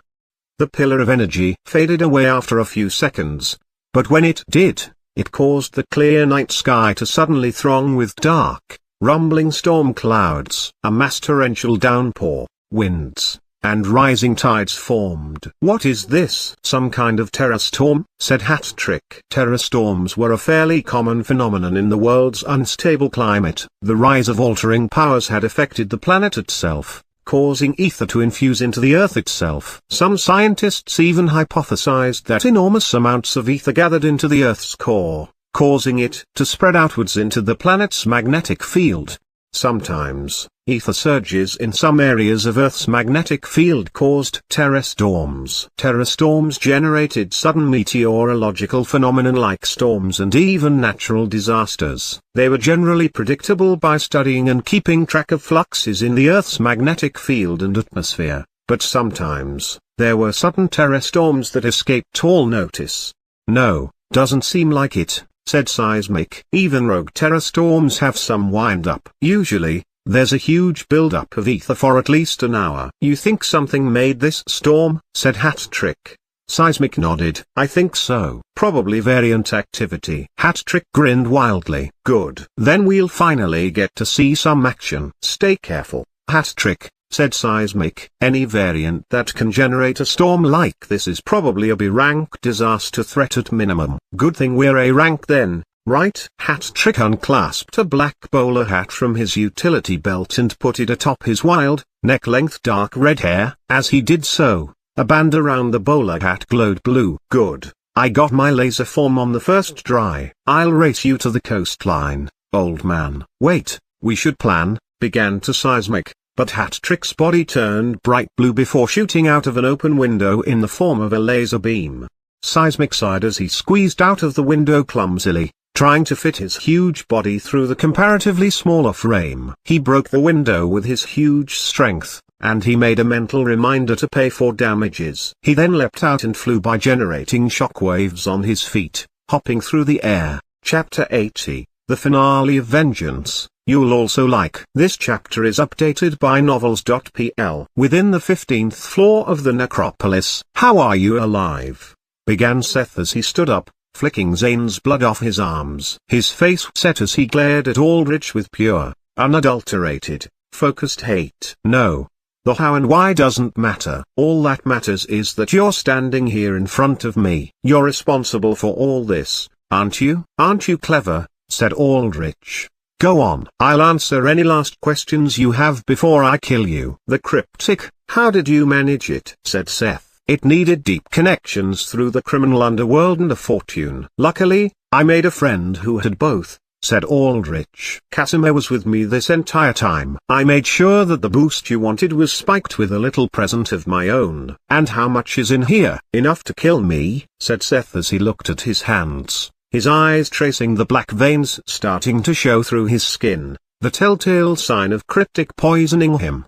In ordinary individuals, cryptic had no signs for poisoning, but with the solar family or in those with particularly powerful bodies, it manifested through the blackening of blood vessels. "I couldn't get that much," said Aldrich. "You should know your own body the best." "No, this amount of cryptic just keeps your powers down, even with a double dose. I bet after a week of sunbathing, you could clear it out of your system." "But that's besides the point. I didn't want you to die of cryptic. Too painless. Too easy. I needed to kill you personally." "Yeah? How do you think you'll go about doing that?" said Seth. He clenched his fists. They made squelching sounds as his grip squeezed his blood-slicked hands. "I still have some power. Enough to break a dud's spine with my bare hands. Enough to kill you at the very least. You'll regret showing your face to me here." "Do you really think so?" Aldrich manifested all of his Grave Reaper, Set and his Lantern of the Accursed Eye. He surged his magical energy as much as possible, to the point where the ground underneath him began to crack. "I have power, Seth. More than enough power to deal with the likes of you, especially with how weak you are now." Aldrich aimed his free hand and fired volleys of chill bolts. He intentionally shot around Seth, causing countless blasts of frosty ice to scatter behind Seth. The machine gun fire of icy bolts smashed through rock, the freezing effect boring through solid stone. Seth could not react to the speed of the bolts with how weakened he was, and all he could do was turn his head around and watch the icy explosions smash rock instead of what would have been his body. Aldrich then grabbed the chain of his lantern in both hands, swung it, then smashed it into the ground while boosting himself with negative surge, shattering stone. That could have easily caved in Seth Solar's skull or crushed his organs with how frail he had become. All this as a display of power to let Seth Solar know that he had utterly zero chance to survive here. "So, you wanted to show off all this new power before you killed me?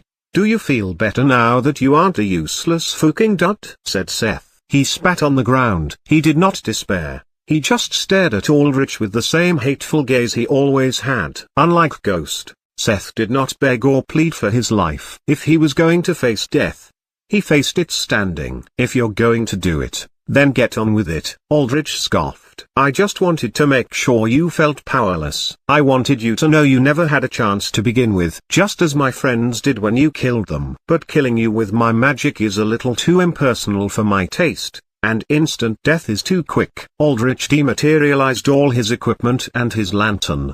"But that's not how I want to kill you. I'm going to be generous here, Seth. I'm going to give you a chance." Aldrich stepped forwards, his fists clenched. "I'm going to beat you to death. No powers, no magic, just my own two hands. If you can beat me, well then, hats off to you. Maybe scum like you does deserve to live." Seth nodded slowly, meeting Aldrich's cold, green eyes. He clenched his own fists as he stepped forward. "A chance? Don't get cocky, dud. I've run my fist through your heart once. I'll do it again." "You're welcome to try," said Aldrich. The two men stared at each other one final time. Both from wildly different walks of life. One born powerless, the other born with overwhelming might. One raised with love, the other raised as a tool. And yet, there was one thing that tethered both men: choice. Or rather, the lack of it. And without choice, both men grew hatred that festered deep within their beings, hatred that lashed out at the world around them through a desire for vengeance.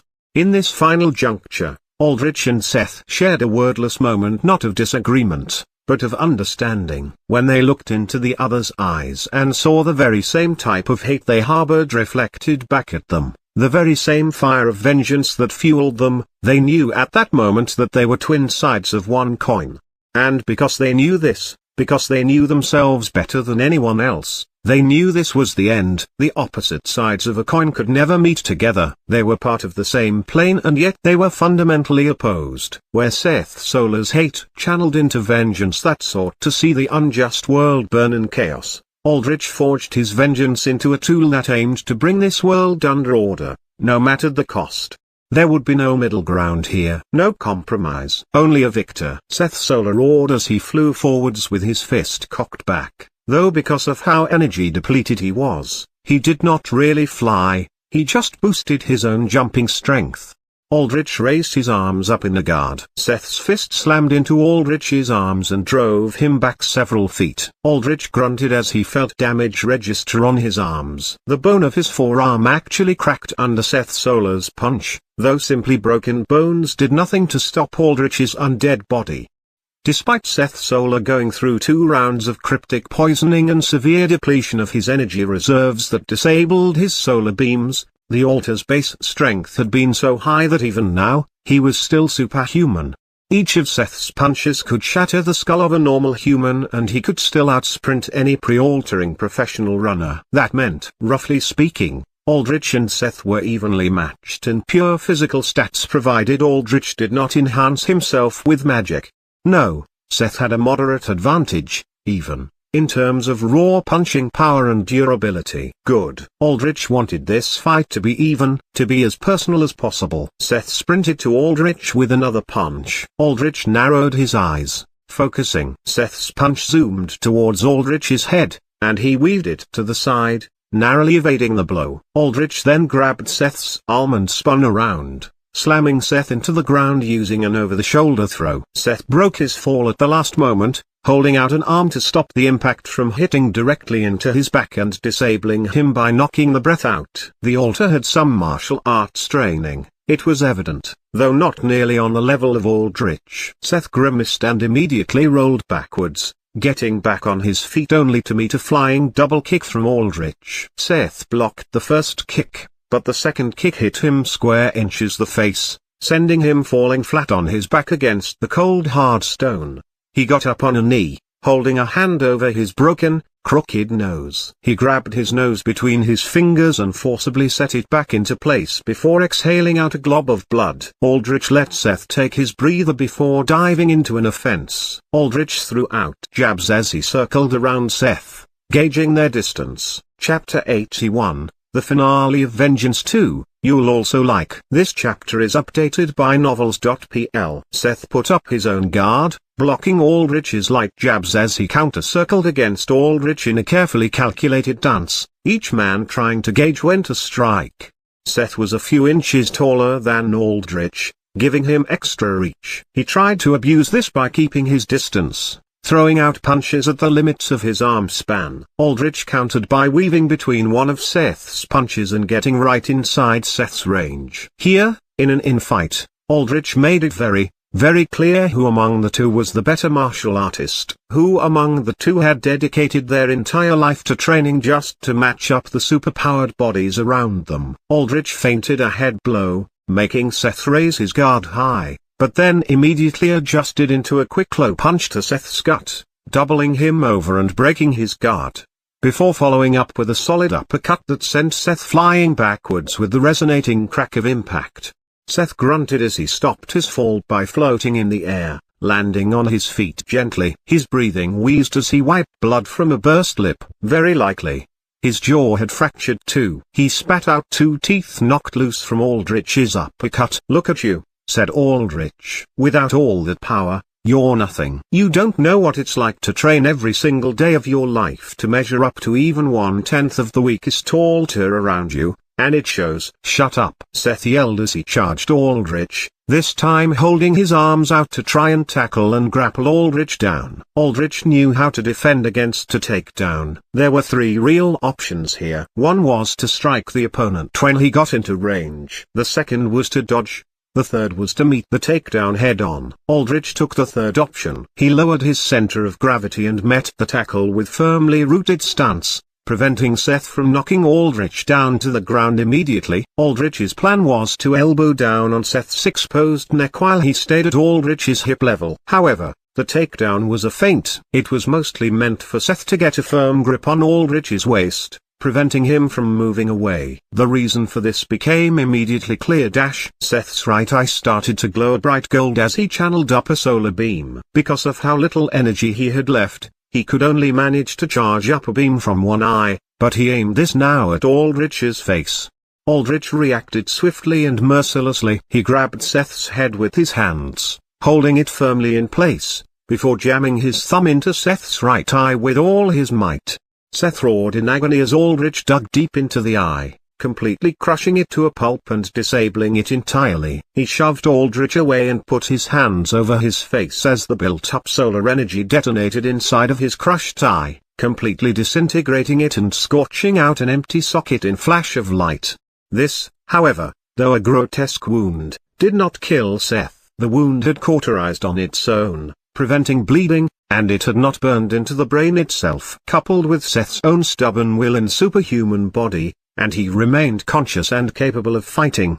But Aldrich did not stop there. He rushed towards Seth from his new blind side, and when Seth heard Aldrich near, he roared and swung wildly with a right hook. Aldrich easily maneuvered past the punch and rotated behind Seth, meanwhile taking Seth's arm in a lock. Aldrich then pulled the altar's arm back painfully behind his back, disabling the arm and exposing Seth's face. With Aldrich's free arm, he wailed down punches against Seth's defenseless head. Seth raised his one good arm to try and guard, but there was only so much one arm could do, and Aldrich easily maneuvered past that half guard to land his strikes.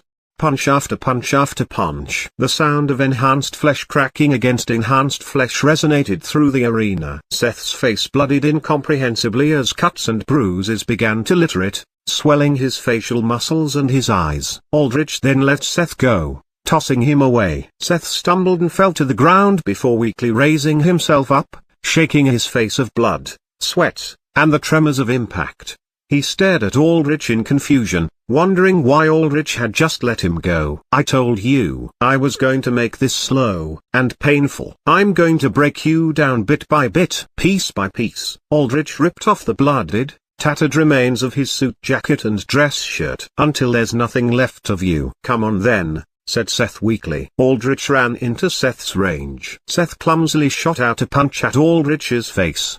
By now, the fight was over. Seth had taken too much damage, and that affected his coordination, and against a master martial artist like Aldrich, even just a tiny little lapse in ability was a fatal flaw.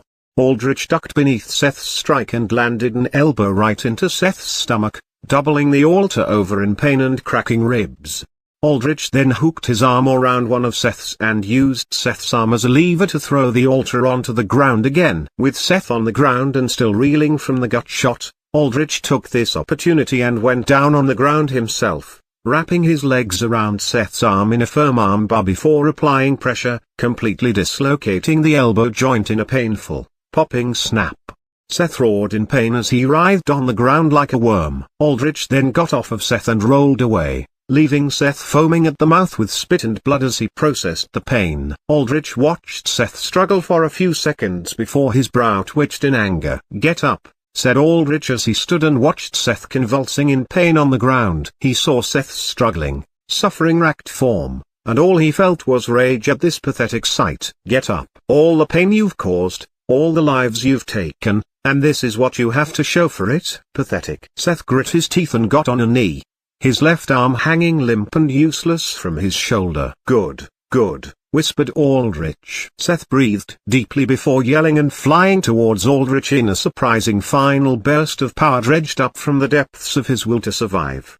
Aldrich reacted by jumping in the air and locking Seth's one good arm in a flying armbar. In midair, Aldrich twisted and applied cranking pressure, dislocating the elbow joint yet again. Seth roared in agony as he began to fall straight back to the ground. Aldrich got leverage over Seth and twisted atop his back.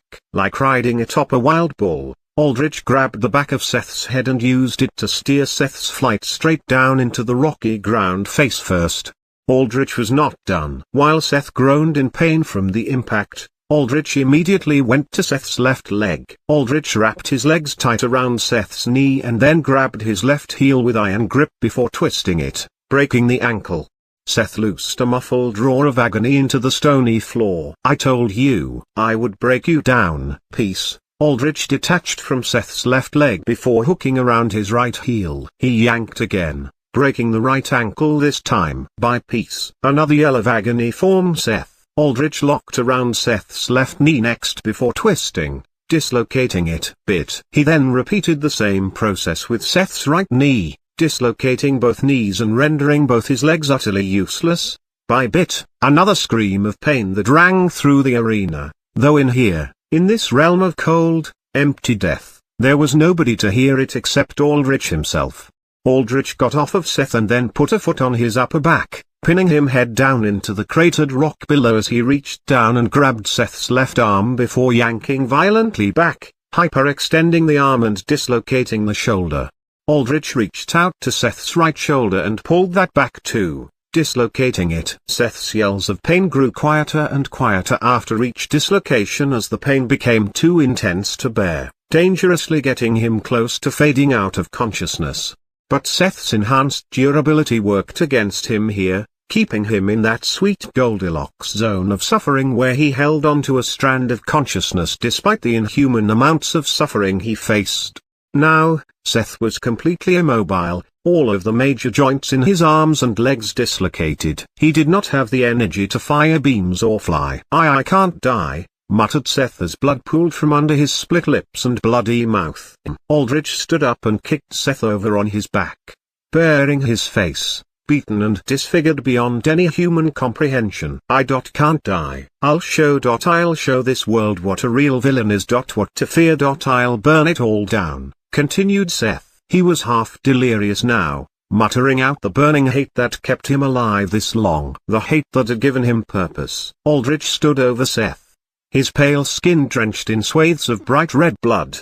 He looked down at Seth's eyes welded nearly shut from bruising. Seth's one good eye still stared ahead with pure hate. But it did not stare at Aldrich. In Seth's delirium, looked past Aldrich, towards the abstract idea of the world that had wronged him. Looking down at Seth like this, utterly defeated, utterly broken, Aldrich felt nothing but immense satisfaction.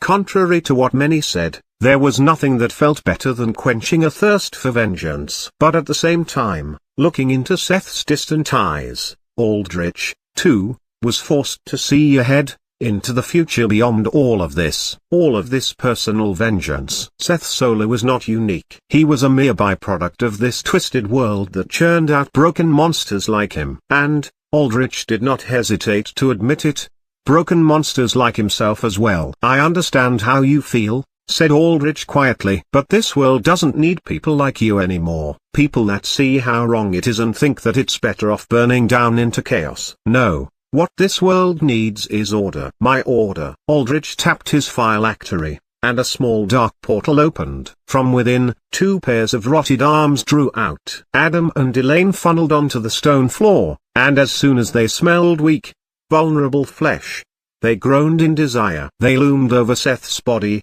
their jaws open and ready to feast. Seth's pupil dilated as he drifted back from delirium, recognizing Adam and Elaine for a few brief final moments. This is my final gift to you, Adam. Elaine. With this, I've made things right to you. Enjoy your feast. Aldrich closed his eyes as he heard Adam and Elaine tear into Seth's body, ripping off chunks of his helpless, immobilized flesh. He heard their growls punctuated by Seth's screams of suffering and pain. And he felt alive. More alive than ever. Huge surges of negative energy generated by the suffering of Seth Solar and the rest of his deceased friends funneled into him, setting his green aura alight in purple. His body of flesh and blood felt heavy, like a prison. He could feel his heart, his soul, ready to leave its confines, to become something more, something transcendent, something beyond. Chapter 82, Dance of Duels. You'll also like. This chapter is updated by novels.pl. At the red circle dash. What the elite beside Joe, his personal bodyguard, watched Joe fall to the ground with the dirk jutting sticking out of his heart. Where had this attack come from? There were recon drones everywhere to make sure nothing surprised the elites, not to mention the environmental scanning systems programmed into their helmets. A stab to the back like this would not make it past the tight perimeter the elite squadrons had drawn up. The only explanation was an altar with a concealment-based power sufficiently advanced enough to avoid even higher-end AC scanning. The elite's training instincts kicked in and he adapted, suppressing his immediate worry. He stepped away from Joe's body and aimed his gun at where the knife wielder would be. Assuming command, the elite shouted into his helmet as he raised his gun. He could see that the knife was being wielded by some strange mass of hazy darkness that now started to solidify into the shape of a skeleton. Mutant class alter. Skeletal appearance. Concealment capacity level 4. Deploy countermeasures. Engaging target. The elite leader fired at the skeleton, setting his Hydra rifle to assault mode. The skeleton darted away with expert agility, backflipping and somersaulting to avoid the bullets. But though the skeleton was fast, the Hydra's auto-aim system was even faster. The elite leader tracked the skeleton's graceful movements, unloading a full clip into the skeleton, shattering its legs to disable its mobility. The skeleton fell onto the ground as the rest of the elites stood in trios where they were back to back from each other, covering all angles of approach against targets that had concealment beyond their scanning. "Who are you?" said the leader as he stepped forwards at the legless, purple-cloaked skeleton. With a swift flicking motion of its arms, the skeleton tossed its serrated dirk right at the leader's head. The leader managed to react by swerving his head to the side. With Joe dead, his potent stim boost would fade over time, but as of now, it was still nearly in full force, massively accelerating the leader's reactions and physicals. The leader quickly reloaded and shot into the skeleton's head, boring a multitude of holes into it. The skeleton, however, was unfazed by its half-blown-off skull and leapt into the air by pushing off the ground with its hands. With a swat of his gun, the leader managed to knock the skeleton back down. He calmly analyzed the situation. The skeleton was very likely some kind of mutant class alter who had a concealment-based power. His unique physiology made it so that the body was just pure bone and hollow within, and in these cases, the best solution was absolute destruction of the main body.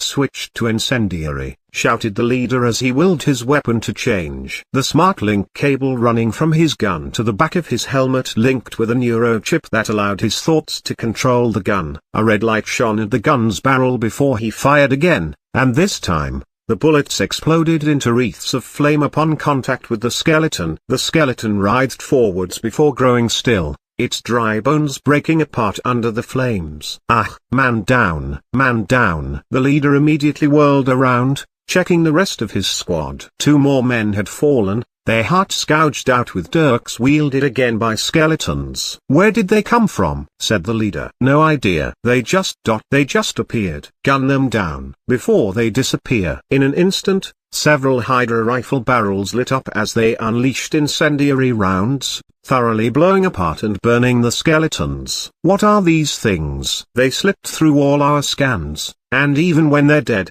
they don't register any cell count," said an elite, confusion and fear starting to crack through their training as they faced the unknown, enemies they had never, ever seen that seemed to ignore any of the rules they knew. "I wish I fucking knew," thought the leader as he thought about what to do. He committed to a decision quickly. "Retreat. We don't know shit about these things." "Report back to HQ," said the leader. "I'm afraid that won't be happening." A woman's voice pierced through the air, and all the elites immediately raised their guns and pointed towards the entrance of the red circle. There, a hauntingly beautiful woman stepped out, her deathly pale skin contrasting with the midnight black lace and cloth of her dress. Her eyes gleamed bloody red, tinting her fanged white smile in a hint of crimson. "AC count 0, said an elite. "A civilian, out here?" "What?" The leader paused for a brief moment before waving his concerns away. There was no time for hesitation here. "Gun her down," said the leader with no remorse. Several Hydra rifles clattered as they fired their rounds. In an instant, the woman put her arm out in front of her and manifested a giant shield, a cross-shaped shield of black metal and bone. She stood behind this shield, and all the bullets pattered against the shield like raindrops on a car window. Smoke then emerged from behind her, surging forwards in a tidal wave of darkness that quickly covered everyone. The smoke was not ordinary, it was more accurately described as a cloud of pure darkness. Within this inky cover of dark, visibility was limited to just a few feet ahead. The leader tapped angrily at his helmet, trying to scan past the smoke, but nothing worked. In fact, everything seemed to be short-circuiting. His helmet's UI started to crackle and distort as it shut off. Ugh! Sparks sputtered from the back of all the elites' helmets as their smart link to their weapons was forcibly severed. They immediately unplugged the smart link cables to their guns, completely stranding them from their technology. All those thousands upon thousands of credits spent on Imugi combat suits with their world-renowned auto-aiming and scanning and smart link compatibility, all gone just like that.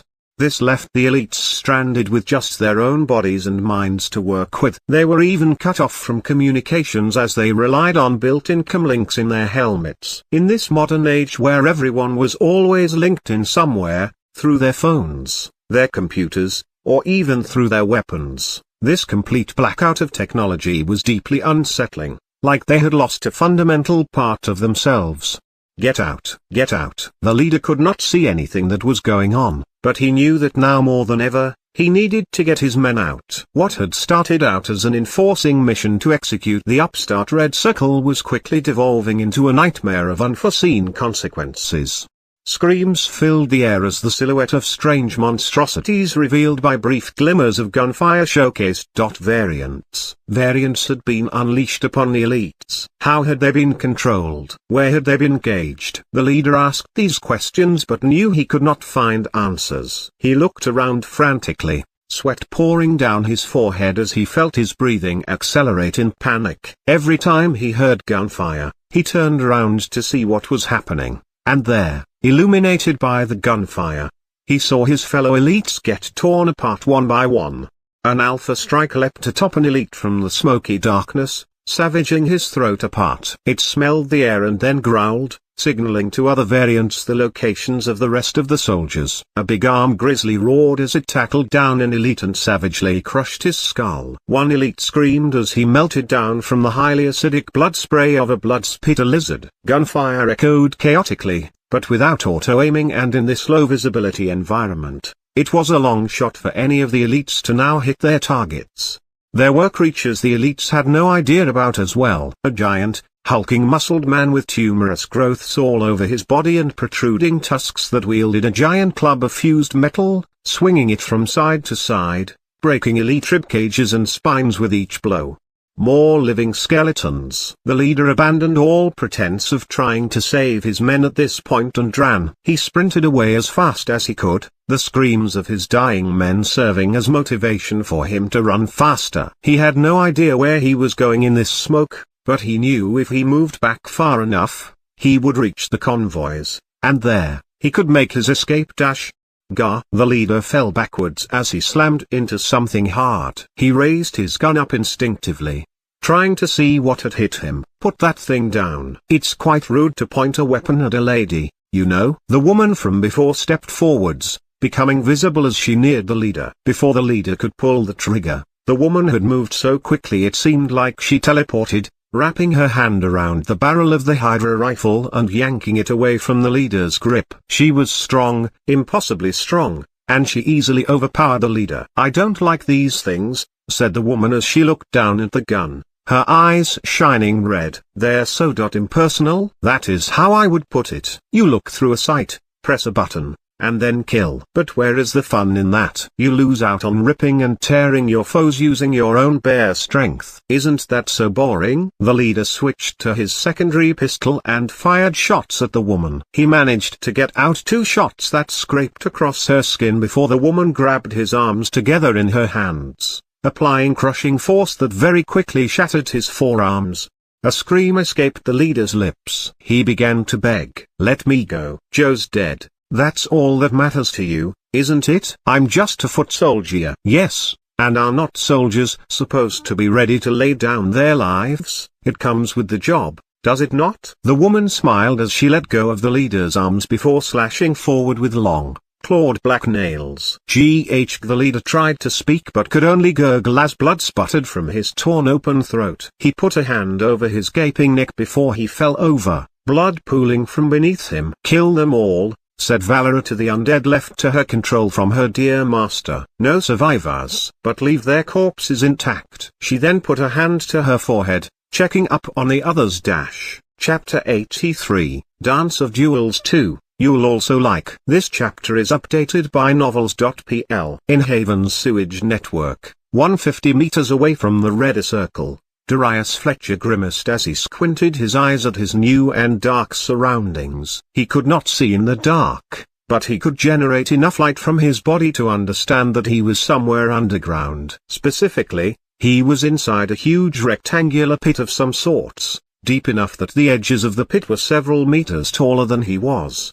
The ceiling above was made of stained reinforced concrete and decorated with a network of pipes. Several large pipes yawned open towards the pit. The conflicting dual smells of rank human feces and strong antiseptic chemicals filled his nostrils. Darius knew where he was. The sewers. "Ah, so you have made it here, as was previously planned," came a smooth, deep and neutral voice. A small aquatic echo rang underneath the voice, as if some part of it was uttered from under the sea. Darius immediately looked at the end of the pit to see. What the fuck was that? It was a tall, lanky, humanoid figure, maybe about 6'4", 193 centimeters, with slimy mauve skin wrapped up in eerie black robes. Its fingers were long and prehensile like little tendrils, and its face was reminiscent of an octopus with a large, bulbous, nerve-wreathed head, 3 beady red, square pupilled eyes, and a mouth that ended in several curled tentacles.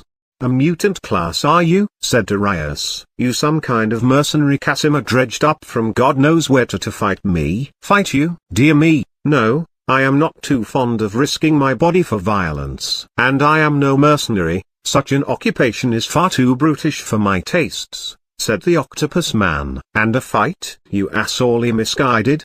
My friend, this is no fight. This is an execution, and I am merely here to bear witness. Execution? Big fucking words. Let's see if you live up to them. Darius slammed his hands together and fired a combined stream of magma at the mutant.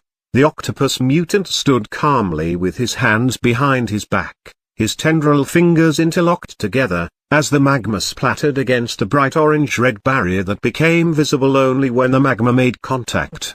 The magma hissed as it spilled over the barrier, unable to penetrate it. Curious, said the mutant as he looked at the magma, then at Darius. You are capable of transmuting your body into an entirely different element. Functionally, you are quite similar to the elementals I am familiar with, especially magma elementals, but unlike them, you are not a form of spirit, you are purely physical.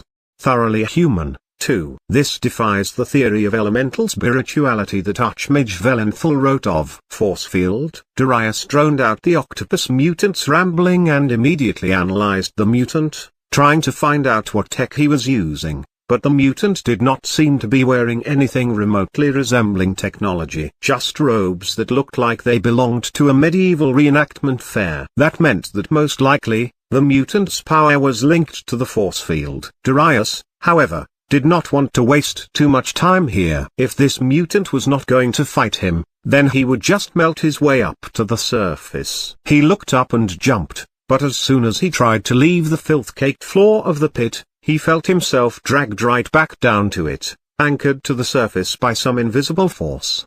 I told you, did I not, this is an execution, said the octopus mutant. The noose is already tied to your neck. There is no stepping away from the gallows at this point. I am afraid. Yeah? You just gonna sit there and talk me to death, said Darius. He looked down to see what was holding him but could not find any discernible hints. What he did notice with a fair amount of surprise was that the floor beneath him did not melt even in contact with his superheated magma body.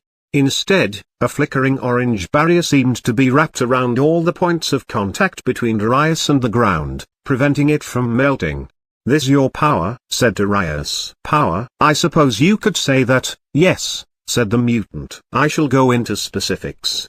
For as a dead man, you will not spread my knowledge. This is a spell called, Flame Ward, that allows me to imbue objects with high fire damage resistance. In this case, it prevents you from boring your way down to escape while the strange specimen known as the Antlion beneath prevents you from reaching upwards. Antlion? Darius had no idea what the mutant talked about with spells, but he did know what an Antlion was. With its extremely powerful anti-flight gravitational field, it prevented anyone from leaving a pit it nested within. And because the entire pit here was reinforced with the mutant's barrier, Darius could not melt his way down to kill the Antlion either. So what? Darius shouted. You've trapped me here, but what else can you do? Darius had a better understanding of where he was in Haven's sewage system now that he had time to process things. Specifically, he was inside a large treatment vat where sewage would get purified and transported to be reused for fertilizer or biomass. A horrible location for Darius as his only real weakness was getting submerged in liquid. But Cubohead's power had limits to its transportation effect. First, the effective range for its warp was within 200 meters. In addition, he had to warp people into an open location. Hence, he could not just warp enemies inside walls and kill them. Not only that, but the location that anyone was warped into had to be capable of housing an empty cube 10 meters by 10 meters in dimensions, so it was impossible to just dump someone into a tub of acid. At the very least, by virtue of Cubohead's known restrictions, there was no water in the immediate vicinity. Crabs, do me a great favor and lend me your assistance, said the mutant. All of a sudden, water began to pour out from the large pipes above, slowly filling the pit. Darius immediately fired globs of magma at the pipes, trying to cover them in molten rock, but they were covered with the orange barrier too. The magma just bounced off the barriers, landing back into the pit below. Cheat. Darius readjusted his aim, instead trying to shove magma up into the pipes themselves to clog them. "That simply will not do," said the mutant as he pointed at Darius's arms. Darius saw a sudden combustion explosion burst in his arms, exploding outwards and stopping his attack. "Antlion, you must try harder than this to earn your place in the Elder's circle of trust," said the mutant. Darius buckled down to a knee as he felt the gravitational pressure intensify. Every movement felt 5 or 6 times harder to make. Any projectile he tried to fire at this level of intensified gravity would just come straight back down. His feet sizzled as the water reached them. The water roared violently as it instantly evaporated against Darius's intense heat output. So long as he could instantly evaporate the water as soon as it made contact with the vat, he could prevent the water level from building up. "Crabs, enhance that water flow with your skills," said the mutant. "You used them so freely against me, why hold back now?" All of a sudden, the flow of water coming down from the pipes grew tremendously, roaring downwards like violent waterfalls. The vat quickly began to fill up with water, and within seconds, Darius found the water level reaching up to his ankles. His white core intensified in brightness as he generated as much heat as he could, spreading out his magma in a pool beneath him. The water bubbled, hissed, steamed and roared, but the water level still built up. This was no ordinary water, either. It had a slight murky tinge to it and its evaporation point seemed dramatically higher than normal, preventing Darius from flash steaming it easily. "That is water from the murky swamps of Nilgath, said to be tainted by the mud of a clay demon, and, unfortunately, most demons have some resistance to fire from their infernal native homes," said the mutant, spouting more nonsense. Darius ignored the mutant and quickly strategized. He could last at least a minute under this flow of water, and while the water level built up, he would continually lay a magma beneath his foot, eventually creating a solidified platform of rock which he could use to gain elevation and escape the gravitational field. "Excellent strategy," said the mutant. "Were I blind?" "Yes, but unfortunately, my friend, I possess 3 eyes." The mutant aimed a finger below Darius, and another targeted combustion explosion destroyed the cooled rock platform Darius was trying to build up, sinking him right down to the floor below. The water level now reached to his waist, fatally high. "No!" roared Darius as the water reacted to his magma, superheating instantly into steam explosions that bubbled inside his magma body, breaking it apart from within. Large globular bubbles formed all throughout his molten legs, bursting apart and scattering his body as he tried his hardest to regenerate and form more magma to compensate. By generating magma, he could also stave off solidifying himself into a coffin of rock. But there was only so much magma he had. Eventually, several minutes later, Darius was neck-high in water, his body below that solidified into blackened rock scattered with giant round globs from the remnants of countless little steam explosions that had gone off within his body. "This won't kill me," roared Darius desperately as the water kept coming and coming, spelling his doom by encasing him in a coffin of his own molten design. If at any time he wanted to stop his molten form, then he would just get his unenhanced head blown off by this mutant. "I'll find a way out of this, I swear, and when I do." I wonder how many humans raved of vengeance before their nooses tightened at their execution. It is quite amusing how your fragile human minds operate exactly the same despite the wondrous powers you possess. I suppose human fragility is universal. But your monologue tires my ears. With that, the mutant flourished his hand, and an explosion blew up in front of Darius's face, blowing off his face to stop him from speaking as the water engulfed him, solidifying him inside an eternal prison of rock from which there would not be escape. Chapter 84, Final Duels and Ascension. You'll also like. This chapter is updated by novels.pl. In an abandoned subway station, 200 meters away from the red circle. "Yeah, I've blown this fucker up," said Dynamite Girl as she exhaled deeply, her glowing orange blood vessels fading from her skin. She looked at the seared stump where her right arm had been. Countless bullet holes riddled her chest and stomach, leaving her already tattered costume basically reduced to nothing now. "And I really need a new costume now unless I'm going to be flashing everyone in this whole damn city." "Excellent work, Dynamite Girl," said Hirondelle as she perched over the melted, blackened, blown apart wreckage of Clank's giant metal body. When Clank first ported here, by nature of the Cubohead's warp power requiring teleported units to be in an empty space, Clank could not immediately be ambushed. But down here, in this abandoned subway line, Spybird's War Eagle, his strongest drone, had engaged Clank in a long-range battle of missiles and bullets. Clank, a thorough maniac for gunfights, had obliged, distracting himself. Clank eventually overpowered War Eagle, disabling it, but at that point, Dynamite Girl leapt down from a maintenance hole in the ceiling, using a bunker buster to open Clank right open. Not before Clank's automated guns had made a whole wreck of Dynamite Girl, but her undead body let her shrug off the piercing damage. Once Dynamite Girl had opened him up, Hirondelle, who was also hidden in the ceiling, had finished the job, reducing herself down into the size of a swallow before launching herself inside Clank, shooting from internal surface to surface at ultra-high speeds to wreak havoc.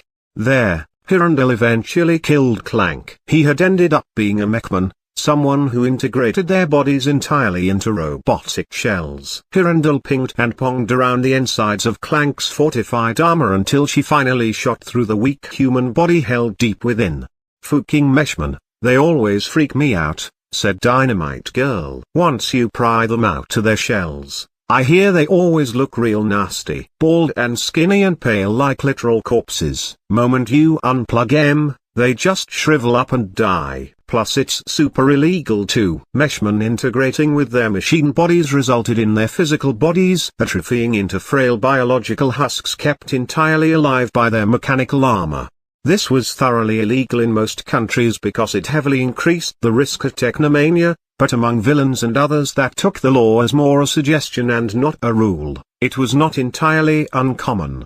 There was even a massive terroristic cult called the New Machines that believed in discarding the weakness of flesh and becoming full mechanoids. You'll find that within this line of work. The word illegal holds precious little meaning, said Hirondelle. Still, I can respect heroes like yourselves that put your lives on the line against variants. Though, maybe it wouldn't be too far off to call you a variant yourself now. I thought you were dead to the Geist attack, but look at you, standing here alive and well. Slightly paler, perhaps, but not much worse for wear. And far, far stronger too. Yeah, it's a perk of working for Mr. Vane, said Dynamite Girl. And I didn't think you'd recognize me. I was just a random C-class, after all. Of course I would, said Hirondelle. Her body of violet energy coursed like living fire while her eyes, twin bright dots of light purple, shone like bright embers. I do not keep track of most heroes. I find the job thoroughly tacky and self-obsessed. But real heroes that put down their lives for others, now that, I can truly respect. All those that died to the Geist attack that you fell to,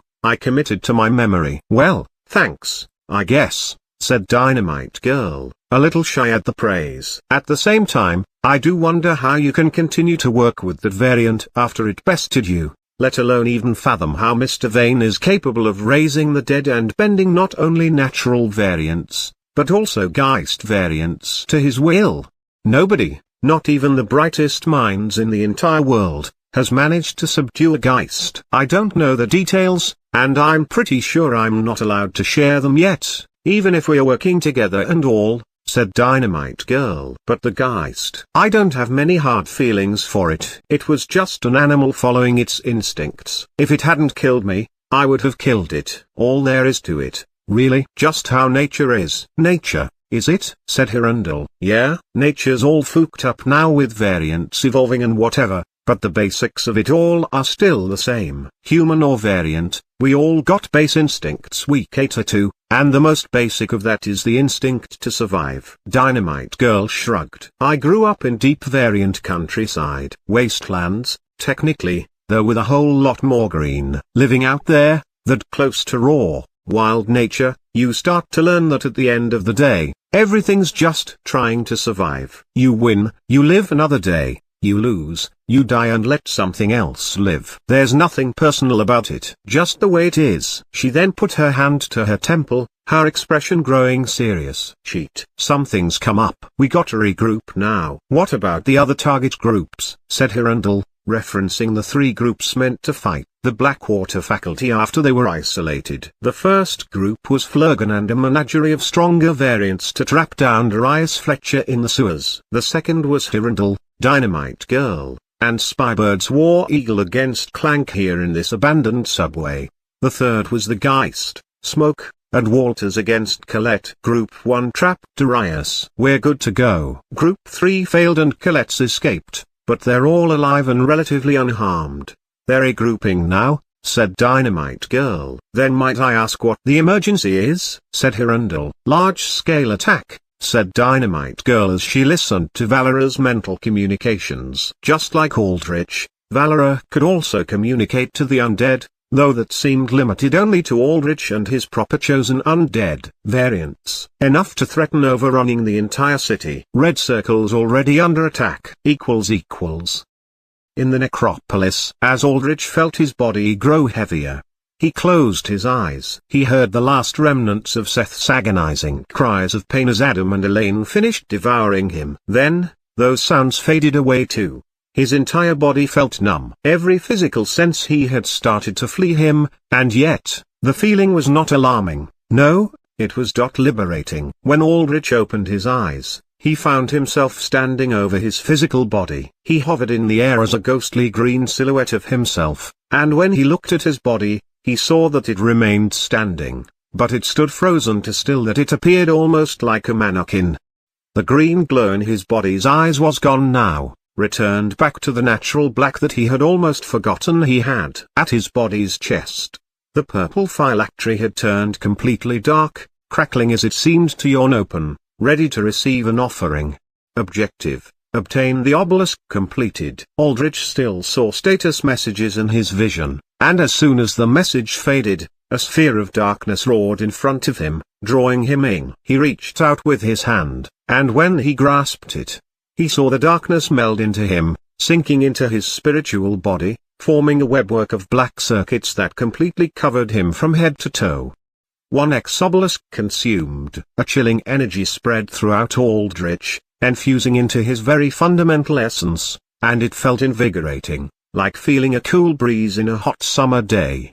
Congratulations, Deathwalker, came a familiar voice. The Death Lord materialized in front of Aldrich, and she too was in a spiritual form. She did not wear her armor, simply her royal robes with a crown of glowing green shards hovering above her head. I've obtained your obelisk. I've killed those I needed to kill. I've destroyed my attachments. I'm here for my ascension, said Aldrich. Chapter 85, Ascension 2. You'll also like. This chapter is updated by novels.pl. Before the Death Lord could respond, Aldrich confirmed to himself that his quest for vengeance had truly ended. Quest: vengeance completed. Objective: death of Evan Harker completed. Plus 50 AXP, 50 coin. Objective: death of Simon Wells completed. Plus 100 EXP, 100 coin. Objective: death of Zane Soul Data completed. Plus 9000 EXP, 5000 coin. Objective: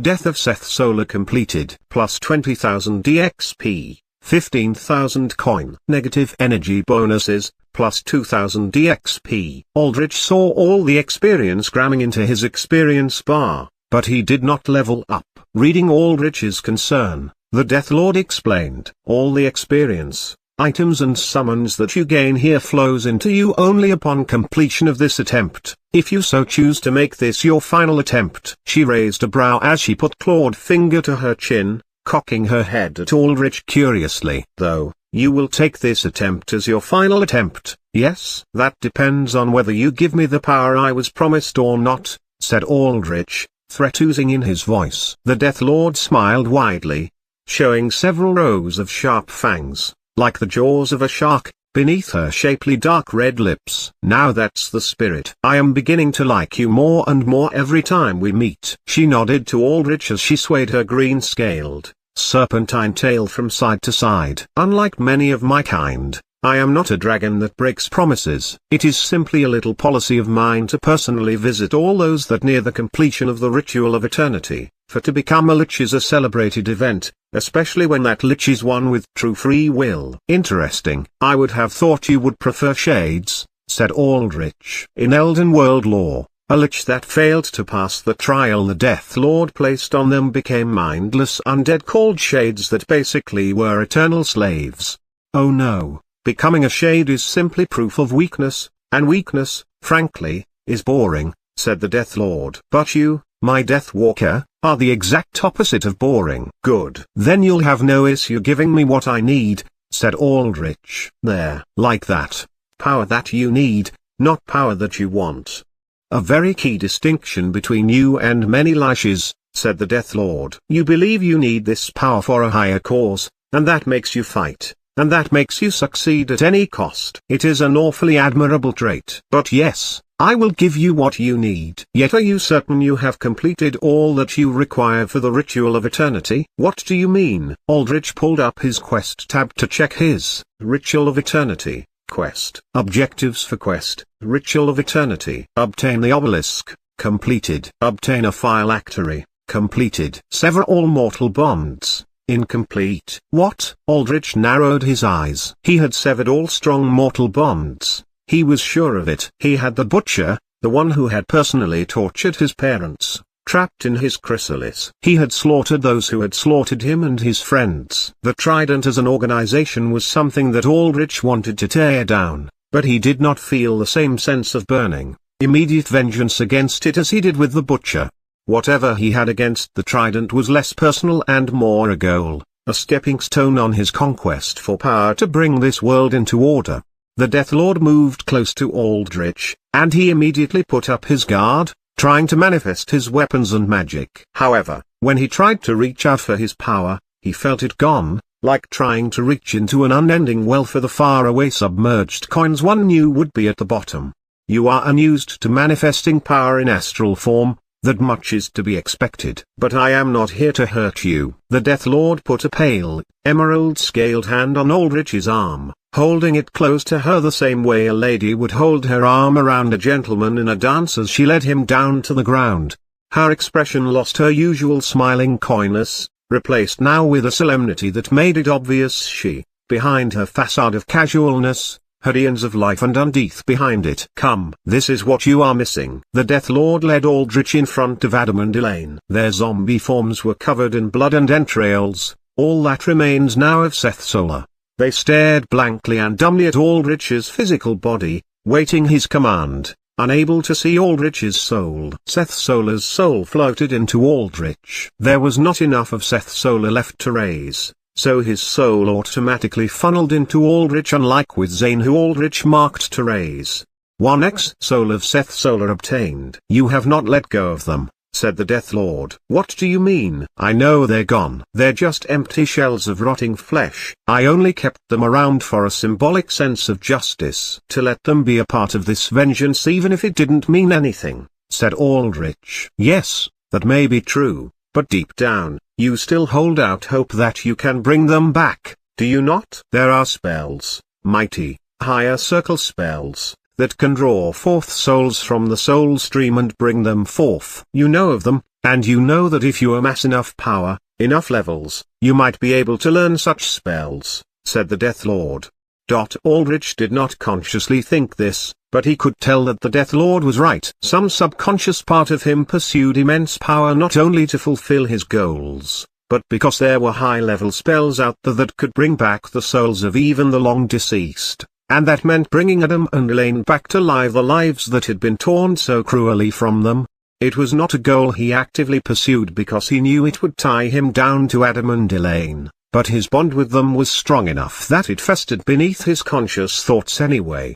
I am here to tell you that it is impossible, said the Death Lord simply. I have mastery of even the 10th circle spell, Astral Singularity, that can rip forth the souls of those deceased for eons, but magic that attempts to tap into the soul stream does not function in this reality, for it is not the soul stream of our own reality. I see, said Aldrich. "But there is one thing I can do for you. Though we cannot call upon souls of this reality, we can still create spiritual bodies with our magic. That is how you may still cast magic that conjures up spirits that harm your foes. Yet, in the end, these spirits we create are simply constructs destined to fade away, too unstable even to inhabit a flesh body." The Death Lord inspected Adam and Elaine. She nodded to herself. "With my experience, I can likely construct temporary copies of their souls, but again, they cannot inhabit a flesh body, nor will they even be the real thing. Their true souls are lost to the soul stream of this reality, and that is locked to even me, let alone you. The only reason you would accept this offer would be to converse with your departed friends one last time. Their souls will even act as if they had been within these bodies the whole time, experiencing all that you have done. Yet, it is merely that, an act, an illusion. They may not be real, but, if you so desire, it may be of some level of closure for you." The Death Lord wrapped her arm around Aldrich's and squeezed it surprisingly comfortingly. "Consider this a gift from me, as one who knows what it is like to let go of true friendships. Friendships that bind deep to the heart, where their loss scars the very soul itself. Where their loss is a loss of a very part of yourself." Aldrich looked at Adam and Elaine. At their glazed-over eyes, their rotted bodies, their blood-stained, horrible figures, and closed his eyes. Was this going to be his last memory of them? He felt light, ever so light. But when he imagined them in his mind, he felt just one last tug of weight. "Do it. I'll talk to them again." The Death Lord nodded and detached from Aldrich. Her own body was astral too, a silhouette of green, but unlike Aldrich, she could still generate magic from it. She stepped between Adam and Elaine and clasped her hands together. She closed her eyes. Her emerald green scales glowed as did her draconic horns. A shimmering white light formed between her palms, and it burst outwards, engulfing herself, Adam, and Elaine. From this burst of bright white light, bright, warm light that seemed like the kind you would bathe in when the gates of heaven opened, two dark silhouettes, one of a man, one of a woman, stepped out. Chapter 86, A Farewell. You'll also like. This chapter is updated by novels.pl. Aldrich paused, his spiritual body watching unblinkingly at the bright white light. That light, though warm, though so very welcoming, felt odd to him. It felt strangely alien. The coldness of his own soul, of the deathly energies that he harnessed, felt much more at home with his heart than this. But the repulsed sensation within Aldrich quickly dimmed away as his spiritual eyes beheld the forms of his friends once again. They were whole, too. No longer was their flesh rotted and blooded, it was unwounded and whole and warm. Their eyes looked at Aldrich with focus, not with bleary dead blankness. They did not wear the tattered remnants of their Blackwater uniforms. Adam dressed simply in jeans and a plain white shirt, while Elaine had on a plaid skirt and jacket combo she was fond of. These were the types of outfits they wore in the rare occasions they had free time to go out to Haven. Outfits they wore when they wanted to have fun instead of worrying about the countless problems life threw their way. They did not even have the many old scars on their bodies and faces that stood as proof of their harsh lives. This was what they would have looked like in an ideal world, when they could just live their lives the way they wanted to. And in the world that Aldrich envisioned, many like them, many like Aldrich himself, would get to live these lives out. Adam and Elaine smiled at Aldrich, and when he saw those smiles, his visions of a future under his control, all those far-off plans fled him as he was sucked into the present, the here and now, where he had just one final more precious moment to spend with the only two people he had ever called friends. "Man, did you get even edgier since school?" said Adam. "And not even heaven can make you look good, huh?" said Aldrich. "Hey, always got something to say back to me, huh? Come here." Adam opened his arms wide for a hug, patting Aldrich firmly on the back. "Thanks for looking out for us, even when we turned into zombies." "It must have been a burden." "Not at all." Aldrich pulled back from Adam and then hugged Elaine. Elaine smiled as she rested her chin on Adam's shoulder. "Just make sure to take a break once in a while." "No need. With Undeath, my stamina is infinite," said Aldrich as he pulled back from Elaine. "Yeah, we know that," said Adam. "Don't take it so literally. What she means is that sometimes, you just have to slow down, even when you don't think you need to. Helps with clearing the head. You ought to know a lot about that, huh? Said Aldrich. Adam smiled and sighed. Come on, cut a dead guy some slack. Yeah, I know. Aldrich paused for a bit, eyeing Adam and Elaine before speaking his mind. You two. About what I've done, all the people I've killed, the people I've made suffer. I just wanted you to know that it isn't because I've gone insane. This is how I just am. How I always was. I just never got to show it to you two fully. But everything I've done is for a reason. Don't worry about it, Aldi, said Adam as he shook his head. You don't have to explain anything to us. This is your life, or rather, unlife, I guess, that you get to live, and it isn't our right to force anything onto you or judge you for anything. Whether you kill or torture or whatever, that's all you. And it would be wrong for us to try and change how you are. Are you sure, Adam? Didn't you want to be a hero? Said Aldrich. The whole capes and saving lives thing I thought might have clashed with this a little more. I wanted to be a hero to make money and be famous, not because I had any strong ideals or anything. Adam shrugged. I mean, I guess I would have liked to save people too, yeah? And me personally, I could never imagine doing what you do. But as someone from the wastelands, I also know what the harsh reality of this world is like. There are people like you and people like me, and at the end of the day, we aren't any better than the other, just different. And Aldrich, said Elaine, I want you to know that we've always known who you are. We know what you're capable of. We know what you've been through and how much that's changed you. Plus, you never really kept it a secret. You always did tell us about how your biggest dream was to get out of Blackwater and hunt down the people responsible for killing your parents.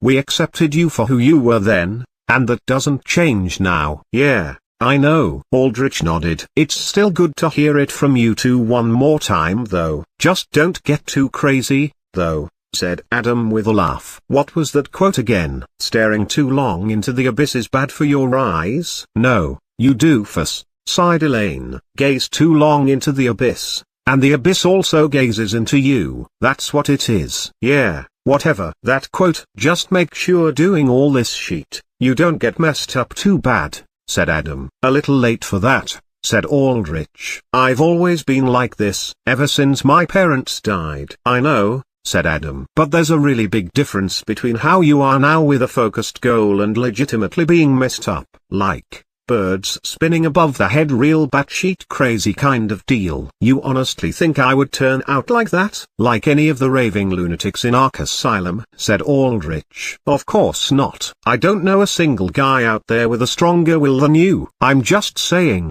because of that strong will, you tend to really focus on something, and you don't let it go. It could take up too much of you. Adam patted Aldrich's shoulder. What I'm saying is, when you're doing all this crazy stuff to try and change the world, make sure to take some time to breathe, to relax, you know. Relax? Questioned Aldrich. He shook his head. My days of relaxing are over. They ended when you two died. That's just not true, said Adam. You have a whole lot more people to live for now. You've even got someone that loves you out there, and it's hard to love someone back if you've got so many other things in your mind. I guess if I try to boil down my rambling, it's this: if you start to look at the world too much as a problem to solve, I'm worried you'll start to only see what's wrong and not the good that's in it. And believe me, I'm speaking from experience here. Even though life can seem like a pile of steaming dog crap, you can always scoop out a nugget of good somehow. Did you seriously try to make a deep life quote using an analogy for picking apart dog poop? You really are a poet, aren't you? Said Elaine. Hey now, you have to admit that it works, doesn't it? Said Adam. It does, said Aldrich. He looked at his friends and sighed. I just wish that maybe, somehow, I could bring you two back. I have so much that I need to do, so much I want to change now that I have power. I took you two along as zombies because I wanted you two to see as much of what I did as possible, to try and make you two a part of the change I wanted to see. It's okay, said Elaine. We had pretty awful deaths, but it doesn't change the fact that we're dead. Coming back, at least for me, isn't something that sounds too great. Plus, dying is, well, how to put it, strangely peaceful. It feels like a rest after a long day of work. If maybe, you weren't doing so well, if you didn't have anyone beside you, I think we might have had a stronger urge to come back, but all I can say is that I'm happy seeing how you are now. Yeah, have to agree with that, said Adam. I don't feel too much like coming back, either, considering Mr. Reg over here has netted himself the hottest girl I've ever seen. Sorry, Aldi, but it looks like we're going to have to leave this whole changing the world thing to you. Lazy to the end, huh? Joked Aldrich. No, if there was ever anyone out there that I could trust to change this world, it would be you. All there is to it, said Adam. Adam and Elaine's forms started to flicker,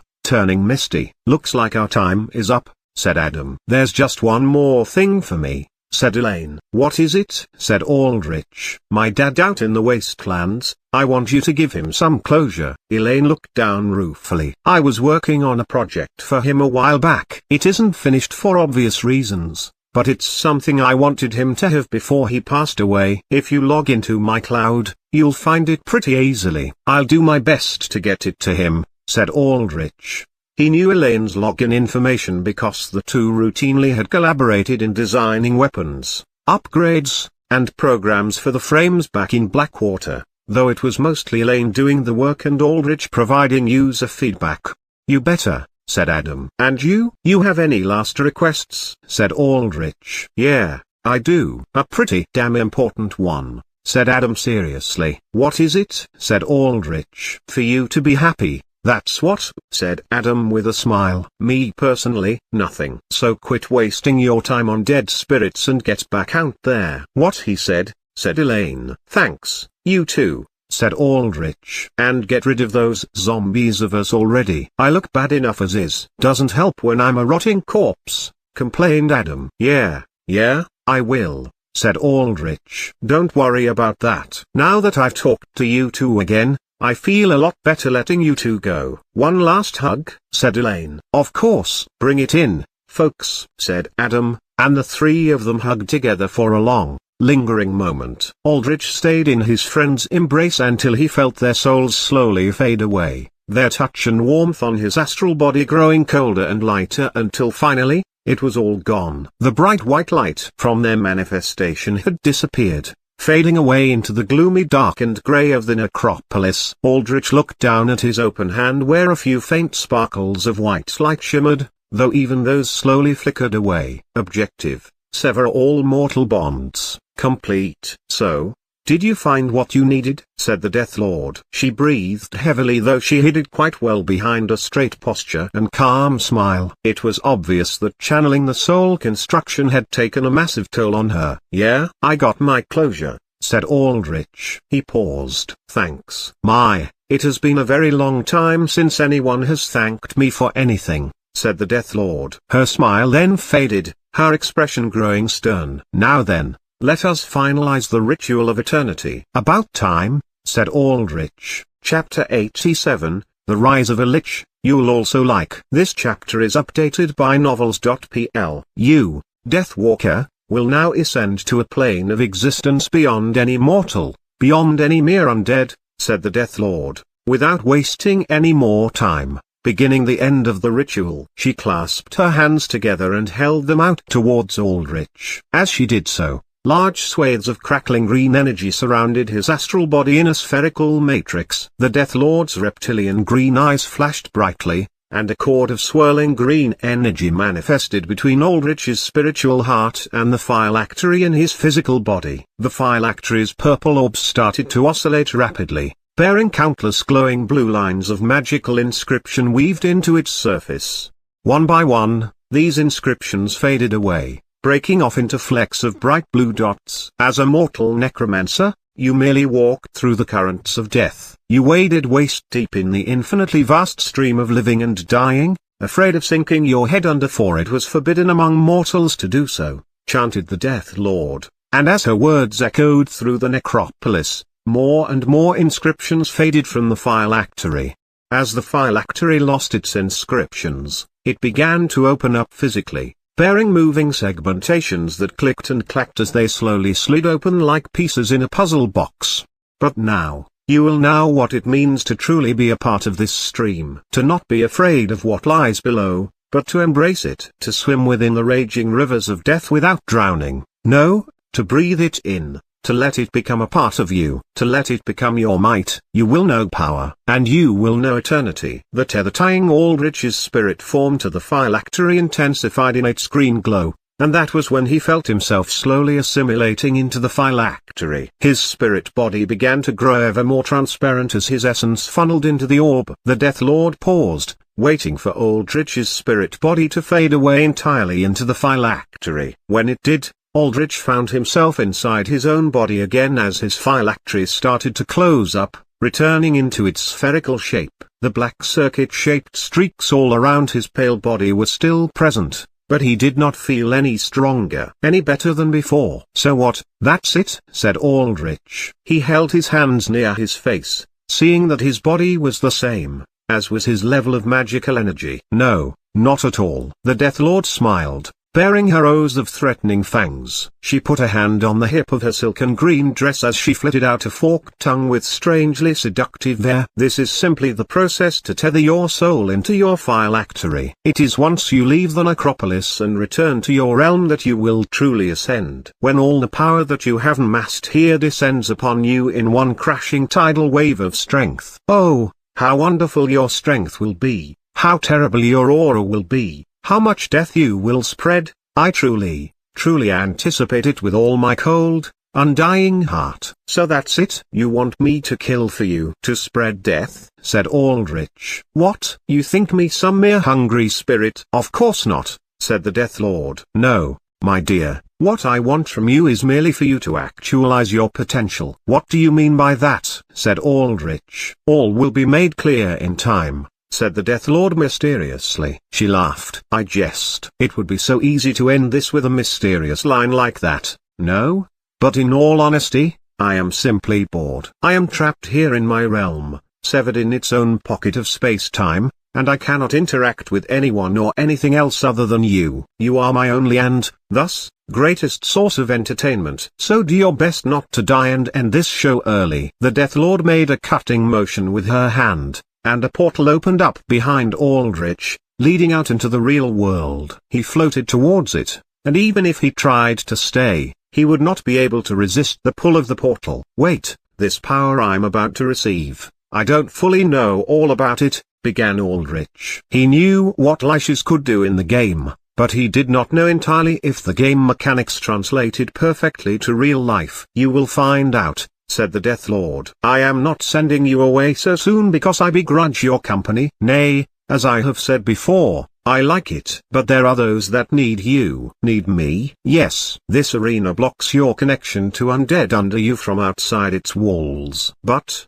let's see, you've received no less than 8 distress signals that these arena walls have intercepted. I assume you are direly needed," said the Death Lord. "What? An attack?" Aldrich immediately perked up in battle readiness as his mind raced to think about how this had happened. He had planned very thoroughly with Casimir about how to take down every conceivable threat that would come the Red Circle's way. This involved creating unique teams to defeat Blackwater's combat instructors, the strongest threats on hand, and the Trident Elite Squadron stationed in Haven. Other than them, there would be no significant threats until at least a day later when reinforcements came. Had reinforcements arrived early? How was everyone doing? Was Valeru alright? Your most recent distress call was a mere minute ago. Those that rely upon you should still be intact. The Death Lord waved Aldrich away. "Now go. Receive your strength. Test it upon those that dare to strike against you. And when the time is right, bear it down upon me." She smiled eagerly at Aldrich in pure, battle-crazed desire. Her crown of glowing green shards flared. "Take this heavy crown of death from me. Make it yours." Aldrich blinked, processing what she said, but before he could respond, the portal sucked him in with one last violent draw, and he saw nothing but darkness. Then, as Aldrich perceived the real world, the beginnings of color and shape forming the walls of the Red Circle's dance floor, it hit him.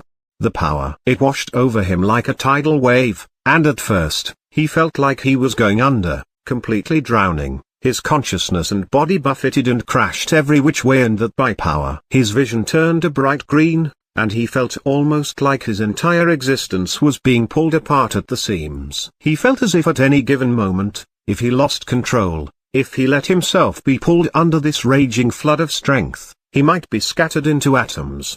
But, almost as soon as the power hit him so very violently, it stopped. The blinding bright green around him faded into pure darkness. He felt weightless in this darkness, without any physical form, just his basic consciousness. But here, he saw the very familiar sight of letters typing across a status screen. But where before the letters were white and gold and styled as if they belonged to a fantasy game, the letters were now bright, eerie green, the font shaped like thin, bare bones scratch marks. And there, he saw the rewards he had reaped pouring in. Calculating EXP gain. EXP gains exceeding normal limit. Level up, level up, level up, level up, level up, level up. The level up messages continued on and on and on until finally level up, level 14, level 40. New EXP bar, 045,000 plus 130 stat points available to distribute. Race changed from undead, risen, to lich. Passive, inner circle of the lich obtained. Passive, outer circle of the lich obtained. Spell, death bolt obtained. Anti-life shell rank 2 changed to mist of undeath. Lich stat bonuses obtained, plus 20 strength, plus 20 agility, plus 40 vitality, plus 40 attunement, plus 20 perception. Racial passive, undead body changed to racial passive, lich aspect. 1x living armor, Volantis, automatically equipped. Current armor set consumed. 50 plus miscellaneous items, weapons, armor, materials, obtained. Exceeds personal inventory limit. Surplus moved to available personal storage identified as the chrysalis. Summons preserved in temporary storage. 30x Death Knight, 1x Crimson Knight Captain, 20x Skeleton Knight Archers, 1x Zombie Giant, 1x Great Bone Wheel. Miscellaneous raised mortal undead. Aldrich saw all this power flowing into him through the void and did what he knew best. He built his character up. He distributed his stat points. And as he did so, as he organized himself, he did not just upgrade his character, he built his very existence back up.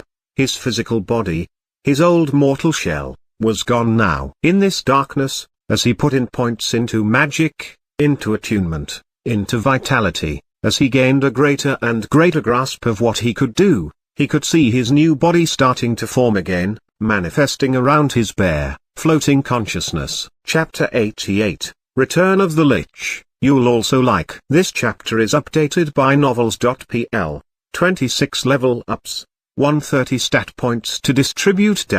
With the racial bonuses from becoming a lich, Aldrich was satisfied with his physical stats for now. His strength was now at 40 and his agility at 35. That was more than enough to be thoroughly superhuman, and with Volantis's shattered bone necromancy aiding him, that would increase massively too when needed.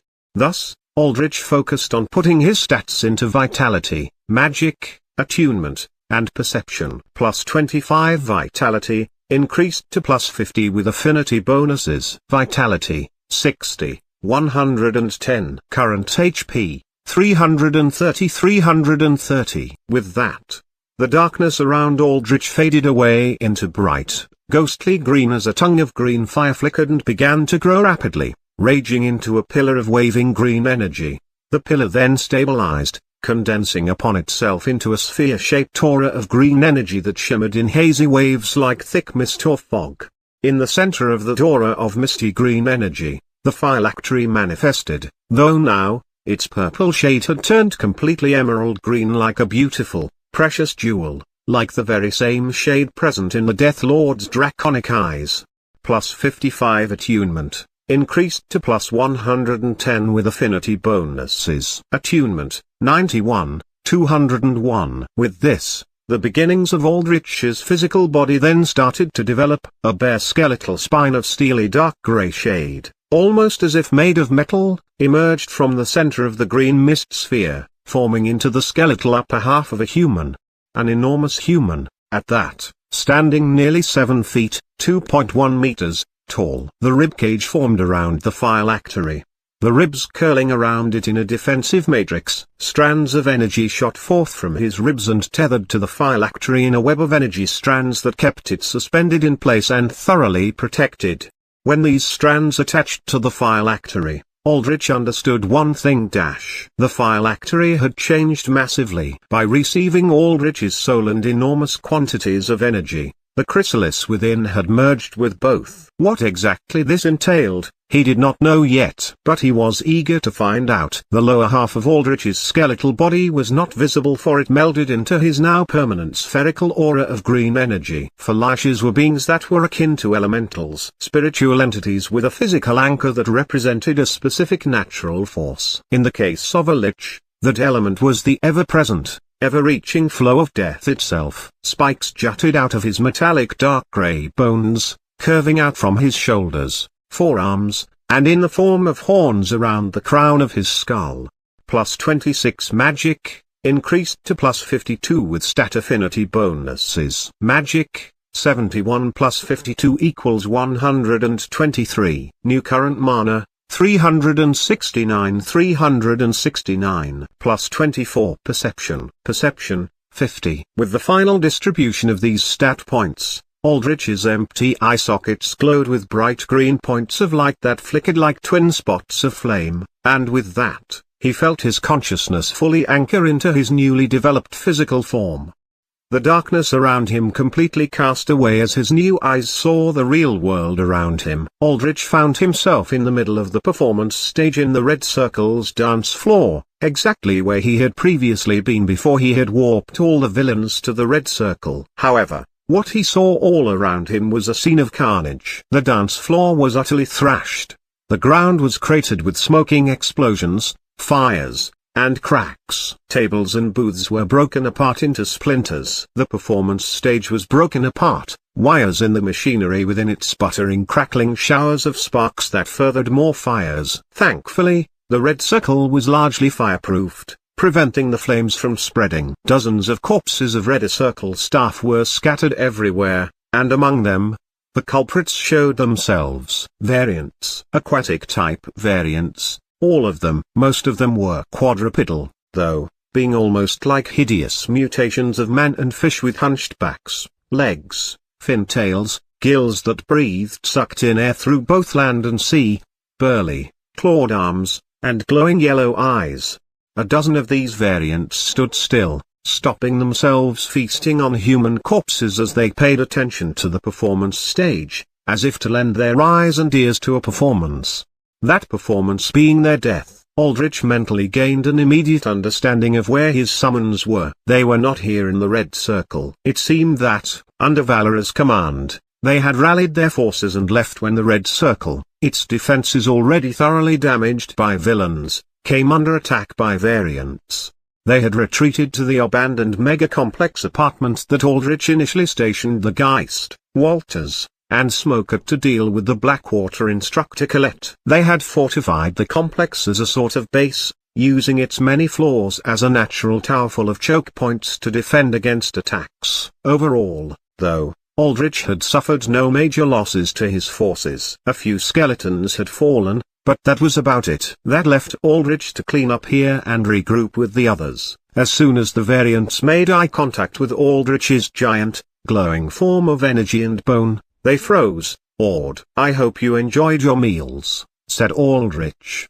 His voice rung out in echoing, thunderous peals that no longer sounded remotely human. It was deep, threatening, and chilling to the core to listen to that voice, a voice that promised nothing but impending death. "For they will be your last." Aldrich thrust out a skeletal hand and cast Death Bolt, a new cantrip spell he learned that all Liches knew. It was a 5th circle spell that cost 10 mana that specialized in heavy destructive power. For enemies weak enough, it was an instant death spell. A helical strand of green, flaming energy shot forth from Aldrich's hand, whistling with a ghostly wail as it smashed into a variant. The variant did not just die, it blew apart as if a bomb had been detonated inside of it, utterly drenching its brethren behind it in its scales, blood, and entrails. The variants shrieked in fear, but one of the variants, a larger, bulkier variant reminiscent of a swordfish, roared, forcing its brethren to stay and fight. It was evident that this creature was in command here. It was far larger than the others, with a heavy build reminiscent of an armored car, easily 2 meters tall and powerfully built, ready to charge and skewer anything with its long, blade-like snout. The swordfish variant charged, using a power that boosted its movement speed with jet bursts of pressurized air in various holes in its flesh. The variant sped forwards as fast as a speeding car, smashing into Aldrich. The variant's snout blade, metallic in its tensile durability, shattered when it hit Aldrich's ribcage. Aldrich not even budge a single inch back. The variant roared in pain as it stumbled backwards, utterly rebuffed. Aldrich grabbed the swordfish variant's throat with one hand and held its several hundred-pound weight of muscle and scale up with utter ease. The variant flailed its finned arms and legs in a desperate struggle to survive, but there was no struggle here, only a massacre. Aldrich used his other hand to grab a firm hold on the variant's head, his skeletal fingers piercing into the flesh and anchoring into the creature's skull. He then channeled another death bolt right into the creature's head, completely splattering it. Blood spouted out from the variant's headless body like a fountain, and seeing this, all the other variants shrieked and fled as fast as they could. Weak, very weak. "And to think something like this might have even posed a challenge to me before," said Aldrich.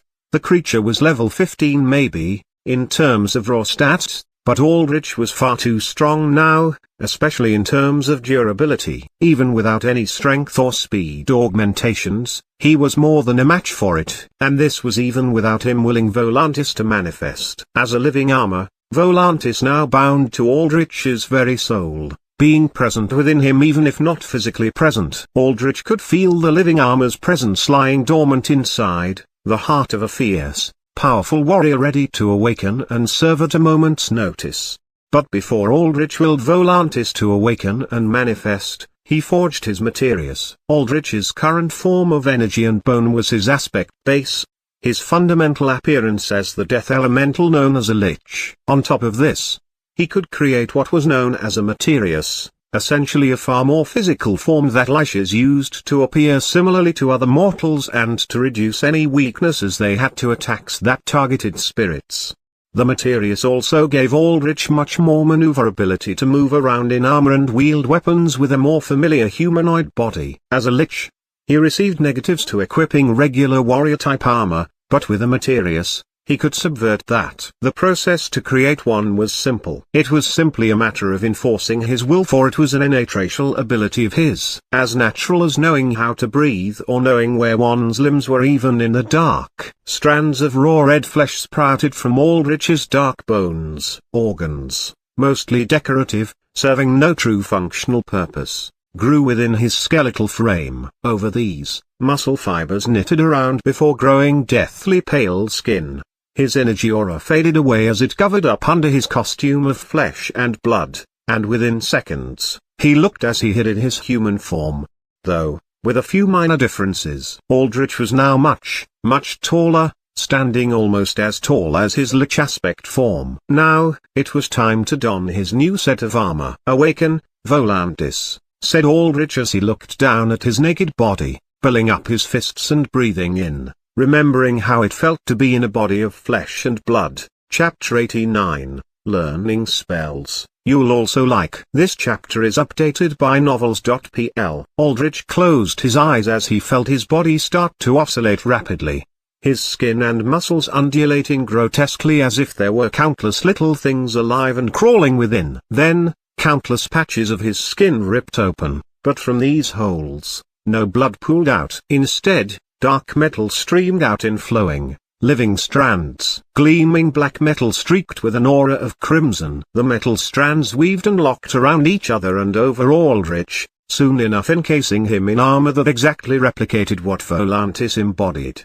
This was armor fashioned from the flesh and bones of a blood dragon, and its organic origins showed in the spikes of dull white, almost gold-colored bone that jutted from Aldrich's shoulder plates, forearms, and greaves. Aldrich looked down at his hands. The gauntlet's fingers ended into curved claws meant for ripping and tearing, and indeed, the armor did not seem like something someone would wear. No, It felt like a creature of its own, a predator and hunter in its own right. Bands and streaks of bloody red glowed throughout the armor, signifying the flesh and blood of the dragon imbued within. The helmet that Aldrich wore, a three-horned, spiked construct of black metal and gold bone and red blood with a single gleaming red dot at the eye line, fused into the armor itself with a metallic click. Aldrich perceived the world around him in a faint shade of red at first before Volantis merged with him better, their minds and souls synchronizing and adapting. His vision adjusted to the color spectrum he was used to, and he felt the armor shift in size, adjusting its dimensions to perfectly fit Aldrich's body. Instead of wearing a suit of dead metal armor, it felt more like Aldrich was fused with something already alive. Almost like operating a mesh suit with a highly functioning AI, though even more personal. "Your command, my lord," rumbled Volantis's voice within Aldrich's head. "How much of your own power can you use, Volantis?" said Aldrich. "My independent strength is limited, for I am bound to you and still recovering from destruction," said Volantis. "While I am tethered to you, I am only capable of accessing necromancy that directly stitches the organs and flesh that I have massed and imbued within this armor. General necromancy such as that involving the summoning of bone, I cannot wield. Should you detach from me, I may use all my powers, but again, I will be weakened. And, I will warn you, my lord, that calling upon my shattered bone necromancy will conflict with your own legion necromancy. As we share one spirit, one body, we cannot access both streams of death at once with our respective full strengths. At the least, not until we have reached greater synchronicity over time. As of now, I may grant you one stitching at any given moment. Whether that be great muscular strength or wings with which to fly, it is yours to choose. But if you wish me to delve deeper into my shattered bone spells, stitching multiple parts at once with greater strength, it will require you to sacrifice your legion magic. Tell me, can you still stitch the arm of the blood god? Said Aldrich. Yes, but it will take all my might. After using it, I must go dormant, rendering me into naught but a mere shell of metal and bone, said Volantis. I see, said Aldrich. He paused to gather his thoughts. Volantis could use his shattered bone necromancy to grow exactly one part on Aldrich for now. Granted, the base stats and durability that Volantis gave Aldrich was still enormous and likely more than enough to sustain Aldrich through basically any threat, especially durability. As an armor set, Volantis was probably the most durable that Aldrich could ever wield as a full mage, easily being on par with the defense offered by a full warrior's armor set. Originally, Aldrich, as a pure mage-type character, could not even wield proper full armor like this without suffering huge negatives. But because Volantis was a living armor and more a symbiote than an item, it seemed that Aldrich did not face equipment-based negatives. Over time, Volantis would also grow stronger, recovering his strength and also becoming more and more synchronized with Aldrich. This also meant that as Aldrich leveled up, so could Volantis. Theoretically, in a hypothetical endgame, Aldrich could essentially have mastery over 2 entire necromancy occultations, something that was never in the game because it would be game-breakingly overpowered to have a caster that was also just as strong as a warrior in melee. For now, though, Aldrich had to rely on himself to deal damage. He used the 40 attunement points he had received from dumping so many points into attunement. Attuned spell limit, 7, 12, inner circle units, 845. Inner circle units, Valera, Volantis, Chrysalis, Geist, Flurgon, Dynamite Girl, Antlion, Bloodspitter Lizard. Outer circle unit limit, 225. As a lich, Aldrich now had massively enhanced capacity to control undead. Liches were forces of nature that, when angered, were basically like natural disasters. When they attacked a city or village, they did not just wield a few dozen undead as mortal necromancers did. No, they fielded entire undead armies, submerging living settlements like a flood of death. Thus, Aldrich's undead control system changed fundamentally to reflect this, splitting into 2 categories known as the inner circle and the outer circle. The typical unit's controlled limit that Aldrich fielded now changed to the inner circle. This encompassed undead that were strong enough to be above level 15. Meanwhile, The outer circle consisted of units that ranged from 1 to 15. The max amount of units Aldrich could field in his outer circle equaled his inner circle limit multiplied by 5, allowing him to essentially raise an entire army. The stronger Aldrich got, the higher he evolved as a lich, the wider the level range of his outer circle. On top of this, the Raise Undead spell and its mass variation also changed from a typical spell to a mere cantrip, giving it essentially zero cooldown when used on outer circle undead. For corpses strong enough to enter the inner circle, however, Raise Undead still went on cooldown, and the health and mana consuming channel was the same for raising units that was significantly stronger than Aldrich. Aldrich withdrew from his inventory their Tome of Skeletal Mastery, and their Tome of Necrotic Carnage. He used both, learning spells to pad up his spell count and replace those that were no longer needed. Twin auras of bloody red and ashen white swirled around him, lighting the abandoned, ruined insides of the red circle in their eerie twin glows. At the end of this process, Aldrich was left with the following 12 spells. First, there were spells he kept: Grave Consumption, Raise Undead, Create Greater Undead, First Ring. This spell was Aldrich's most useless, as undead created from this could only go up to level 20. This was because he had not received the necessary Tome of Dark Arts to upgrade it, yet, once upgraded, would become much better. As a result, he kept the spell Negative Surge, a reliable spell to use in buffing an ally or Aldrich's own physical stats. Once he got the appropriate Tome of Dark Arts, he would replace this with Death Surge. And then there were his new spells: Death Bolt, Aldrich's new spammable spell attack, directly replacing Chill Bolt as a vastly superior alternative. Call of the Impaler, an area of effect spell that caused impaling stakes of bone to erupt all around Aldrich, allowing for him to generate distance or clear out enemies very easily. Bone Wall. This allowed Aldrich to summon forth a wall of bone that could block attacks or, if raised beneath an enemy, impale them. Bone Missile Array. This generated a circle of floating bones around Aldrich that could be shot forth according to his will like bullets. He could also supplement this with bones he found on the battlefield. Rite of Bone Binding. By activating this spell, Aldrich could make all skeleton-type units under his control in his nearby vicinity to greatly strengthen their durability and strength. Burning Agony. Using this spell, Aldrich could cause zombie-type undead under his control in his vicinity to start burning up, their blood boiling and their bodily processes maximizing, granting them heavily enhanced stats and a flaming hot ignited blood aura. Eventually, this would reduce the zombies down into skeletal undead. Corpse Nova, a mighty spell that Aldrich could use on any zombie-type undead or unit with flesh in his command, sacrificing them to turn them into a living bomb. In terms of sheer firepower, this was perhaps Aldrich's strongest attack in his arsenal so far. Mist Phase, a spell known by all liches. It allowed Aldrich to teleport a short distance away after a small channel of 5 seconds. The range extended greatly if he teleported to an undead under his command. Aldrich's was now beginning to scrape back his original power and, as a result, his original battle strategies. As a Legion Necromancer, he was used to fielding large amounts of undead, though now as a Lich, the scale of this increased tremendously. Knowing this, Aldrich geared his spells towards being able to maximally abuse the hordes of disposable undead he could generate. Burning Agony on raised zombies made even the weakest among them strong threats, and eventually, they would turn into skeletons. At which point, Rite of Bone Binding could turn them into durable defensive units, or Aldrich could scatter them and use them to fuel his bone-based spells.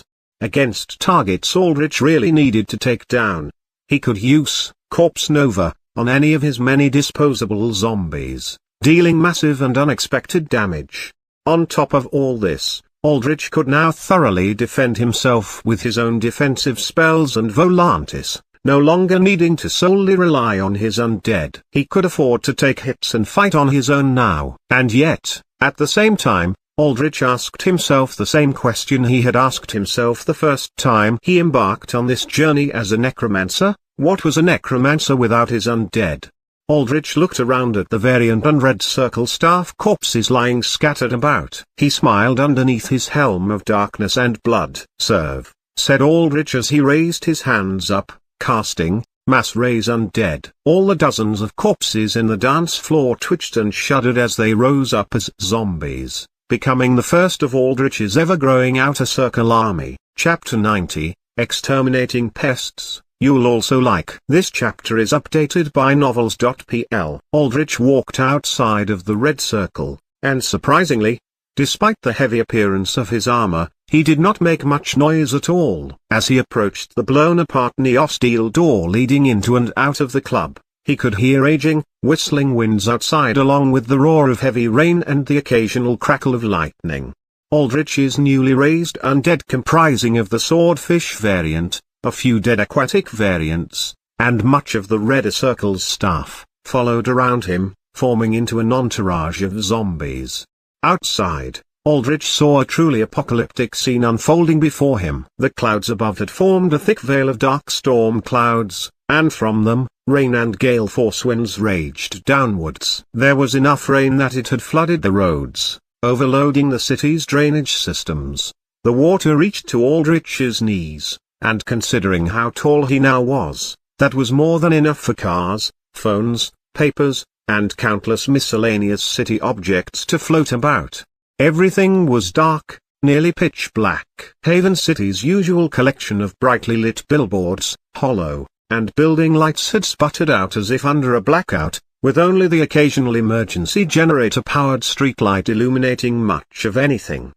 The air felt heavy, and not simply because of humidity. There was a weight to it that was unnaturally dense, and any human that needed to breathe would likely find themselves short of breath within half an hour of being here.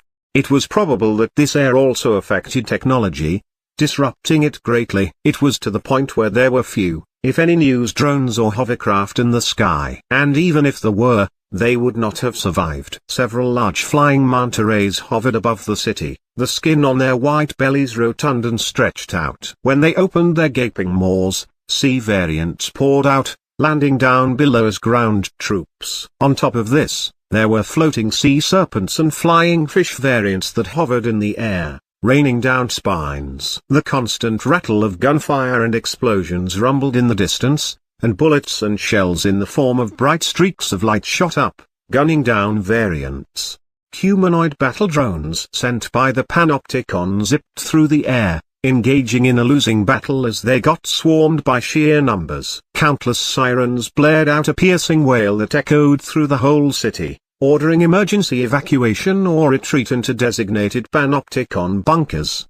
This was an absolute war zone. An attack of this scale was a horrific disaster, perhaps one of the worst known in a decade. At the very least, the worst attack made on Haven in 50 years. Something like this warranted a S-rank hero's response, or at the very least, several dozen A-rankers. But the fact that this disaster continued meant that either the heroes were late, already dead, or not coming. Either way, Haven was left to fend for itself, especially the poorer Southside district where the Red Circle and Dud ghettos were. When Aldrich tried using his Death Sense passive, its range greatly enhanced by his Lich status, to see if there were freshly dead or near-dead mortals around him, he registered that everyone in the nearest street blocks were all dead.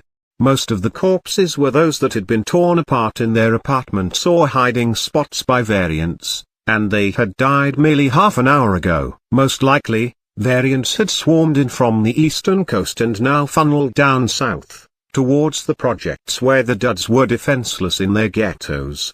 At best, the projects had just one functional Panopticon bunker, and maybe 200 people could be crammed in there. Overall, though, there were over 5,000 duds living in the projects, all of them soon to be casualties. Aldrich sensed stares zoned in on him. There were variants everywhere, crawling on building walls, perched on roofs, on the streets, anywhere they could find purchase. They did. All of them stared at Aldrich with inhuman fish-like eyes that gleamed yellow or red. Most of the variants, Aldrich noted, were bipedal fishman-type monstrosities with 4 arms, hunched backs, and scales of varying colors, some red, some blue, some white. It did not matter, all of them were weak.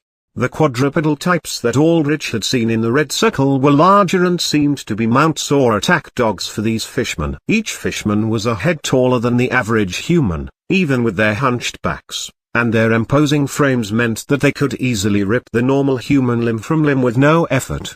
Several fishmen, those nearest to Aldrich on the streets, hissed as they sprinted at him, utterly unfazed by his imposing appearance. "So inconceivably stupid," said Aldrich. "Can you not sense my power, even now? Well, I suppose that's a good thing, in a way." Aldrich punched one fishman in the head and literally blew its head off like he had fired a shotgun point blank at it. Then, using the decapitated corpse as a club, he violently brutalized all other fishmen that neared him until his convenient club was reduced to a mangled mess of flesh strips attached to a cracked and twisted spine.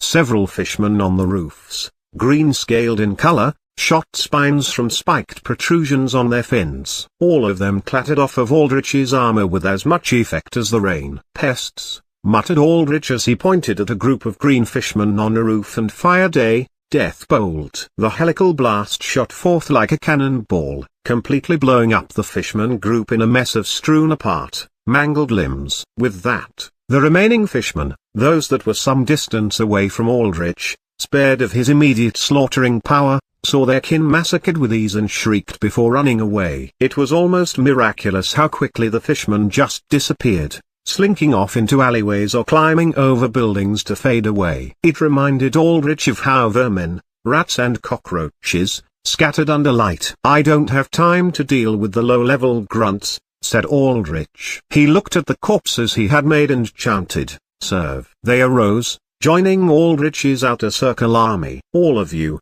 go down south. Clear out any variants. Protect the projects," said Aldrich. "And before you'll go, you will need help." Aldrich reached into the temporary storage that the Death Lord had fashioned to hold Aldrich's summons. He held out an open palm, and within, a bright green sigil formed in the air. In here, all his summons were stored, and by breaking the sigil, he could release whom he wanted to put under his control. He saw the list of undead he had marked to raise. From there, he filled out his inner circle. A zombie giant, a death wheel, 15 members of Blackwater's A-class, the Crimson Knight captain, and 15 of the Death Knights under the captain's command. That marked out Aldrich's inner circle to 41-45 capacity, with him leaving 4 spots for strong undead to raise on this battlefield. Aldrich then closed his clawed gauntleted hand, shattering the green sigil. An omnidirectional wave of green energy surged out from him,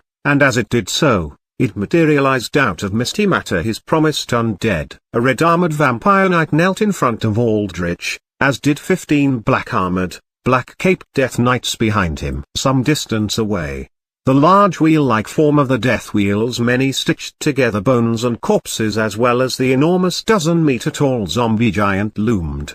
"The 80th Immortalist Legion is at your command, my lord," said the crimson-armored captain.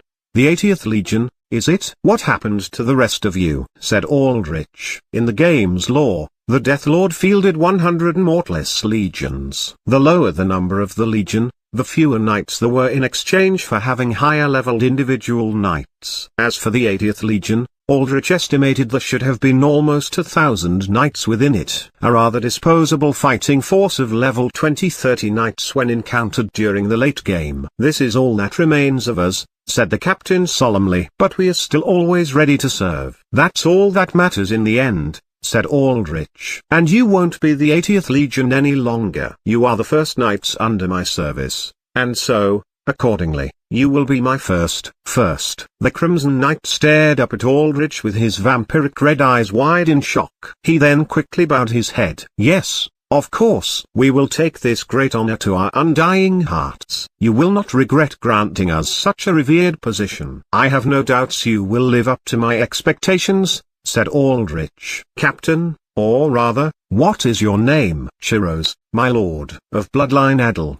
Bloodine, vampiric nobility." "Then, there is someone under me that I would have you meet after this battle is over," said Aldrich. "But for now, Captain, if you were raised as nobility, Then you were taught how to fight and how to lead. No doubt there was a reason why you were a captain within a legion. Your job here is simple. You will go south and slaughter all fish-type monsters with extreme prejudice. Your will is mine, my lord, said Chiros with a bow, his white cape fluttering behind him with the raging winds. As for who you will protect and how to navigate these streets, I will have these men and women guide you. Aldrich turned now to the 15 members of Blackwater's resurrected A-class. All of you, follow under Chiros. Guide him towards the dud projects. Save all those you can, but focus mostly on killing the enemy. Secure projects and the Panopticon bunker there. You can finally fulfill your debt to society, to all those you spat on and looked down upon. Understood,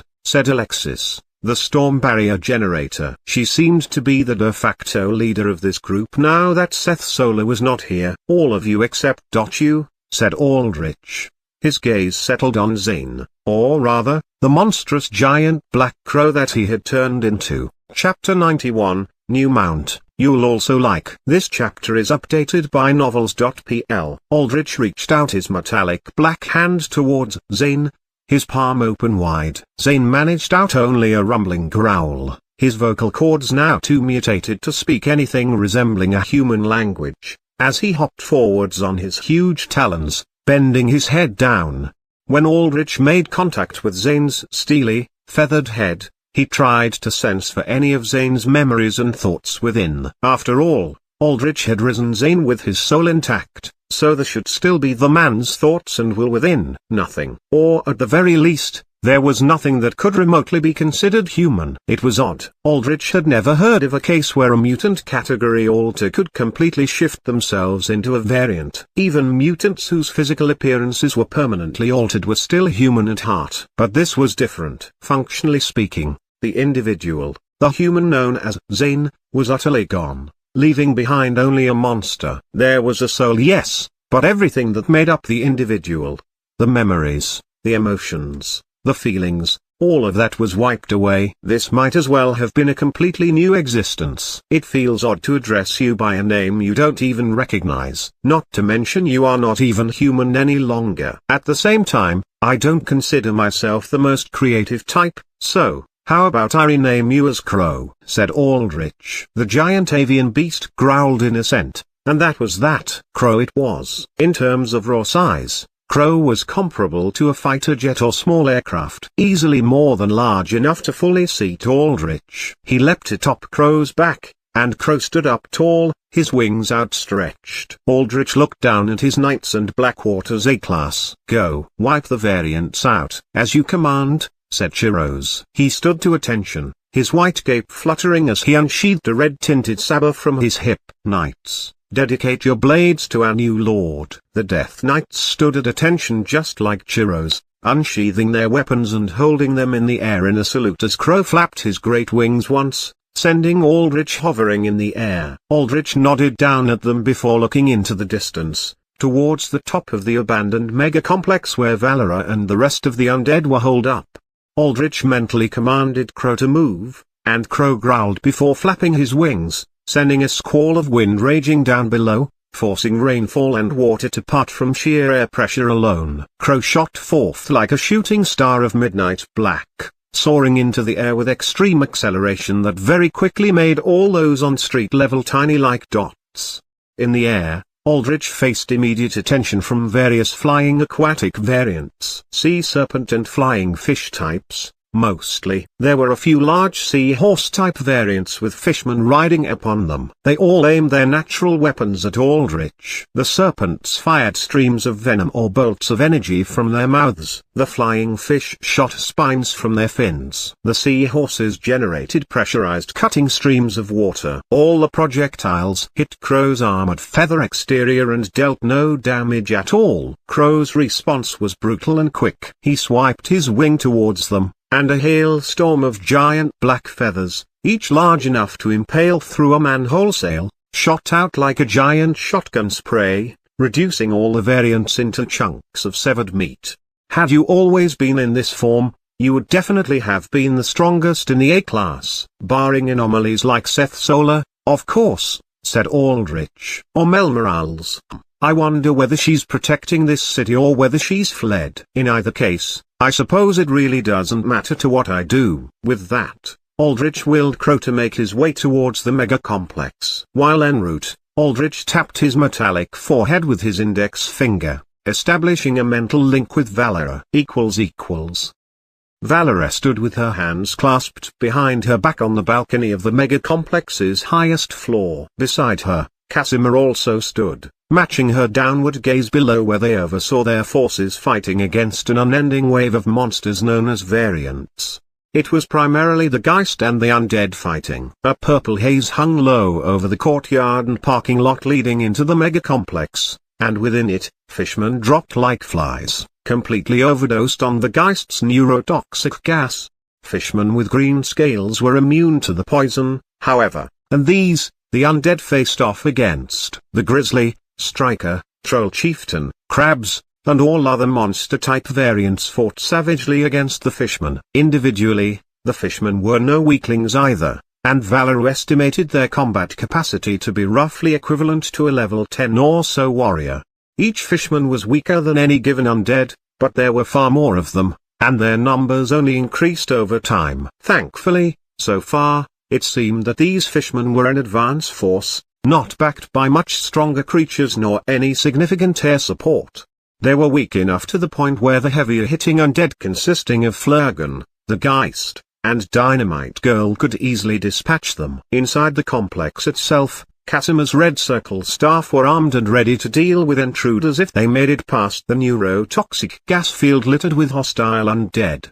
"It has been 2.5 hours since Mr. Vane's expedition," said Casimir. "I place my faith in him, but at the end of the day, I am still but a man, and it is in man's nature to worry. I would wring your neck for you even suggesting incompetence of his part, but I also understand it is, as you say, also natural for weak creatures like yourself to worry," said Valera. "But have faith and hold this position. When he returns, all will be made right." "I have never considered myself a man of faith," said Casimir, "but perhaps there is a first time for everything." He turned to the insides of the apartment where Spybird, a short, stocky man wearing goggles that Valera had first mistakenly identified as a dwarf, and Fisk worked together, hooking up an emergency generator and signal generator to their array of laptop screens. "Have we established net connection?" said Casimir. "Is difficult," said Spybird, his accent thickly Russian. He thumbed his nose with a cracked, dirty nail. "Whole city under interference. I sense it comes from above, in the sky. To establish connection, I would have to fly away from city or go very high. But far too dangerous, even if I get support from Hirindel.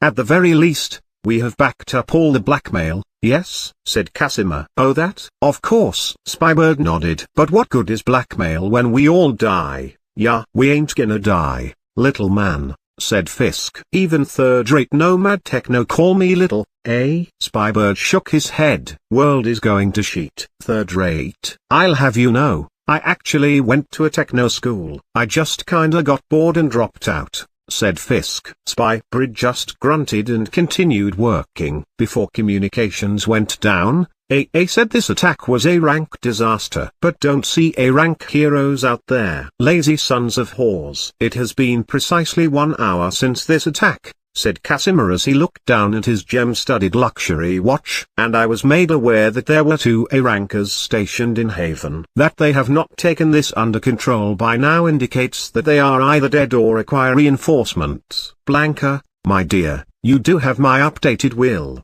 yes?" Blanca stood at attention with sleek laptop under her arm. "Signed and saved." "Thank you, my dear," said Casimir. "Why do you worry?" "You used that power of yours," said Valera. "It said you would not face harm this night." "Minimal harm," corrected Casimir. "And that is the issue with my power. It has many gaps. What if I endure a small but thoroughly poisoned cut? I would die in days, and yet, it would still technically be true that I suffered but minimal harm in the time frame my power encompasses. Also, I am not worrying. I am simply securing the future of my assets." As Casimir finished his sentence, Valera thrust out her arm in front of him. She manifested her cross shield, blocking several flying fish spines. "Airborne monsters, growled Valera. She saw two flying fishes in the distance and shoved Casimir back. She then cocked her arm back, then threw her shield out using their shield toss skill. The cross-shaped shield spun rapidly through the air like an oversized shuriken before smashing into one fish,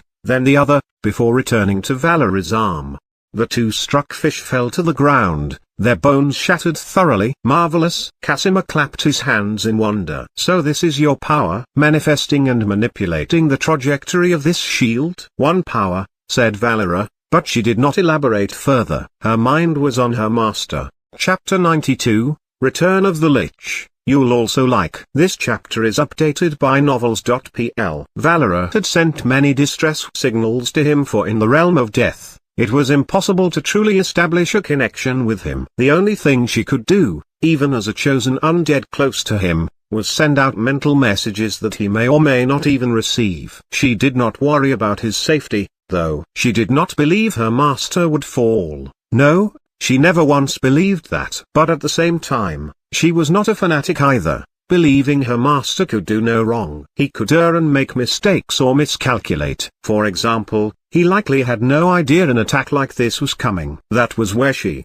as his chosen, as his most trusted guardian knight, would stand up tall with her shield and her might and her wits to cover for him. She did not just spend her time like a distressed princess, wringing her hands together and sending distress calls to her master. No, Valera had assumed direct command of all the undead. In the first half hour of attack by these monsters, she had stayed in the red circle to try and defend it, but the base was already damaged, its gates breached and its shields destroyed, and its confines were small and unsuited for a long-term siege. So, after half an hour, Valera had gotten everyone to move to this mega-complex. This building formed a natural tower of defense and was also large enough that the Geist's potent poison cloud would not affect any of the vulnerable flesh and blood mortals under Casimir.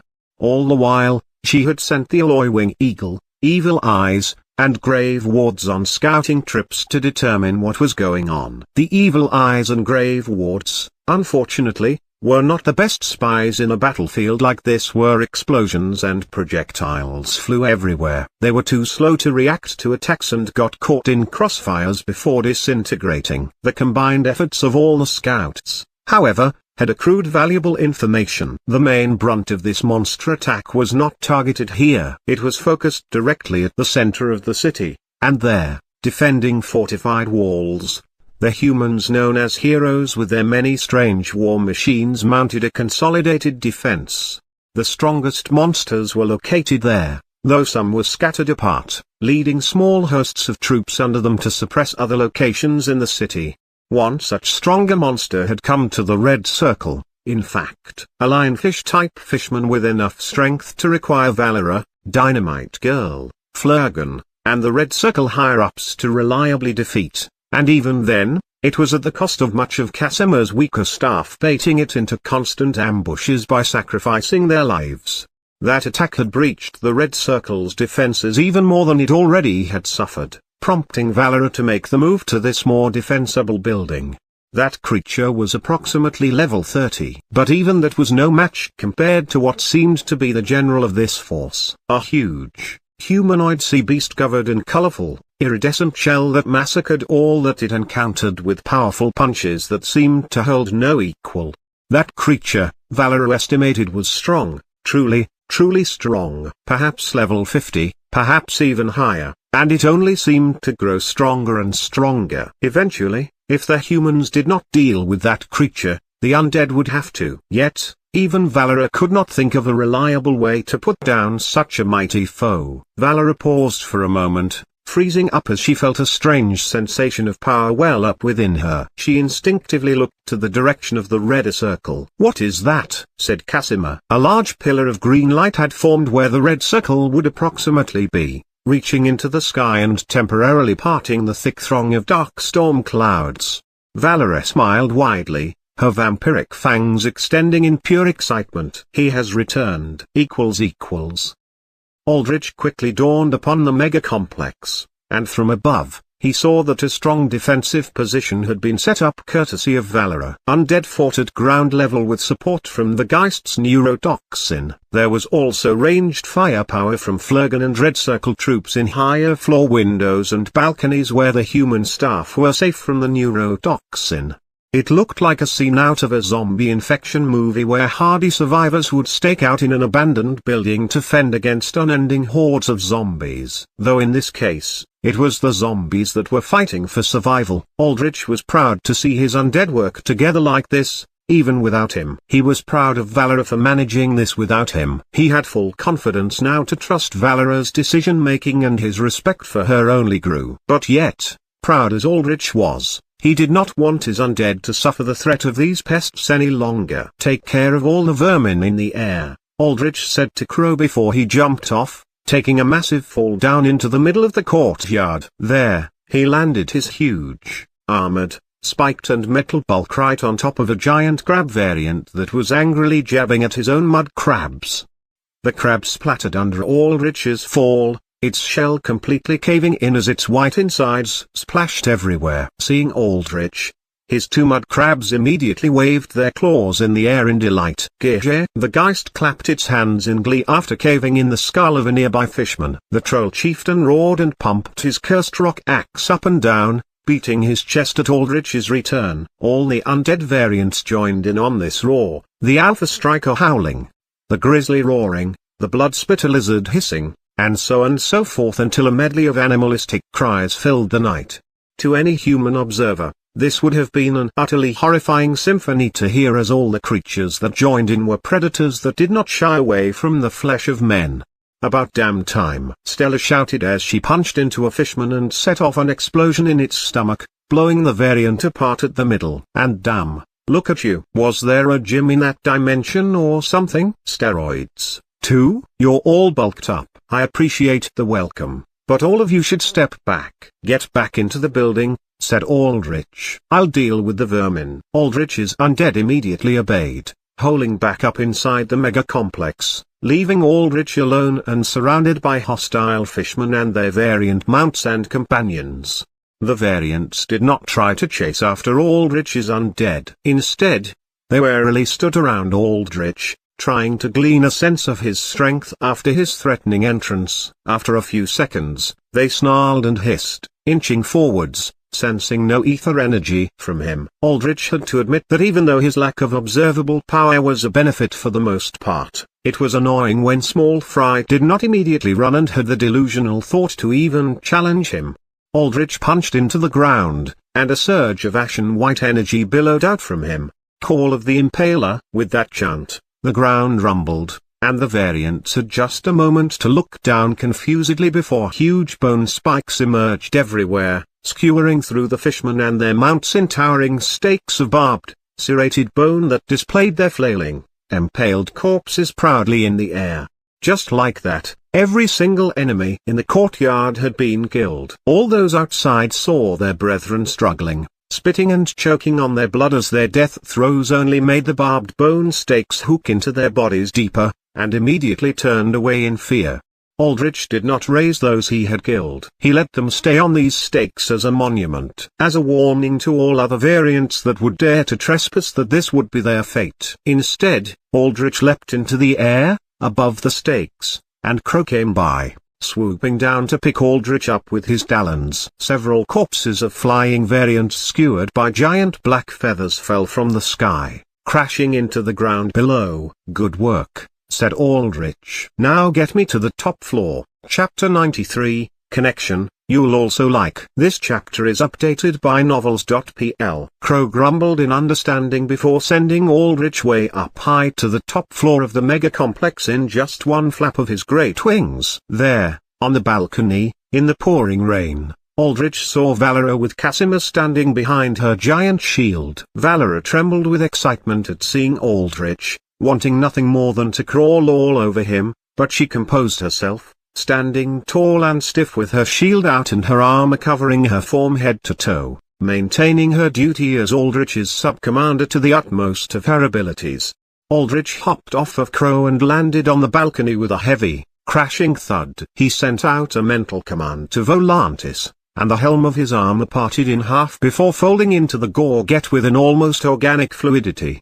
"Master," said Valera. "It is good to see you back." "And here I was ready to finalize my will," said Casimir with a bow. "Good work, Casimir. All those men and women under you that you had to sacrifice today, you have my greatest gratitude," said Aldrich. "Thank you, Mr. Vane, but your gratitude is misplaced. It deserves to those that have fought and fallen, not I who is merely protected," said Casimir. "The devotion you have to your staff is admirable, Casimir, and I will see to it that tonight, no more of your people will die," said Aldrich. He would have also liked to have fully raised the Red Circle staff, but one weakness that Aldrich possessed in raising undead was that to create a risen undead, that is, an undead with their souls intact, it required their souls to be present at the time of reanimation. However, souls faded extremely quickly, approximately within 1 minute, the same length of time they lasted on screen in the game before fading away. In the game, 1 minute was a very, very long time for a drop to last. But in the real world, it was a vanishingly small sliver of time. By the time Aldrich had returned to the Red Circle, Casimir's staff had been dead too long to raise with their souls intact. Thus, they were just mindless zombies. At the very least, when this all over, Aldrich would give Casimir the option to have the zombies laid to proper rest. "And Valera, excellent work managing our forces," said Aldrich. "Under your guidance, losses have been minimal, even when I took so much time in the other realm. For that, you have my apologies." "No, my master.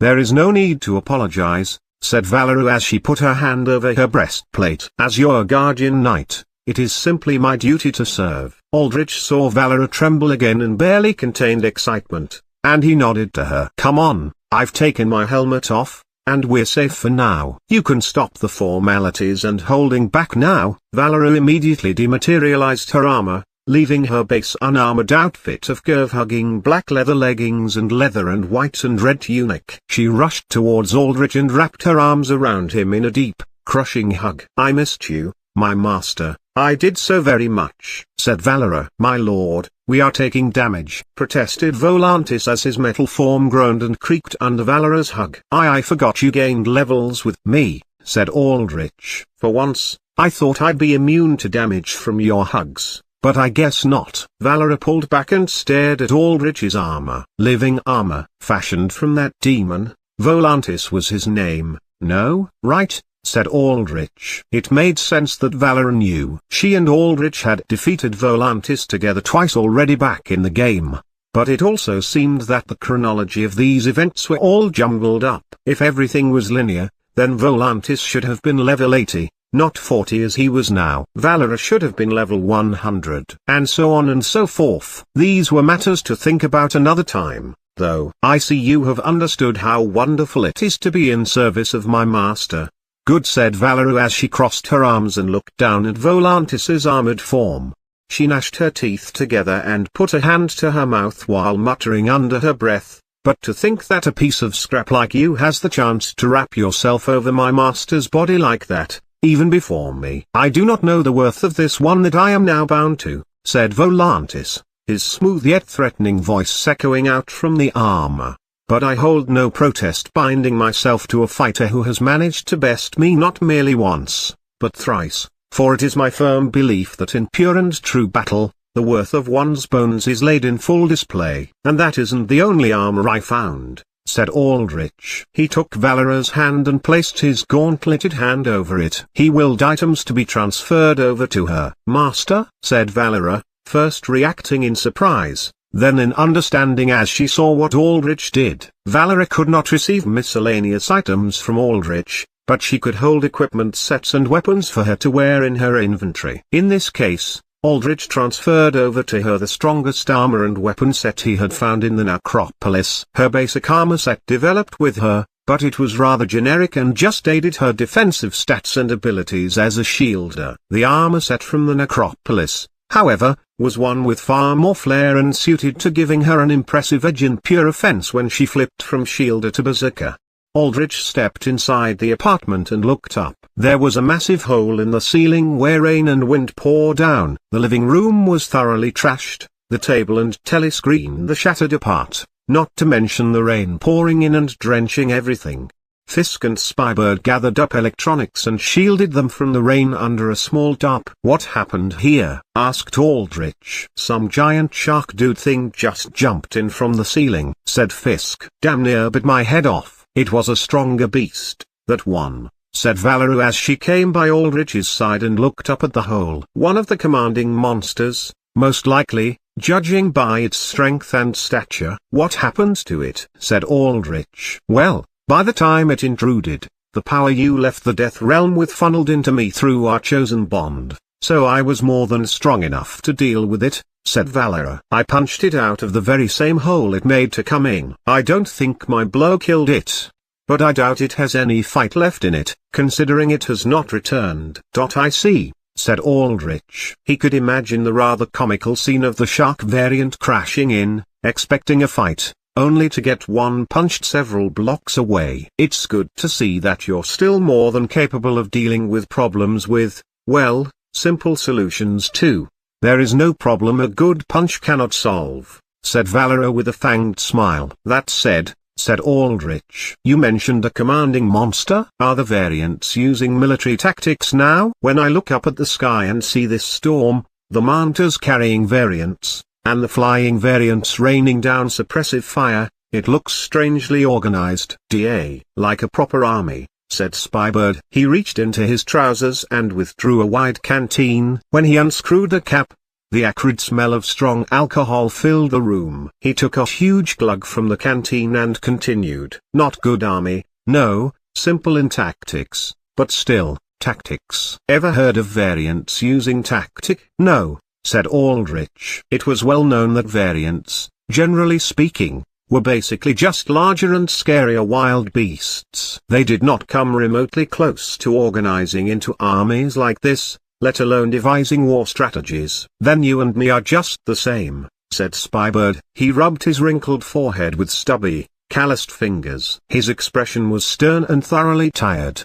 "But I think long tonight. And I remember, I was at the sinking of near Moscow 7 years ago. Giant worms attack the city, use hit and run tactics. Start with small worms first, scout city defenses. They find weak points that way. Then, they sink buildings with force fields. Makes the city defenseless. Then, they show up with the big worms. Then heroes die, half of city sinks. Everything horrible and bad." Spybird took another swig of alcohol. "This reminds me of that. But you know what? If the situation is similar, then that means there is main commander. Big shot that controls everything. In near Moscow incident, when main worm deep underground died, all worms fled. Maybe same here, I think." "I see," said Aldrich. "So take out the head and the rest fall?" "Well, any candidates for this main unit?" "Yes," said Valera immediately. "There is one. A shelled monster leading the vast majority of its brethren at the center of this human settlement. However, I must warn you, my master, that the creature is incredibly powerful. If you faced it alone, even as you are now, you would fall." "Good thing I'm not alone, am I?" said Aldrich. Valera smiled. "I was just about to say that.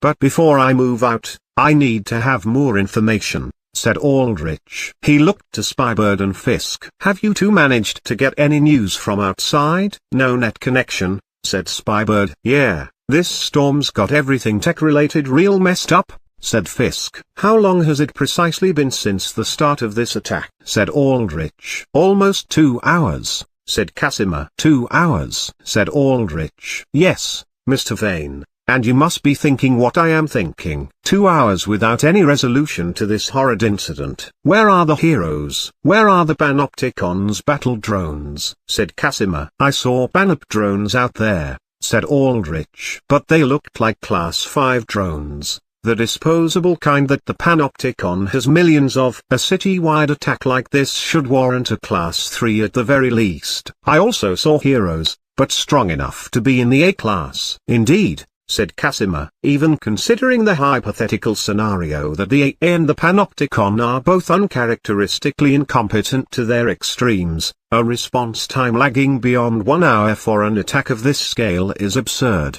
You may call me a pessimist, Mr. Vane, but I do believe Haven has been abandoned. The two A rankers stationed here have either fled or have fallen. Either way, the end result is much the same. The city falls too. You're probably right, said Aldrich. But I doubt it's because the AA or Panopticon wants to abandon the city. Either something's blocking them out, or something so big's come up elsewhere that it requires all their resources. Regardless, I can't keep dealing with hypotheticals and questions. I need solid information. Aldrich turned to Spybird and Fisk. I need you two to connect to the net. But how? Said Fisk. Nothing works. And believe me, we've tried basically everything. Then we brute force it, said Aldrich. The storm is blocking you two out, is it? Then why not fly above the storm? He waved his hand, and Crow's enormous black form hovered by the balcony like a living shadow. Above, said Fisk. Aren't there like tons of variants up there? Do you doubt the Master's ability to keep you safe? Said Valera sternly. Fisk immediately shook his head. No, it isn't that. It's just, like, I'm piss weak, you know. A stray fart from one of these things might kill me. You're right, you are too weak, said Aldrich bluntly. He looked at Spybird. The short man was definitely cybernetically enhanced. At the very least, the segments on his skin showcased that he had some form of dermal plating layers that would make him far tougher than the average man. Spybird, you're coming with me. Damn, you could have at least tried to tell me I wasn't weak, complained Fisk. So what? You want to come along? Said Aldrich. I'll be here doing research, said Fisk as he immediately began to fiddle with his laptop despite the fact he could not connect to anything. Me? Hey, just my luck. Run from one city-ending disaster, find the next. Well, good thing there is vodka to make things better. But no use complaining. I will come, said Spybird. Take a moment to get ready, said Aldrich. Arm yourself if you need, but make sure you prioritize getting a connection to the outside world. Get ready. Spybird nodded. He smiled before he glugged down the rest of his canteen down to the very last drop. He then crushed the metal canteen like a soda can in his bare hand before tossing it away. Now, I am ready. The alcohol won't slow you down, said Aldrich. Slow me down? Spybird furrowed his brows and made a heavily offended face. No, it makes me warm, makes me sharp, keeps me alive. All right then, said Aldrich. He turned to Casimir for confirmation. It is true, said Casimir. Spybird does function better with the deadly dose of alcohol flowing through his veins. He even claims he possesses a generator in his liver that converts the alcohol into power, but I am still unsure whether that is true or drunken rambling. Hey, and you will never know, said Spybird. He packed a bag with a laptop, a small rectangular signal generator, and various wires and cables. While Spybird packed, Aldrich spoke to Valera. Valera, optimally, I would want to take you with me. But everyone in this building is low-leveled. You are the only strong warrior I can trust to defend this place. Understood, Master, said Valera. She bowed her head. But promise me, if ever you are out there and you feel as if your life is in danger, even the slightest bit, do not hesitate to call me. I would give my life and soul, everything, for you. You won't have to worry about me staying alive, said Aldrich. I'll be careful. And I do have to give you an answer. No, can't do that if I'm dead. Valera's pale face turned bright red as she stammered out, yes, that is true. Almost forgotten about that with how busy this night has been. All set, said Spybird as he went out to the balcony and hopped atop Crow's back. Aldrich nodded to everyone before he also got on Crow, aiming now towards the stormy, variant-filled skies. Chapter 94, Sky Fight. You'll also like. This chapter is updated by novels.pl. Crow pushed off the balcony and hovered in the air, allowing Aldrich to inspect the sky. The wind raged around him in angry howls, carrying a torrential downpour of rain that nearly even managed to drown out the sound of high-caliber gunfire and artillery shells exploding in the distance. The roar of occasional lightning pierced through all this noise, cracking down in heavenly judgment against buildings, especially those near the city center. That's no natural lightning, the kind that strikes down at random, noted Aldrich. It's being used with purpose, almost like their form of artillery. I'll need a closer to look to figure out what's really going on, though. Stitching, fast ear eyes, stated Volantis, and a single blue, crystalline-shaped eye formed on Aldrich's helmet forehead. Through this, Aldrich could see far into the distance and identify life forms that shone bright blue through the cover of the dark storm clouds. That was when Aldrich came to understand how exactly this storm was being managed. There were large jellyfish-type creatures positioned in a huge lattice-like matrix across the storm, and each of them linked together to generate storm clouds and electrical charge. These jellyfish were also responsible for casting an electrical interference net via these storm clouds. Aldrich saw an artillery shell fly through the storm cloud, piercing several jellyfish and shredding apart their soft bodies. In an instant, the jellyfish reformed. The jellyfish were highly regenerative so long as all of them remained tethered to each other, feeding off of each other in a positive feedback loop that massively enhanced their natural abilities of electrical charge generation, manipulation, and healing.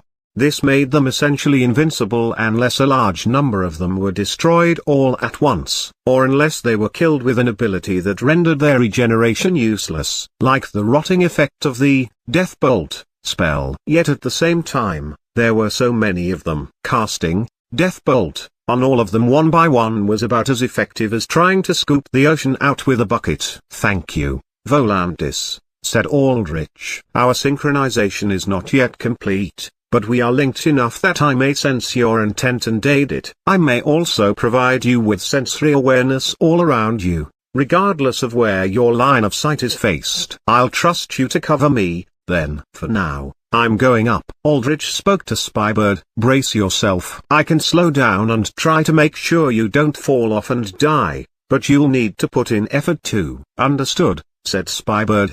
He dug his fingers into Crow's back, and hydraulic clicks indicated that Spybird's fingers were locked in with a steady grip. With that, Aldrich willed Crow up, and Crow loosed a piercing, rumbling war cry before flapping his wings down with immense force, instantly shooting him up like a dark comet. His acceleration was exceptional, and in terms of sheer speed, Crow could easily reach the realm of a fighter jet, though for now, Aldrich held back on the top speed to keep Spybird conscious against G-forces. As Aldrich approached the aerial variants comprising of flying fish and floating sea serpents reacted, firing off spines and bolts of energy respectively. Aldrich activated his Death Essence Barrier. This was a passive shield of energy unique to Liches that constantly formed around him. It was essentially an upgraded version of the Necromancer's Corpse Barrier, and in the lore, it was said that Necromancers formed their Corpse Barrier as a cheap imitation knockoff of the Death Essence Barrier, where the Corpse Barrier, rotted over time, was weak to fire, bludgeoning damage, and other undead weaknesses. Their Death Essence Barrier was a shield of pure energy. A mana barrier formed from the essence of death, and in Elden World, mana barriers were highly resistant to elemental or energy-type damage. Dozens of energy bolts from sea serpents just fizzled out against Aldrich's shield while the spines were too weak to pierce through, pattering off like toothpicks. Aldrich did not pay these flying weaklings much attention. He only wanted to get above the storm clouds for Spybird to establish a connection. "Fly through them all," said Aldrich. Crow growled as he folded his wings to his sides and thinned down to a streamlined, missile-like form meant for pure speed. He shot through the flying variants like a living battering ram, completely shredding apart anything in his path by slamming into them with his steely feather-covered body. It was roadkill to the maximum extent, sending severed body parts and chunks of fish flesh raining down. As Aldrich quickly neared the storm clouds, the jellyfish within reacted. A webwork of glowing blue energy became visible in the clouds, shifting around energy and centralizing it around the jellyfish cluster nearest to Aldrich before it exploded out into a lightning bolt.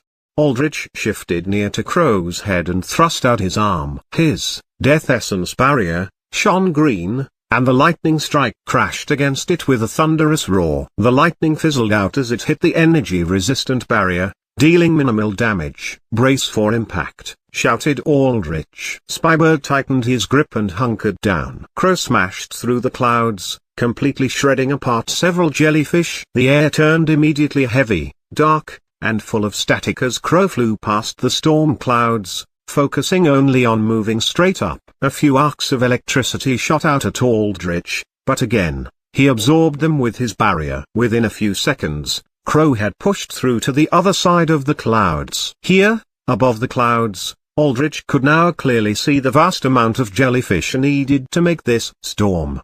There must have been over 1,000 of them all lined up neatly, feeding energy through each other in a complicated organic network of circuits.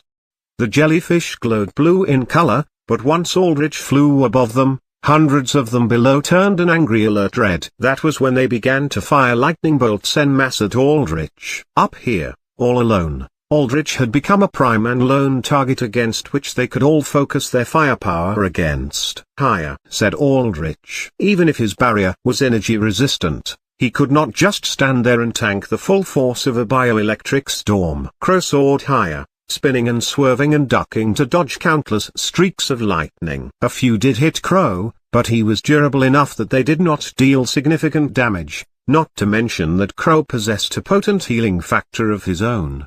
Eventually, Aldrich was high up enough that the jellyfish stopped targeting Aldrich. This was high enough in the atmosphere where even the cloud cover below looked tiny. There was no rain here, nor were there strong winds. It was strangely calm, a clear contrast to the raging rumble of lightning in the artificial storm below. Can you breathe? Said Aldrich to Spybird. Have augmented lungs. Will be good, said Spybird. He immediately unzipped his pack and booted up his laptop, hooking it up to the sleek rectangular signal generator. A blinking red light at the end of the generator turned blue. Connection established. I'm diving now. Spybird took a glove off his left hand, and his stubby fingers snapped back at their knuckles, revealing wires laden inside his digits. They snaked out like they had minds of their own, funneling into the laptop as Spybird merged his consciousness with the tech. The cylindrical goggles on Spybird's eyes clicked and clacked and glowed blue. Connected, said Aldrich. DA. But,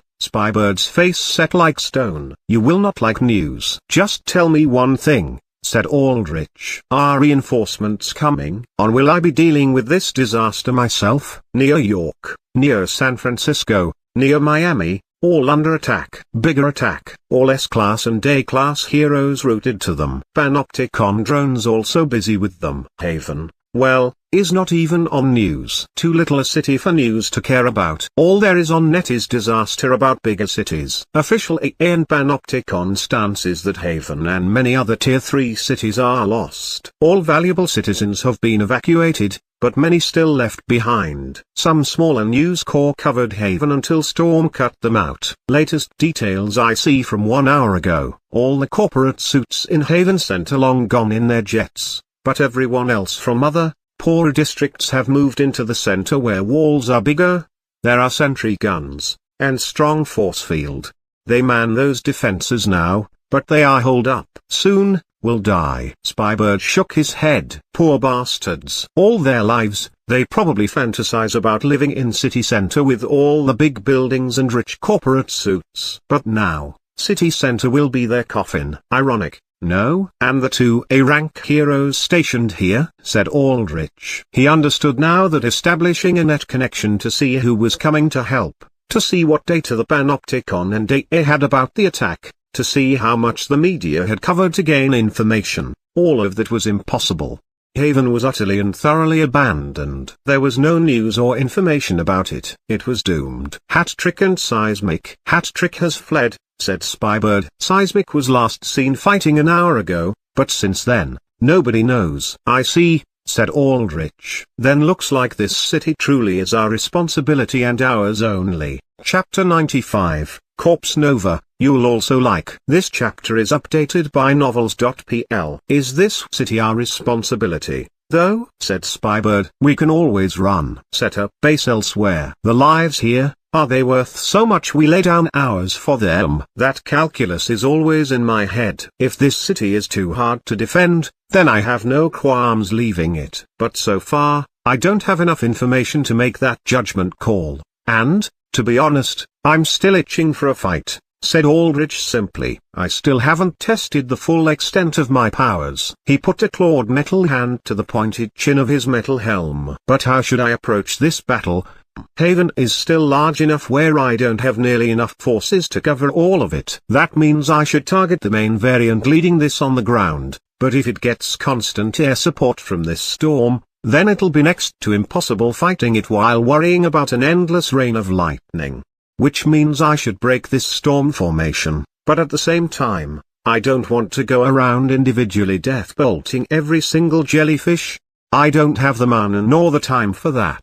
My analysis is complete, said Volantis suddenly. What? Said Aldrich. When you utilized their Eye of Farsight, I analyzed what you observed. I have thoroughly seen the flow of energy from these creatures and determined that it follows a spiraling pattern leading to an anchoring force at the center of this storm. Eliminate the center, then the entire formation breaks apart. And you managed to figure that out with a single look, said Aldrich. Among demonkind, living armor were forged to be the ultimate battle companions to the highest of battle demons, often battle demon princes, and their fondness for direct battle, said Volantis. Thus, each and every one of us forged with the highest level of Druzite. Granted, I have never found anyone worthy of donning me, and so my Druzite is rather lacking in practice, but it is more than enough to perceive this level of energy flow. So that's how it is, said Aldrich. He knew from Elden World that living armor were, as Volantis said, supposed to be the demonic equipment of a specific type of demon called a battle demon.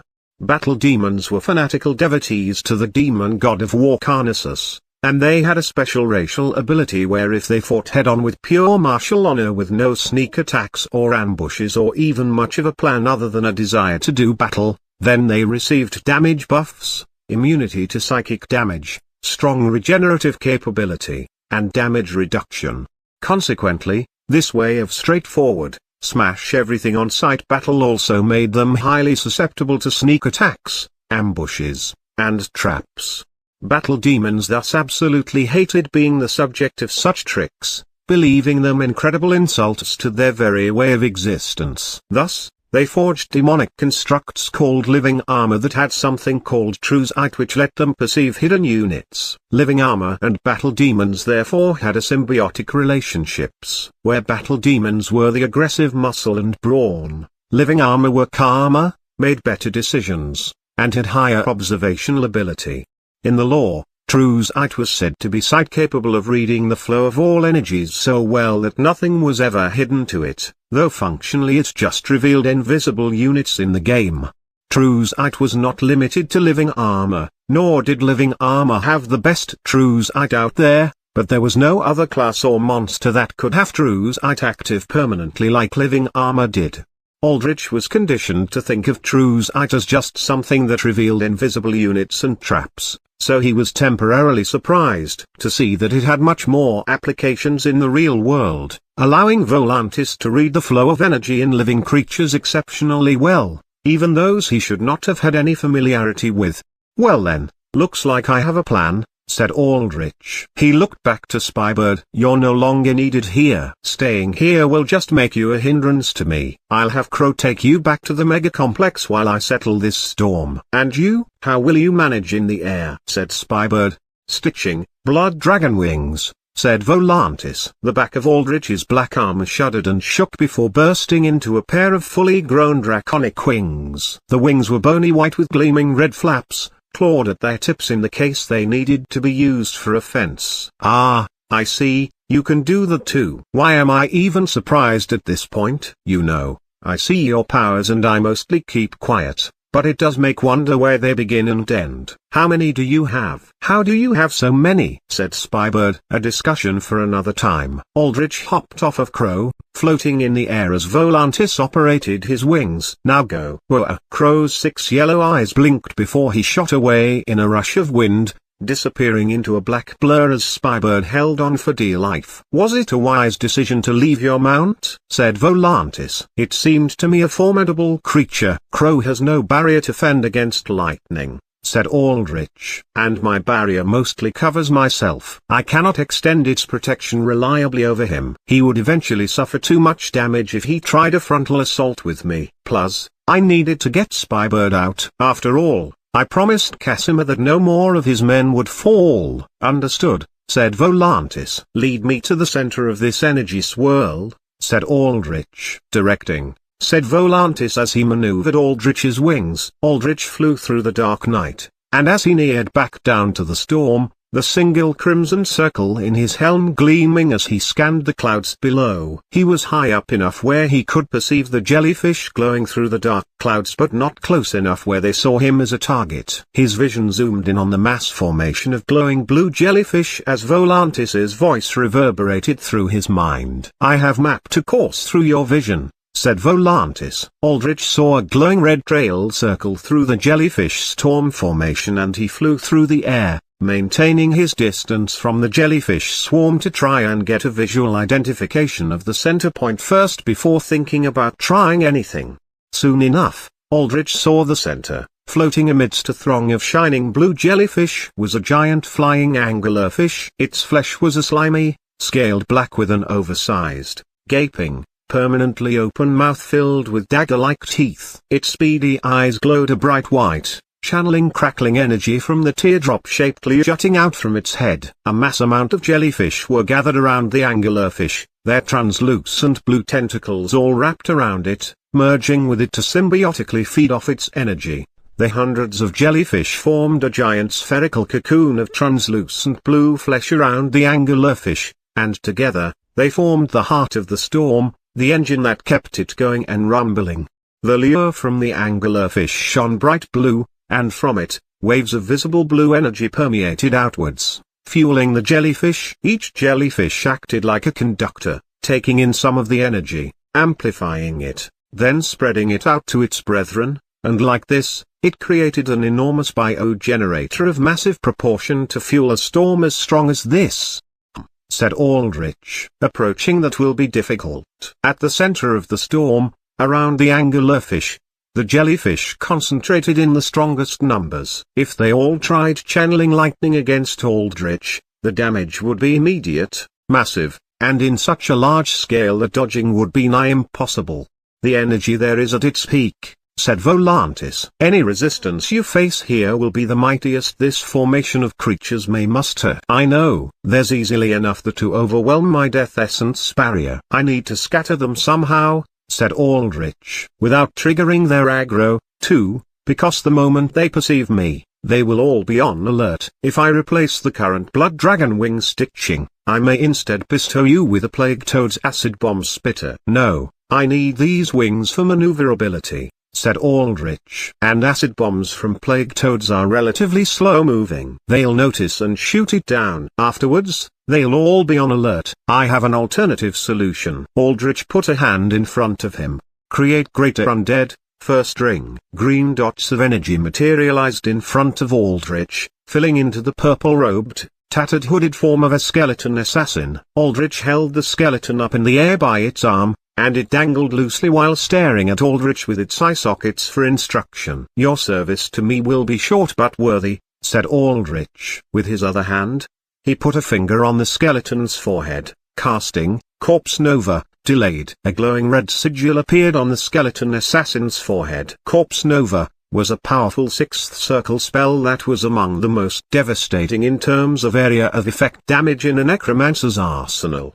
Easily strong enough to blow apart the throng of jellyfish surrounding the anglerfish below to disrupt the storm at its very heart. Corpse Nova was also unique in that it could be delayed, allowing Aldrich to remotely cast the detonation at any given time, though there was a 10-minute time limit before the Corpse Nova sigil faded away.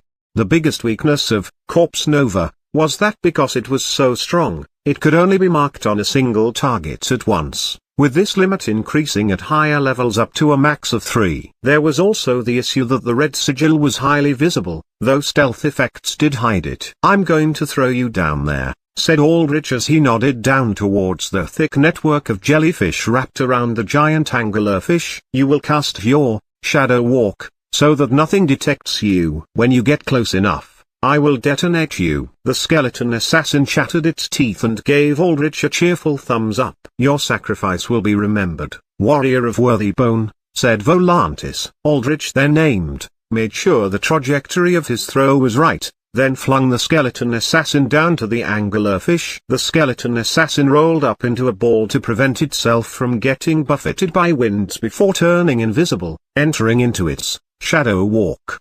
Aldrich watched intently as the skeleton assassin fell rapidly down below. It sunk into the thick cover of storm clouds, then sunk deeper until it crashed into the giant ball of jellyfish clung around the anglerfish.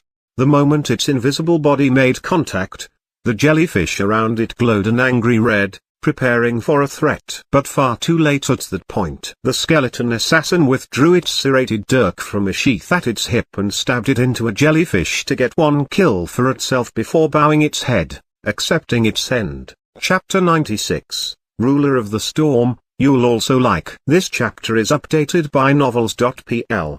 The red sigil on its head glowed brightly, emanating a threatening shine even through the storm clouds for just an instant. Then, a huge sphere of green light suddenly exploded outwards from it, hungrily expanding and completely devouring everything within it. Anything caught in that light was immediately disintegrated, and that included a huge chunk of the giant apartment-sized sphere of jellyfish, exposing the anglerfish held within. Not a moment later, the shockwave of the blast then rocked outwards in a wave of condensed green energy. An ear-shattering rumble echoed through the air as jellyfish were scattered away when the shockwave crashed against them, their frail balloon-like upper bodies eviscerating from the sheer force of the blast wave. Remarkably, though, the jellyfish were tenacious even the ones closest to the blast wave still remained attached to each other and the anglerfish, their tendrils holding on with a strength and durability that far exceeded their physical limits even as their heads were blown away. Most likely because their tendrils were the main receptacle to channel the energy, thus making them more durable. The disintegrating light had not hit the anglerfish, but the shockwave had, and it grotesquely flattened the fish's body, breaking most of the bones in its body, likely instantly pulping its internal organs to kill it. The shining white lure dangling from its head drooped low before sputtering out, and the moment it did, it was as if someone had just turned off the power switch in this giant biological generator. A wave of darkness spread out from the center of the storm as every jellyfish lost its source of energy spontaneously. Aldrich could immediately see that the jellyfish were shriveling up and dying when they were detached from their energy source. This indicated that they had relied entirely on the anglerfish to even survive outside of water. Not yet. Aldrich immediately flew downwards, into the center of the storm as it began to crumble apart, the dark clouds fading away. He had to get down there before the jellyfish completely rotted away, before the cocoon formation around the anglerfish completely broke apart. He flew straight into the anglerfish's broken body and dug his clawed gauntlet into the variant's head. The crimson eye dot in Aldrich's helm glowed green as he held down the sizable variant's corpse. "Serve," said Aldrich, and his voice resonated outwards, reaching all the jellyfish nearby that had died the moment their link to the anglerfish was severed. In a circle, 41-45, 42-45, he casted Mass Raise Undead, and raised not only the anglerfish, but as many of the jellyfish nearby as he could. Because of how many jellyfish there were, this immediately maxed out his outer circle unit limit, but for very, very good cause. A wave of green energy radiated outwards from Aldrich, and every jellyfish it hit, it infused with energy, stopping their decay and giving them new life in the form of undeath. Most of these jellyfish comprised of just bare tendrils that managed to stay intact after Corpse Nova's shockwave, but Aldrich now had them regenerate. He activated his Mist of Undeath, a lit racial ability that replaced the anti-life shell, which, like their corpse barrier, was just a cheap imitation of the real thing.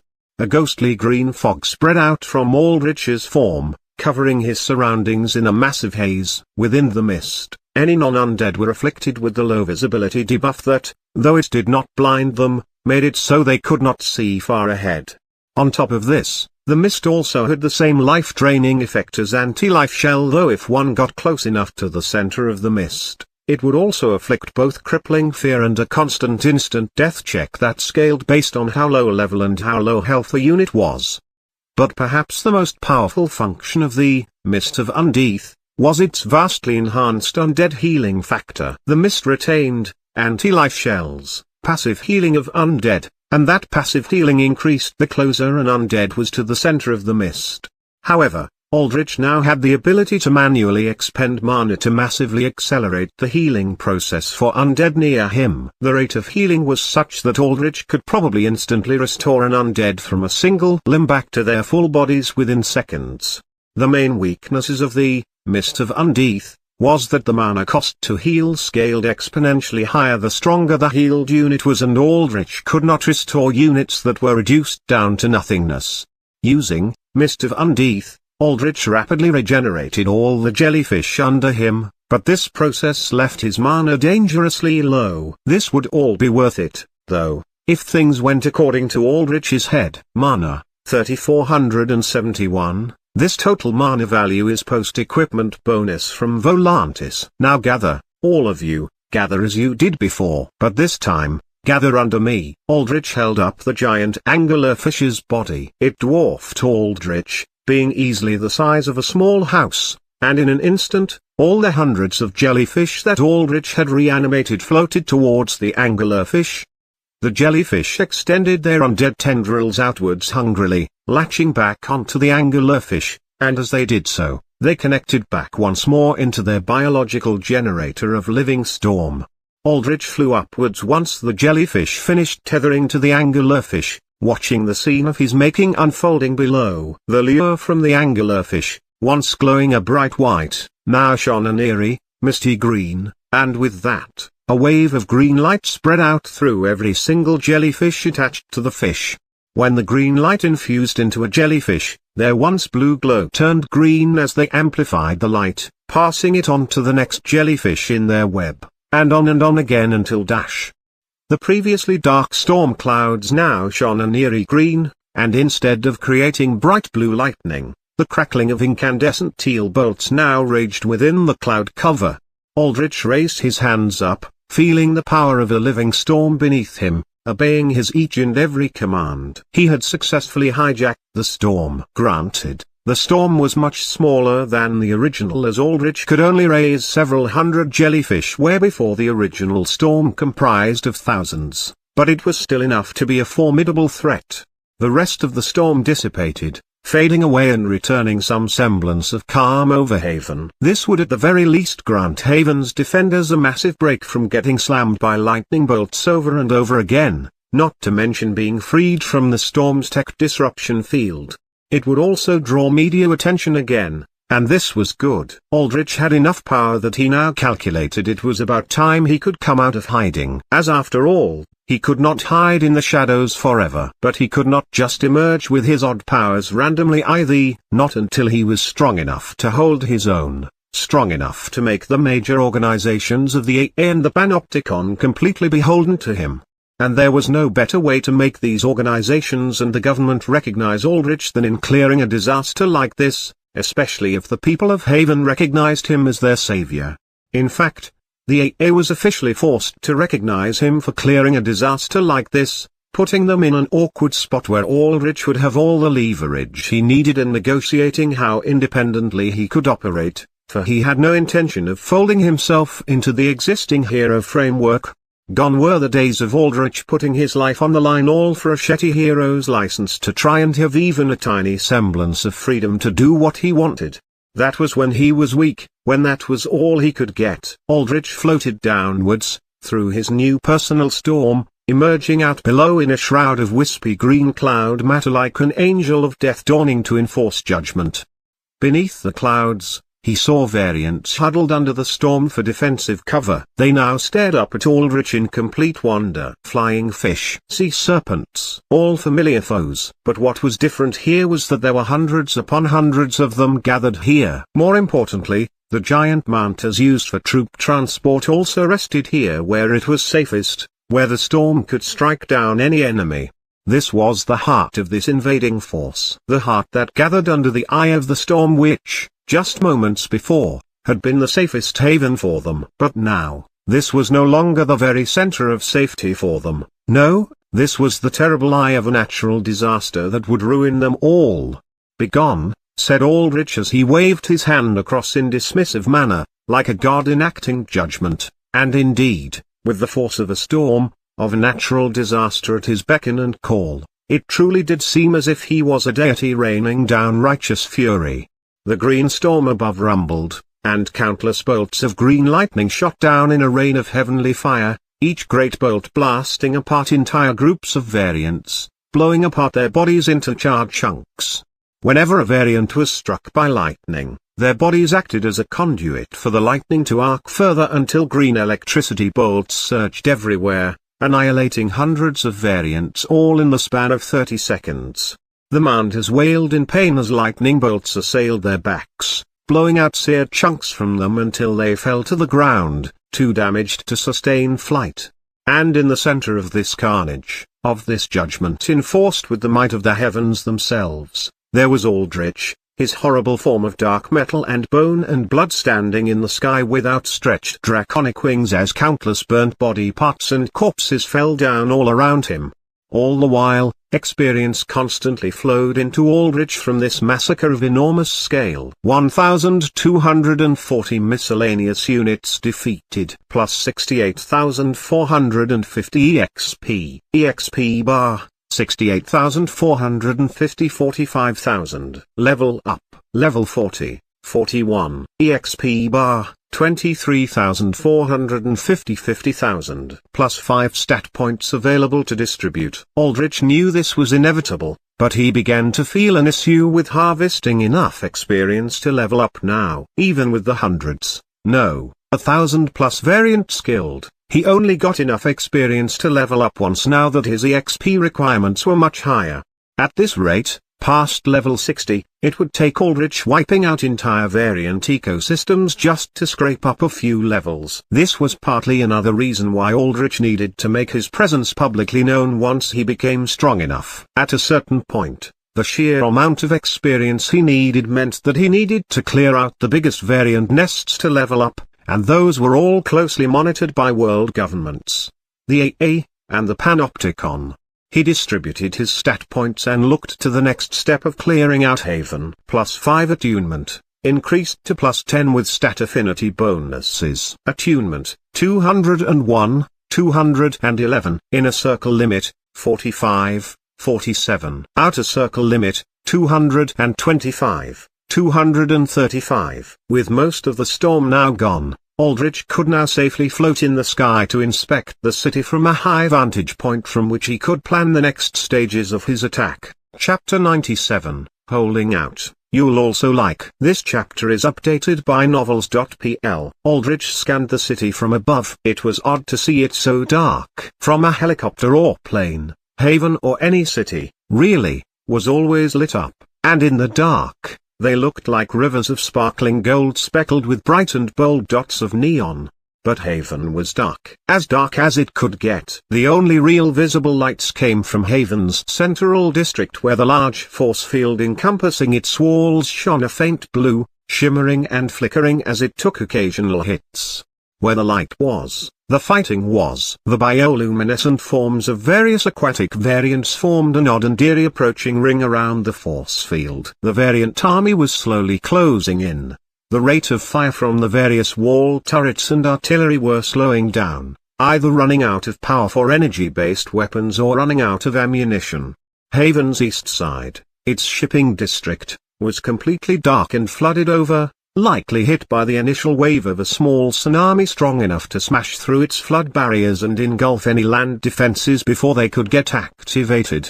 That let the variant army intrude into the city at frightening speeds. West side, Haven's tech district, was thoroughly abandoned, its usual medley of colorful lights faded into darkness. North side, the manufacturing district, was also dark and abandoned. The main manufacturing zones themselves, however, were fine as they were located outside of Haven's walls. It was only the residential districts where workers and engineers working for the factories lived that faced the most damage, as they were in Haven City proper.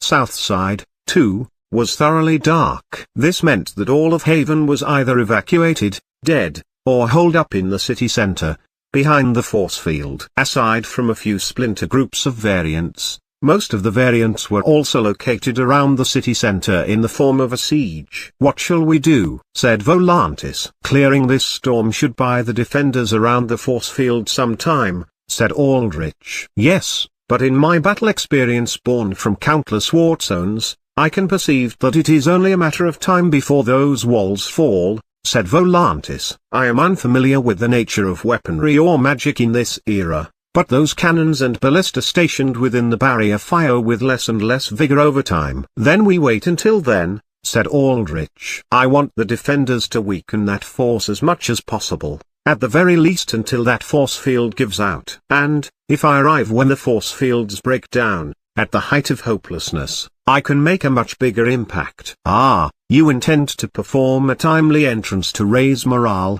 said Volantis. "That, and I'll need as much good PR as I can get. If I can become this city's savior in the eyes of its people and heroes, then I have even more leverage against the AA and Panopticon that practically abandoned them all," said Aldrich. "So, until the force field falls, we wait." "And the lives that may fall before then?" said Volantis. His voice had no hint of judgment to it. After all, he was still a demon, even if he had been a human knight in his past life. His valuation of lives was low, subject to the same cold distance Aldrich felt against them as an undead. Volantis only asked this question to gauge a sense of Aldrich's values, to better understand his wearer so that he could supplement Aldrich's decision-making more efficiently. "They will be men and women worthy of respect that died for their city. Heroes that sacrificed their lives for a greater good. I will honor them in my memory as best as I can." "But they will still be sacrifices," said Aldrich flatly. "Understood," said Volantis. Southside Haven, near Panopticon Bunker C-88. Over 200 men, women, and children were packed together in the underground confines of Southside's single-functioning Panopticon bunker. As a class bunker, it was an earlier version that had limited whose construction had been phased out over 50 years ago, but it was all that Southside could get. On dusty white-tiled floor, this mass of people laid down what bare belongings they could get. Blankets, some food and water they could scrap together at the last minute, spare changes of clothes, the barest of necessities. Despite how much society had progressed since the altering with its hovering cars and smartphones and drones and towering buildings, when it came down to it, when desperation hit its peak, what people reached for to keep themselves alive were the same basic things they had reached out to for thousands of years. And that was another thing that humanity knew deeply well throughout its history: desperation. Minuteman could practically smell the desperation in the air as he saw the civilians wide-eyed, clutching at what little they had, straining out drenched clothes, shivering and huddling together, and he tried to stay strong for them. "Everyone!" shouted Minuteman, his commanding voice resonating through the underground bunker's sterile white floor and walls. "You're all doing great. Remember to pace your breathing and keep quiet. As a C-class bunker, we only have limited oxygen. If we wait just a little while longer, we'll get help." "Help? When?" said a mother as her child clutched at her hand. She shouted with a voice made hoarse in terror. "It's been hours. Where's the help?" "We've been abandoned, I'm telling you," shouted a man. "All the rich fooks took off on their private hovercrafts and copters and jets. All we are is fish food, a distraction. Your heroes." A teenager with a broken, twisted arm shambled forwards, pointing with his one good arm at the row of heroes behind Minuteman that had led this evacuation.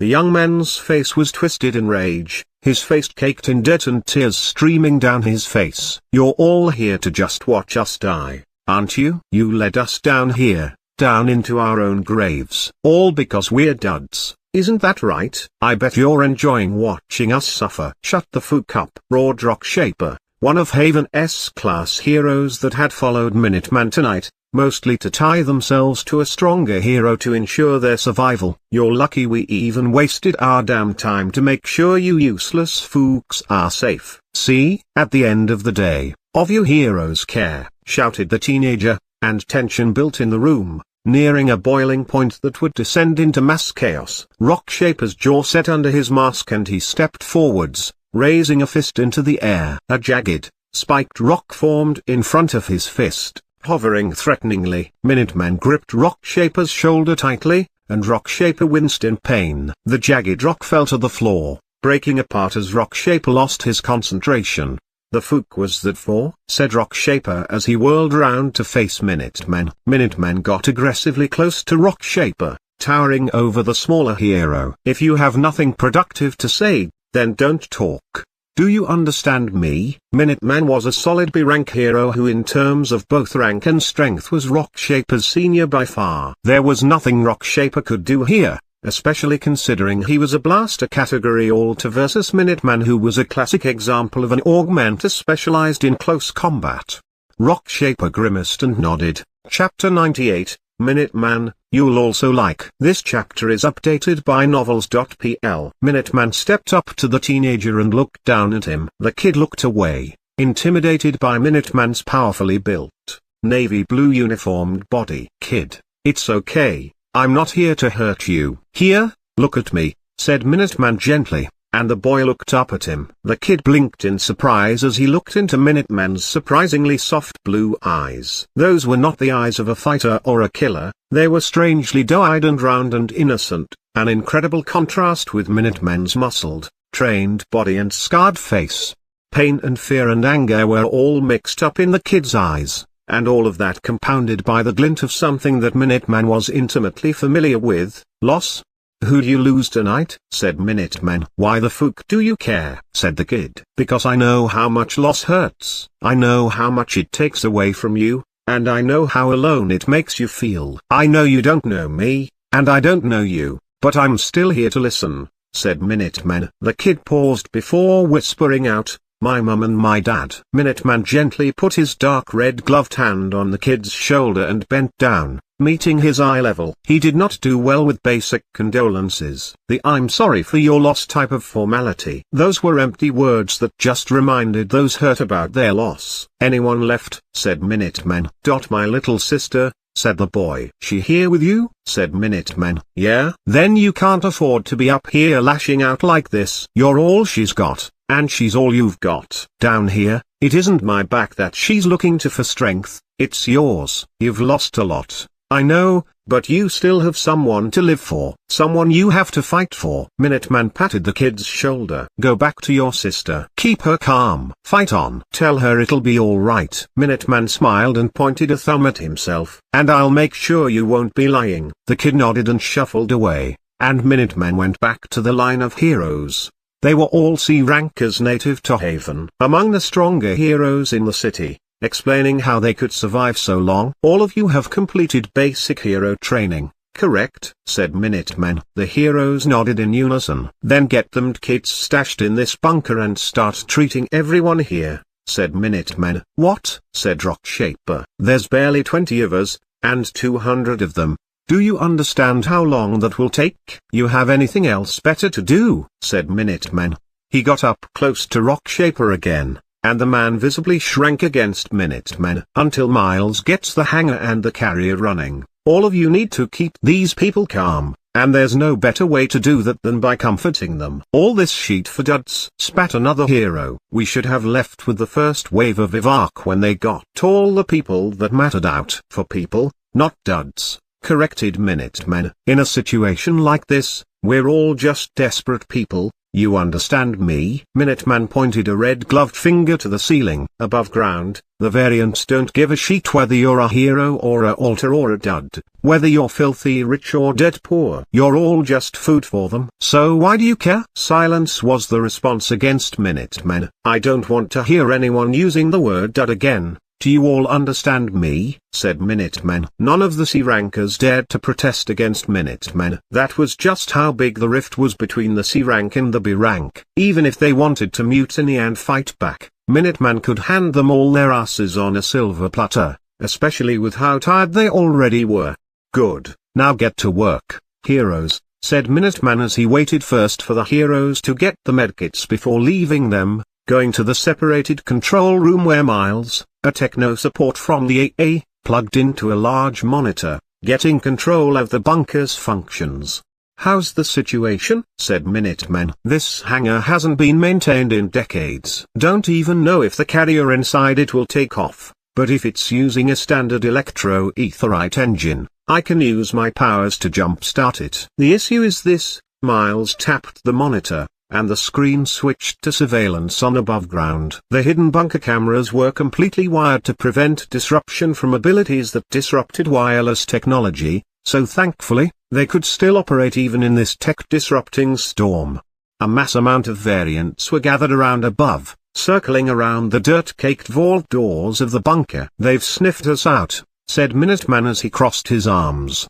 "But they can't break through that door. It isn't neo-steel, considering how old it is, but it's still too much titanium alloy for them to chew through." "Yeah, for the normal fishman. But Sharkman's back." Miles tapped the screen again, and it switched to another camera, this one showcasing a hulking, shark-shaped fishman walking towards the vault doors. "What?" Minuteman immediately uncrossed his arms in alarm. This shark variant was immensely strong. Minuteman had clashed with it before while leading the initial evacuation of Southside. Minuteman, along with Gladiator, Haven's native B-ranker, had fought the shark variant, and though they had killed it, it was at the cost of Gladiator's death. Granted, Gladiator was still heavily injured from the past attack against Haven, but it was still an incredible feat that this beast was able to contend with two B-rank heroes, both specialized in melee combat, at once.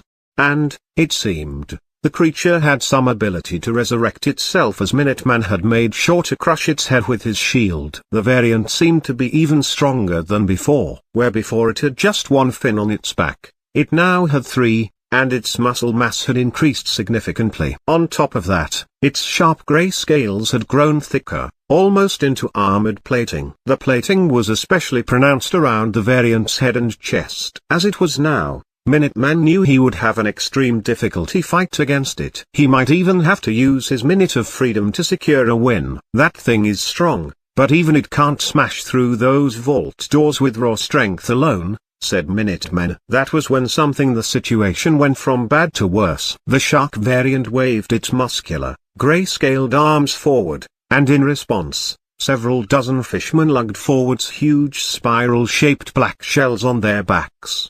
They put down the car-sized shells with the holes facing downward and into the vault doors, and with that, the spiral pattern on the black shells began to glow a molten red. Molten lava began to pool out beneath them, and heat started to permeate through the grey metal vault doors, rapidly superheating them into a bright orange. "Vent worms," muttered Minuteman. Vent worms were deep-sea variants that lived in volcanically active veins in the ocean. They fed on molten rock and could generate intense heat waves from within their shells. They were not very mobile creatures, but they fended themselves against predators with their intense heat generation. Very soon, the worms would melt holes straight through the titanium alloy doors, and then, it would be a pure massacre. "How's Portal Girl doing?" said Minuteman. Portal Girl was a D-rank hero, a new graduate from one of Haven's hero academies. She could create portals that had a range of 300 meters from her current position. The biggest limit was that every single time someone passed through her portal, it drained her stamina, and by now, she was so weak she could barely move. "She's still dealing with a killer headache." "I doubt she's going to be good for a massive arc," said Miles. "She's been making portals all night, and she's way beyond the limit of people she can handle portaling in a day. There's no way in hell she's going to be able to portal out everyone away from here." "She doesn't need to," said Minuteman. "She just needs to get one person out." Miles paused before he turned to Minuteman, his eyes wide in shock. "You cannot be serious. You're going up there? All alone? Look man, you're going to die." Chapter 99, Resolve. You'll also like. This chapter is updated by novels.pl. 6 green-scaled fishmen each manned 2 vent worms, holding their large black shells in place so that the worms within could direct their heat waves right into the metal vault doors below. The vent worms were spaced just a short distance from each other so that their melting zones overlapped, creating one large spot of glowing white molten metal that would soon burn through the doors. And then, it was open season to hunt the tasty and helpless humans down below. Over 100 fishmen gathered in a ring around the vault doors, licking their lips eagerly for their long-awaited feast. A little ways from the main crowd, their leader, the hulking, muscled, armor-scaled shark variant, watched, overseeing this operation with gleaming yellow eyes. The two squadrons of green-scaled fishmen operating the worms cocked their heads as they felt an odd sensation weigh on their scales, an invisible weight that settled through their whole bodies. They looked around, swiveling their heads from side to side, wondering what was going on. Scrap, scrap. One of the fishmen on the outer ring pointed above wildly, but too late. Minuteman emerged from a portal several dozens of meters in the air, away from sight, and hurtled straight down. He fell headfirst with his right arm stretched out, his round shield poised to take the impact of the fall. He crash-landed solidly behind the two green-scaled fishman groups, and his silver shield took the energy of the fall and flashed blue before it reflected the force of the fall outwards in the form of a kinetic energy shockwave. The shockwave knocked the green fishmen on their backs and toppled the vent worms over. Outside of the water, vent worms had no way of moving around. They relied on fishmen to carry them, and so they rolled on the backs of their shells helplessly. Without a moment's hesitation, Minuteman clenched the fist of his shield arm and then twisted it, triggering a razor-thin vibro-cutting plasma layer to rapidly whir around his solid silver shield in a ring of glowing pale blue, almost white light. Shaped plasma in the form of rapidly rotating micro-saw teeth lined the shield, and armed with this deadly cutting edge, Minuteman threw his shield like a frisbee. The shield shot forward like an arcing buzzsaw and sliced through both vent worms' shells like a hot knife through butter, killing them before continuing its path of destruction, whirring into the crowd of green fishmen and severing their bodies in halves. After making a full round trip, the shield returned to Minuteman's forearm where it latched onto his red gauntlet with a mechanical click. The solidified plasma layer around the shield dimmed down, going on a short recharge period. "Sorry, but if you want to get down there, you'll have to get through me," said Minuteman as he watched the countless hostile, gleaming yellow fish eyes stare at him from every direction. He faced those strange eyes and fanged snarls with a grin. "And trust me, you won't be getting through me." Several blue-scaled fishmen pointed their forearms at Minutemen. Water seeped out through their scales and gathered around their webbed palms, swirling into spheres that then pulsated, shooting out pellets of highly pressurized water like shotgun shells. Minuteman put his shield in front of his face to stop his eyes from getting gouged out. As he sprinted forwards, his shield was not big enough to cover more than half his body, and water bullets pelted his legs and back. However, Minuteman's enhanced physique meant that firepower like this, equivalent to small arms gunfire, barely only stung him. He took the most damage at his exposed back, with hundreds of water bullets crashing against him, but so long as he kept his eyes safe, he could weather this storm of projectiles practically forever. Minuteman leapt into the air when he got near enough to the blue fishman, and before he landed, he threw his shield. It zipped forward, bouncing between four different fishmen and cracking their skulls before landing on the dirt. This left Minuteman with both his hands free to fight with. There were still dozens more fishmen to deal with ahead of Minuteman, so he shuffled among them, making sure that wherever he maneuvered, there was a fishman behind him to take the water bullets meant for his back. All the while, Minuteman laid a beat down on any fishman near him. He used thoroughly trained mixed martial arts augmented with his superhuman stats. Jabs, kicks, locks, throws. He used it all, dancing around the alarmed fishmen and tearing through their ranks. Blue-scaled fishmen were frailer in exchange for their ranged water bullets, so Minuteman could put them down with singular well-placed blows. Red-scaled fishmen had sharp blades on their fins and respectable land-based agility, but not fast enough to outmaneuver Minutemen. They were just as easy to put down as their blue-scaled brethren. Green fishmen were the toughest with stronger builds, durable scales, and a minor healing factor, and these, Minuteman beat by gouging out their eyes and ripping out their gills to secure a kill.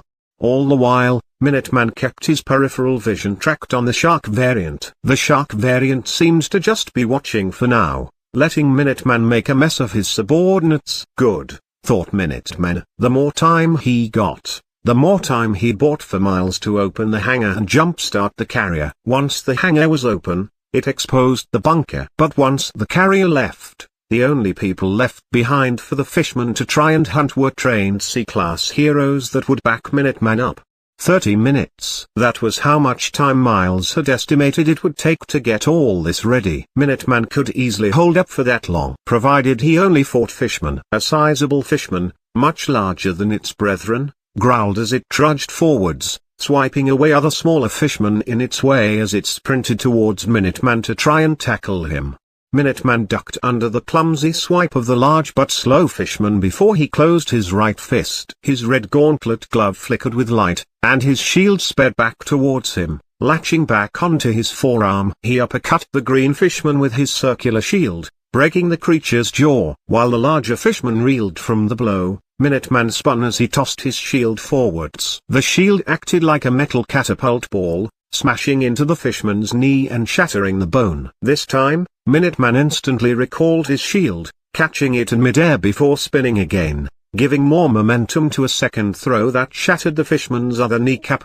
The fishman grunted in pain as it fell face forwards, at which point Minuteman rushed forwards, jammed his hands into the creature's gills, then tore them out with a roar of exertion.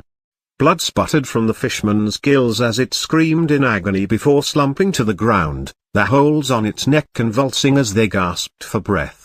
Minuteman dropped the fleshy gill matter from his hands and flicked blood off his arms. The smaller fishmen around Minuteman shrieked in fear as they stumbled backwards. That was the thing with fishmen. They were social creatures that moved in groups, but inherently, they avoided conflict and were quite cowardly. There were a lot of them in the world's oceans, but they were like cockroaches, numerous and able to populate anywhere, but weak. The fact that they managed to gather in such a large scale like this, under other aquatic variants that were not even the same species of them, was impossible.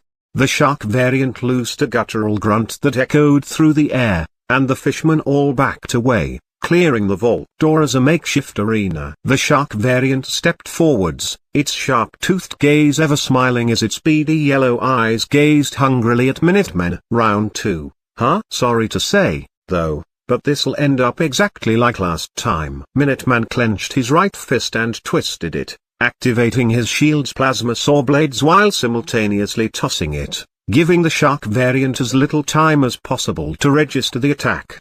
Even if the shark variant had adapted to blunt force blows with its thicker scales, solidified plasma like this, especially rotating at vibro-cutting speeds, would still pass through it with no issue.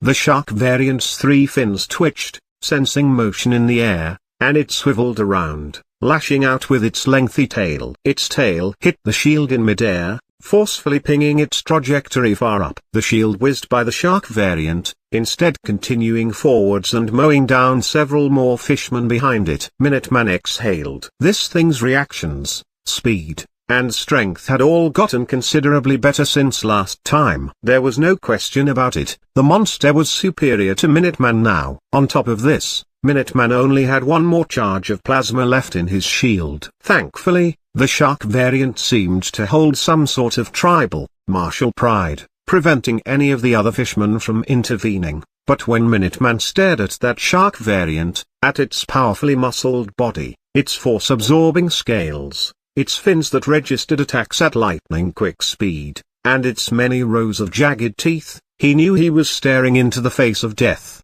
Minuteman smiled and stayed strong as he clenched his right fist, recalling his shield back to his forearm. Looking at his smile, a bystander would have thought Minuteman was just moments away from securing a win for himself. Be strong. Strong even when you are weak. Strong even when you are losing. Because the moment you look weak isn't just the moment you lose for real. It's also the moment when everyone standing behind you, everyone watching you, everyone relying on you, loses as well.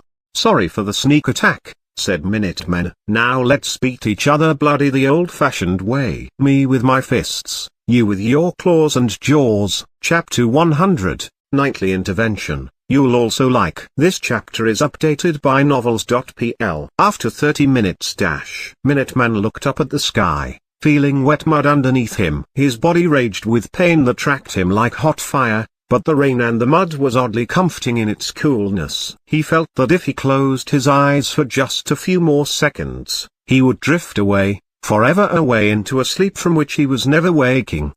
But he could not do that. Not now, not ever. Minuteman grit his teeth, tasting iron, his own blood, in his mouth, and put power into his body. He leapt back onto his feet with surprising agility as he sucked in breaths. He put a hand over his stomach where large claw gashes threatened to widen with every one of his movements and spill out his guts.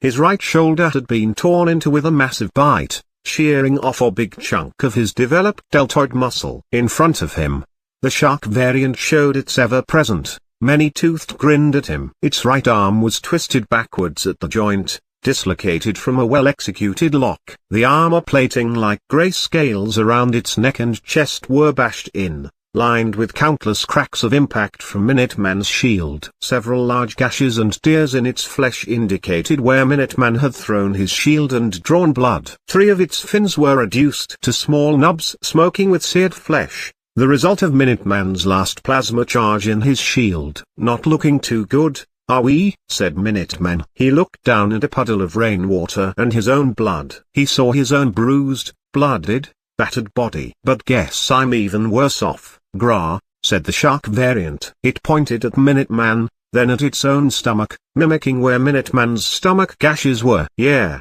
you got me. So what about it?" said Minuteman. The shark variant turned to one of the fishmen and waved it forward. When the fishman neared, the shark variant reached out and viciously bit the fishman's head off. Then, it dug its claws into the fishman's hide and ripped off a great strip of its flexible skin and scales. It then tossed the skin towards Minuteman's feet. "Gra, gra." The shark variant motioned to its stomach. "You want me to wrap my injuries up, so you can fight more?" Minuteman looked at the bloody strip of red-scaled skin. He reached down and picked it up before tying it around his stomach, wrapping it tight to seal his injuries shut and prevent his intestines from pouring it.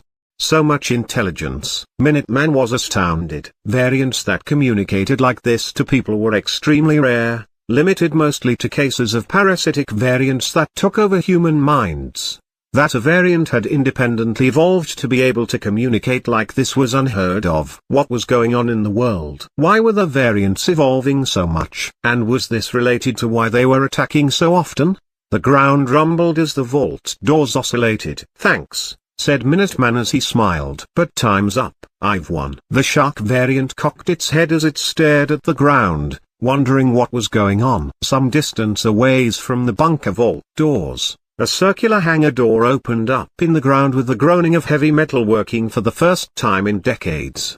Then, Minuteman heard the whir of an electro-etherite engine starting up. Miles had gotten the carrier to work, too. Now it was just a matter of getting the civilians inside out. "Rah!" The shark variant thrust its clawed hand out, motioning its fishermen subordinates to investigate the sound, and hordes of fishermen ran towards the hangar. Too late, though. With a booming whir, the large carrier plane emerged from the ground, its huge bulk likely packed to the brim with civilians. White lights shone out from its the dual electro-etherite engines embedded in either of its wings. The cylindrical structure of the engines spun rapidly, processing power with crackling electricity. Minuteman let the fisherman crowd pass by him as he knew they could not get there in time. Before they were even halfway there, the carrier was high up in the air, and with a burst of power, speeding away. The skies had cleared up, too. Halfway through Minuteman's fight, the huge storm above had miraculously broken apart, and that guaranteed the carrier's safety. The fishermen kept running, though, towards the open hangar, but inside, they would only face heroes to rebuff them and reinforce Minuteman. Or that was what Minuteman thought. Instead, he heard a medley of screams fill the air. Screams of desperation and terror and pain. "Civilians?" Minuteman immediately whirled around and started to sprint towards the hangar. "Fook those idiot heroes!" roared Minuteman as he grimaced in pain, feeling with every step his injuries cry out in agony. He knew what had happened. The heroes had left behind all the civilians just to evacuate themselves. That massive carrier could carry 200 people inside of it. Enough for all the civilians but not enough for the heroes. So instead, the 20 or so heroes had decided to take the plane for themselves and leave 200 lives to die. They could not afford to save even a single person once they committed to this plan, because if they did, they took with them a survivor to report on their behavior later. They did not want any witnesses. Minuteman heard the shark variant roar in anger as it sprinted towards him, wanting to continue their duel. From the frequency of the shark variant's heavy and mighty footsteps, he could tell it was going to gain on him way before he could make it to the hangar. Minuteman ran as much as possible before he felt the shark variant right behind him. Then, he turned around and used his minute of justice. His body lit up with a brilliant blue aura as his blonde hair spiked up and started to float in the air. His power was called Force of Will, and it converted willpower into physical strength. In particularly desperate situations, Minuteman could concentrate all his will into a state called the Minute of Justice that made him faster, stronger, and, more importantly, invulnerable to damage for one single minute. The shark variant lunged at Minuteman with its two clawed hands. The shark variant's claws ran down Minuteman's chest, but they scraped up sparks as they skidded down across his skin, unable to pierce through it.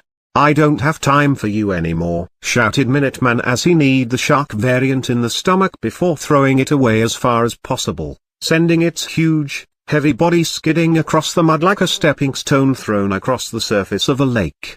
With that, Minuteman turned back to the people that really mattered, the civilians. Any fishman he ran into, he beat, shoved away or beat down with single strikes. He tried his best not to slow himself down because he needed to get there, to the hangar, where all those defenseless, innocent lives would dash. But Minuteman was not going to make it. Already dozens of fishermen were there, at the edge of the hangar doors, ready to jump in below and massacre those inside. He desperately reached out, his blood-soaked red gloves grasping forwards, towards those lives that needed, that had trusted and relied on him. Minuteman blinked in utter surprise. His hand was still outstretched towards the fishman, but instead of seeing fishman framed between his fingers, he saw a wheel. Something Minuteman had never before seen in his life. A sizable, 5-meter-wide wheel made of what looked like stitched-together corpses and bones. Its wheel structure consisted of spines tethered together with vertebrae jutting out like spikes. The bones were wreathed in green flames, and those flames spread out all around the hangar doors where the bone wheel moved, lighting up a wall of green fire that did not burn down the fishmen within, but still killed them near instantly. The fishmen roared and flailed in pain before they fell to the ground, their corpses withering as if the flames were draining their very life force away. The flame wall also stopped fishmen from advancing into the hangar. What? Minuteman was astounded at this otherworldly sight, but he quickly regained his wits. He needed to figure out if this was a threat, some kind of strange new variant that posed a danger to those within. At the same time, he had to deal with the masses of fishmen still charging forwards from behind him. Minuteman looked ahead at the bone wheel, then back at the crowd of charging fishmen. Worst case scenario, he was stuck in a pincer attack. His fears faded and his confusion only grew when he saw what looked like black armored knights fall from the sky. They landed among the advancing fishmen, and as they did, they swung blades and halberds of cold blue metal decorated with bones at their guards and handles.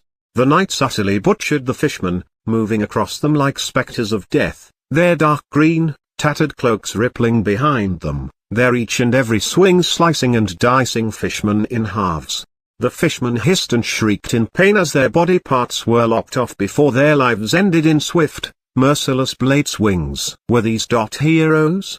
They must have been human, judging by their builds and how they moved, but beneath their dark helms, Minuteman could not tell. Was this a hero team themed as knights? He knew of one called the Neo-Templars, but they armored themselves in cyber armor, whereas these knights seemed to just be wearing regular metal with no hints of technology added in. Minuteman was torn from his thoughts when he saw the shark variant approaching, seeing new enemies and grinning with eager desire to fight. "Wait, be careful. That one's much stronger," said Minuteman, hoping to be helpful. He started to move forward to try and aid the knight, but a red-armored knight appeared in front of him. "Stop right there," said the knight with a threatening edge in his voice. His face was also covered under his helm, but beneath the visor gaps, Minuteman could see that the knight's eyes glowed with crimson light. The knight looked at him with long, crimson saber in hand, and then nodded. His voice softened. "You are not one of our targets, and you are quite injured. With that trained body of yours, no doubt, you are a warrior of some sort, and you have fought long and well. Take a well-deserved rest, fellow warrior, and let us fend this advance off. You shall see how battle is truly done. Elegantly and without mercy. The Red Knight then dashed forwards, leaving behind a streak of red in all of his movements as he slashed from side to side, carving up fishmen in his way. His skill with the blade was masterful, each slice lopping off fishmen heads. The blood the fishmen spilled from their neck stumps funneled into the Red Knight's sabre, elongating the blade with solidified, glowing blood. The Red Knight neared the shark variant, confidently surging forwards to engage in battle. "Am I dreaming?" said Minuteman, wondering what the hell was happening.